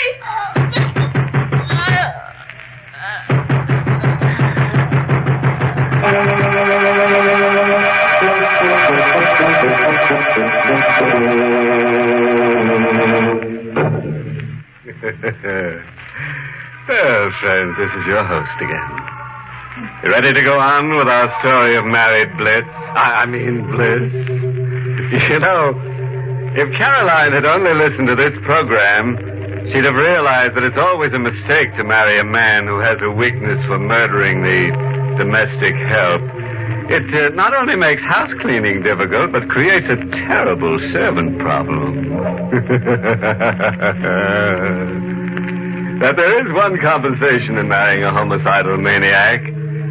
When you'd call your mate crazy, you'd be so right. Well, let's get on with our story. As you remember, Caroline couldn't break into Mary's room, and now she rushes to the telephone and dials the operator. Hello? Get me the police. Hurry, please. Hello? This is Mrs. Carolyn Giles. Will you please send someone right away? I think there's been a murder.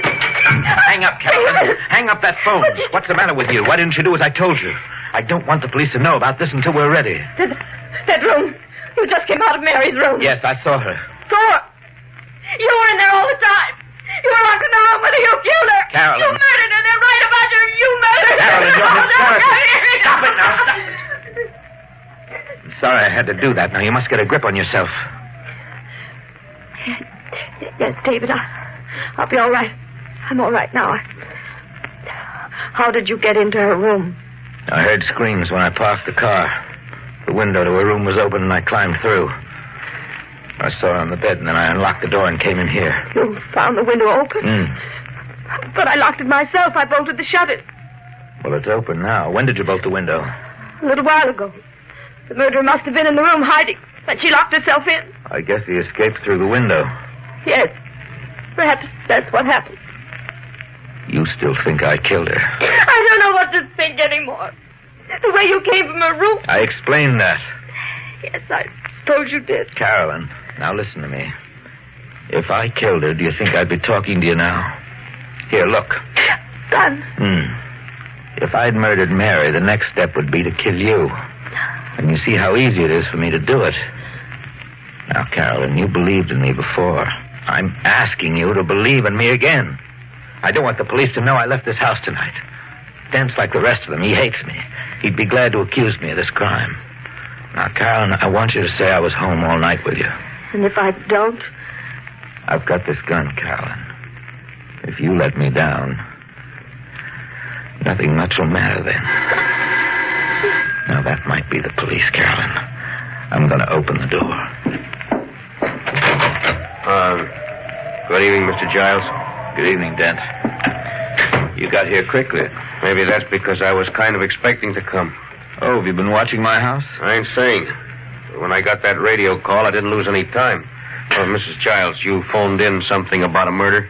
Yes, our girl, Mary, she's in there. Oh. Mr. Giles? Are you accusing me of this too, Dent? Well, it's mighty funny, right here in your own home. This time I can easily prove that I had nothing to do with it. My wife and I were together all night. Is this right, Mrs. Giles? That's right, Mr. Dent.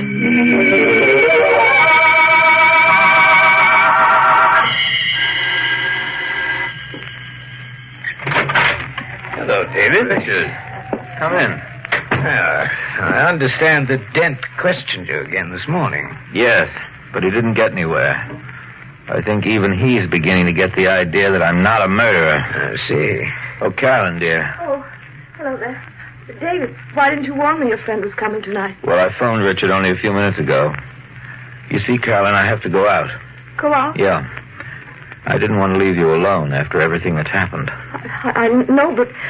Well, couldn't we come with you, David? No, I'm afraid not. Why not?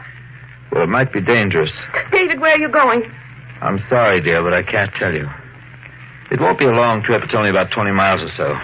That's all the information I can give you. Has this something to do with these murders?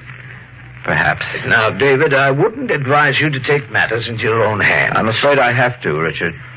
You see, the police haven't gotten very far, and my life is at stake. Your life? Isn't it obvious? The people are stirred up about these crimes. Who can tell when one of them may take it into his head to murder me? It's becoming a matter of the killer's life or my own. Furthermore, there's another reason why I must solve this. A reason I can't divulge right now. Why not? Darling, please don't ask me. I think that after tonight, all this will be over.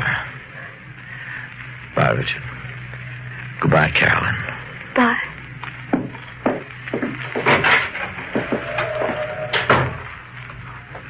Richard? Yes? What did he mean by another reason? Well, Carolyn, if he's right about the murderer, then the next logical victim will be a girl, an attractive girl who's very close to him, so that people will suspect him even more. And the most likely person is yourself.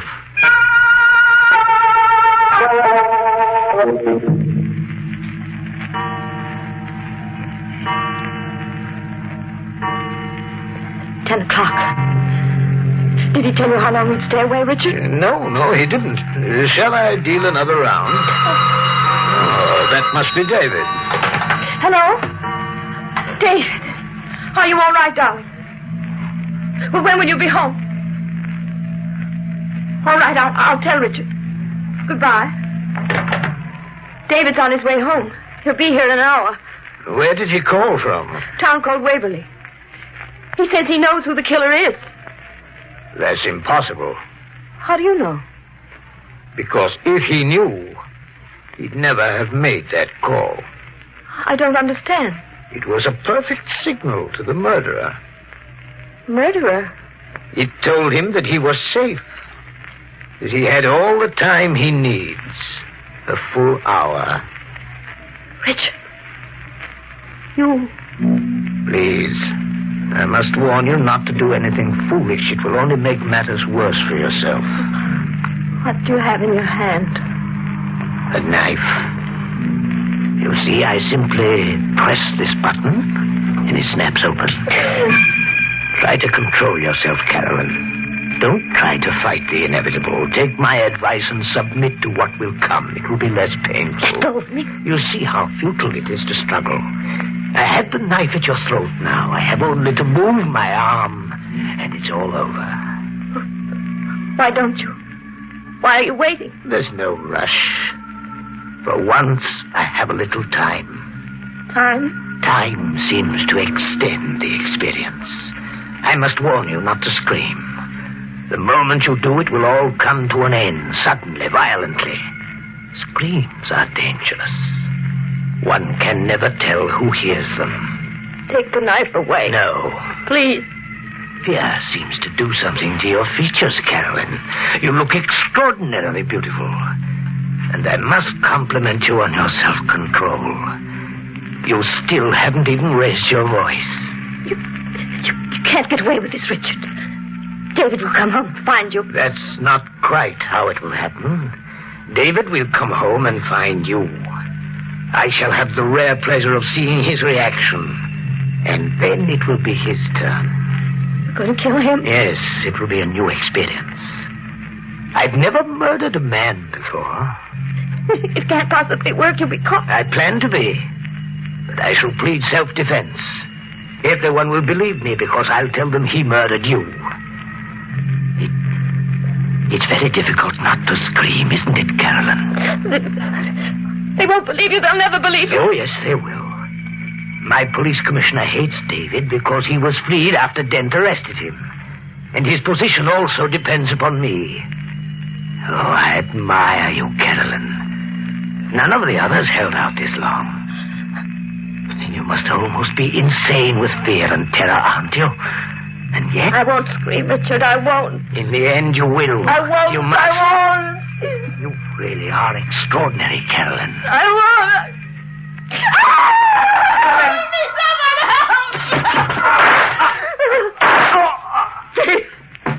Carolyn.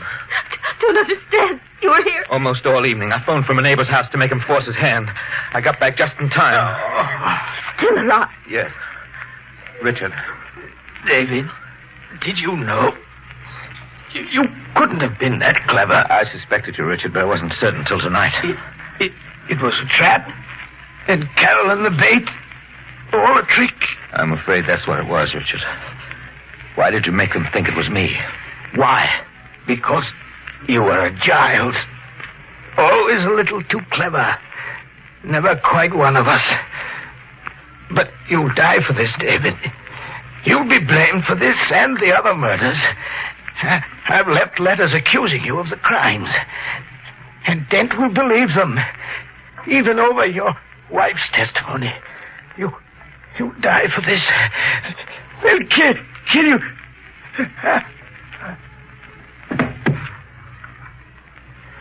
He's dead. David, is it true what he said about the letters? Probably. Dent will never believe me. Good evening, Mr. Giles. Dent. Yeah. Been out there all night. When I heard the shots, I came running in. So you killed him. Yes, but I had to, Dent. He was going to murder my wife. That's true. He's the homicidal maniac you've been looking for. You've got to believe that, Mr. Dent. Of course I believe it, ma'am. Been suspecting him for a long time. Ever since he spread them stories to folks about Mr. Giles. And I heard what he said before he died. You've got nothing to fear now, Mrs. Giles. You and your husband can live here and we'll be proud to have you. And some folks will be mighty ashamed about what they've been saying and doing. I reckon I'd better call in. Get them to take this man away.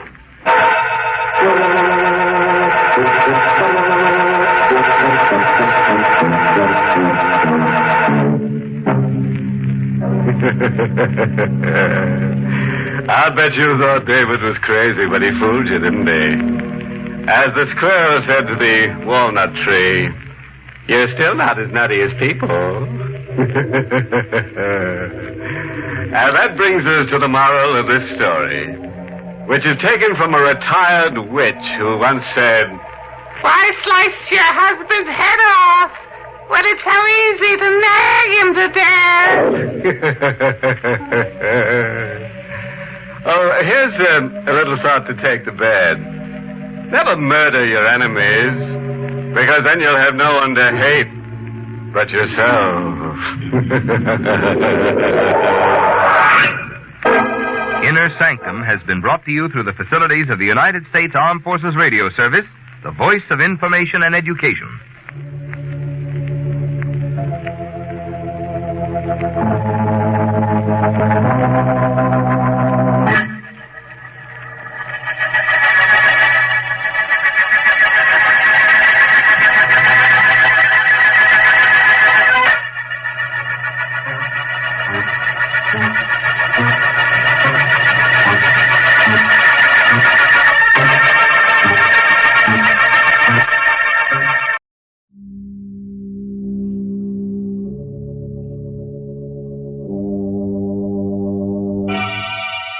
Lipton Tea and Lipton Soup present Inner Sanctum Mysteries.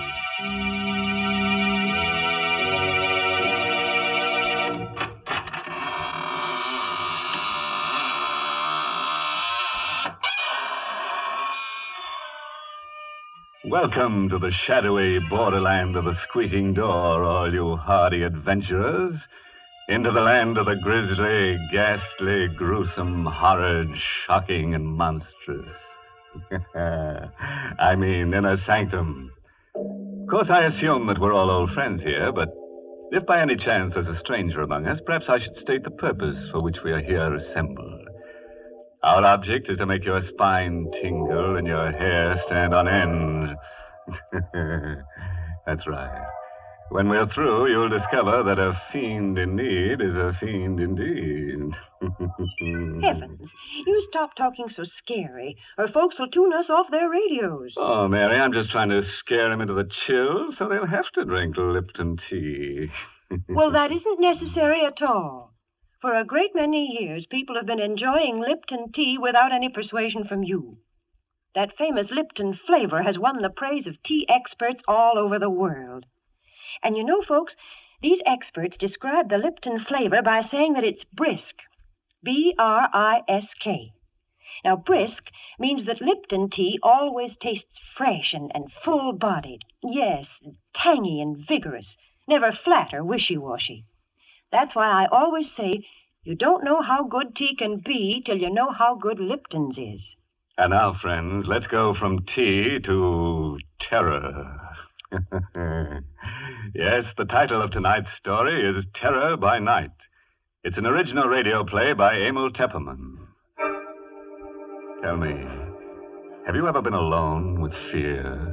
Alone in the night and frightened? Well, here's Ann Shepard in the role of Linda Dixon to tell us what happened to her. It was a Friday night, and I think I was already a little nervous as I drove north into the mountains. It was the first day of my vacation. I started from the city early enough to arrive before nightfall, but my car was 6 years old and developed motor trouble. So now I was driving through the night with 50 miles more to go, and I was tired and nervous and irritated. And then I heard that siren in the distance. At first I couldn't place it. And then I remembered the state prison was somewhere in the vicinity. The siren. That meant a prisoner had escaped. I reached over and turned on the radio. They were broadcasting an alarm. I repeat, motorists are warned to be on the lookout for Lee Hartley, who escaped from the death cell at State Prison at 9:15 p.m. He is 5'10", dark-haired, regular features, no distinguishing marks. Hartley is a confirmed killer. He is believed to be armed. Beware of Hartley. He would rather kill than eat. I'd better give you that again. He would rather kill than eat. And that man was loose. I stared ahead at the lonely road spinning toward me through the windshield.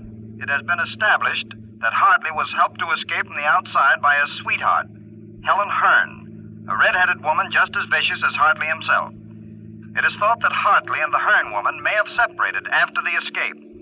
All motorists are warned to beware of a dark-haired man and a red-haired woman, alone or together. My hand was shaking a little as I turned off the radio.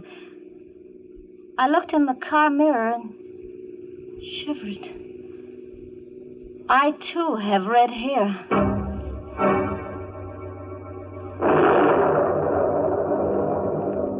There was a storm coming up, and I was driving into it.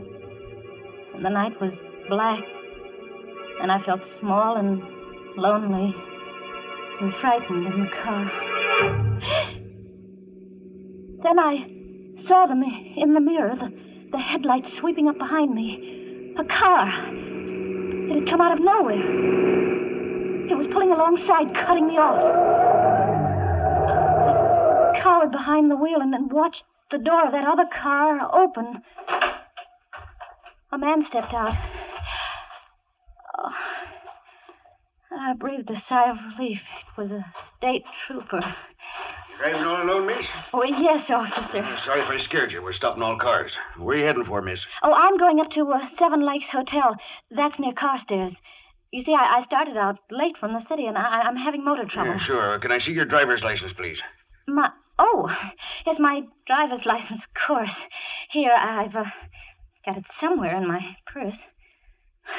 I seem to be all fingers. That escaped prisoner, Hartley. How'd you know about him? Oh, well, I heard the prison siren. Then it came over the radio about Hartley and his red-haired girlfriend. Say, you've got red hair, too. Well, you don't think I'm that woman. Find that license yet?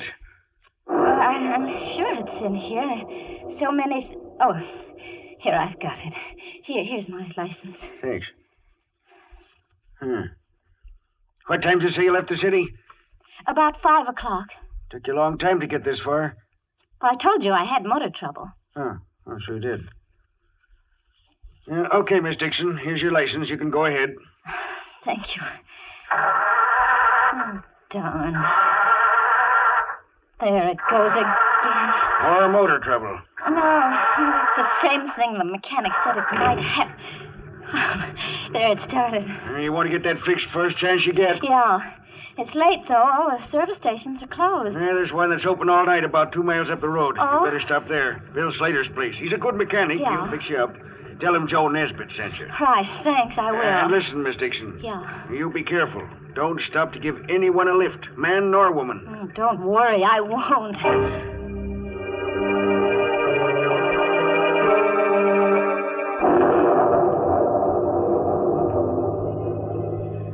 The night closed in on me again, but I didn't feel quite so nervous, knowing that the trooper was somewhere behind me on the road, and Bill Slater's service station ahead. In a few minutes, I saw the lights on the service station.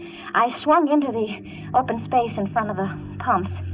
I stopped. There was a rumbling of thunder in the west. The storm was moving up fast. There was another car, a coupe, parked at the pump. But there wasn't anybody in it. And I didn't see any attendant around either. I pressed the horn button. No one answered. No one came out of the office. Still no response. Everything seemed so quiet and suddenly ominous. I found myself shivering. I had a curious feeling that someone was watching me. I've got to get away from here fast. It's starting to work again. It won't start. It won't start.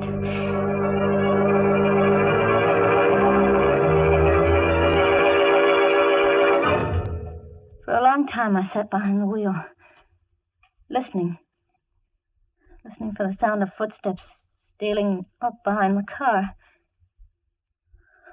There were none. Then I could bear it no longer. I had to get out of the car. I had to see what was in that office. I opened the door of the car and stepped down on the gravel. Anybody in there? No answer. I clenched my fists and stepped inside. There on the floor at my feet lay the body of a man. His mechanic's jumper was stained red with blood, and his throat was cut from ear to ear. How long I stood there, I'll never know. I was petrified, unable to move, unable to take my eyes from the bloody body. What's that? Someone coming downstairs. Hartley. It must be Hartley, the killer. He must have been hiding somewhere upstairs. I've got to get away outside. But how? My car won't run. That other car, the coupe, I could jump into that. Yes. If I could reach that coupe before he comes down. Anything wrong, sister? Too late. Anything I can do for you, sister? Yes, it's my car. It won't start. I thought someone here might help me. Sorry. There doesn't seem to be anybody around. That's my coupe over there. I stopped for gas and no one came out, so I went in and looked around. Did you find anyone? There isn't a living soul in there. Oh. You look kind of tired. Oh, no, I'm all right. My name is Taylor. Oh? John Taylor. I'm Linda Dixon. Linda Dixon, huh? Glad to know you. Traveling far tonight? Well, I'm going to Carstairs. Seven Lakes Hotel. They're expecting me. Now, what do you know about that? What? Carstairs is the town I'm heading for, too. Isn't that a coincidence? Yes, I'm sure it is. Your car won't run, huh? Tell you what, we'll put your baggage in my car and I'll give you a lift to Carstairs. You can send for your car in the morning. Oh, no. I'll have your bag switched in a jiffy. Please, no, I would rather not. We are all switched. Now, come on. Get in here. He took my arm and helped me into the coupe. His hand was strong. His grip was hard. It hurt me. There you are. Snug as a bug in a rug.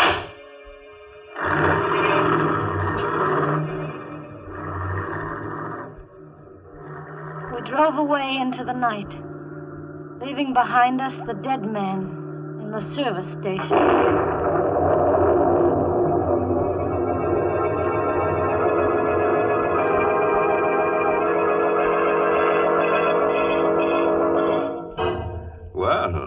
From where we sit, it looks as if pretty Linda Dixon has gotten herself into an awful jam. And believe me, she's shaking like jelly. My goodness, that poor girl. And just think, this is supposed to be her vacation. Why, Mary, she's in the country now, isn't she? In fact, it looks to me like she's going back to the soil, horizontally. Oh, dear. Why do you always look on the dark side of things? Seems to me you're always pessimistic. Of course, lots of folks feel that way at times, like when they've been working too hard and they're tired. But you know, I think there's nothing better for that let-down feeling than a good hot cup of Lipton's, the tea with the brisk flavor. That brisk flavor really perks you up. You see, that word brisk, B-R-I-S-K, is just another way of saying that Lipton tea tastes full-bodied and vigorous. Yes, tangy and spirited, never flat or wishy-washy. So try Lipton's real soon, won't you, folks? Well, now, let's go back and see how pretty little Linda Dixon is making out, all alone in the car with a strange man. But after all, she shouldn't be too scared of him. He's just a felon who needs a friend.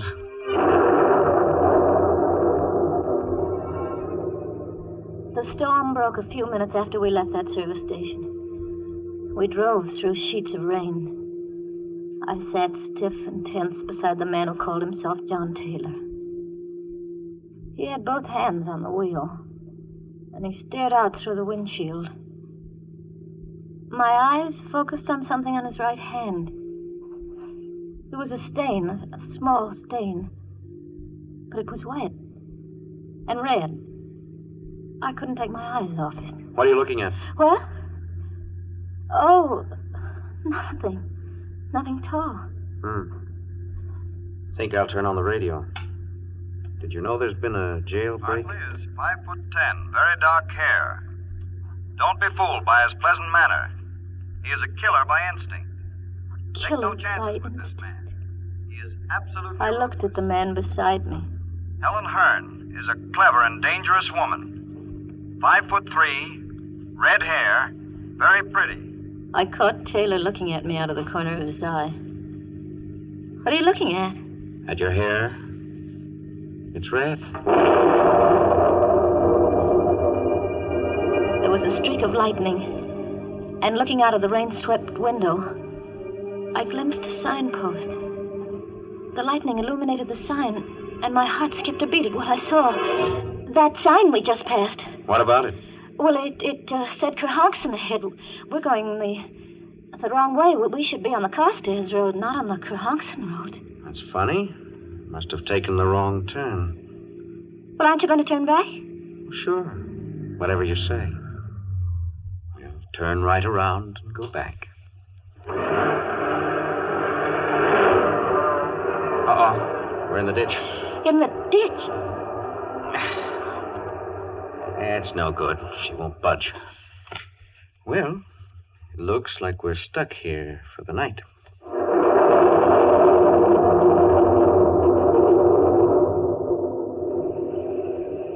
You look scared. Oh, no. I think I'd better get out and walk. Perhaps there's a house nearby. Walk in this weather? Oh, I don't mind the weather, really. I don't. You can't walk in this storm? Well, nevertheless, I'm going to try. Not on your life. What do you mean? You're staying right here till I get the car out of the ditch. You get pneumonia walking in this storm. But I'm Let's see. Where's that flashlight? Ah, here we are. Got some tools in the trunk compartment. You stay put. Stay right where you are. I heard him open the trunk in the back. I listened for further sounds, but there was nothing. I didn't hear him moving here. I didn't hear any tools. I had to find out what he was doing. Slowly, carefully, I got my door open. I stepped out into the rain and sneaked back toward the rear. I saw him there, not moving, in front of the open trunk compartment, bending over with a flashlight in his hand. The ray of light was focused on something curled up inside. It wasn't baggage or tools. It was a woman's body. Just then he saw me. He snapped the flashlight off, but not before I caught a glimpse of red hair. Then I must have fainted.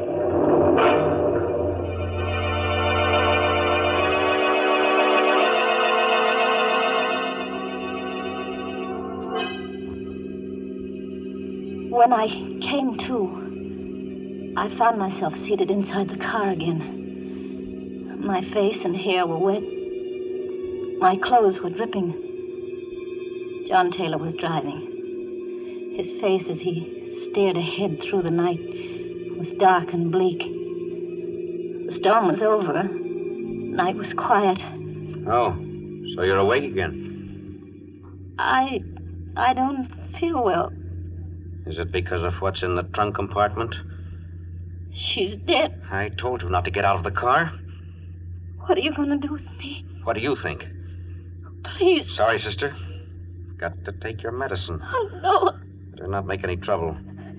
I'll try to make it as easy for you as I can. They say that when a person loses all hope, subconsciously he seeks refuge in sleep. That's what must have happened to me. I must have dozed, or perhaps I fainted, I don't know. But I awoke with a start at the sound of brakes. I sat up straight and saw that we stopped in front of a small fieldstone house. Why are we stopping here? I'm out of gas.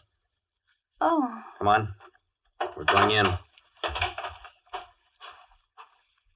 Sign on the door said Roger Bryce, M.D. A doctor's house. I began to feel a spark of hope. There might be a chance. I'll do the talking. Is that clear? Yes. Where's the bell? Oh. Must be awake. There's a light in the parlor. How do you do? Good evening. Dr. Bryce? Yes. Can I help you? I'm terribly sorry to disturb you, Doctor, but my sister and I were heading for Carstairs, and we seem to have gotten lost. And we're out of gas. His sister. He was passing us off as brother and sister. Now I knew why he hadn't cut my throat as he had that service station man's. He was carrying me for protection. I was his passport through the police cordon. His sister. I'm afraid I can't be of much help to you. I'm 7 miles from the nearest town, and I haven't any spare gasoline. Come in, won't you? Why, yes, thank you. We will.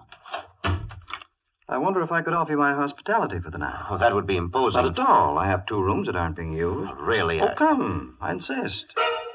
I'd hoped for a chance to talk to Dr. Bryce alone. Just a word to warn him. But Taylor never left us alone for a minute. He insisted coming into my room. To make sure, he said, that it was comfortable enough for me. Then he took the doctor by the arm and went out with him. Good night, sis. And sweet dreams. I was alone. Free of the presence of John Taylor. I had another lease on life. I waited, my heart pounding. Give them both a chance to retire. Then I slipped off my shoes, and in my stocking feet, I stole across the room and inched my door open. Slowly, carefully, I stepped out into the corridor and turned right toward the doctor's room. What's the matter, sister? You weren't thinking of going anywhere, were you? I wanted a drink of water. A drink of water, huh? In case you didn't know it, there's a water pitcher on your dresser. Oh, I didn't see it. Good night, sister. I turned around and went back into my room. It was no use. If I attempted to warn Dr. Bryce, Taylor would probably kill us both. I turned out the light in my room. I knew he was watching my transom. Then I lay down on the bed. How long I lay there, I don't know. Perhaps I slept, perhaps not.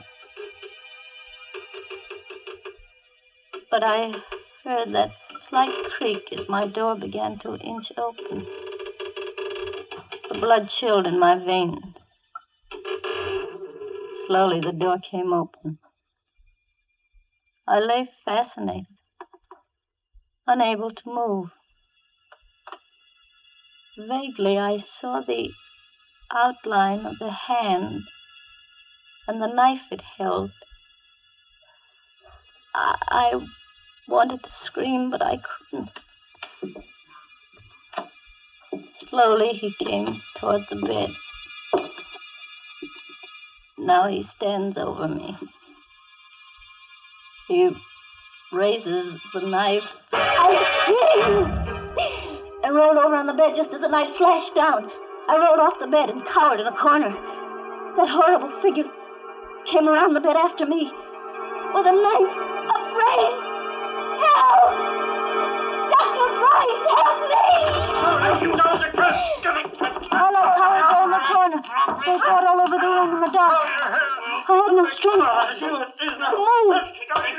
to think, not even to hope. All the life seemed to have gone dead in my veins. And then it was over. But who had won? In the dark, I strained my eyes to see. There was a vague shape on the floor, and another weaving around the room. Who? Which one was it? Dr. Bryce, is that you? No, Linda. It isn't Dr. Bryce. It's I, John Taylor. John Taylor, standing there at the light switch. And on the floor lay Dr. Bryce unconscious, with a long gash in his head.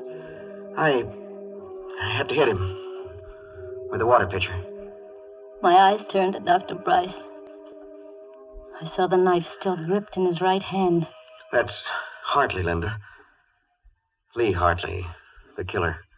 It was he who came in here with a knife? Right. I was down the cellar just now. The real Dr. Bryce is down there, dead. This fellow posed as Bryce when we came to the house. Then you're not Hartley. No, isn't that rich? All the time you thought I was Lee Hartley, and I thought you were Helen Hearn. On account of your red hair. But the body, the red-haired woman. Oh, that's Helen Hearn. This fellow must have killed her back at the service station and stuffed her body in my trunk compartment while I was inside. That all happened last summer. In time, I think I'll manage to forget that night of horror. But it won't be soon. Sometimes in the night I dream that I see that awful figure with the knife poised above my throat. And I wake up screaming. But then John takes me in his arms and holds me tight and tells me that everything's all right. You see, I'm Mrs. John Taylor now.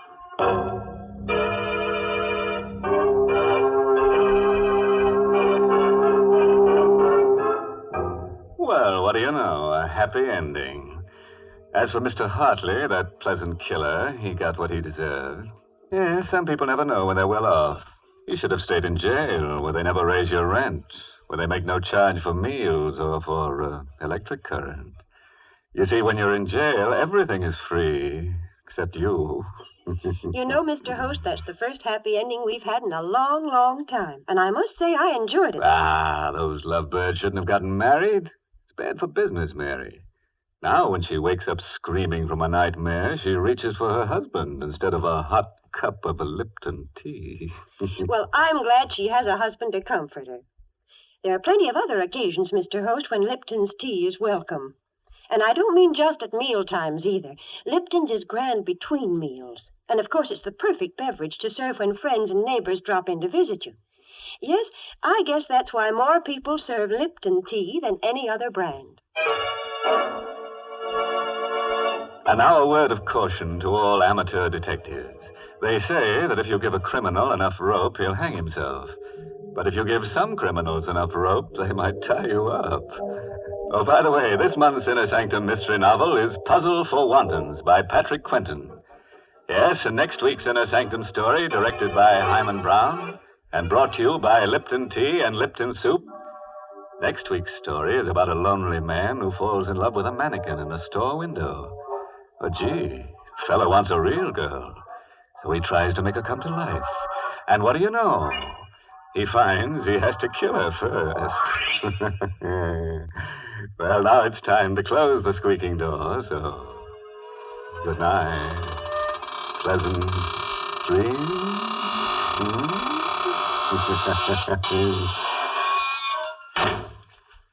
Folks, these busy days, we all want to save time when we prepare meals, and yet we don't want to sacrifice that good homemade taste. Well, the answer to that is Lipton's noodle soup. You see, Lipton's takes no time to prepare, and yet it has a real fresh-cooked chickeny flavor. Yes, it tastes just like the chicken noodle soup you'd make right in your own home. Lipton's is economical, too. It costs less and makes more than canned soups. So, folks, don't forget to serve Lipton's noodle soup. And don't forget to tune in next Tuesday night for another Inner Sanctum Mystery. This is CBS, the Columbia Broadcasting System.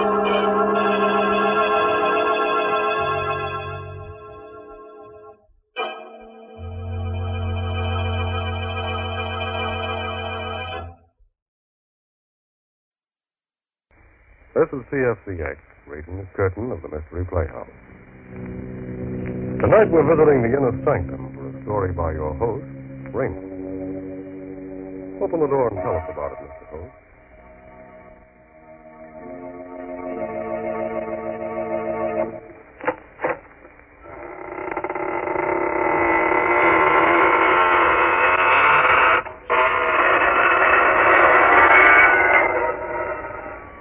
Good evening, gentle friends of the Inner Sanctum.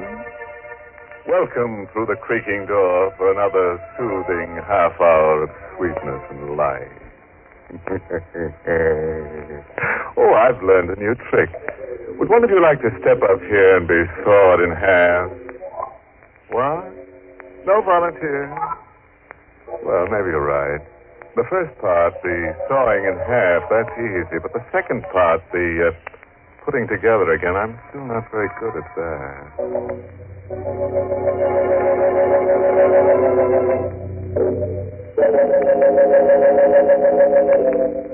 What does a man think of when there's murder in the air? The close presence of death. Does it have matter and substance? Does it generate unseen light waves that touch a man's subconscious? Or unheard sound waves that speak to him when he sleeps? Well, let's listen to I Walk in the Night, written by Emil Tepperman, with Larry Haynes in the role of Peter Lang to tell you this story himself.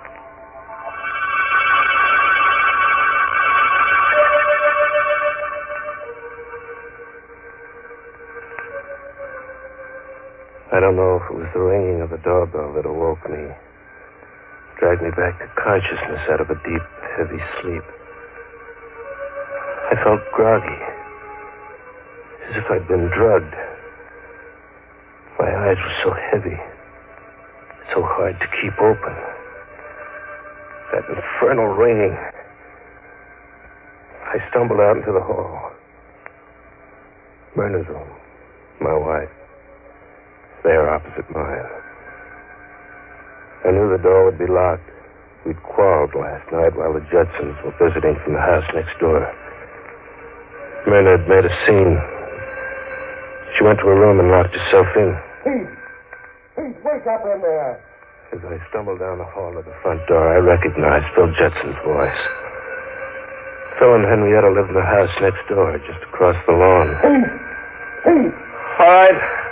All right, I'm coming. Just a minute. Can't get this open. There. Oh, thank heaven you woke up, Pete. I thought you'd never hear me. What's wrong, Phil? What's that poker for? Henrietta saw a prowler come out of this house. A prowler? What's the matter with you, Pete? You look groggy. Wake up. I don't know. I feel as if I'd been doped. What's this about prowler? Henrietta saw him climbing out of Myrna's window. She yelled to me, and I grabbed the poker and came running out. The poker? What's the matter with you? Didn't you hear me? A man was in Myrna's room just now. Great Scott. Myrna's alone in there. Come on.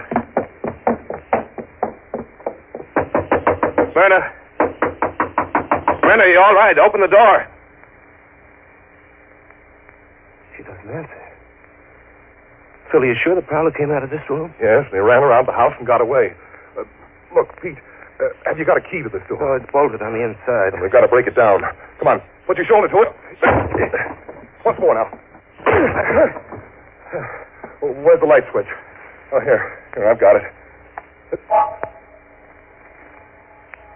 Better not come in, Pete. No, let me in. I've got to see. Myrna. Take it easy, Pete. Oh, Myrna. Strangled to death. Myrna. Look at the black and blue marks on her throat.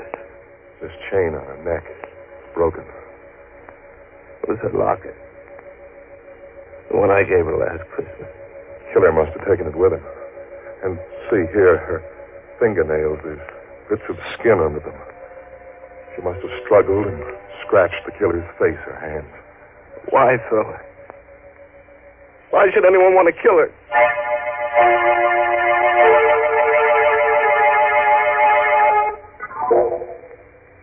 Then began the long torture of the investigation. Detectives swarming over the house. Men in derby hats examining the body of my wife. Measuring the room, searching for fingerprints. And finally, more men who came and carried her away forever. Through it all, Phil and Henrietta sat with me, trying to give what comfort. Oh, Peter, dear, please talk to us. I can't stand seeing you sit there with your head in your hands. It won't bring Myrna back to life. Henrietta's right, Pete. You've got to get a hold of yourself. I know, but I can't stop thinking about it. Those marks on her throat, the torn chain, the locket gone. Look here, Pete. There's something we have to talk about. Now, get that dazed look off your face and listen to me for a minute. Yes, Phil. There's a police inspector in Myrna's room right now. O'Brien is his name. He'll be coming in soon to question you. Now, you'd better not tell him about the quarrel you had with Myrna last night. I don't get you. It would look bad for you. For me? Oh, what do you mean? Phil, you don't think that I... Suddenly I caught my breath. My right hand in my bathrobe pocket had touched something cold. Phil and Henrietta both stared at me. Peter, what's wrong? Phil, look what I found in my pocket. What is it? Look. A locket. It's Myrna's locket. The one that was torn from her throat. Phil, how could this get in my pocket? Here, give me that, quick. But Phil... Give it to me. There's it. Myrna's locket, all right. You recognize it, Henrietta? Yes. What are you going to do with it, Phil? Get rid of it, quick. Out this open window. Now, if the police find it out there, they'll think the killer dropped it. Phil, it was in my pocket. What are you looking at, Phil? Your hand, Pete. What? Your left hand. I looked down at my left hand. There on my wrist were 3 long gashes where the skin had been scraped. As if by the fingernails of a woman fighting for her life. Phil, do you think I could have killed her? Nonsense. I don't believe it. You could never do a thing like that, Pete. Couldn't I? How can you be sure? How can I be sure? Peter, please. Don't talk like that. You're making yourself out some terrible monster, but you aren't. Phil and I know you can't be like that. I don't know. Maybe I got up in my sleep and killed Myrna without ever knowing it consciously. After all, I did have that quarrel with her last night. Cut it, Pete. Here comes O'Brien, the detective. I hope I'm not intruding. Oh, no. It's all right, Inspector. Come in, O'Brien. Mr. Lang is very upset. The shock. Yes, I understand. Believe me, Mr. Lang, you have my deepest sympathy. I wouldn't bother you at all at a time like this, but... Inspector O'Brien was a pink-cheeked, cherub-faced, chubby little man. But his eyes were cold and blue and restless. They kept jumping from Phil to Henrietta to me as he fired his questions at us. Mr. Lang, one more thing. I understand you had a small party here last night? Oh, no, it wasn't a party. Just Phil and Henrietta and Ted Hale. Ted Hale? Yes, Myrna's cousin. Oh, I see. This Ted Hale, a cousin of your wife, you say? Pardon me, Inspector. Yes, Mr. Judson. Peter's too easygoing and good-natured to tell you about Ted Hale, but as Peter's attorney, it's my duty to give you certain information. Oh, go ahead. Myrna, Mrs. Lang, owned considerable property in her own right. Recently, I drew a will at her request. In it, she leaves a sizable sum to Ted Hale. Oh, I just thought of something. What is it, Henrietta? Well, Peter was so groggy when he woke up. That's right. He looked as if he'd been drugged. Well, don't you remember last night? Ted Hale went in the kitchen to mix the last round of drinks. Oh, Henrietta, that's ridiculous. On the contrary, it's quite important. Now, tell me, this Ted Hale, what does he do for a living? Why, he works for me in my brokerage office. Mm-hmm. To please Myrna, I gave him a job as my confidential secretary. I suppose you tell me where Mr. Ted Hale lives. I think I'll have a talk with him.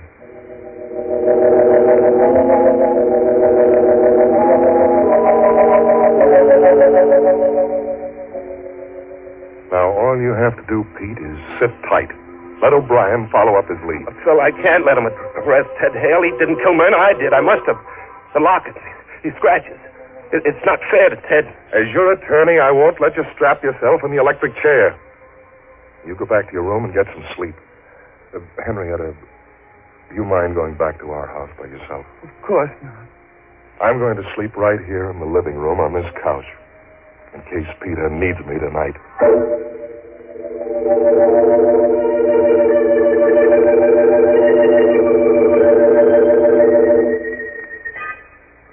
On my bed in the dark, I kept seeing 1,000 pictures.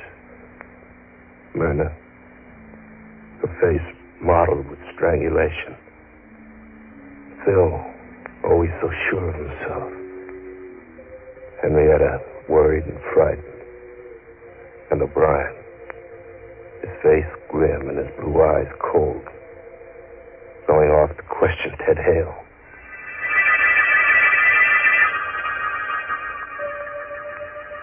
I must have been close to dozing off when I heard the doorbell faintly, as if in a dream. I tossed about in bed for a moment or two. And then I heard the voices in the living room. Phil's, cold and harsh. And someone else's, loud and angry and frightened. I got out of bed and opened the door. I went down the hall to the living room. I had to know who was in there arguing with Phil. It was Ted Hale. Ted, what are you doing here? Phil phoned me. He told me about Myrna. I called him up. Told him O'Brien would be coming for him. I suggested he come over here and talk it over with me. Pete, don't let them arrest me. You gotta help me. Me? Help you? You know I didn't kill Myrna. Well, I'm not sure. Pete. What? I was here last night, you know. When you had that fight with Myrna. What do you mean? If I'm arrested, I'll tell the police about that quarrel. Phil says I had a motive, but what about you, Pete? You were always quarreling with Myrna. Now, look here, Ted, if you're threatening me... I only want you to help me, Pete. Don't let them arrest me. Hide me. Hide me out till this blows over or until they get the real killer. I think Ted is right, Pete. We should help him. But where? I'll handle it. You have a dark room fixed up in the cellar, haven't you? Yes. We'll stick a cot in there and let Ted hole up for a day or two. Nobody will think of looking for him in this house.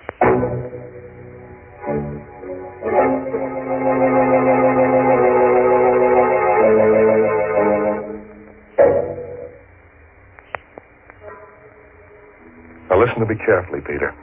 If Ted Hale is arrested and talks, O'Brien will learn about the quarrel you had with Myrna last night. He'll start digging into things that won't look so good for you. No, Phil, wait.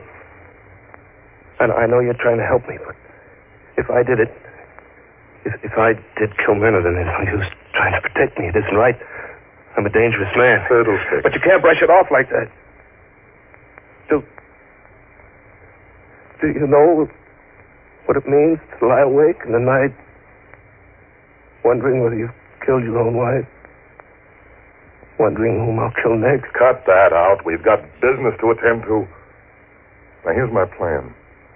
We'll let Ted stay here tomorrow. And then tomorrow night, I'll smuggle him out of the country. Get him passage on a freighter to South America, maybe. You think he'll go? Sure, he'll go. He's scared stiff. But we'll need money. Lots of money. Now, how much have you got in the safe at the office? So about $10,000 in cash, but there's a batch of negotiable bonds. They'll do. I'll go down to the office the first thing in the morning and get them out of the safe. You have the combination? Yes, you gave it to me when you gave me your power of attorney, remember? Oh, yes. Now, don't you worry about a thing. Oh, here. Take this powder. Hmm? It's just one of the bromides that Henrietta uses. It'll help you get to sleep. By tomorrow morning, everything will be fixed up. Fine.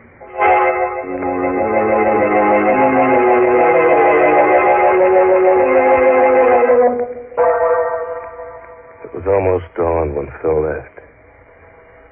And it must have been hours later, close to noontime, when I felt myself being roughly shaken out of a heavy, troubled body.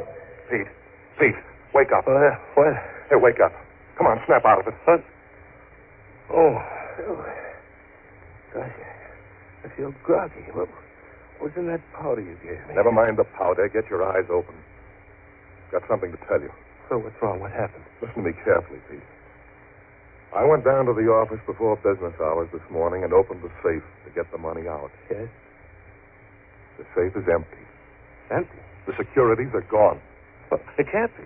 Who else had the combination besides you and me? Only Ted Hale. Oh? Do you think that... I'll bet you $1 to a donut he's gone. Come on, let's check.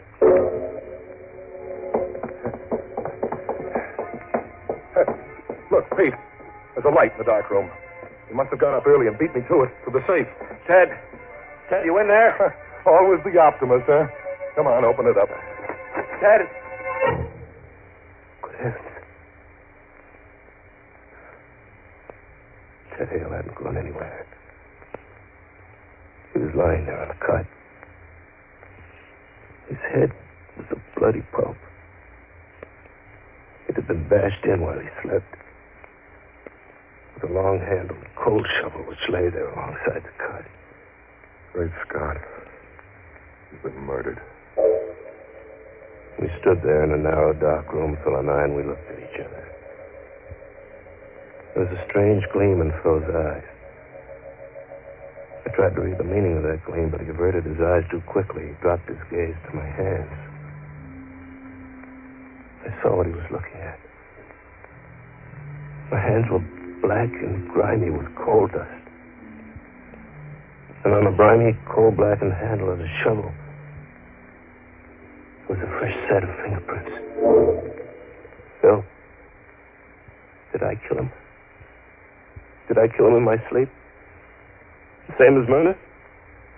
Phil, I can't stand it being a murderer. I'm going to give myself up. You'll do nothing of the kind. If you did it, Pete, you're not responsible. But you do think I did it? And Myrna, too? I don't know. I don't know what to say. Just think, Phil. Maybe tonight I might kill you. Or Henrietta. There's no telling what I might do. Rubbish. No, Phil. It's hard to believe, but there's the proof. I'm a murderer. I'm dangerous. There's only one thing to do. I won't let you do it. What else is left? Come on. I'm going to help you hide Ted's body.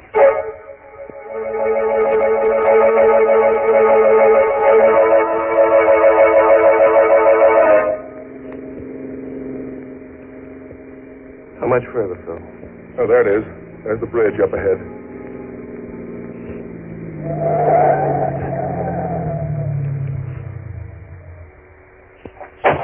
Okay. Here, help me with it. He had the body of Ted Hale in a sack with a pair of 100-pound dumbbells to weight it down.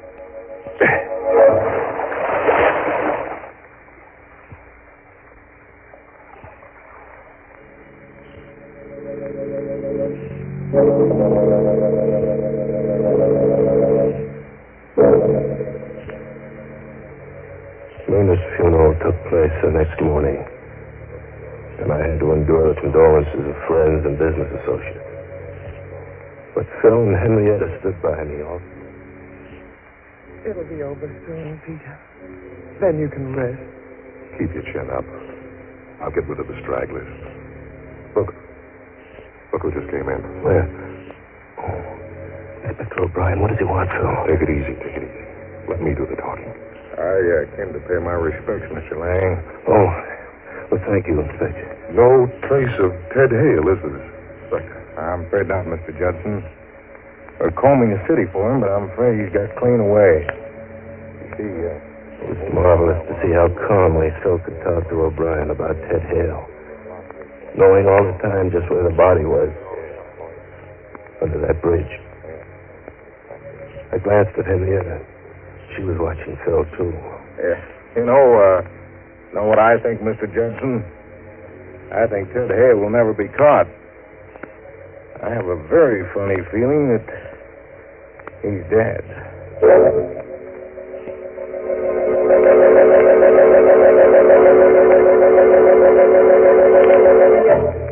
Later that afternoon, I took a taxi cab and went down to police headquarters and asked to see Inspector O'Brien. Well, glad to see you, Mr. Lang. You're looking a little better this afternoon. I feel better, Inspector. I feel better because I've come to an important decision. Oh, yeah? Inspector, I've decided to tell you something that'll startle you. That's pretty hard to startle an old hand in my business. Go ahead, I'm listening. All right. Inspector, Ted Hale didn't kill Myrna. I killed her. That is, I think I killed her. You think you killed her, don't you know? It sounds crazy, doesn't it? But I assure you I'm perfectly safe. Just a second now. You either killed her or you didn't kill her. If you kill somebody, you know it. No, not in this case, Inspector. You see, I think I did it in my sleep. Both times.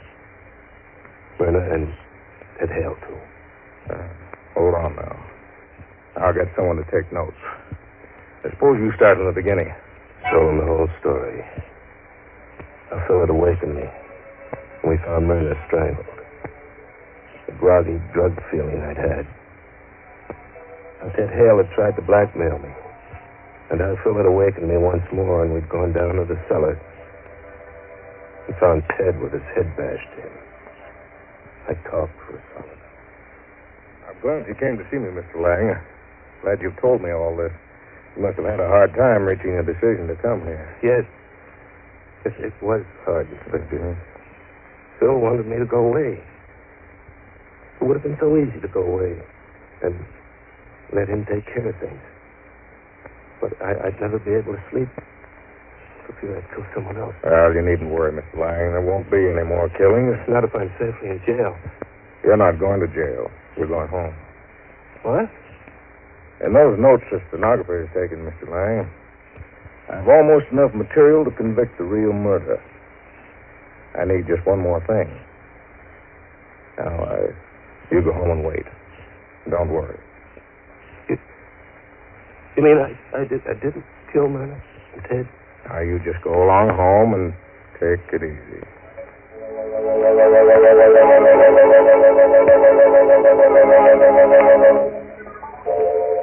I'm back at home now. It's 2 hours since I left O'Brien's office, and I've taken the time to write down this full account, just as I gave it to the stenographer. As I write now, I can look across the lawn to Phil Judson's house.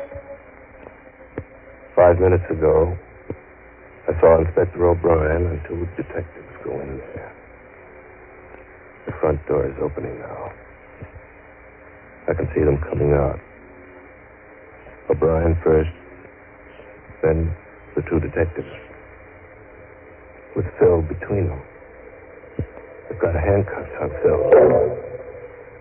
And here comes Henrietta. She's running across the lawn, coming here. Peter! Coming, Henrietta. Peter, they've taken Phil away. Yes, I saw it all from the window. Oh, darling. Everything went right. Exactly as we planned. Oh, baby. Hold me tight, Peter. Tight. We can be together now. Forever and ever. I'd have killed a dozen Myrna Field, baby. Oh, I know. And you were clever, Peter. So clever. And the hardest part was getting Phil to cooperate. But I knew he'd do anything for a friend. What a fool he is. He stepped right in and took over. You should have seen O'Brien when I told him the story. I could tell exactly what he was thinking. Here's the poor innocent sap whose best friend is framing him, giving him drugs, and then making him think he commits murder. We know. As soon as he's convicted, I'll be free, and we can go away together. All right. Huh? But you'll have to cancel that trip. Both of you. O'Brien. You heard what we said? Sure did, every word. Remember at my office, Mr. Lang, when I told you I only needed one more thing to clinch the case against the murderer? Well, this was it. I faked the arrest of Mr. Judson. Then I sneaked back to see what you'd do about it.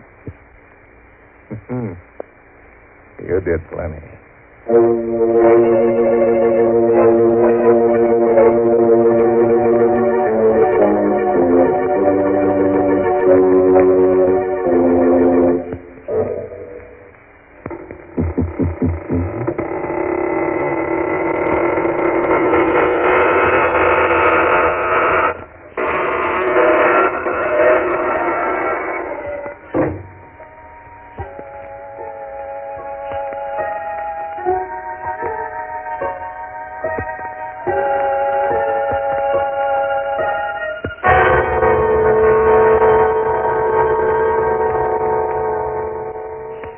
And with that familiar sound, we ring down the curtain of Inner Sanctum's I Walk in the Night, tonight's Mystery Playhouse presentation. Repeat, once again, this is PFCX saying good night. Sleep tight. This is the Armed Forces Radio Service.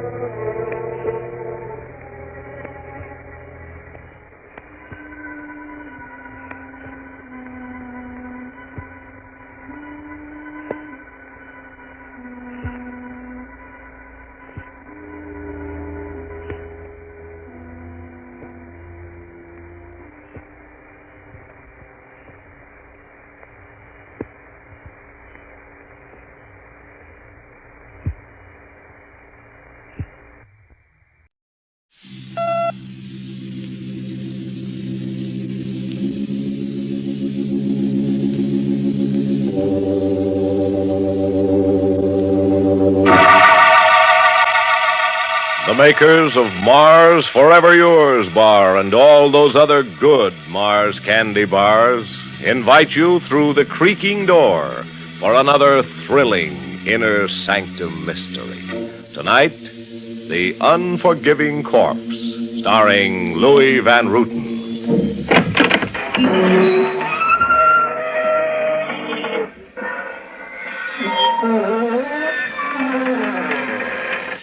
Good evening, friends of the creaking door. This is your host to welcome you once again into the Inner Sanctum. Come in, come on in.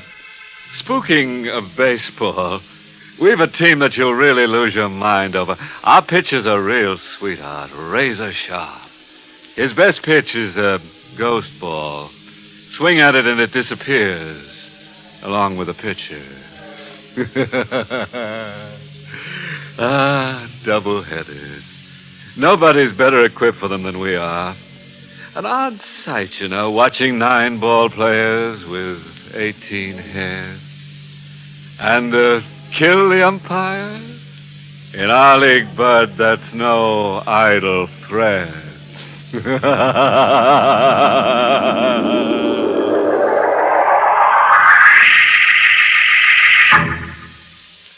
Now into the Inner Sanctum for thrilling mystery. But first, this is Alan Z. Anthony. You know, certain things are very personally yours, things that make you the person you are. Your voice, your features, your manner. Yes, your particular tastes, too. For example, you may be one of those extra special individuals who strongly prefer dark chocolate. And that's why Mars puts their special candy-making magic to work to bring you that delicious Mars Forever Yours candy bar. For you who particularly prefer dark chocolate. Forever Yours makes the most of that dark chocolate by delightful flavor contrast, by wrapping it thick around creamy, whipped, pure vanilla nougat topped with golden caramel. Yes, the not-too-sweet taste of elegant dark chocolate in a refreshing flavor combination with the clean, bright taste of pure vanilla. That's Forever Yours. That's the candy bar particularly for you and made to be forever yours.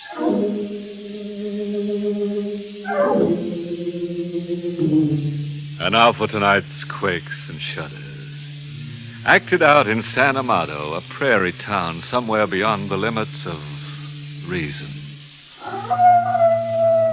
Hear them? Coyotes.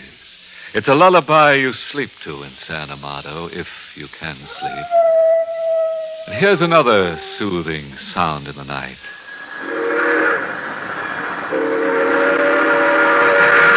An express train roaring by. It doesn't stop in San Amado except on signal. Prairie coyotes and screaming train whistles night after night, every night. They can haunt you. That is, if you haunt like old Ben Sears. Sears is station master at the railroad whistle stop and very morbid about it. When the man's head is bowed low with grief and guilt, he sometimes sees the devil rise before him. He sees the devil, and he gives him a face. And what face do you give me, Ben says? What? I ask, what face do you give me? Silver white, like the moon sits on your shoulders. And my eyes? Eyes cold. The sockets cold like a frost, like the touch of death. Shall I touch you? No! Why so afraid, Ben says? You and I are talking. You think not? We've things to recall together, Ben says. What things? Things like your murder of me. Have you forgotten the old 1155? No, it's a brand on my memory. Then say my name. Kirby Willis, engineer of the train. The rail was split at Jericho Bend, but you did not signal for me to stop. No, they found Kirby Willis in the hollow of Jericho Bend, with his hand on the throttle. I died when no man should. When no man should, Kirby. I had a girl promised to me. Your Jenny. My Jenny, yes. You cost me more than life, that black night, Benzies. What payment are you here to take from me? Live through this week and see, old man. Live through this week and keep your eyes to the ground.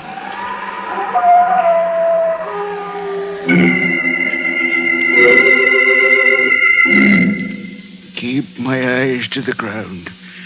I'd be a haunted man. It was a promise made by the devil himself. I'd be a haunted man. Huh? Pop, open up. It was Fred, my stepson, bringing me a warming drink, like he did every night. Well, why the locked door, Pop? Against prowlers. In Santa Mato? That's a joke. The only prowlers around here are four-legged. Coyotes. Now, coffee for you. I'll go home to bed now. Fred, wait. Huh? I saw a man tonight. I saw Kirby Willis. Kirby Willis? Who's he? Hey, wait, the name's familiar. Your mind's not slipping back into the dark. Not again. It was Kirby. Stood before me in the station yard. He spoke to me. And invited you out of your mind. I murdered him, Kirby said. At a time when no man should die. Ah, forget Kirby Willis and think of the miracle that happened. Only one life lost. The rails were split. I didn't signal Kirby to stop. Because you couldn't know about the busted rail. You were acquitted of negligence at the hearing. I never acquitted myself. Because you liked living in the dark. 10 years now. Oh, telegraph message coming in if you're up to it. Take it for me, Fred, please. Says, 11:55 due by in 1 minute now. It's right on time. On the button. Hey, move over, Pop. Make room in the dark for a relative. Make room? There's more to the message. Last half says, I'll be riding the engine again. Signed, Kirby Willis. 11:55. Willis rode the 11:55 that night. Shut up. Found him in the hollow, sealed in his wrecked cab with his hand dead on the throttle. Shut up, Pop, shut up.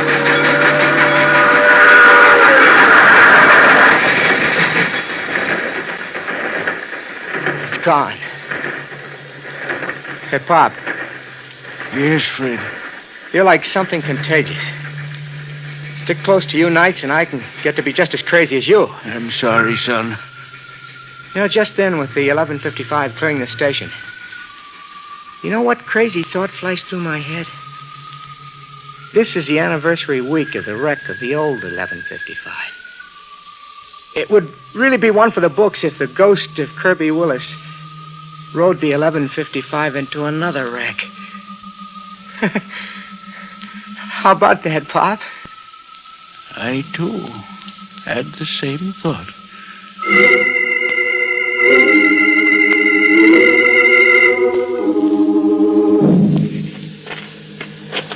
I kept my mind in the dark and my eyes to the ground. Later, in San Amado Cemetery, I held my lantern over a headstone.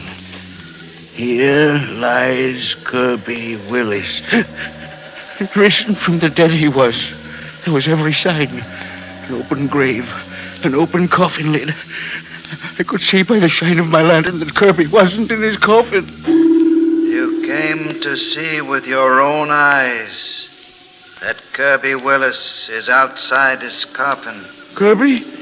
On the path, plain in the light of your lantern. See me? Yes. I rode the 11:55 tonight. I know. Kirby, to send a message on the wireless. How was it done? I'll be riding the 11:55 every night. This anniversary week, Ben says. And on the last night? Will the train go through on last night? Live through the week and see.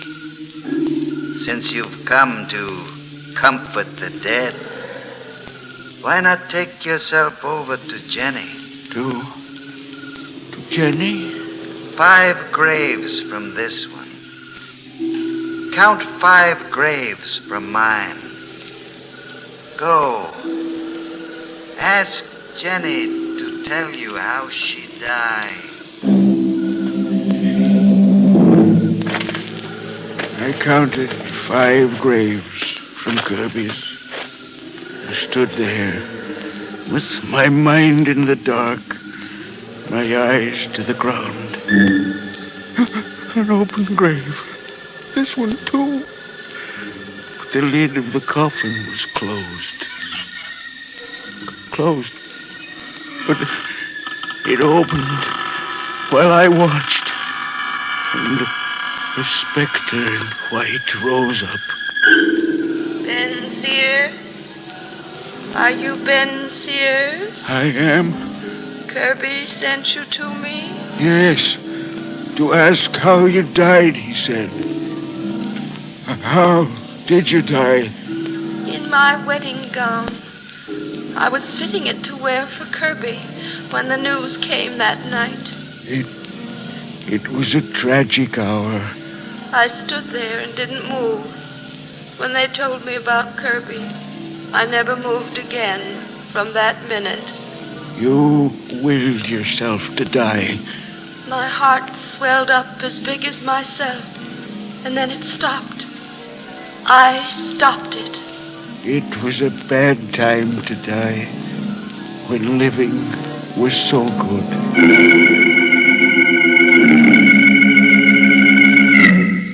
And Kirby, firm to his promise, rode the 11:55 for the anniversary week.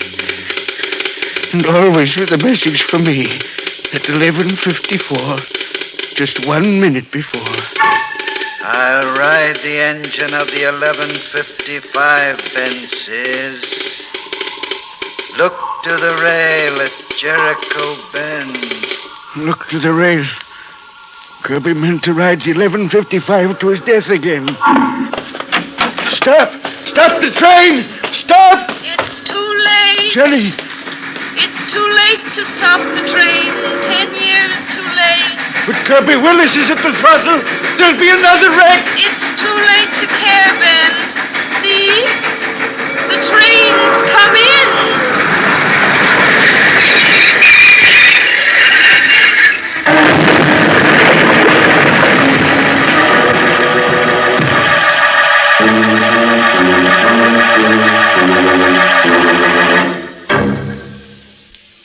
Our friends, your hosts, with a friendly warning. We may wind up with a thrill that'll chill you. Remember, if you go for dark chocolate, go get it. Get it in a Mars Forever Yours candy bar. That'll thrill you. And when the heat's on, pal, keep cool. Keep that Forever Yours in the refrigerator for a real chiller thriller. A frosty friend that's truly forever yours.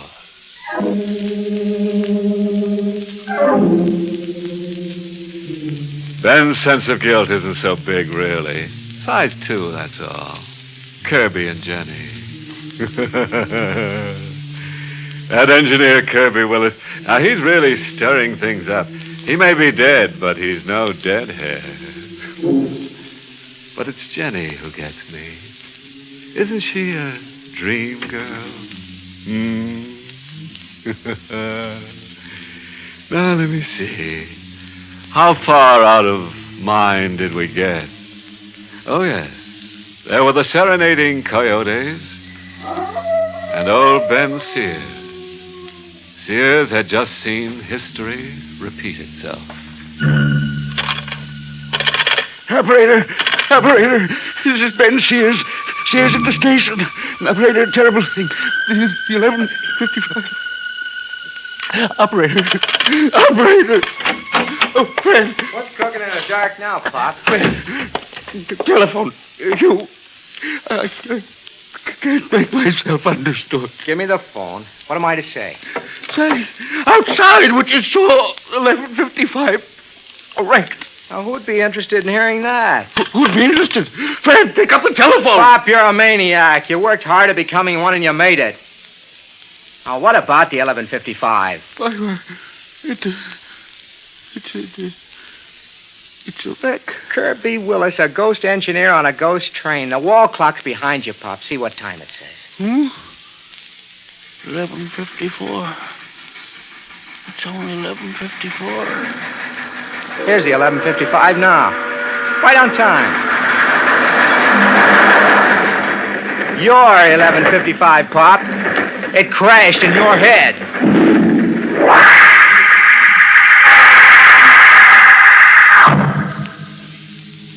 Saner mind than mine. I needed a saner mind than mine to take me by the hand. The wisdom of my years. Where was the wisdom of my years? Wilson, the town supervisor, I let him take me by the hand back to the Santa Marta Cemetery. Which of the two graves, Ben? Oh, over here is Kirby Willis. This grave. This grave, you say? It says Kirby Willis on the gravestone. I hold the lantern to it. Well, do we see different things, Wilson? I see an open grave. An open grave and an open coffin. Then here's 5 graves from this, Wilson. Count 5 graves. 5. I've counted 5. I'm an old man. I've lost my reason. But not you, Wilson. You're the best mind in Santa Marta. The town supervisor. What do you say? The grave, as unnatural as the first. Open. And the coffin, empty, like the first. Ben Sears. Where is it? Is it Jenny calling to you, Ben? You hear her too? Yes. I stood in my bridal gown and didn't move. My heart swelled up. When it stopped, I stopped. So I could be with Kirby Willis. It was a bad time to die. Such a bad time when living could be so good. Wilson. Yes, Ben? You heard what she said? Every word. And did you also see her? Yes. Like a white mist. And long flowing hair. And no flesh that I could see. I do have your hallucinations now, Ben. In the morning, Wilson, the best we had in Santa Marta, put his hallucinations to rest. Well, I thought about the things we saw and heard, Ben. All night long I thought about it. This morning, a clear thought came to me. Clear thought? That there's a guiding spirit behind these sights that have turned your mind. I don't understand. A guiding spirit with a scheme at hand. A scheme against you, Ben Sears. This morning, I took action. Now, let's see what the ghosts do. What action did you take? I ordered an arrest. The arrest of your stepson, Fred. You arrested Fred? He's the culprit, with others in with him, looting graves and dressing up to masquerade as ghosts.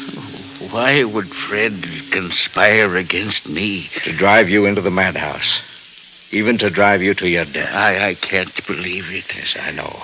I know it's a great shock to you. But the boy hates you, Ben. Fred hates me. Well, unbalanced as you've been these 10 years, an unsteady, brooding man. Fred's mother died to shut her eyes to the sight of you grieving. The boy thinks this.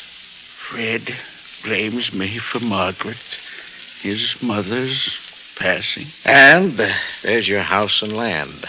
With you gone, it will pass to him. There's profit in hate for Fred. No, I've reasoned it all out. Now let's see what the ghosts will do.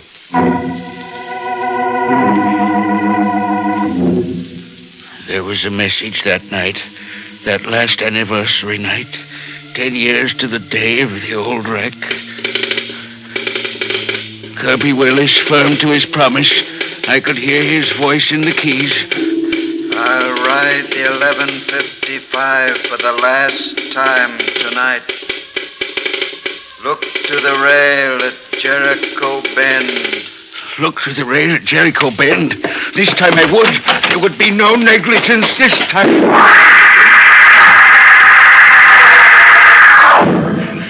At Jericho Bend, I saw what I hadn't seen 10 years before. The rails were split. Once again, the rails were split.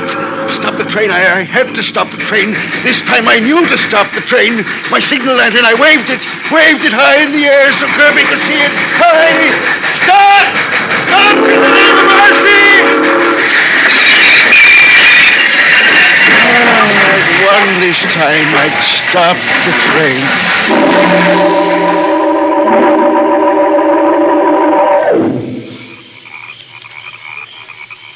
I woke from a long sleep in the outdoors with someone standing over me. Wilson? It's me. The 1155, Wilson, the 1155. The 1155 came and went. Came and went? You signaled it to stop, and it stopped. It's gone now.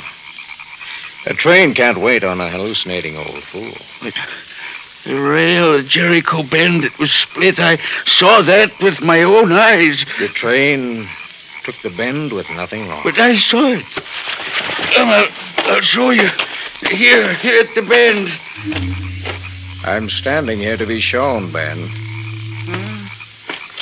No, the rail is firm now. Fine. What I saw, I didn't see. Except in your mind. Yes. But on the ground there, in the hollow, I see a body, a lonely body in the night. Yes, Ben.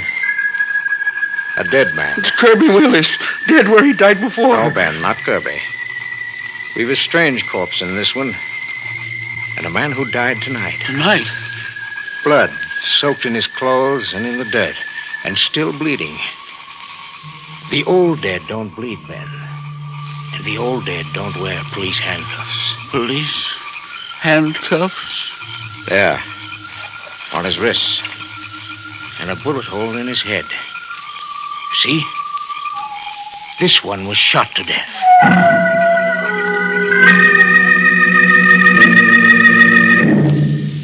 I'll telephone the coroner to come take the murdered man.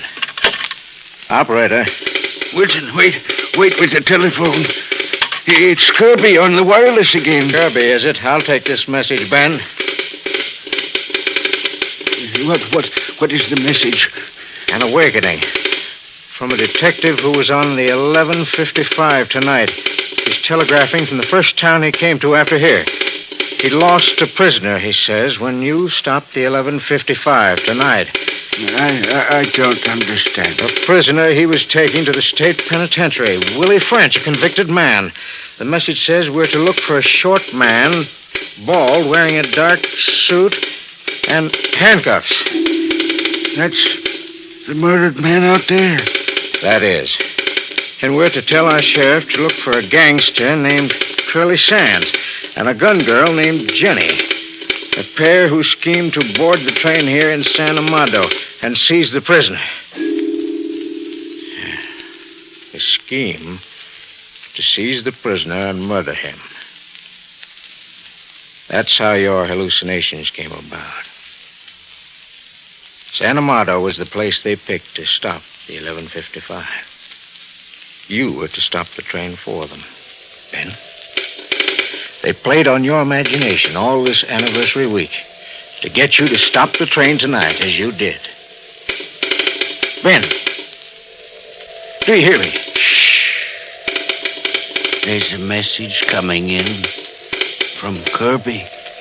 Ben, come to your senses. We know the truth now. I must decode the message. Ben, help yourself. The keys aren't going. They aren't going. Except in your mind. Keys are going. But we don't hear the same things anymore. Not anymore.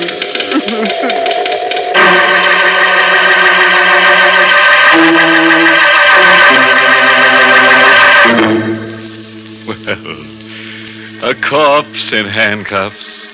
It's a fresh seasonal style note, friends, this merry month of mayhem. It gives death that little added weight. And old station master Ben, the way he kept crying over spilt guilt. A stiff stood up in a coffin and Ben blew his lid. Moral? Oh, sure. This one's a hint on proper behavior. When wandering through graveyards, never stop to chat with strange women.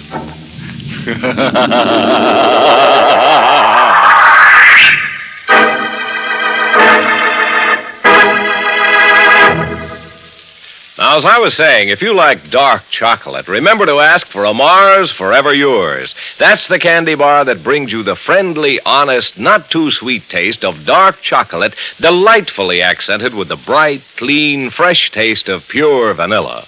Forever Yours for elegant, pure, dark chocolate, wrapped thick around snow-white, pure vanilla nougat, topped with golden caramel. And say, if the weather's getting warm where you are, hear this. Forever Yours bars are being double protected now with a special warm weather inner wrapper to protect and seal in that delicious flavor.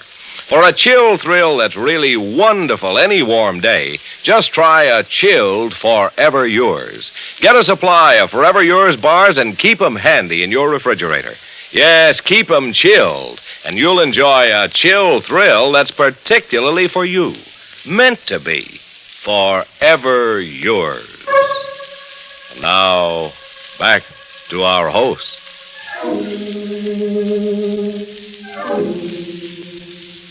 Tonight's Inner Sanctum Mystery was written by John Robert and starred Louis Van Ruten in the role of Ben. Lawson Zerby played Wilson. Music was by Lou White. This month's Inner Sanctum Mystery novel is Burden of Guilt by Ian Gordon. The entire production of Inner Sanctum is under the direction of Hyman Brown. Well, friends, it's time again to close that creaking door. Until next week at this same time, when we'll be back with more spooks and shudders. Next week, we're featuring a sprightly little item entitled A Corpse There Was, starring a winsome girl who liked to drag corpses around the house, evidently on the principle of not letting any grass grow under her. Or over them. You'll be sure to listen, won't you? Until then, good night. Pleasant dreams.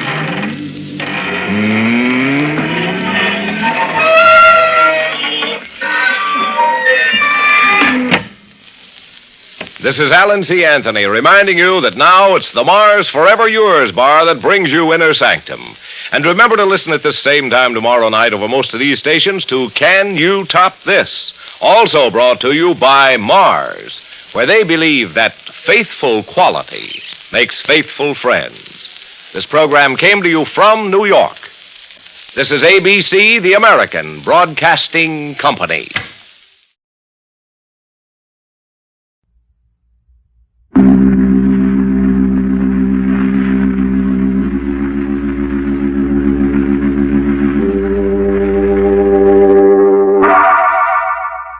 Seltzer invites you through the creaking door for another Inner Sanctum Mystery and reminds you to fight headache 3 ways.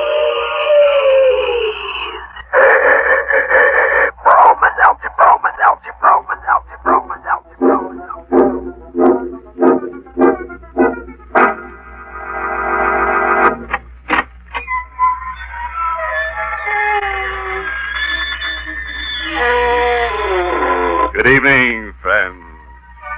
This is your host to welcome you through the creaking door into the inner sanctum. Come in, won't you? I'd like you to meet some new guests we've just dug up. Now, that peculiar cadaver standing off the corner by himself has a serious case of claustrophobia. Poor stiff. He just can't stand shrouds. Now, this fella to your right was a mountain climber in life. He took his wife on an alpine hike, and while they were going up an icy slope, he cut the rope that held them together. Said he just couldn't stand being tied to one woman. And now, meet our most forgettable character, Wild-Eyed Willie. One day, Willie's ugly wife bit him. So, in anger, he buried her in the backyard. 6 months later, his homely mate came up as a dogwood tree to haunt him.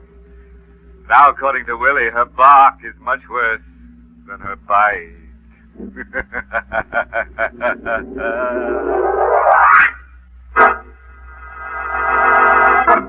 Tonight's Inner Sanctum Mystery, The Vengeful Corpse, was written by Ed Adamson and Bob Sloan, and stars Barbara Weeks in the role of Sarah, with Carl Swenson as Paul. Inner Sanctum is presented by the Emerson Drug Company of Baltimore, Maryland, makers of Bromo Seltzer. Remember, Bromo Seltzer is compounded by registered pharmacists. It fights headache 3 ways. Bromo Seltzer helps your headache quickly, pleasantly, and it also soothes the upset stomach and jangled nerves that may team up with it. No wonder druggists report that of all headache products dispensed to their fountains, the overwhelming favorite is Bromo Seltzer. Please, friends, absolute silence. We want it so quiet you can hear a head drop.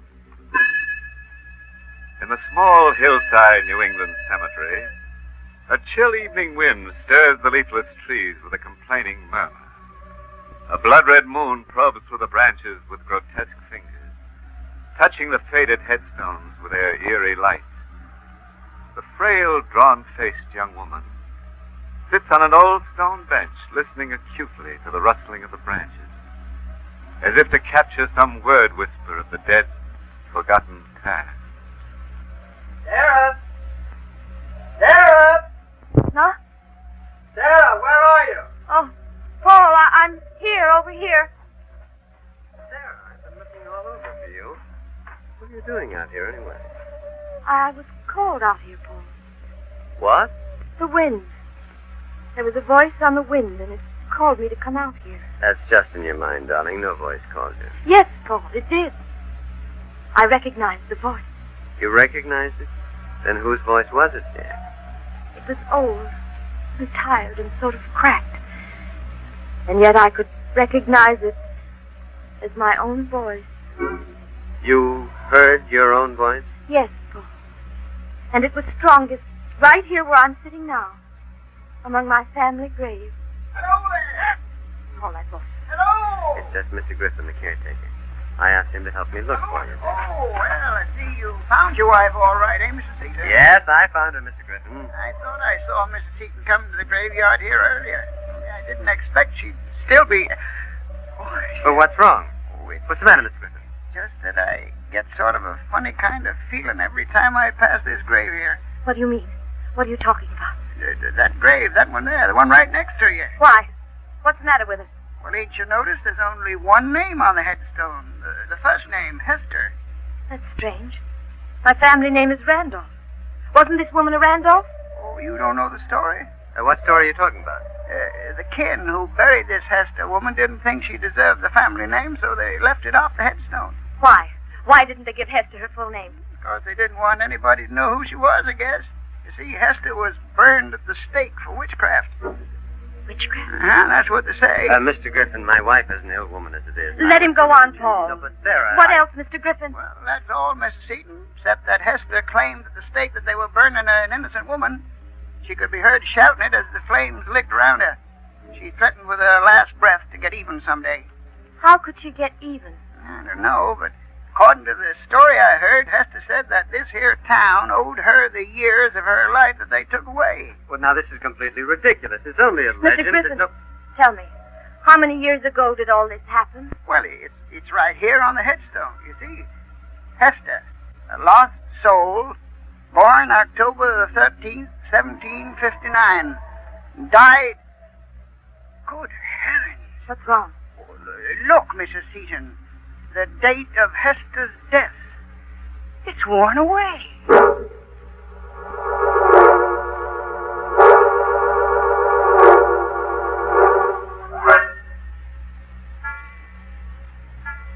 Sarah, Yes, Paul. what are you doing out of bed? When'd you get up? Why, just a minute ago, I can't sleep. She keeps calling me. I hear her voice right here in this room.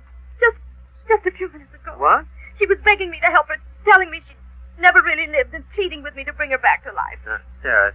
I thought I saw her. No, Sarah.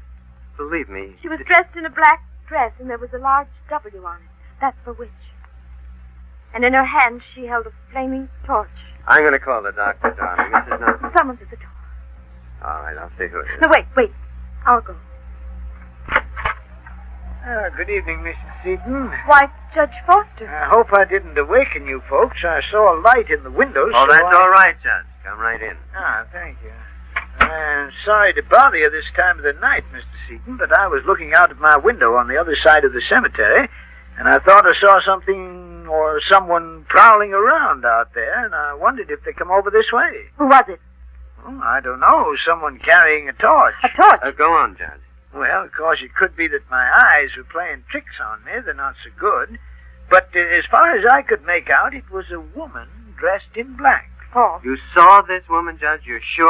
I'm pretty sure I saw her. Of course, it's kind of dark out there, but it looked to me like there was something on the front of her dress. What do you mean? Well, there was the letter W. A big white letter W on it. Hester. It was Hester, just as No, Sarah. Hester? Who's Hester? Hester Randolph. That's who you saw. She was in this house, No, too. it must be a trick. You see, someone is trying to frighten you to make you worse. Now, hold on, folks. Hester Randolph was buried over 100 years ago. She's come back to life. Mrs. Seaton. Judge, my wife is ill. She doesn't realize what she's saying. I know Hester's alive. You didn't believe me, Paul, but Judge Foster saw her, too. Well, I didn't see anybody who's been dead 100 years. What is it, Judge? Don't you smell it?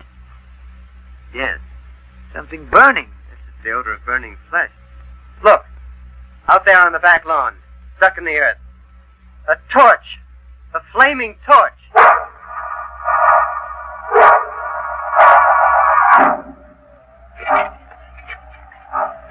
Sarah, I tell you, it's useless to have me dig up this grave. I've got to know, Paul.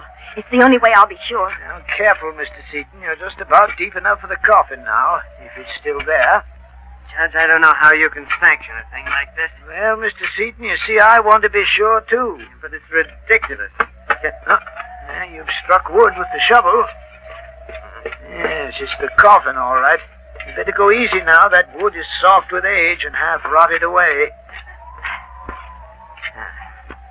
I think we can open it now. Wait, I'll give you a hand with the lid. All right. There's something inside it. The body. Charred. It's a body, all right. Only it isn't a woman's. You can still make out the face. It's Griffin, the caretaker.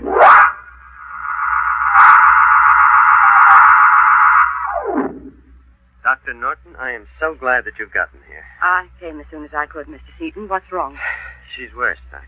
Oh? Much worse. Been in her room all day, hiding like a frightened child. I think the reading made her worse. Reading? What reading? Well, for the past few days, she's been reading books about her family history. Why did you let her have them? Well, because at first they seemed to quiet her.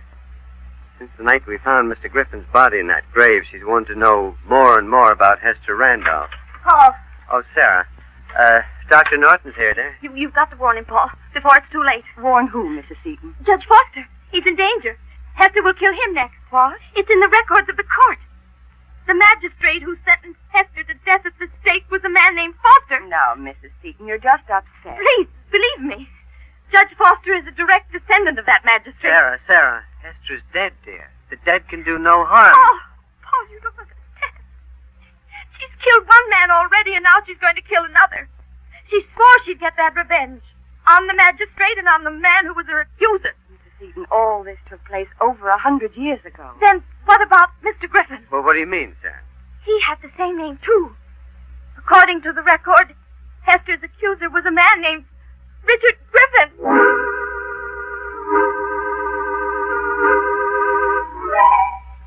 So, Judge Foster, my wife insisted that I come over here and warn you about Hester. Well, thank you, Mr. Seaton, for troubling, but I'm not a bit worried about the similarity of names. Well, I didn't admit it to Sarah, but the coincidence with Griffin was strange. Oh, the dead never frighten me, Mr. Seaton. But thank you for coming over. Oh, by the way, can I drive you home? No, thanks. Dr. Norton is waiting for me outside.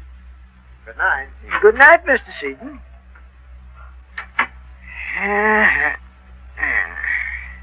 Now, where did I put those glasses of mine?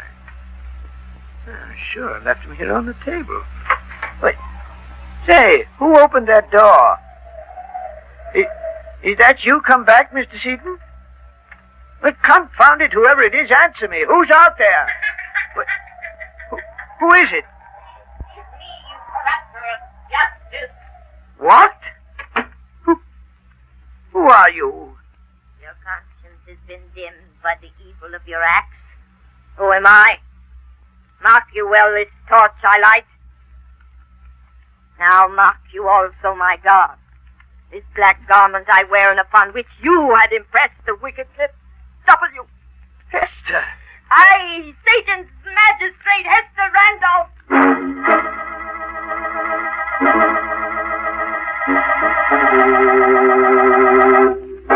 You are listening to Inner Sanctum, brought to you by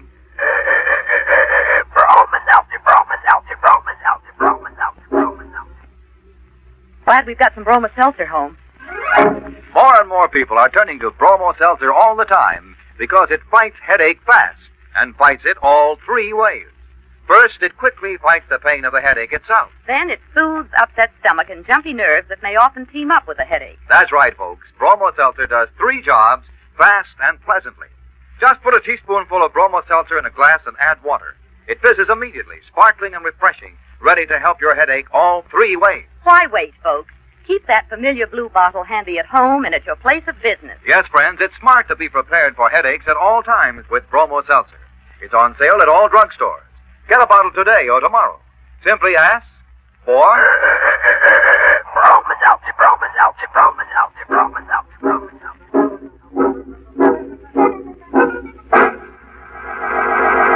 That Hester character. You know, that's the way a dame gets when she's burned up. Makes a spectre of herself. You know, folks, I kind of feel sorry for old Judge Foster. When Hester showed up, the poor guy didn't know which way to turn. To turn away which. They should have believed Sarah Seaton. She sure had Hester dead, or rather alive, to ride. Yes, indeed, it's a wise descendant who knows her own forebears. Particularly the grave-minded one. Well, now, let's get back to our flaming fable and see what's cooking for the next stanza. Paul, wake up. Oh, please, wake up. Oh, Sarah. What's the matter, darling? I've just had a terrible dream. I'm afraid. No, easy, dear, easy.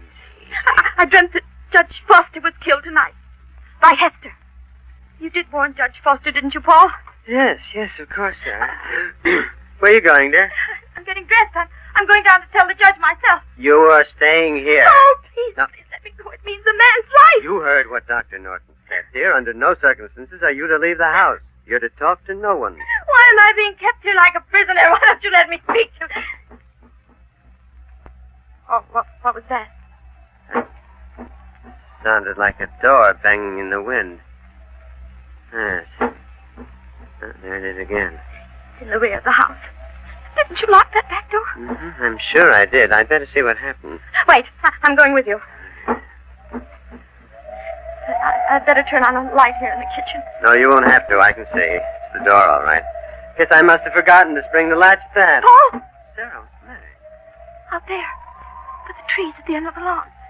I thought I saw a figure. All right, just stay here, dear. I'll be right back. No one out here, Sarah. You sure? Positive. Probably just a shadow. Whoa! There is someone right here! Sarah! Sarah! What happened? Sarah? Where are you? Sarah!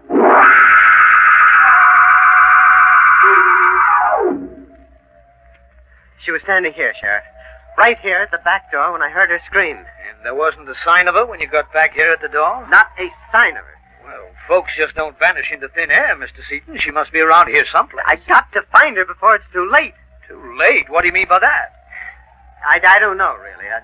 I have a feeling that... Oh, now you're not going to tell me about dead witches returning too, are you? Don't tell me you believe in that stuff. I don't know what to believe. Sheriff, is that you, Sheriff? Yes, who's there? Dr. Norton. You'd better come with me, Sheriff. I just discovered something on the side of the road, about a mile away. Mr. Seaton, I think you'd better wait here. What is it, Dr. Norton? What have you found? I'd rather you'd wait, as I said before, until we're sure. What are you trying to hide from me? I guess you better speak up, Doctor. If it's something that concerns Mr. Seaton, maybe he should know. All right, Sheriff. When I made the turn into the road, my headlights caught it in a ditch. I wasn't sure at first, so I stopped the car and got out. There was a body in the ditch. A charred body.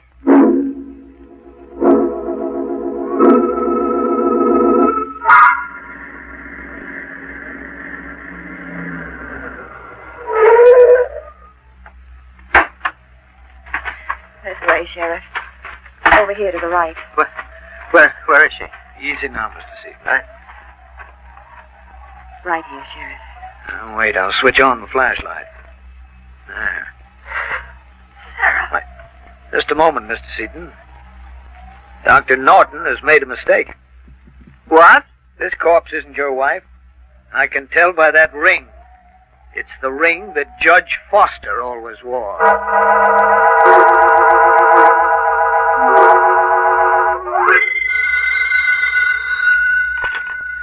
Hello? Oh, yes, Sheriff. Any news yet?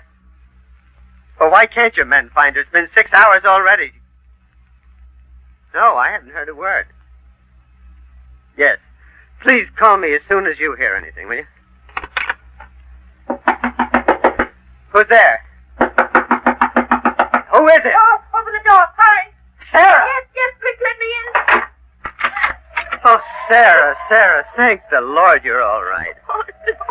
Darling, where have you been? What happened to you? Wait, lock the door quickly. She doesn't know I've come back. She's still looking for me. Hester. She was out there, Paul. That's why I ran from the house. She called to me from the road. Maybe go with her. Go where? To the cemetery. She kept me there, torturing me, begging me to change places with her. Darling, you're not making a stand. Please, believe me. We've got to get away from here tonight. Right now. She'll kill me if we don't. She wants my life for the one she never lived. Now, stop it. Stop. Now, get hold of yourself. There is no such woman as Hester Randolph. I saw her. I spoke to her. The woman you saw is somebody else, somebody living, who wants you to believe that she's Hester. She wants everybody to believe it. But why, Paul, why? Because she's a cold-blooded murderess. She's killed 2 people already, and she's trying to drive you out of your mind completely. Then who? Who could it be? I wasn't sure before. Now I'm almost positive. It's Dr. Norton. Dr. Norton? Now, you saw this Hester, Sarah. What was she like? Oh, like a ghost. Hmm? Like a shadow in the light. You can see her face, and yet you can see through it. Beyond. No. That was just an illusion created by the night, dear. Oh. And perhaps some other tricks of a clever, scheming woman. You'll see. I'll prove that Dr. Norton is... That's the back door, Sarah. That's blown open again. Leave it. We've got to get out of here. No, you stay here. I'm going to see who opened that door. Please hurry. Don't leave me alone so long. We're not in a moment. Paul! Huh? What is it, Sarah? Don't come in here. Don't come back. Run away as fast as you can. What's the matter? Don't come in here. Leave here. Hester! Sarah! Look out! I got the gun out of the disc. I better go. Sarah! Sarah! Are you all right? She won't torture me anymore. I killed Hester. She came toward me and I fired. Sarah, there's no one in this room, dear. Over there. In the hall. She's there. Where? I don't see it. Good Lord, you've broken the mirror. What? You shot it yourself. No. It can't be. I can't be her. And yet I saw her face. But it was my face, too. Sarah. It was you. You all the time. I am Hester, fair gentleman. It is warming to have such a friend as you to stand beside me in this mockery of justice. Oh, Sarah, Sarah. Run. Run as fast as you can, Paul. I was wrong. I haven't killed her. Run. Sarah, I've got to help you. I've got to explain to you that But I'm not Sarah. Not anymore. Can't you see who I am? Can't you see who's taken my place? Sarah, listen to me. I love you. Please, please, come back to me. Sarah's gone. Now I can live the years they took from me. Sarah. See in my hand this pistol. He will bid as I say. He will come with me.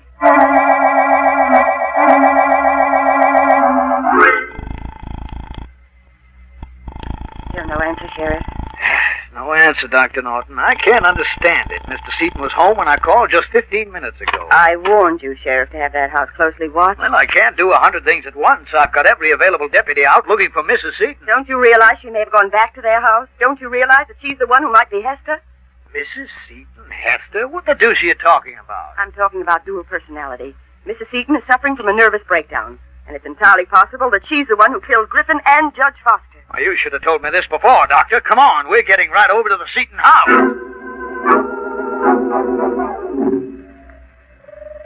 Here, Paul. They buried Hester's body here. Dishonored and unnamed.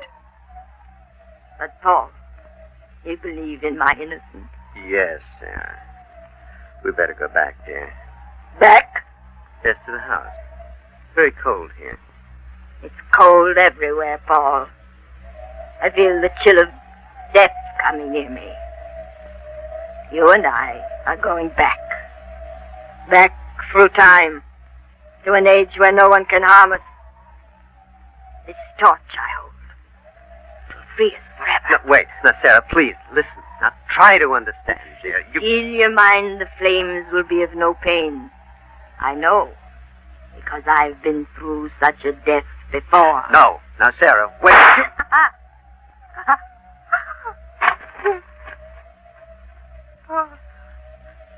Paul. Hester's going. Mr. Seaton, Sarah. are you all right? Yes. Looks like we got here just in time. Paul. She's going from him. Forever. Oh, Sarah. She's dead, Mr. Seaton. I'm sorry, Mr. Seaton. Sheriff. What is it? What's the matter? Look, the headstone. I didn't notice that before. It's been recut. Oh, what do you mean? Well, don't you see what it says? Hester Randolph, a lost soul. Born October 13th, 1759. Died September 12th, 1949.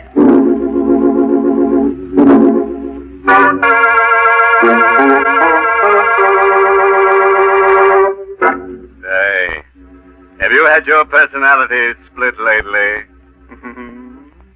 You see what happens when a dame gets her dates mixed up? Poor Hester. She didn't know whether she was coming or going to the grave. Now, look, if you should be in an old New England cemetery some night and one of the headstones should move, don't be frightened. It's probably just Hester coming up for a hot date again. Oh, by the way, there's no parting moral attached to tonight's tale. I'll just leave you with your own thoughts. As horrible as I hope they are.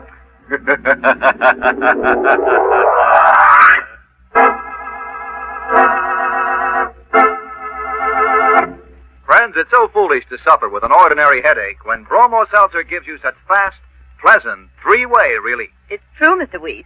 Bromo Seltzer is so pleasant to take, and it works so fast to help your headache all 3 ways. Yes, Bromo Seltzer speedily fights the headache pain itself. Then it goes right to work to soothe the upset stomach and jangled nerves that often may team up with a headache. Try it next time you get a headache. Prove to yourself just how fast it works to help your headache all 3 ways. We've tried a lot of headache products, but it's Bromo Seltzer from now on for our family. You'll say the same thing, too, once you've discovered Bromo Seltzer. So get a bottle today and be prepared at all times to fight a headache fast all 3 ways. It's smart to keep Bromo Seltzer both at home and at your place of business. That's right, folks. Remember, Bromo Seltzer gives you fast 3-way help for a headache. It's on sale at all drugstores. Caution, use only as directed. If headaches recur or persist, see your doctor. Get Bromo Seltzer today and... Headache 3 ways. Bromo Seltzer, Bromo Seltzer, Bromo Seltzer, Bromo Seltzer, Bromo Seltzer.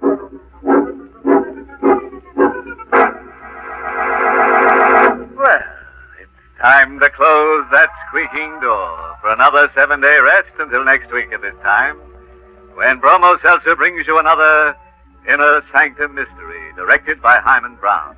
Oh, by the way, this month's Inner Sanctum Mystery novel is Hanged by Your Neck by Henry Kane. Next week, you'll hear a love story. It's all about a man who loves to kill and a woman who loves a murderer and a murderer who loves a woman. It's the eternal triangle, but dipped in blood.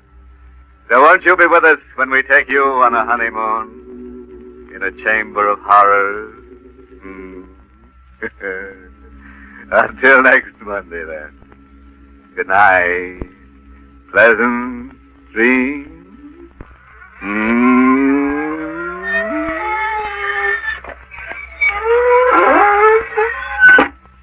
This is Dwight Weist inviting you to tune in again next Monday at the same time to Inner Sanctum, which is brought to you for your entertainment every Monday by...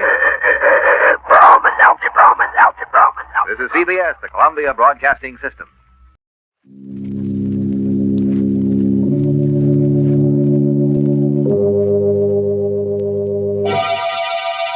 Lipton Tea and Lipton Soups present Inner Sanctum Mysteries.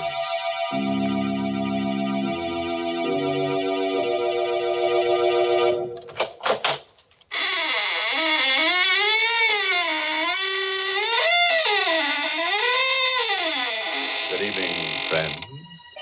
This is your host to welcome you once again to the Inner Sanctum. Do come in and join our circle, but watch out you don't get double-crossed. What's that? Oh, you're disturbed by those bodies dangling from the ceiling. Well, you know some people, they just die to come here. Then they hang around week after week and never say a word. Well, I have a theory about that, Mr. Host. What's that, Mary? Maybe the reason they're hanging around is because they think we're going to serve refreshments later on. Hey, that could be, all right. You know, lots of folks are like that. And who can blame them? When there's good food ahead, they just won't leave. And that's especially true if there's a chance that Lipton tea is on the menu. Now, the reason for that is simply this.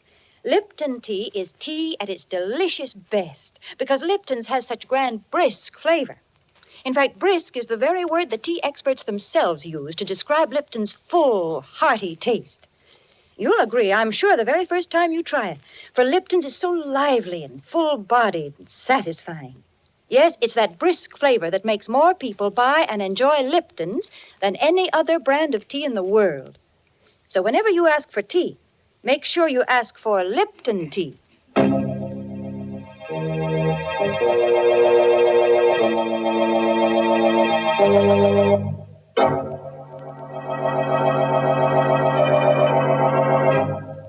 And now, friends, draw close your chairs.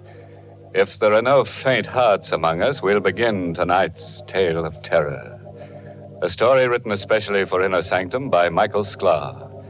Our star tonight is Santa Soteka, who plays the role of Elwood Fitch in You Could Die Laughing. We wanted to escape our problem, to forget about it, so we went to the movies. But there was a doctor in the story, and every time he appeared on the screen, I remembered. Halfway through the picture, I couldn't sit there anymore. I nudged Catherine, and we got up and walked out. The street was cold and dark and empty. Elwood, what do you want to do now? I just want to go back home. All right, dear. Get in the car. Elwood, I want to talk to you. All right, there's time for that.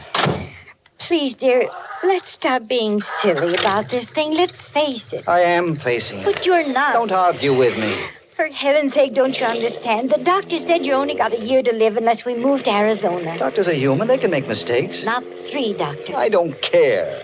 Oh, why are you so stubborn? Why are you so dead set against Arizona? You ought to know why, Catherine. Me? Yes, you. Because of me?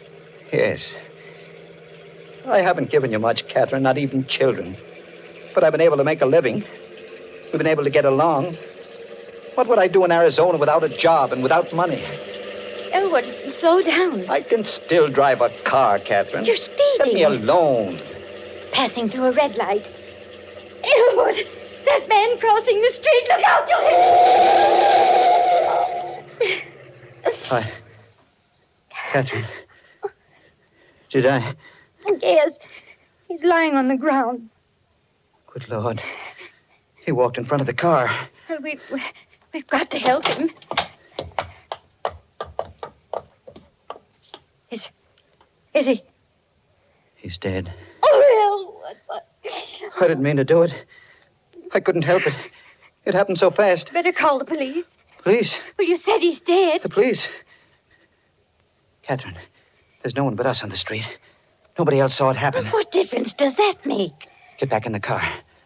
Elwood, are you suggesting I was that... speeding. I passed a red light. And now this. They'll arrest me. They'll put me on trial for manslaughter. But my... He's dead, isn't he?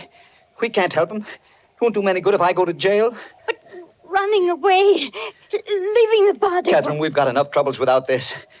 We're going to get into the car and drive straight to the garage. I've got a year to live. And I'm not going to spend it in prison.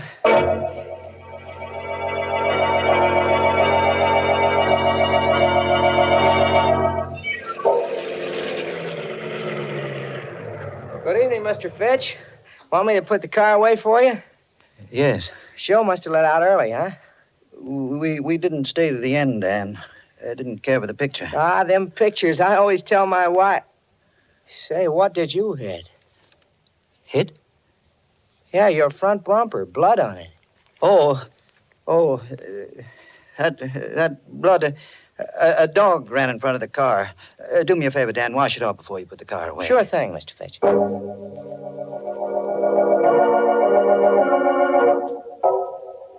I didn't sleep well that night. Bad dreams, all mixed up. About doctors. But they all looked like the man lying on the street. And their faces were covered with blood. I woke up exhausted. Breakfast is on the table, Elwood. Just a moment. That newspaper can wait. Your toast is getting cold. Oh, here it is. What are you looking for? The story. You mean last night? It's in the newspaper? Listen to this. Stenger, victim of hit-and-run driver. The body of Augie Stenger, underworld character, was discovered early this morning at the intersection of Broad and Main Streets. Police believe Stenger was the victim of a hit-and-run driver. The front door. Yes. Do you think it's the police? I don't know. Get a grip on yourself. I'll see who it is. Morning. You, Mr. Fitch? Yes. What can I do for you? I don't like to talk business on the front doorstep. Business? It's about last night, that accident. What accident? Don't try to act innocent. I saw that hit and run. Now can I come in? Let me handle this, Catherine. Who are you? The name is Chandler. I was sitting in my car last night at Broad and Main Street. I saw the accident and I followed you home. Thought I ought to talk to you about it this morning. What do you want? The cops are looking for that hit-and-run driver. I'm the only guy that knows you're him. It ought to be worth something for me to keep my mouth shut. You want money? Yeah. Blackmail. Don't talk to him, Elwood. Send him away. No, we can't do that, Catherine. He'd go to the police. But Elwood... Leave this to me. All right, Chandler. I'll give you the money. How much? $500. That's chicken feed. 1,000. Ah, now you're talking sense. When do I get it? I'll give it to you now. It's in my coat pocket. Here. Here it is. You'll find exactly $1,000 in $20 bills. Thanks. Now, get out of here. Now, wait a minute. Don't get nasty, Fitch. I'm doing you a favor. You got your money. Now get out. I'm going. But I'll be back. We call this the first installment. Elwood, where did you get that money you gave him? Money? Last night you said we couldn't go to Arizona because we had no money. You just gave that man $1,000. Where'd you get it? I was ashamed to tell you. I took it from Stinger. Stinger? The man we hit. I put my hand inside his coat to see if his heart was beating. The money was in the inside pocket. Elwood, how could you? Don't look at me like that, Catherine. We've been married a long time.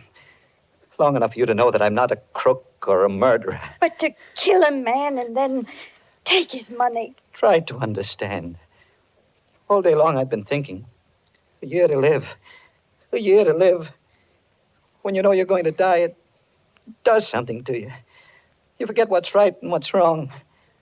I thought, with that $1,000 and the few hundred we've got in the bank, I thought we might be able to go to Arizona after all. Well, the money is gone. Yes. Don't think about it anymore. How can I stop thinking? You heard what Chandler said? That $1,000 is the first installment. He'll blackmail us out of everything we own.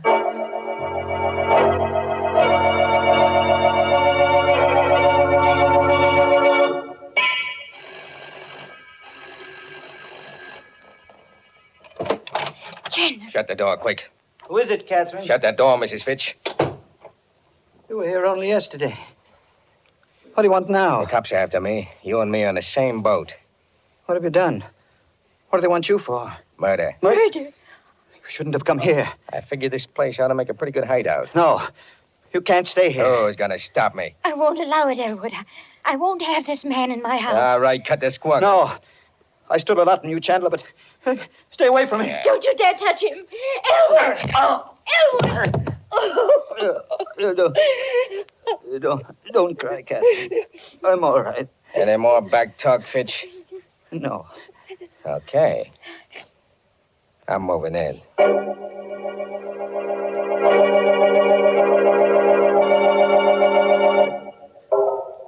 He took over the house.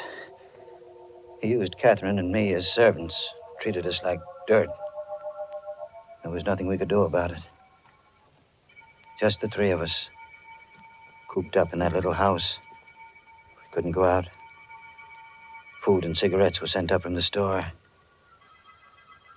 Went on like that until Tuesday morning.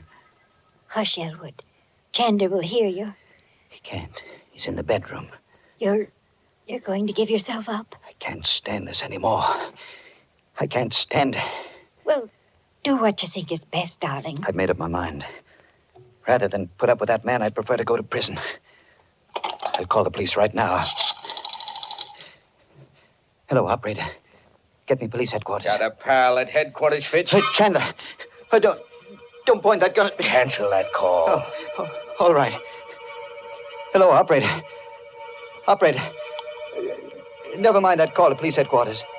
No, nothing's wrong. I just made a mistake. Thank you. You made your last mistake, Fitch.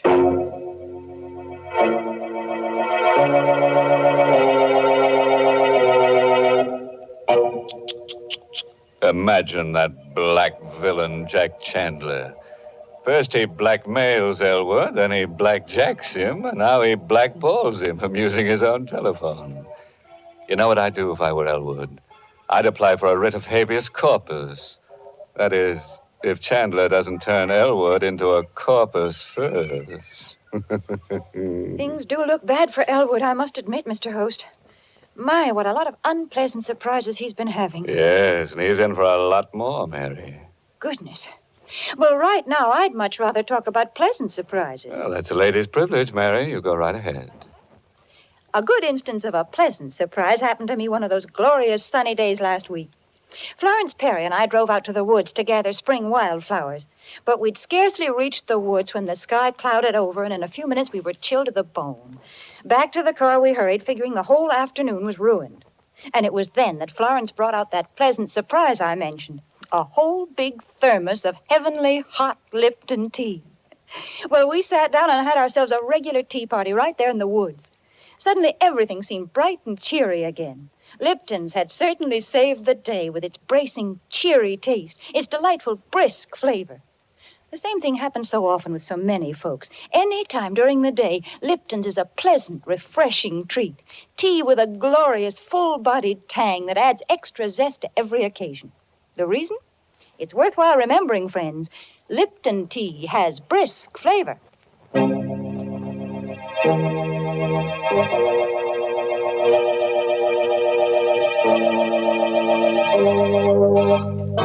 Now, friends, let's get back to those lovely people, Jack Chandler and Elwood Fitch.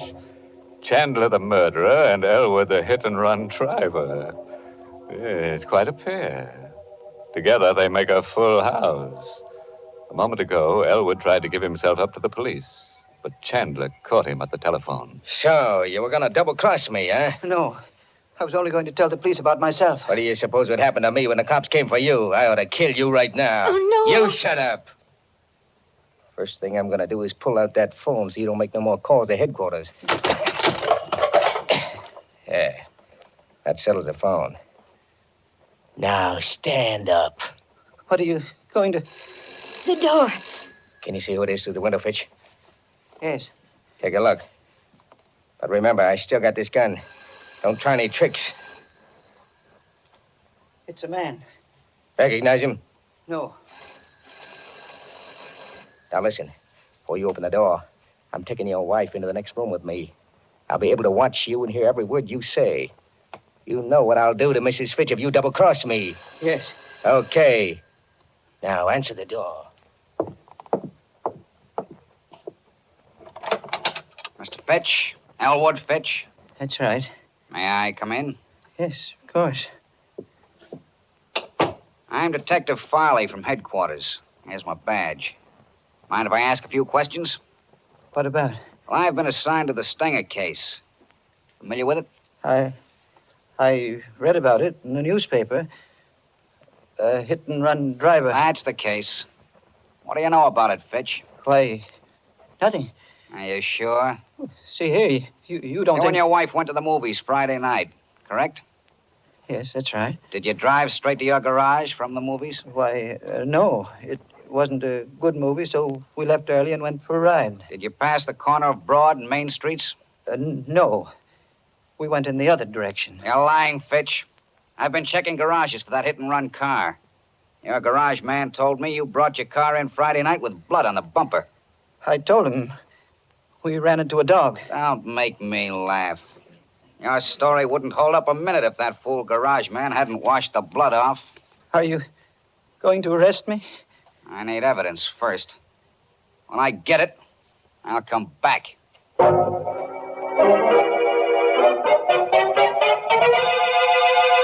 Blood on the bumper. That cop is wise to you, Fitch. He said he'd be back. Sure. He'll be snooping around looking for proof. Yeah, this is one heck of a hideout. I'm leaving. You're going away? Yeah, glad of that, ain't you? Well, you got nothing to celebrate.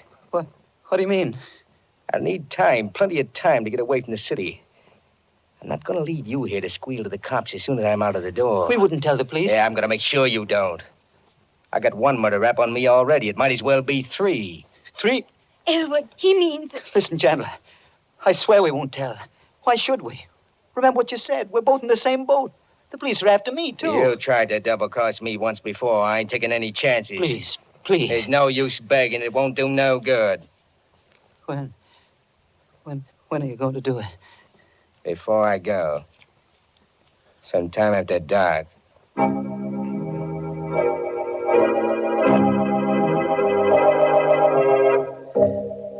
The rest of that day was a nightmare. Chandler wouldn't let me separate from Catherine. Everywhere we went, everything we did, he was always behind us with that gun in his hand. The gun. I had to take it away from him. He was much younger than I, big and tough. But I had to try. I watched for my chance. It came late in the afternoon. He was lighting a cigarette. He put the gun down on the living room table while he felt in his pockets for a match. Both of us were the same distance from the gun. I made a dive for it. Hey, get away from that rod. No, let go. I killed you for this. Catherine, help me. Grab his hand. Let go of me. Let go. Hold him, Catherine. Hang on to him.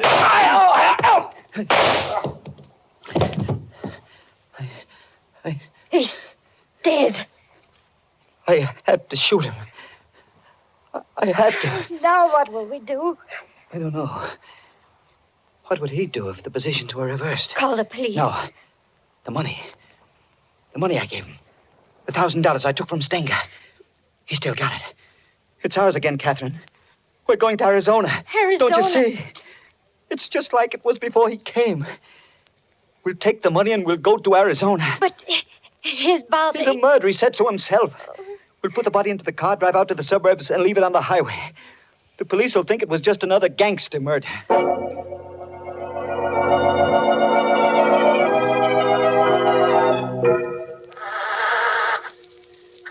I was just able to squeeze the dead body into the luggage compartment. Hurry, Elwood. Let's get away before one of the neighbors sees us. Oh, my gosh. Now, what's the matter? The gasoline gauge. It's almost empty. Oh. We'll have to stop at the garage.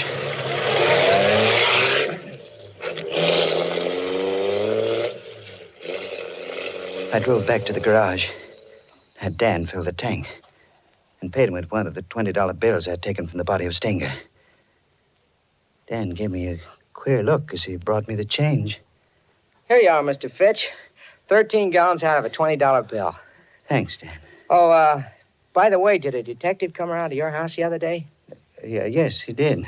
I hope you don't hold it against me telling him about that blood on the bumper of your car. Oh, of course not, Dan. Why should I? After all, I had nothing to hide. No, that's right. Well, to tell you the truth, Mr. Fitch, I was a little suspicious of you. I thought you really might be that hit-and-run driver. Not that it matters much now. No? No. The police don't care much now about that driver. Why not? Oh, he's small potatoes now. I just heard over the radio that that guy Stenger was just about dead even before that hit-and-run driver hit him. How could that be? Well, the way the radio explained it, Stenger was shot in the back, and he staggered out into the street, and then the car hit him. But you said he wasn't killed by the car. Yeah, that's right. The coroner's inquest showed that he died of a bullet wound. He'd been murdered. The police even know who killed him. They know the killer's name? Uh-huh. I heard it over the radio just a minute ago. Oh, yeah, Chandler. Jack Chandler.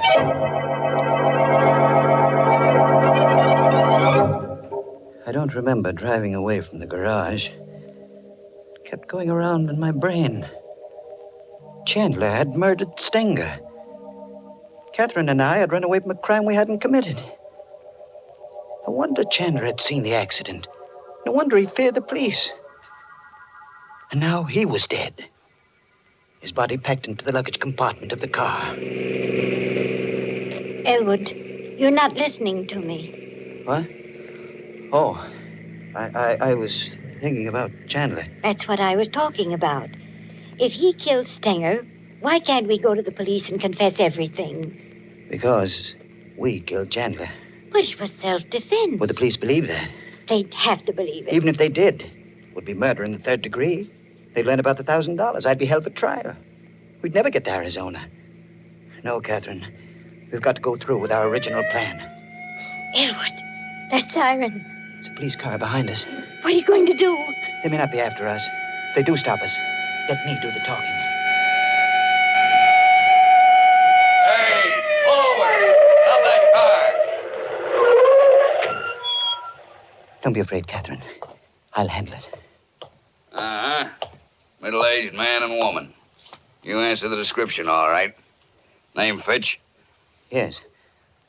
What's the trouble, officer? There's an alert out for you. You bought gas back at your garage a few minutes ago. Paid for it with a $20 bill. That's right. Got any more of those bills on you? Why, yes. Hand them over. Here. Here they are. Uh-huh. Looks like it's all here. This is the stuff, all right. What stuff? What are you talking about? This money, it's counterfeit. Just like the bill you gave the garage man. Counterfeit? Phony money down to the last dollar. Move over. We're driving to headquarters.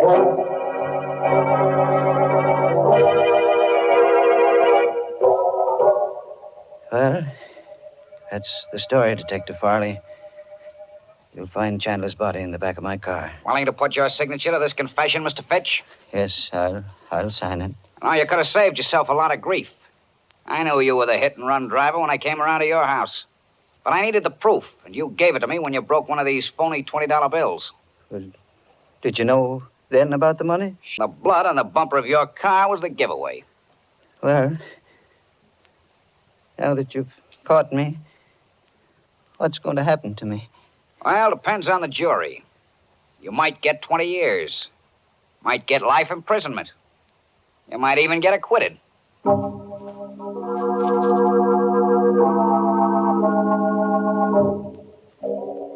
I'm in the courtroom now. Catherine beside me, waiting for the decision. The jury just filed in. The judge has asked if they reached a verdict. The foreman of the jury is rising to his feet. Your Honor, we find the defendants not guilty. Oh, Catherine. Oh, Elwood, thank heaven.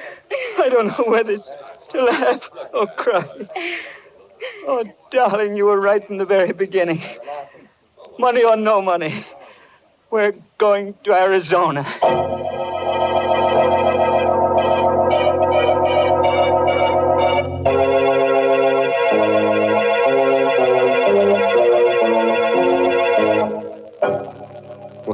Well, fooled you that time, friend. Slipped you a happy ending when you weren't set for it. But that jury decision, I don't know. It sounded a bit fishy. But seriously, friends, do you like happy endings? I don't, but then some people do. You know, someday, just to make sure, I'm going to have some research organization take a gallows poll. Well, Mr. Host, that seems a lot of trouble to go to when there's plenty of proof right in front of your nose that says people love happy endings. And what is that proof, Mary? It's the way thousands and thousands of families every day top off delicious meals with delicious Lipton tea. There's a real happy ending for breakfast, lunch, or dinner, folks. Try it and see. In fact, so that you won't forget it, add Lipton tea to your grocery list right now, this very minute. It's the world's favorite tea, and you're always sure of getting tea at its tastiest when you get Lipton's. Because remember, Lipton tea has that marvelous brisk flavor.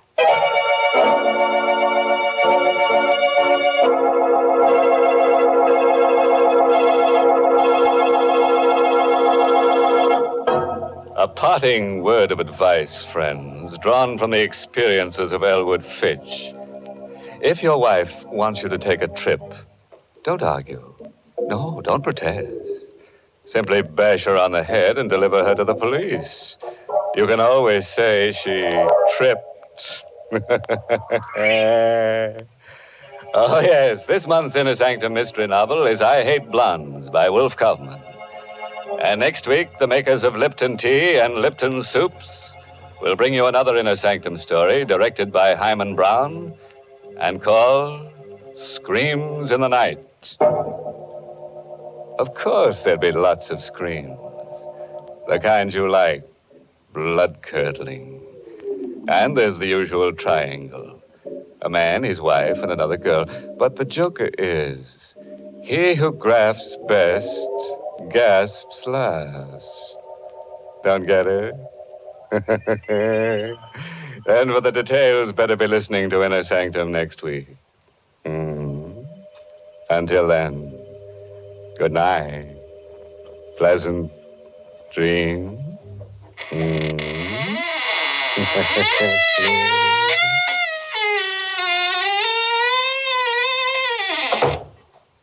Let's begin at the beginning of the meal, friends, with the soup. If you want soup to be both delicious and easy to prepare, make it Lipton's noodle soup. Here's a soup that has real honest-to-goodness chickeny flavor. It's full of tender noodles, and because it comes in modern soup mix form, it saves both time and money. Lipton's noodle soup mix is quick to make, and it makes lots more than canned soups, yet costs less. Try Lipton's noodle soup. And tune in next week for another Inner Sanctum Mystery. This is CBS, the Columbia Broadcasting System.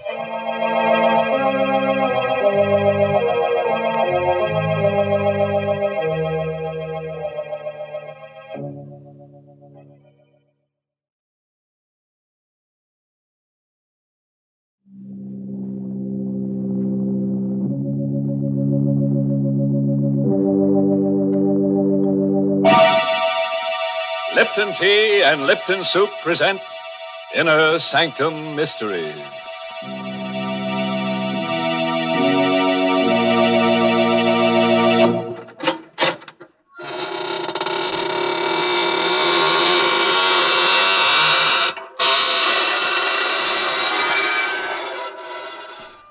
Good evening, gentle friends of the Inner Sanctum. Welcome through the creaking door for another soothing half hour of sweetness and light. Oh, I've learned a new trick. Would one of you like to step up here and be sawed in half? What? No volunteer? Well, maybe you're right. The first part, the sawing in half, that's easy. But the second part, the putting together again, I'm still not very good at that. Mr. Host, how can you joke about such things? Are you trying to get our listeners in a mood for enjoying themselves? That's it, Mary. Well, jokes like that certainly won't put people in a good mood. Here's a much better way to do it. Just serve folks a piping hot cup of Lipton tea, and they'll be in a good mood in a minute. For Lipton's is the password to pleasure. It's tea at its delicious best, thanks to Lipton's brisk flavor. Brisk, you know, is the tea expert's own word for the fresh, lively, full-bodied flavor of Lipton tea. Unlike ordinary dull-tasting teas, Lipton's is never flat. It's always spirited and satisfying. Try it real soon and get the extra enjoyment of Lipton's wonderful brisk flavor.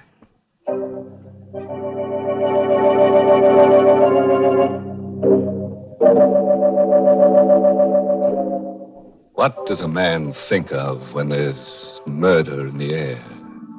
The close presence of death. Does it have matter and substance? Does it generate unseen light waves that touch a man's subconscious? Or unheard sound waves that speak to him when he sleeps? Well, let's listen to I Walk in the Night, written by Emil Tepperman, with Larry Haynes in the role of Peter Lang to tell you this story himself.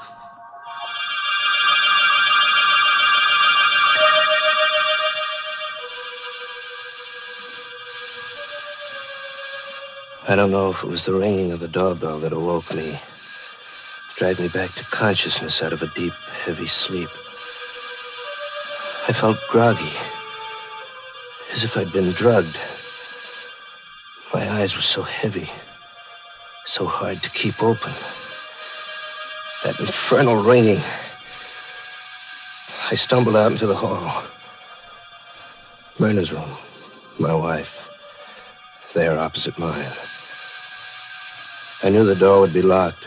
We'd quarreled last night while the Judsons were visiting from the house next door. Myrna had made a scene. She went to her room and locked herself in. Pete! Pete, wake up in there! As I stumbled down the hall to the front door, I recognized Phil Judson's voice. Phil and Henrietta lived in the house next door, just across the lawn. Pete! Pete! All right, I'm coming. Just a minute. Can't get this open. There. Oh, thank heaven you woke up, Pete. I thought you'd never hear me. What's wrong, Phil? What's that poker for? Henrietta saw a prowler come out of this house. A prowler? What's the matter with you, Pete? You look groggy. Wake up. I don't know. I feel as if I'd been doped. What's this about Prowler? Henrietta saw him climbing out of Myrna's window. She yelled to me, and I grabbed the poker and came running out. The poker? What's the matter with you? Didn't you hear me? A man was in Myrna's room just now. Great Scott. Myrna's alone in there. Come on. Myrna. Myrna, you all right? Open the door. She doesn't answer. Phil, are you sure the Prowler came out of this room? Yes, they ran around the house and got away. Look, Pete, have you got a key to this door? No, it's bolted on the inside. We've got to break it down. Come on, put your shoulder to it. Once more now. Where's the light switch? Oh, here, I've got it. Better not come in, Pete. No, let me in. I've got to see. Bernard. Take it easy, Pete. Oh, Bernard. Strangled. Strangled to death.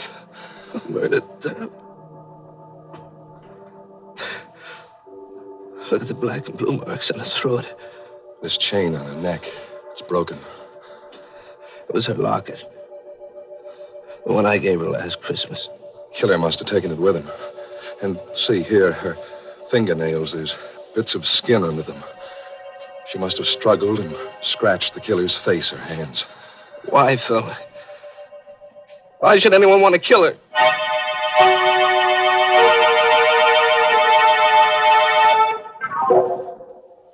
Then began the long torture of the investigation.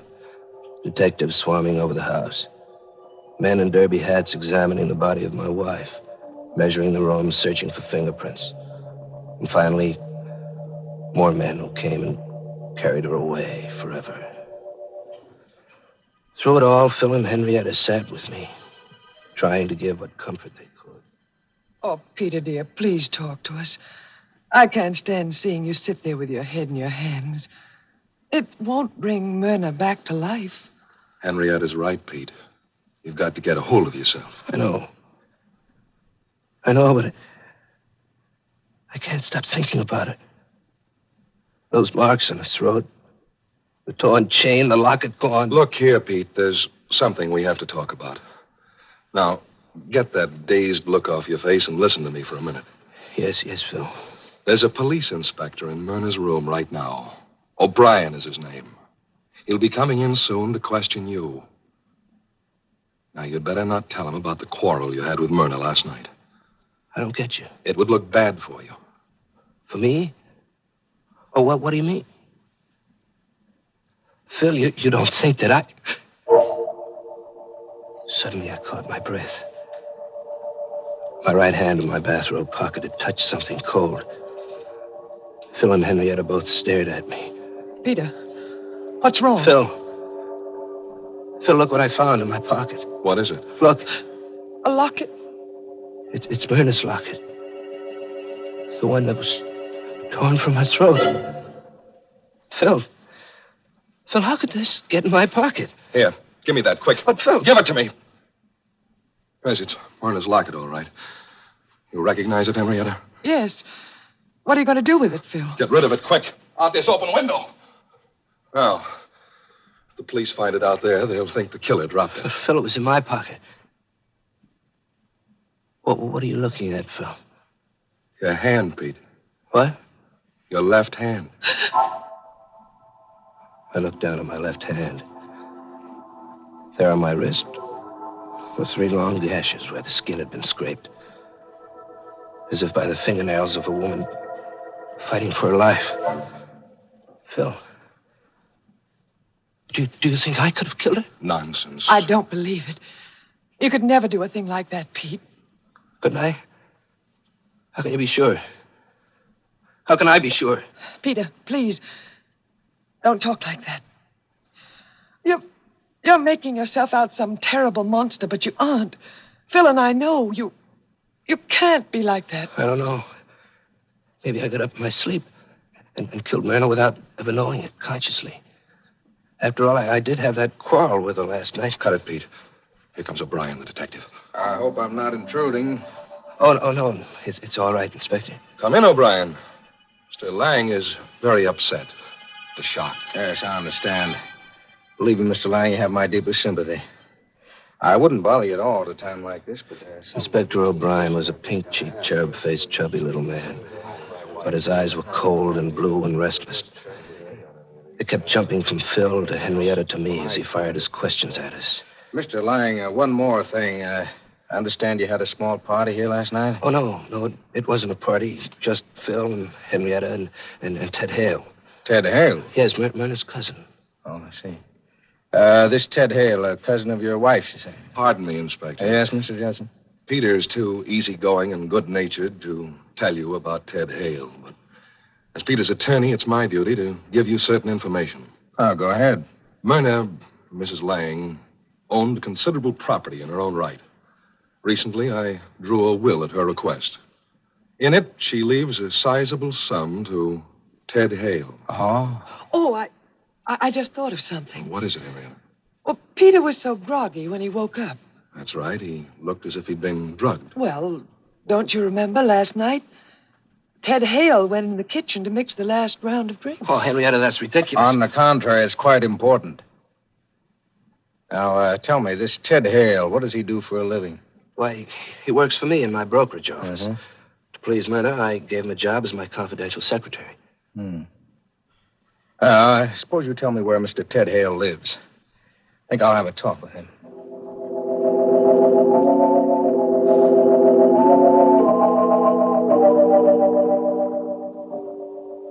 Now, all you have to do, Pete, is sit tight. Let O'Brien follow up his lead. Phil, I can't let him arrest Ted Hale. He didn't kill Myrna. I did. I must have. The locket, these scratches. It's not fair to Ted. As your attorney, I won't let you strap yourself in the electric chair. You go back to your room and get some sleep. Henrietta, do you mind going back to our house by yourself? Of course not. I'm going to sleep right here in the living room on this couch, in case Peter needs me tonight.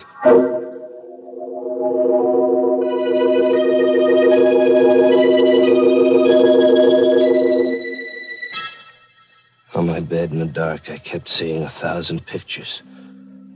Myrna, her face mottled with strangulation. Phil, always so sure of himself. Henrietta, worried and frightened. And O'Brien, his face grim and his blue eyes cold, going off to question Ted Hale.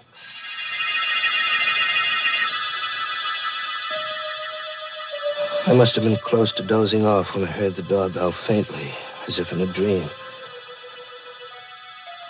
I tossed about in bed for a moment or two. And then I heard the voices in the living room. Phil's, cold and harsh.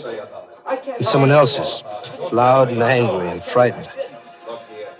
I got out of bed and opened the door. I went down the hall to the living room. I had to know who was in there arguing with Phil. It was Ted Hale. Ted, what are you doing here? Phil phoned me. He told me about Myrna. I called him up. Told him O'Brien would be coming for him. I suggested he come over here and talk it over with me. Pete, don't let them arrest me. You gotta help me. Me? Help you? You know I didn't kill Myrna. Well, I'm not sure. Pete. What? I was here last night, you know, when you had that fight with Myrna. What do you mean?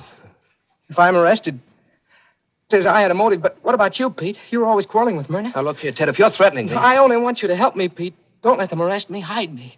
Hide me out till this blows over or till they get the real killer. I think Ted is right, Pete. We should help him. But where? I'll handle it. You have a dark room fixed up in the cellar, haven't you? Yes. We'll stick a cot in there and let Ted hole up for a day or two. Nobody will think of looking for him in this house.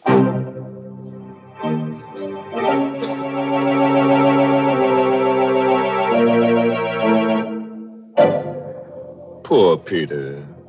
Seems to be in a daze half the time. Yes, his trouble is that when he's awake, he's half asleep, and when he's asleep, he's half awake. It's no wonder he can't sleep well.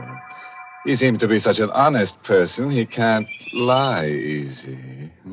You know, it's too bad he doesn't go over and stay at Phil's house, Mr. Host. Phil and Henrietta seem the kind of people who do everything to make him comfortable. Well, I just hope they know something about hospitality, Mary. Oh, I'm sure they do. Why, everybody knows that the proper way to treat guests is to serve them something delicious. For example, when guests drop in at my house, the first thing I do is put on the tea kettle. And almost before they have their wraps off, I have my best tea service out, and I'm serving them some of my fragrant, fresh-made cake and a cup of heartwarming Lipton tea. For no matter what time of day or night guests arrive, there's nothing like wonderful Lipton tea to make them relax and feel at home. Yes, Lipton's brisk flavor is so lively and full-bodied and satisfying, it just naturally hits the spot with everybody. In fact, I always say, whenever you want to serve your friends or your family a grand, refreshing drink, make it tea. And make it tea at its delicious best. Lipton tea.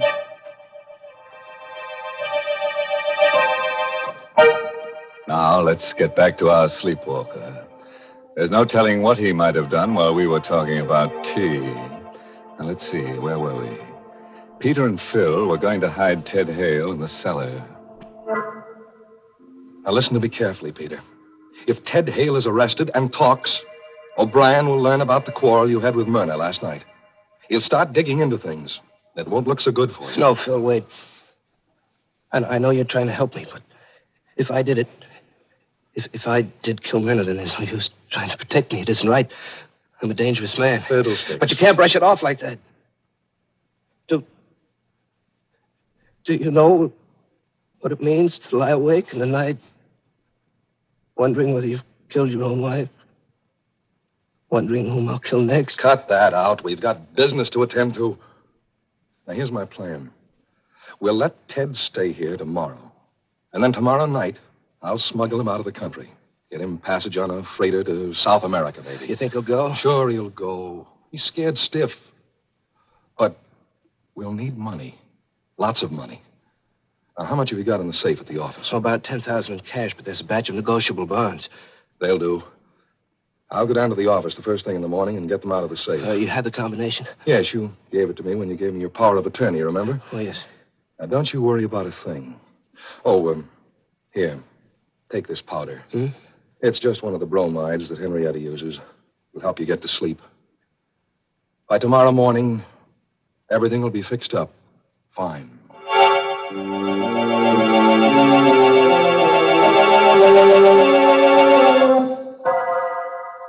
It was almost dawn when Phil left.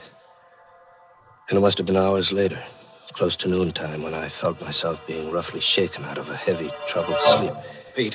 Pete, wake up. What? Hey, wake up. Come on, snap out of it. What? Oh, Phil. Gosh, I feel groggy. What was in that powder you gave me? Never mind the powder. Get your eyes open. Got something to tell you. Phil, what's wrong? What happened? Listen to me carefully, Pete. I went down to the office before business hours this morning and opened the safe to get the money out. Yes? The safe is empty. Empty? The securities are gone. Well, it can't be. Who else had the combination besides you and me? Only Ted Hale. Oh? Do you think that... I'll bet you $1 to a donut he's gone. Come on, let's check.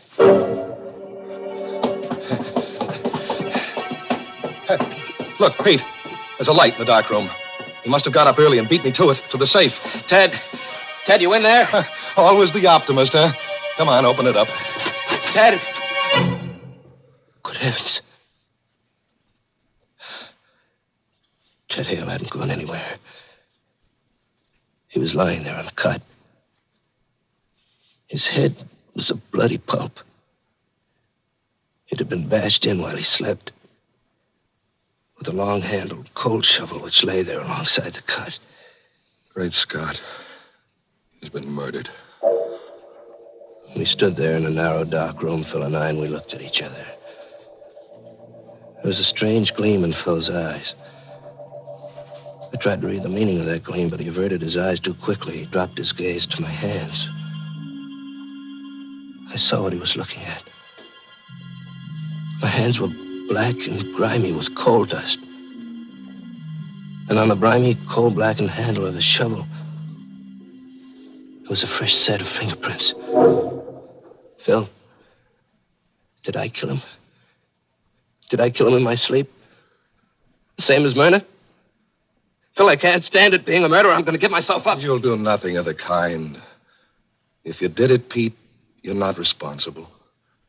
But you do think I did it? And Myrna, too? I don't know. I don't know what to say. Just think, Phil. Maybe tonight I might kill you. Or Henrietta. There's no telling what I might do. Rubbish. No, Phil. It's hard to believe, but there's the proof. I'm a murderer. I'm dangerous. There's only one thing to do. I won't let you do it. What else is left? Come on. I'm going to help you hide Ted's body.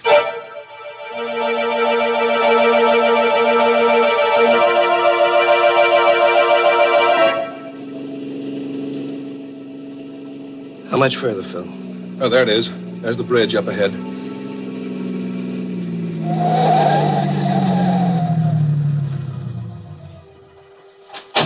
Okay. Here, help me with it.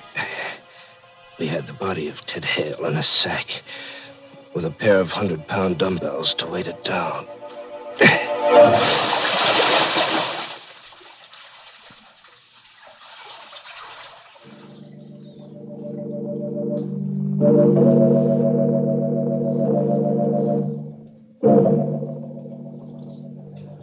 Myrna's funeral took place the next morning, and I had to endure the condolences of friends and business associates.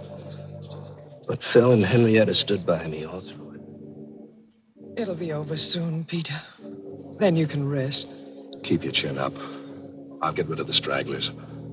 Look who just came in. Where? Oh, Inspector O'Brien. What does he want, Phil? Take it easy, take it easy. Let me do the talking. I came to pay my respects, Mr. Lang. Oh, well, thank you, Inspector. No trace of Ted Hale, is there, Inspector? I'm afraid not, Mr. Judson. We're combing the city for him, but I'm afraid he's got clean away. You see, It was marvelous to see how calmly Phil could talk to O'Brien about Ted Hale, knowing all the time just where the body was, under that bridge. I glanced at Henrietta. She was watching Phil, too. Know what I think, Mr. Judson? I think Ted Hale will never be caught. I have a very funny feeling that he's dead.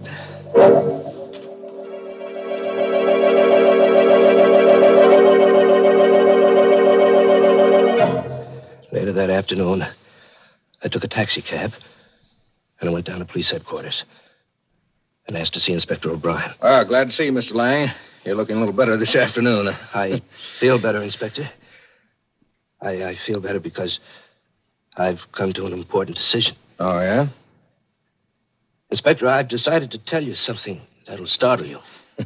That's pretty hard to startle an old hand in my business. Go ahead, I'm listening. All right. Inspector, Ted Hale didn't kill Myrna. I killed her. That is, I think I killed her. You think you killed her, don't you know? It sounds crazy, doesn't it? But I assure you, I'm perfectly safe. Just a second now. You either killed her or you didn't kill her. If you kill somebody, you know it. No, not in this case, Inspector. You see, I think I did it in my sleep. Both times. Myrna and Ted Hale, too. Hold on now. I'll get someone to take notes. I suppose you start from the beginning. I told him the whole story. How Phil had awakened me when we found Myrna strangled. The groggy, drugged feeling I'd had. How Ted Hale had tried to blackmail me. And how Phil had awakened me once more and we'd gone down to the cellar and found Ted with his head bashed in. I talked for a solid hour. I'm glad you came to see me, Mr. Lang. Glad you've told me all this. You must have had a hard time reaching the decision to come here. Yes. Yes, it was hard, Inspector. Mm-hmm. Phil wanted me to go away. It would have been so easy to go away and let him take care of things. But I'd never be able to sleep for fear I'd kill someone else. Well, you needn't worry, Mr. Lang. There won't be any more killings. Not if I'm safely in jail. You're not going to jail. You're going home. What? In those notes the stenographer has taken, Mr. Lang, I have almost enough material to convict the real murder. I need just one more thing. Now, you go home and wait. Don't worry. You mean I didn't kill Myrna and Ted? Now, you just go along home and take it easy.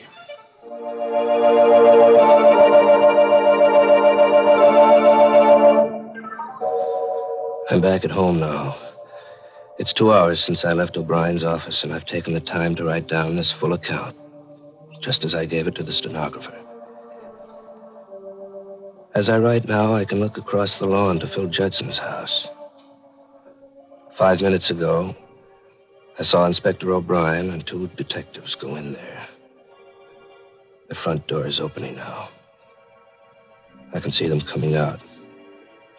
O'Brien first, then the 2 detectives, with Phil between them. They've got handcuffs on Phil. And here comes Henrietta. She's running across the lawn, coming here. Peter! Peter! Coming, Henrietta. Peter, they've taken Phil away. Yes, I saw it off from the window. Oh, darling. Everything went right. Exactly as we planned it. Baby. Hold me tight, Peter. Tight. We can be together now. Forever and ever. I'd have killed a dozen Myrnas for you, baby. I know. And you were clever, Peter. So clever. And the hardest part was getting Phil to cooperate. But I knew he'd do anything for a friend. What a fool he is. He stepped right in and took over. You should have seen O'Brien when I told him the story. I could tell exactly what he was thinking.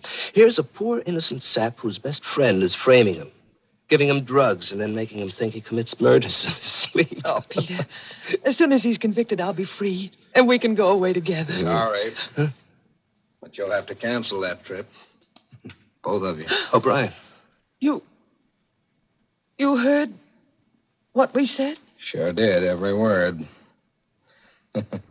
Remember at my office, Mr. Lang, when I told you I only needed one more thing to clinch the case against the murderer? Well, this was it. I faked the arrest of Mr. Judson. Then I sneaked back to see what you'd do about it. You did plenty.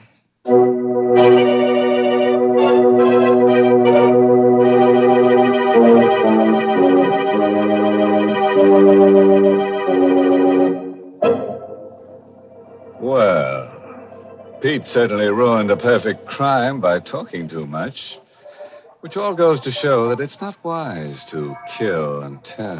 Mercy. People do go out of their way to get themselves into trouble, don't they, Mr. Host? I'm really surprised at Henrietta, though. For being a partner in crime, Mary. No, for not being a partner to her husband. Most women, take great pride in looking out for their husband's happiness. Mm-hmm. You mean like mending the bullet holes in their shirts? Oh, Mr. Host, there are lots of better ways than that to keep a husband happy. For example, when your husband comes home from work, give him the refreshment of a brimming cup of piping hot Lipton tea. Lipton tea makes a wonderfully pleasing drink at mealtime or any time, because Lipton's is such a grand tea, so deliciously different, more flavorful and full-bodied. If you've been forgetting to get it, why not jot down Lipton's on tomorrow's grocery list now? Remember, Lipton tea always meets with favor, because Lipton tea gives you brisk flavor.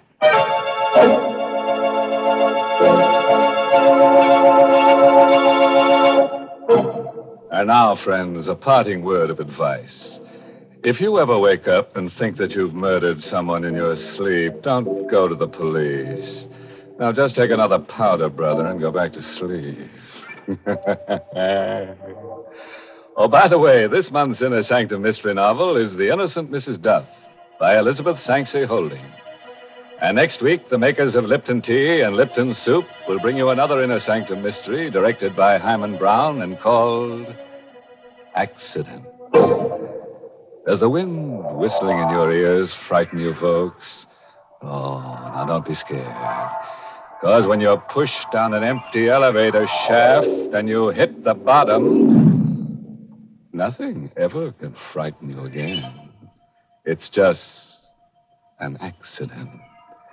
And you'll learn all the mystery of it if you're listening to Inner Sanctum next week. Until then, good night. Pleasant dreams.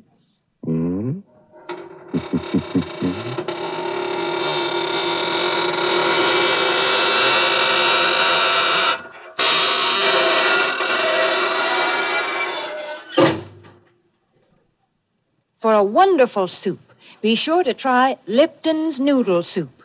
Lipton's is the extra delicious noodle soup that folks rave about on account of all those tender golden egg noodles and that honest-to-goodness chickeny flavor.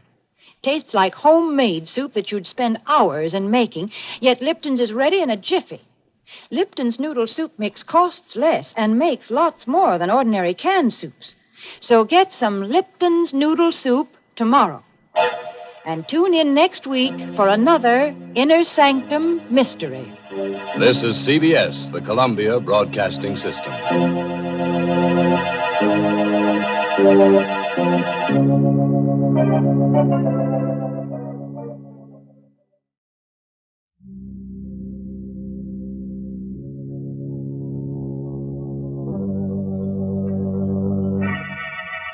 Lipton Tea and Lipton Soup present Inner Sanctum Mysteries.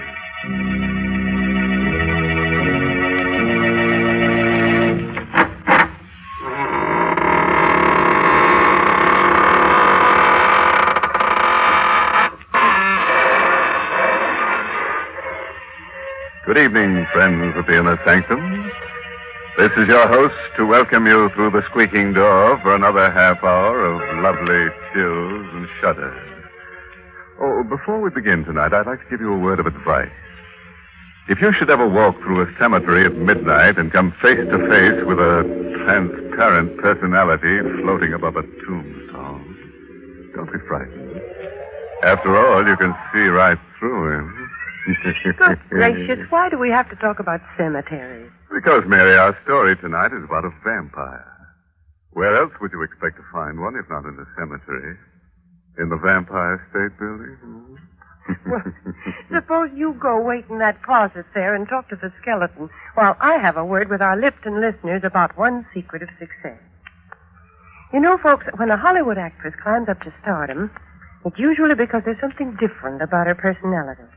And that's true of other success stories. Lipton tea, for example, is the largest selling brand of tea in the world because it's different from other teas. Lipton's has that wonderful hearty flavor the tea experts call brisk, which means it's bright and zestful in taste. It's never wishy-washy or flat. Now, don't take my word for it. Compare Lipton's to other teas yourself. That's the real way to discover Lipton's rich, full flavor, Lipton's extra flavor that brings you all the goodness of a superb tea. It's full-bodied and satisfying with a smooth, mellow tang that brings you real enjoyment. So pour yourself a cup of Lipton tea, folks, and then see for yourself what a difference that brisk flavor makes. That's fine, Mary, but quietly, my dear. Why the whisper, mister? Don't make too much noise or you'll wake the dead. And we don't want to do that because tonight's story is called The Undead. It's an original radio play by Milton Lewis. Yes, and our star tonight is Anne Seymour, who plays the role of Diana. I was alone here in the penthouse sleeping. The doors leading to the terrace were open. Suddenly, I was awakened by a queer, whirring noise that sounded like the flapping of wings. I opened my eyes. Moonlight filled the room. It was one of those clear, cloudless nights. But the winds moaned and howled like weeping women. Somewhere, a dog howled. I sat up, peered into the green light of the moon. Seeing nothing at first. I lay down again. My eyes were half closed. And I heard it again. The sound of wings beating on the air. I told myself it was nothing. Until out of the queer green shadows that surrounded me like a mist, I saw a pair of blood-red eyes close to my face. No, they weren't human eyes. They were rimmed with green. They glittered like glass in the dark. I looked closer. Too frightened to move. Too terrified to cry out. The thing that seemed to be flying round my head looked like a bat. Yet it wasn't a bat. Suddenly it floated down. I felt soft fur on my neck. Then my throat was pierced with a sharp, terrible pain. I started screaming, "Let me go! Let me go! Richard! Where are you, Richard? Richard!" Go on, Diana. When I felt your arms around me, I knew I was safe, Richard, but it was the most horrible dream I ever had. Yes, I know, darling. You were hysterical. What do you think it meant? Well, nothing. Nothing, of course, dear. Everyone has nightmares like that sometime or other. But it was so vivid. I could almost swear it happened just as I told it to you. Now, Diana, do you really believe you've encountered a vampire? I know it sounds ridiculous, darling. Listen, baby, you're living in New York City on top of an 18-story building. This is 1945, not the Middle Ages. Well, the whole notion is just rubbish. I tried to tell myself it was nonsense, too. But somehow... Oh, Richard, I want to get out of this place. But why? I don't like this apartment. There's something evil, sinister here. I've always felt it. And listen. Listen to that wind. The wind howls around here all the time. Well, naturally, it's a penthouse, and it catches the winds from the river. You hear that? Something flapping on the terrace. That's just the awning. There are always queer noises around here. All the time, and I can't bear it being alone here at night. Richard, please don't let me stay here alone tonight. I can't stay with you, darling. I've got to go to the theater. I don't want you to go there, please. Let your understudy take the part tonight. Take me away from here. Far away where it's warm and there's sunlight. Diana, you don't know what you're saying, dear. I can't give up my part in the show. Of course. Of course. Oh, darling, forgive me, please. I'm sorry I ever mentioned it. You do forgive me, don't you, Richard? Say you do. Why, of course. You're just upset over the silly dreams. I know. I won't mention it again. You're okay, baby. Well, it's 10 to 8. I'd better get going. Want to come with me? Yes. No. No, I'm going to stay here. But if this place frightens you... That's just why I'm going to stay. And alone. I'm going to beat this thing. Somehow. That's better, darling. Much better. Here's your coat. Right. And you better take your scarf. It feels chilly. Richard. Hmm? I said I won't mention it again, but there's one thing more I have to tell you, that the face of that thing in my dream, it was your face. Diana, in the name of heaven. I won't talk of it anymore, I promise you, darling. I didn't mean to upset you just before you went to the theater. Just kiss me, dear. I'll be all right. I'll be all right. Diana. Good night, dear. I'll be waiting when you get back.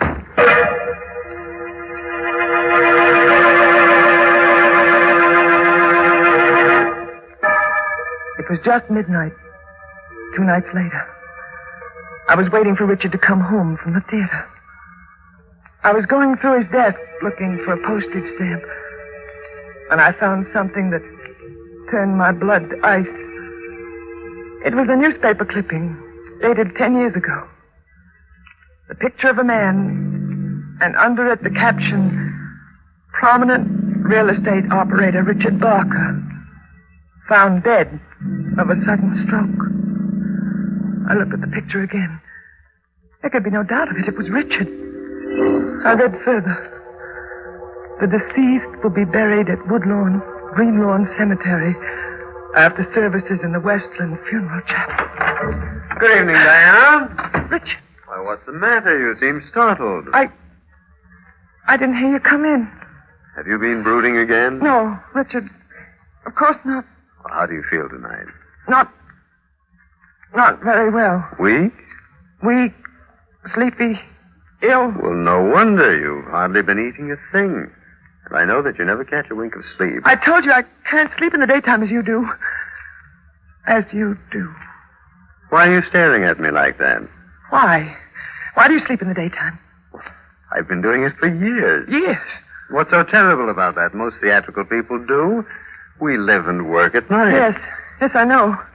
Really, Diana, what is the matter with you? Nothing. You think I'm losing my mind? Well, I don't know what to think. Why are you pretending? Pretending what? That you're something other than what you are. Because I know what you are, Richard. Really? I found out. This clipping I found in your desk, it tells how you died. That clipping? Oh, that. Why are you laughing? Well, you see, it's a joke. It's a gag. One of my pictures was sent to the papers, publicity for a new play, you know. And a drunken typester put it in the obituary column. It's quite an amusing story. I don't believe you. You're lying. Listen, you can't go on like this. No, don't touch me. You're not well, darling. Get your hands away from me. I just want to kiss you. No, don't touch me. Diana, where are you going? Out of here. Diana, come back. I'll come back when I've proved something to myself. Is there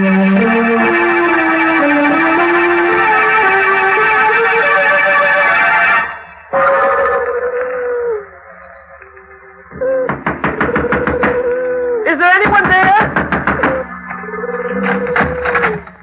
What do you want, ma'am? I'm sorry to wake you up. Are you the caretaker here at Green Lawn? Many years, ma'am. I want to see the grave of Richard Barker. Who are you? Diana Barker. His wife. But it's 1 in the morning, Mrs. Barker. I know what time it is. I want to see the grave. No one comes at a time like this. Please, will you tell me? Perhaps this will help. $10. For disturbing you. All right. You take the path in back of my house. Turn to the right. Have you a flashlight? I brought one from the car. It's only a short way, but it isn't a grave, ma'am. It's sort of a tomb. Thank you. I'll find it. You want me to come with you? No, I've troubled you enough. Good night. Good night. Somewhere, an owl was howling, as though warning me not to go on with this insane adventure. But I knew I had to continue. I had to be certain. I followed his directions along the path to the cemetery. The moon poked yellow fingers through scudding clouds, as though showing me the way. I was frightened, terrified. There's nothing to fear from the dead. I kept telling myself that to keep up my courage. The dead. Perhaps they were right. There was nothing to fear from them. But the undead. There was a tomb. The inscription was clear. Here lies Richard Barker, born May 7th, 1890, died September 4th, 1935. There was a lock on the door. It was old and rusty. I'd come this far. I made up my mind. I picked up a stone. Smashed the lock. I opened the door. Blackness. Inky blackness, such as one imagines one would see at the end of the world. Turned on the flashlight I took from the car.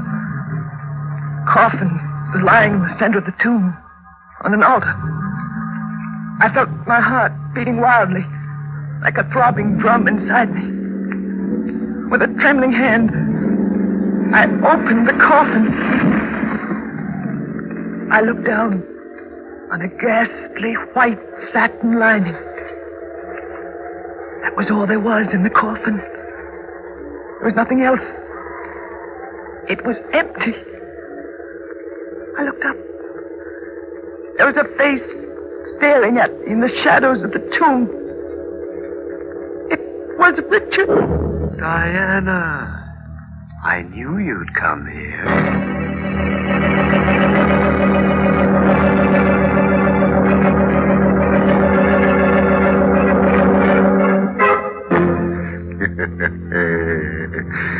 Well, friends, that just goes to show that an empty coffin makes the most noise. You know, this is the kind of nice domestic story I like. The intimate family chronicle of a vampire. My goodness, is that what you call intimate family life? Of course, Mary. It looks like our lovebirds will even share the same coffin. I'm afraid you're drawing a very strange picture of family life, Mr. Holst. Now, I always picture the family gathered around the dinner table. Everybody's laughing and happy. The bright lights push back the shadows of evening outside and shine on the teacups, where Lipton tea is waiting to add to the family's mealtime pleasure. Lipton's brisk flavor will make that good meal taste even better. Everyone around the table, from junior to grandfather, will enjoy its tempting fragrance, its deep amber color, and that brisk flavor that makes Lipton's different from other teas. They'll all like its full-bodied, hearty goodness and the zestful tang of Lipton's flavor. So serve Lipton tea for dinner at your house, folks, and round out the family picture with real enjoyment. Right, Mary. And now let's go back to our horrors. Let me see. What dire predicament are we in tonight? Oh, yes. Diana has just discovered that her husband was wandering around his tomb.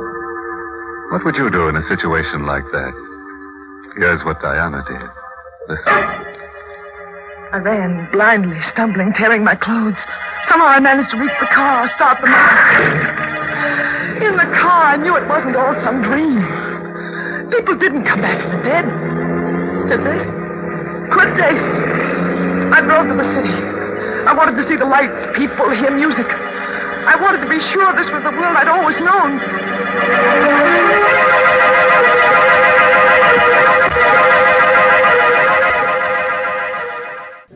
I tried to think.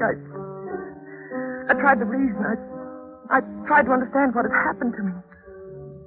Because I knew something was happening to me. Something that I dreaded. I was becoming like them. Like Richard. I felt strange craving. Desires that I didn't dare think of. Excuse me, Mrs. Barker. Oh. May I sit with you? I don't believe I know you. Perhaps not. Does it make any difference? No. No, it doesn't. Please sit down. Thank you. I'm glad you came over. I'm glad to be able to talk to anyone tonight. I've been watching you for the last 10 minutes. Have you? You look very strange tonight. How do you know me? We all know each other. We? Yes. You realize you'll be dead soon. Dead? At least what they call dead. You know what's happened? Oh, yes, of course. I've seen it happening for weeks. Your face became paler and paler. It will not be long now. You will become one of us. I don't want to. It's not in your hands. It isn't true. It can't be true. It's quite true. Many of us have gone on for hundreds of years. Those who sustain us become like us. And I... There is no escape. No, I don't believe it. Don't you feel it? Blood. That strange desire. Yes. There. You see? I don't want to. I once tried to fight it, too. It's no use. I'm going away. Far away. Where he can't reach me. I'm going now where no one can reach me. Waiter! Waiter! Will you help me here? There's been an accident.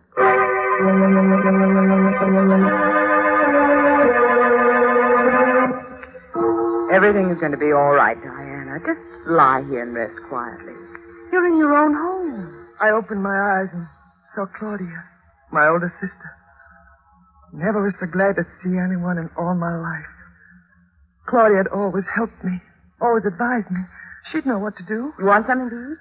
No, I'm not hungry. But the doctor said you'd have to eat. How did I get here? You collapsed in the cocktail lounge. They brought you home.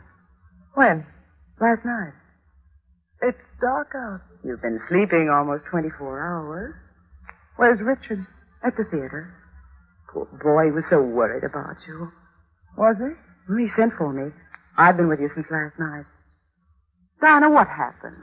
It's terribly difficult to explain. I sometimes think I'm losing my mind. I'd be sure that's what it is if I hadn't found out differently. Tell me about it. I found out Richard is dead. He's been dead for 10 years. What are you talking about? Still, Claudia. I went to Greenlaw and I saw his tomb. I opened it and the coffin was empty. Diana. I know what you're thinking, but I'm not insane. He never sleeps at night. Now I feel this strange craving. Claudia, don't steer. You know what you're saying. Yes, I know it sounds wild, fantastic, but I haven't told this to anyone, but it's true. There are things in this world you only think are primitive superstitions, but... Claudia, you must believe me. Yes, of course, I believe you, dear. We must destroy Richard. I read about those things. We must destroy him by driving a wooden stake through his heart. That's the only way I can escape from him. That's the only way I can become a human being again. Diana. You'll help me, Claudia. Of course, dear. Haven't I always helped you? Where are you going? Just to fix you something to eat. No, you're going to leave me. Leave me here alone with him. I won't let you do that, Claudia. That gun. Where did you get that gun? We've always had one here. Ever since I first told Richard I was afraid of this place.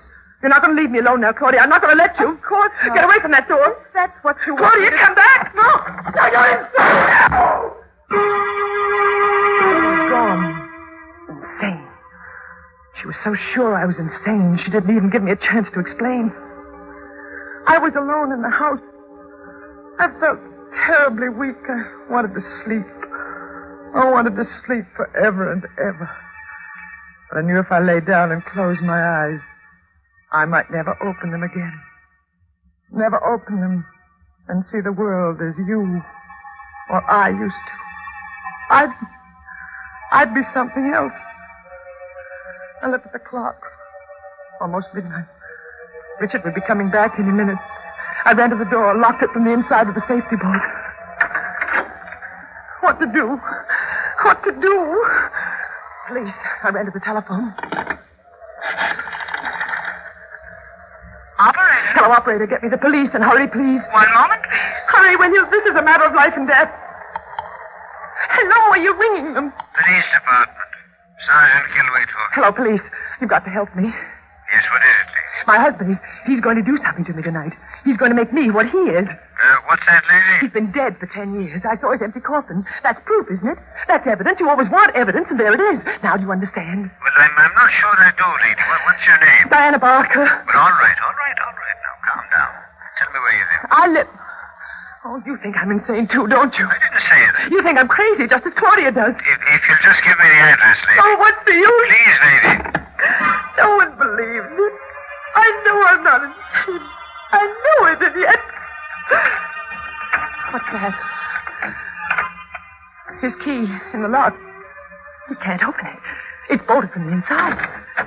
He's trying to get in. But he can't. Not with that bolt. I won't open it. I won't. I'll just pretend I don't hear it. I'll cover my ears with my hands and I won't hear it. He can't get in here. If I can keep him out until daylight, I'll be safe. Safe.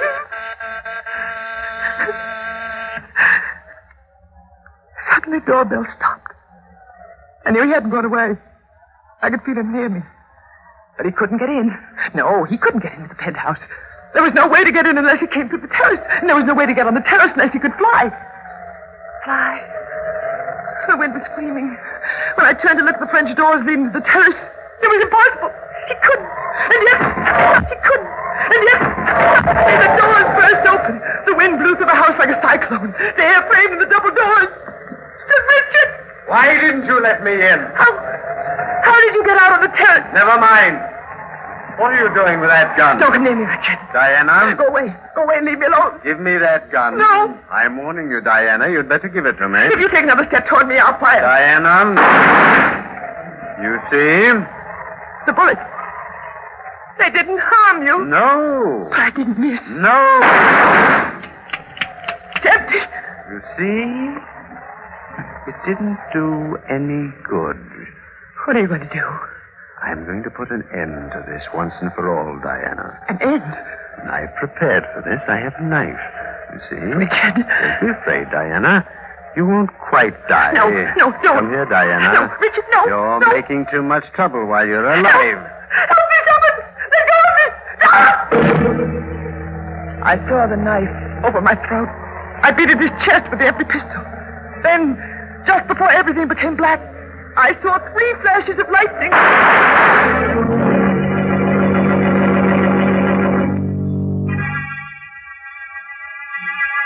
Go on, Mrs. Barker. When I woke up in the hospital in Spectre, I couldn't believe that I was still alive. It seemed like a miracle. You would have been dead if it wasn't for your sister. Claudia. She came back with one of our men.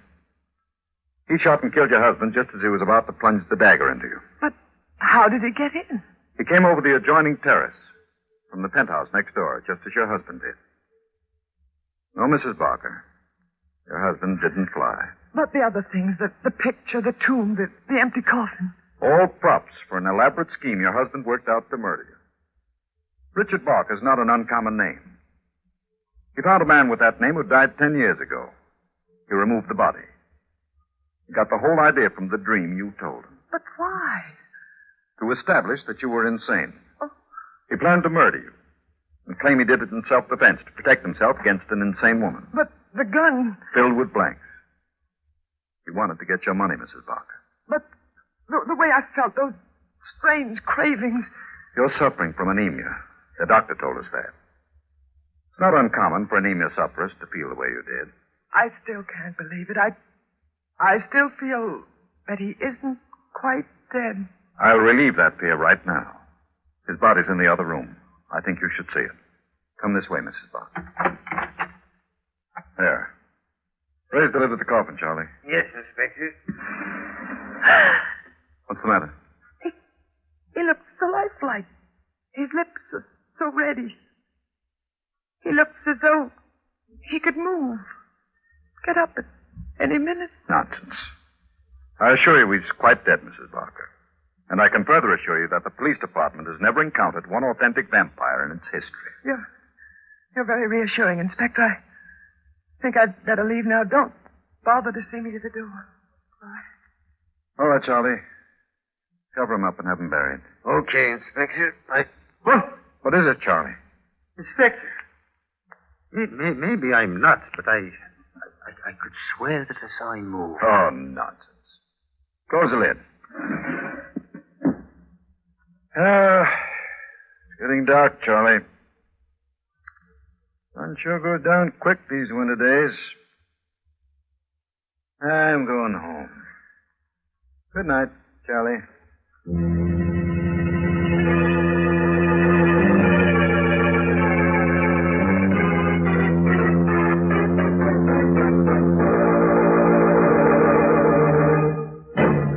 Well, friends, do you think Richard is really dead? Oh, that's something for you to sleep on when you go to bed tonight. Oh, and by the way, we have a moral for tonight's story. Yes, it's taken from a diary of Miss Delirium Tremens, who once said, "Never marry a vampire. He may turn out to be 500 years old without a social security number to his name. And how can a girl have any fun going around with a guy like that?" Well, Mr. Host, I don't think that's a serious problem. I'm positive that no girl will ever meet a vampire, much less marry one. Ah, but you can't be sure, Mary. The safest thing is to drive a wooden stake through your husband's heart. Yes, if he dies, then he must be a vampire. Oh, such foolishness. Let's forget all this talk about vampires, because I want to tell the folks about something wonderful that's going to happen next week. And next Tuesday's Christmas, you know. So instead of our usual mystery thriller, Inner Sanctum will bring you a tender and beautiful Christmas play called The Littlest Angel. And our star will be that great and beloved actress, Helen Hayes. There's a lovely musical score specially written for The Littlest Angel. And the play is one your whole family will enjoy, especially the youngsters. Perfect entertainment for Christmas night. And of course, you won't want to miss Miss Helen Hayes' performance. So be sure to tune into this station at the regular Inner Sanctum time next week. I promise you, The Littlest Angel, starring Helen Hayes, and brought to you by the makers of Lipton Tea and Lipton Soup, will be the crowning pleasure of your Christmas day.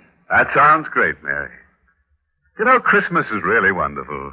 There's something about it that gets even the most hardened characters. Oh, by the way, this month's Inner Sanctum mystery novel is The Fearful Passage by H.C. Branson. And don't forget what Mary told you, friends. Next week, we'll bring you Inner Sanctum's special Christmas program, directed by Hyman Brown and starring Helen Hayes, America's First Lady of the Theater. There'll be no gore, no chills. Not even one little murder, believe it or not. The holiday spirit is getting even us. So be sure to join us next Tuesday. Meanwhile, I'm going to do my Christmas shopping. You know where I can get a nice fur-lined coffin for a cold-blooded friend? Until next Tuesday, then. Good night.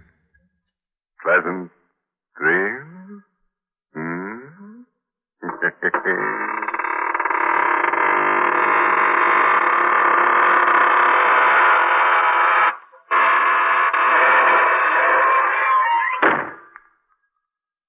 Folks, these busy days, we all want to save time when we prepare meals, and yet we don't want to sacrifice that good homemade taste.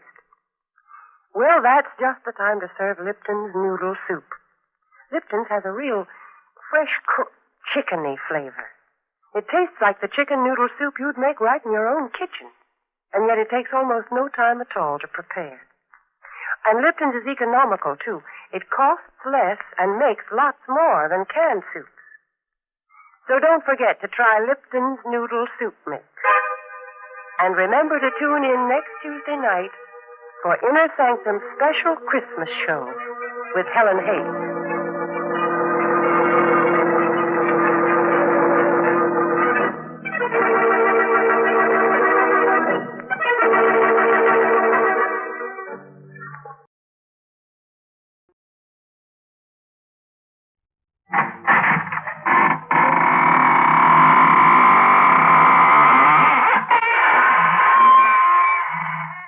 Good evening, friends of the Inner Sanctum. Well, here it is, Tombsday again, and this is your ghost host at the squeaking door. Tonight's story is called The Last Story. It's an original radio play by Christopher Mayle, and our star is Richard Widmark, who plays the role of Tony Muse. We're going to a small Maine coast fishing village.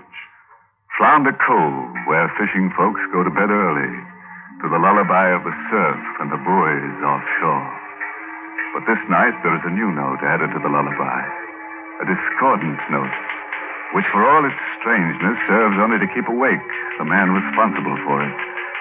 Anthony Muse, a young newspaper man from the city, is typing furiously, while his bride sleeps in the other room of their fisherman's cottage. Dead fingers cannot type. A dead heart cannot ache. But that's the end of a story that began when my paper sent me here to Flounder Cove to do a story on fishermen. I spent my first morning sizing up the town. And about noon, I found myself walking along a rocky bluff away from the village. I was approaching a little gray church and a little gray cemetery. And the grass was lush by the large tombstone. Mother, give me some sign.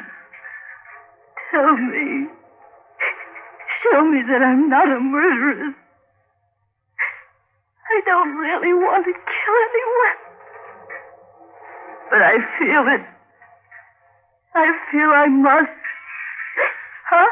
Sorry, miss. I was passing by and, well, I couldn't help hearing you. You heard me? Hey, wait a minute. Don't go. I'll leave you alone if you like. Who are you? Tony Muse. I didn't mean to eavesdrop. All right. What you heard me say, you would have heard from the others. You stayed here a while. This grave here, Mary Shermott. You were, talking to someone. I'm Rita Sherman. She was my mother. She died when I was born.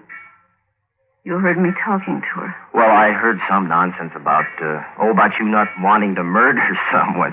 You're not a murderess, are you? I've been a murderer since the day I was born. Murder is in my heart, as it was in my mother's, as it was in her mother's. Why do you keep your head turned away, Rita? Look at me for a moment. No, I can't. Yes. I'll let you see. Look. Look at my eyes. Look in the sunlight. What they're yellow. Yes. Yes, yellow eyes. Murderer's eyes. Her eyes were yellow. The most beautiful eyes I've ever seen. I saw sunlight and gold and buttercups dancing through tears. But I saw no murder there. Only a horrible hurt, a tortured soul. And I felt pity. And the desire to know more about Rita Sherman. Yep. Killing runs in her blood. Got yellow eyes, just like a mouse was. They're pretty eyes, though. Yep, right pretty to look at. Mother's was, too. She got a killing fit and drive a knife through a man's heart. Why? No reason. She come near hanging for it. Well, didn't she? No. Governor changed it to life. She was going to have a baby. Who, Rita? Yeah, Rita. Mary Sherman died, born in Rita, prison hospital. Uncle Zeb's good Christian. He took baby and raised it. Well, why does she stay here? She can't bring herself to break away from her ma's grave on a bluff. Talks to a ghost. Everyone I spoke to agreed that Rita Sherman would kill someone someday. I should have taken the afternoon train. My story was finished. But I didn't. I should have forgotten Rita Sherman and her unhappiness. But I couldn't. When I saw her standing on a high point above the hungry rocks on the bluff that afternoon, when I watched her step to the very brink of that bluff, I should have turned my head away, but I couldn't. Rita, you little fool! No, Rita! No! Stop struggling, Rita. You come back. You come back or you take me with you. Why don't you let me? I can't go on this way. I can't. Why did you do that? You had no right to slap. I do have the right. I love you. Oh, dear heaven. No. Is that so horrible, Rita? Didn't you see in my eyes? I saw superstitious nonsense, Rita. You've been told that you're a born murderer since you were a child. You're being driven toward it. I can help you, Rita. Please let me. You can help me least of all. Why do you say that? Because of what Uncle Zeb told me last night. What did he say? That you are probably the man I was meant to kill. I kissed her. And I found on her lips such a hunger for love and for understanding that I was blinded to the violent forces of nature I was dealing with. Had I known, I might not have called on Uncle Zeb that evening, or heard what I did as I froze to the porch of Rita's waterfront shack. The front door was ajar. Put that down, you she-devil. The money's gone and... No, don't! I pushed the door open and I faced Uncle Zeb. Not a very pretty sight. Pinned to the wall by a long whaler's harpoon through his stomach. He wasn't dead yet. His red-rimmed drunkard's eyes pleaded for relief. But you can't pull a barbed harpoon back through a man. Even I knew that. Who did this, Zeb? Tell me who, quickly. Was it Rita, Zeb? It wasn't Rita, was it? Tell me! Tell me! Not Rita. Not Rita, he'd said. Not Rita. But who had done it? And who would believe that Rita, with her yellow eyes, hadn't done it? Who would believe that now that Uncle Zeb lay in a darkening pool with a stained harpoon coming through his back? Who?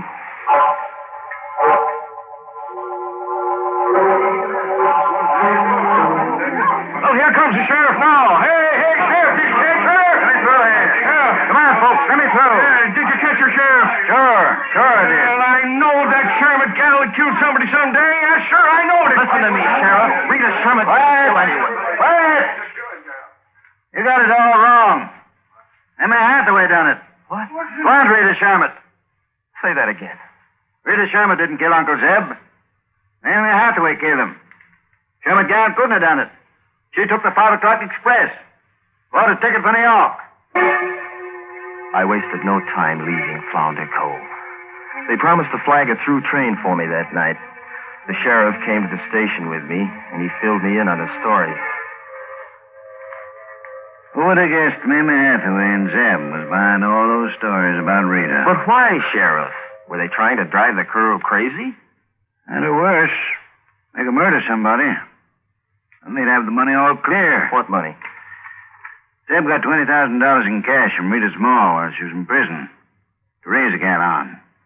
Zeb thought nobody knew that, so he was going to use the money himself. But Mamie Hathaway knew, huh? Yep. Rita's ma told Mamie just before she died. Mamie told Zeb she knew. So he had to cut her in on the deal. Lovely people. What happened last night? You come into the picture, and Mamie sees the gal's falling for you. If he goes to Zeb, wants a share. And they each made a mistake. How, Sheriff? Zeb told Mamie he'd spent all the money. Mamie killed Zeb, thinking sure Rita'd be blamed for it. You see, son, nobody except Cal at the station here knew Rita had left down the cove. Do you know why she left, Sheriff? I reckon I do, son. And I hope you find her. I have to find her, Sheriff. I couldn't very well tell the sheriff why I had to find Rita Sherman. Better than anyone, I knew a girl was just then arriving in New York. A girl who was unstable enough to become a homicidal fiend.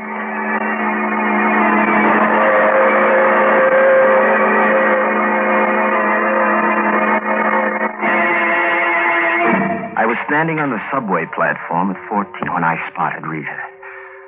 She was standing at the front end of the platform with a small group. Things happened fast then, but I remember just as I started toward her, I noticed the man who wavered close to her at the edge of the platform. I saw her hands raised slowly toward the man's back, and then I heard the train coming.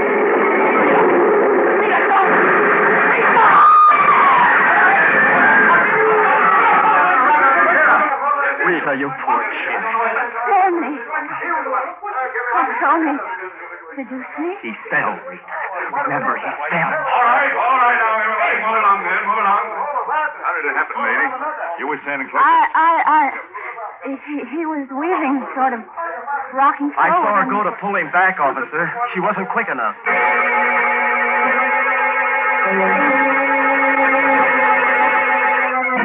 Rita. Yes. You don't think you pushed the man, do you? I'm not sure. I just saw him leaning, and I raised my hand. I just don't know, Tony. Well, you didn't. I saw you. You were going to pull him back. Now let's talk about us. Darling, you don't know how I've looked for you, but now, baby, I'll never let you go. Oh, Tony. I can't. I can't. Can't what, darling? I can't see you again. It's not that I don't want to, Tony. But Dr. White won't let me. Who's Dr. White? He's a wonderful man. He's curing me, Tony. He's a psychiatrist. He says it would be dangerous for me to see you. For a long time. Dr. White. He became a high, polished wall I couldn't climb between me and the woman I loved. I forced a couple of dates with Rita, but it was always the same story. Dr. White says you were part of my past that must be forgotten. Dr. White says I'll have to forget you if he's secured. Dr. White says, White. Dr. White will see you now, Mr. Muse. Thanks. Mr. Muse, what can I do for you? Who's paying you for your services, Dr. White? Why, no one. Rita came to me for help. I became interested in her case. Oh? The case or the subject, White? Frankly, both. I see. Well, that puts the cards on the table. She comes to you as a patient wanting to be cured for my sake. You fall in love with her and influence her to stay away from me. Yeah. Only part of that is true. She shouldn't see you yet. A very neat way to eliminate competition, Doctor. Very neat. But I'm moving in. I suffered the tearing pangs of jealous hate in the days that followed. Rita refused to see me until White had released her as cured. But there was one way to beat White. And I planned accordingly. I parked my car across from his house on Long Island. It was a deserted section along the shore. Shortly after midnight, a cab came along, and I ducked.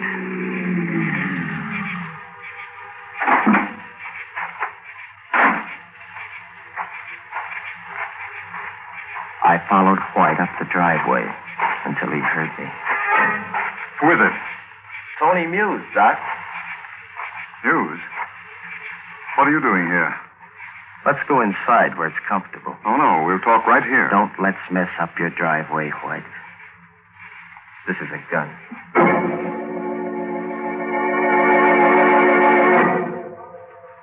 All right, Muse.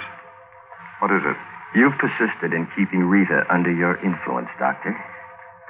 Now you're going to let her go. Not a chance, Muse. And how can you make me do it? By killing me? No, not by killing you. But a letter from you will do it. Rubbish. You'll either write what I tell you to write, or you'll never psych again. All right. All right. Dear Rita, I've been called to the coast for some important and confidential work. Before going, I've reviewed several of my cases.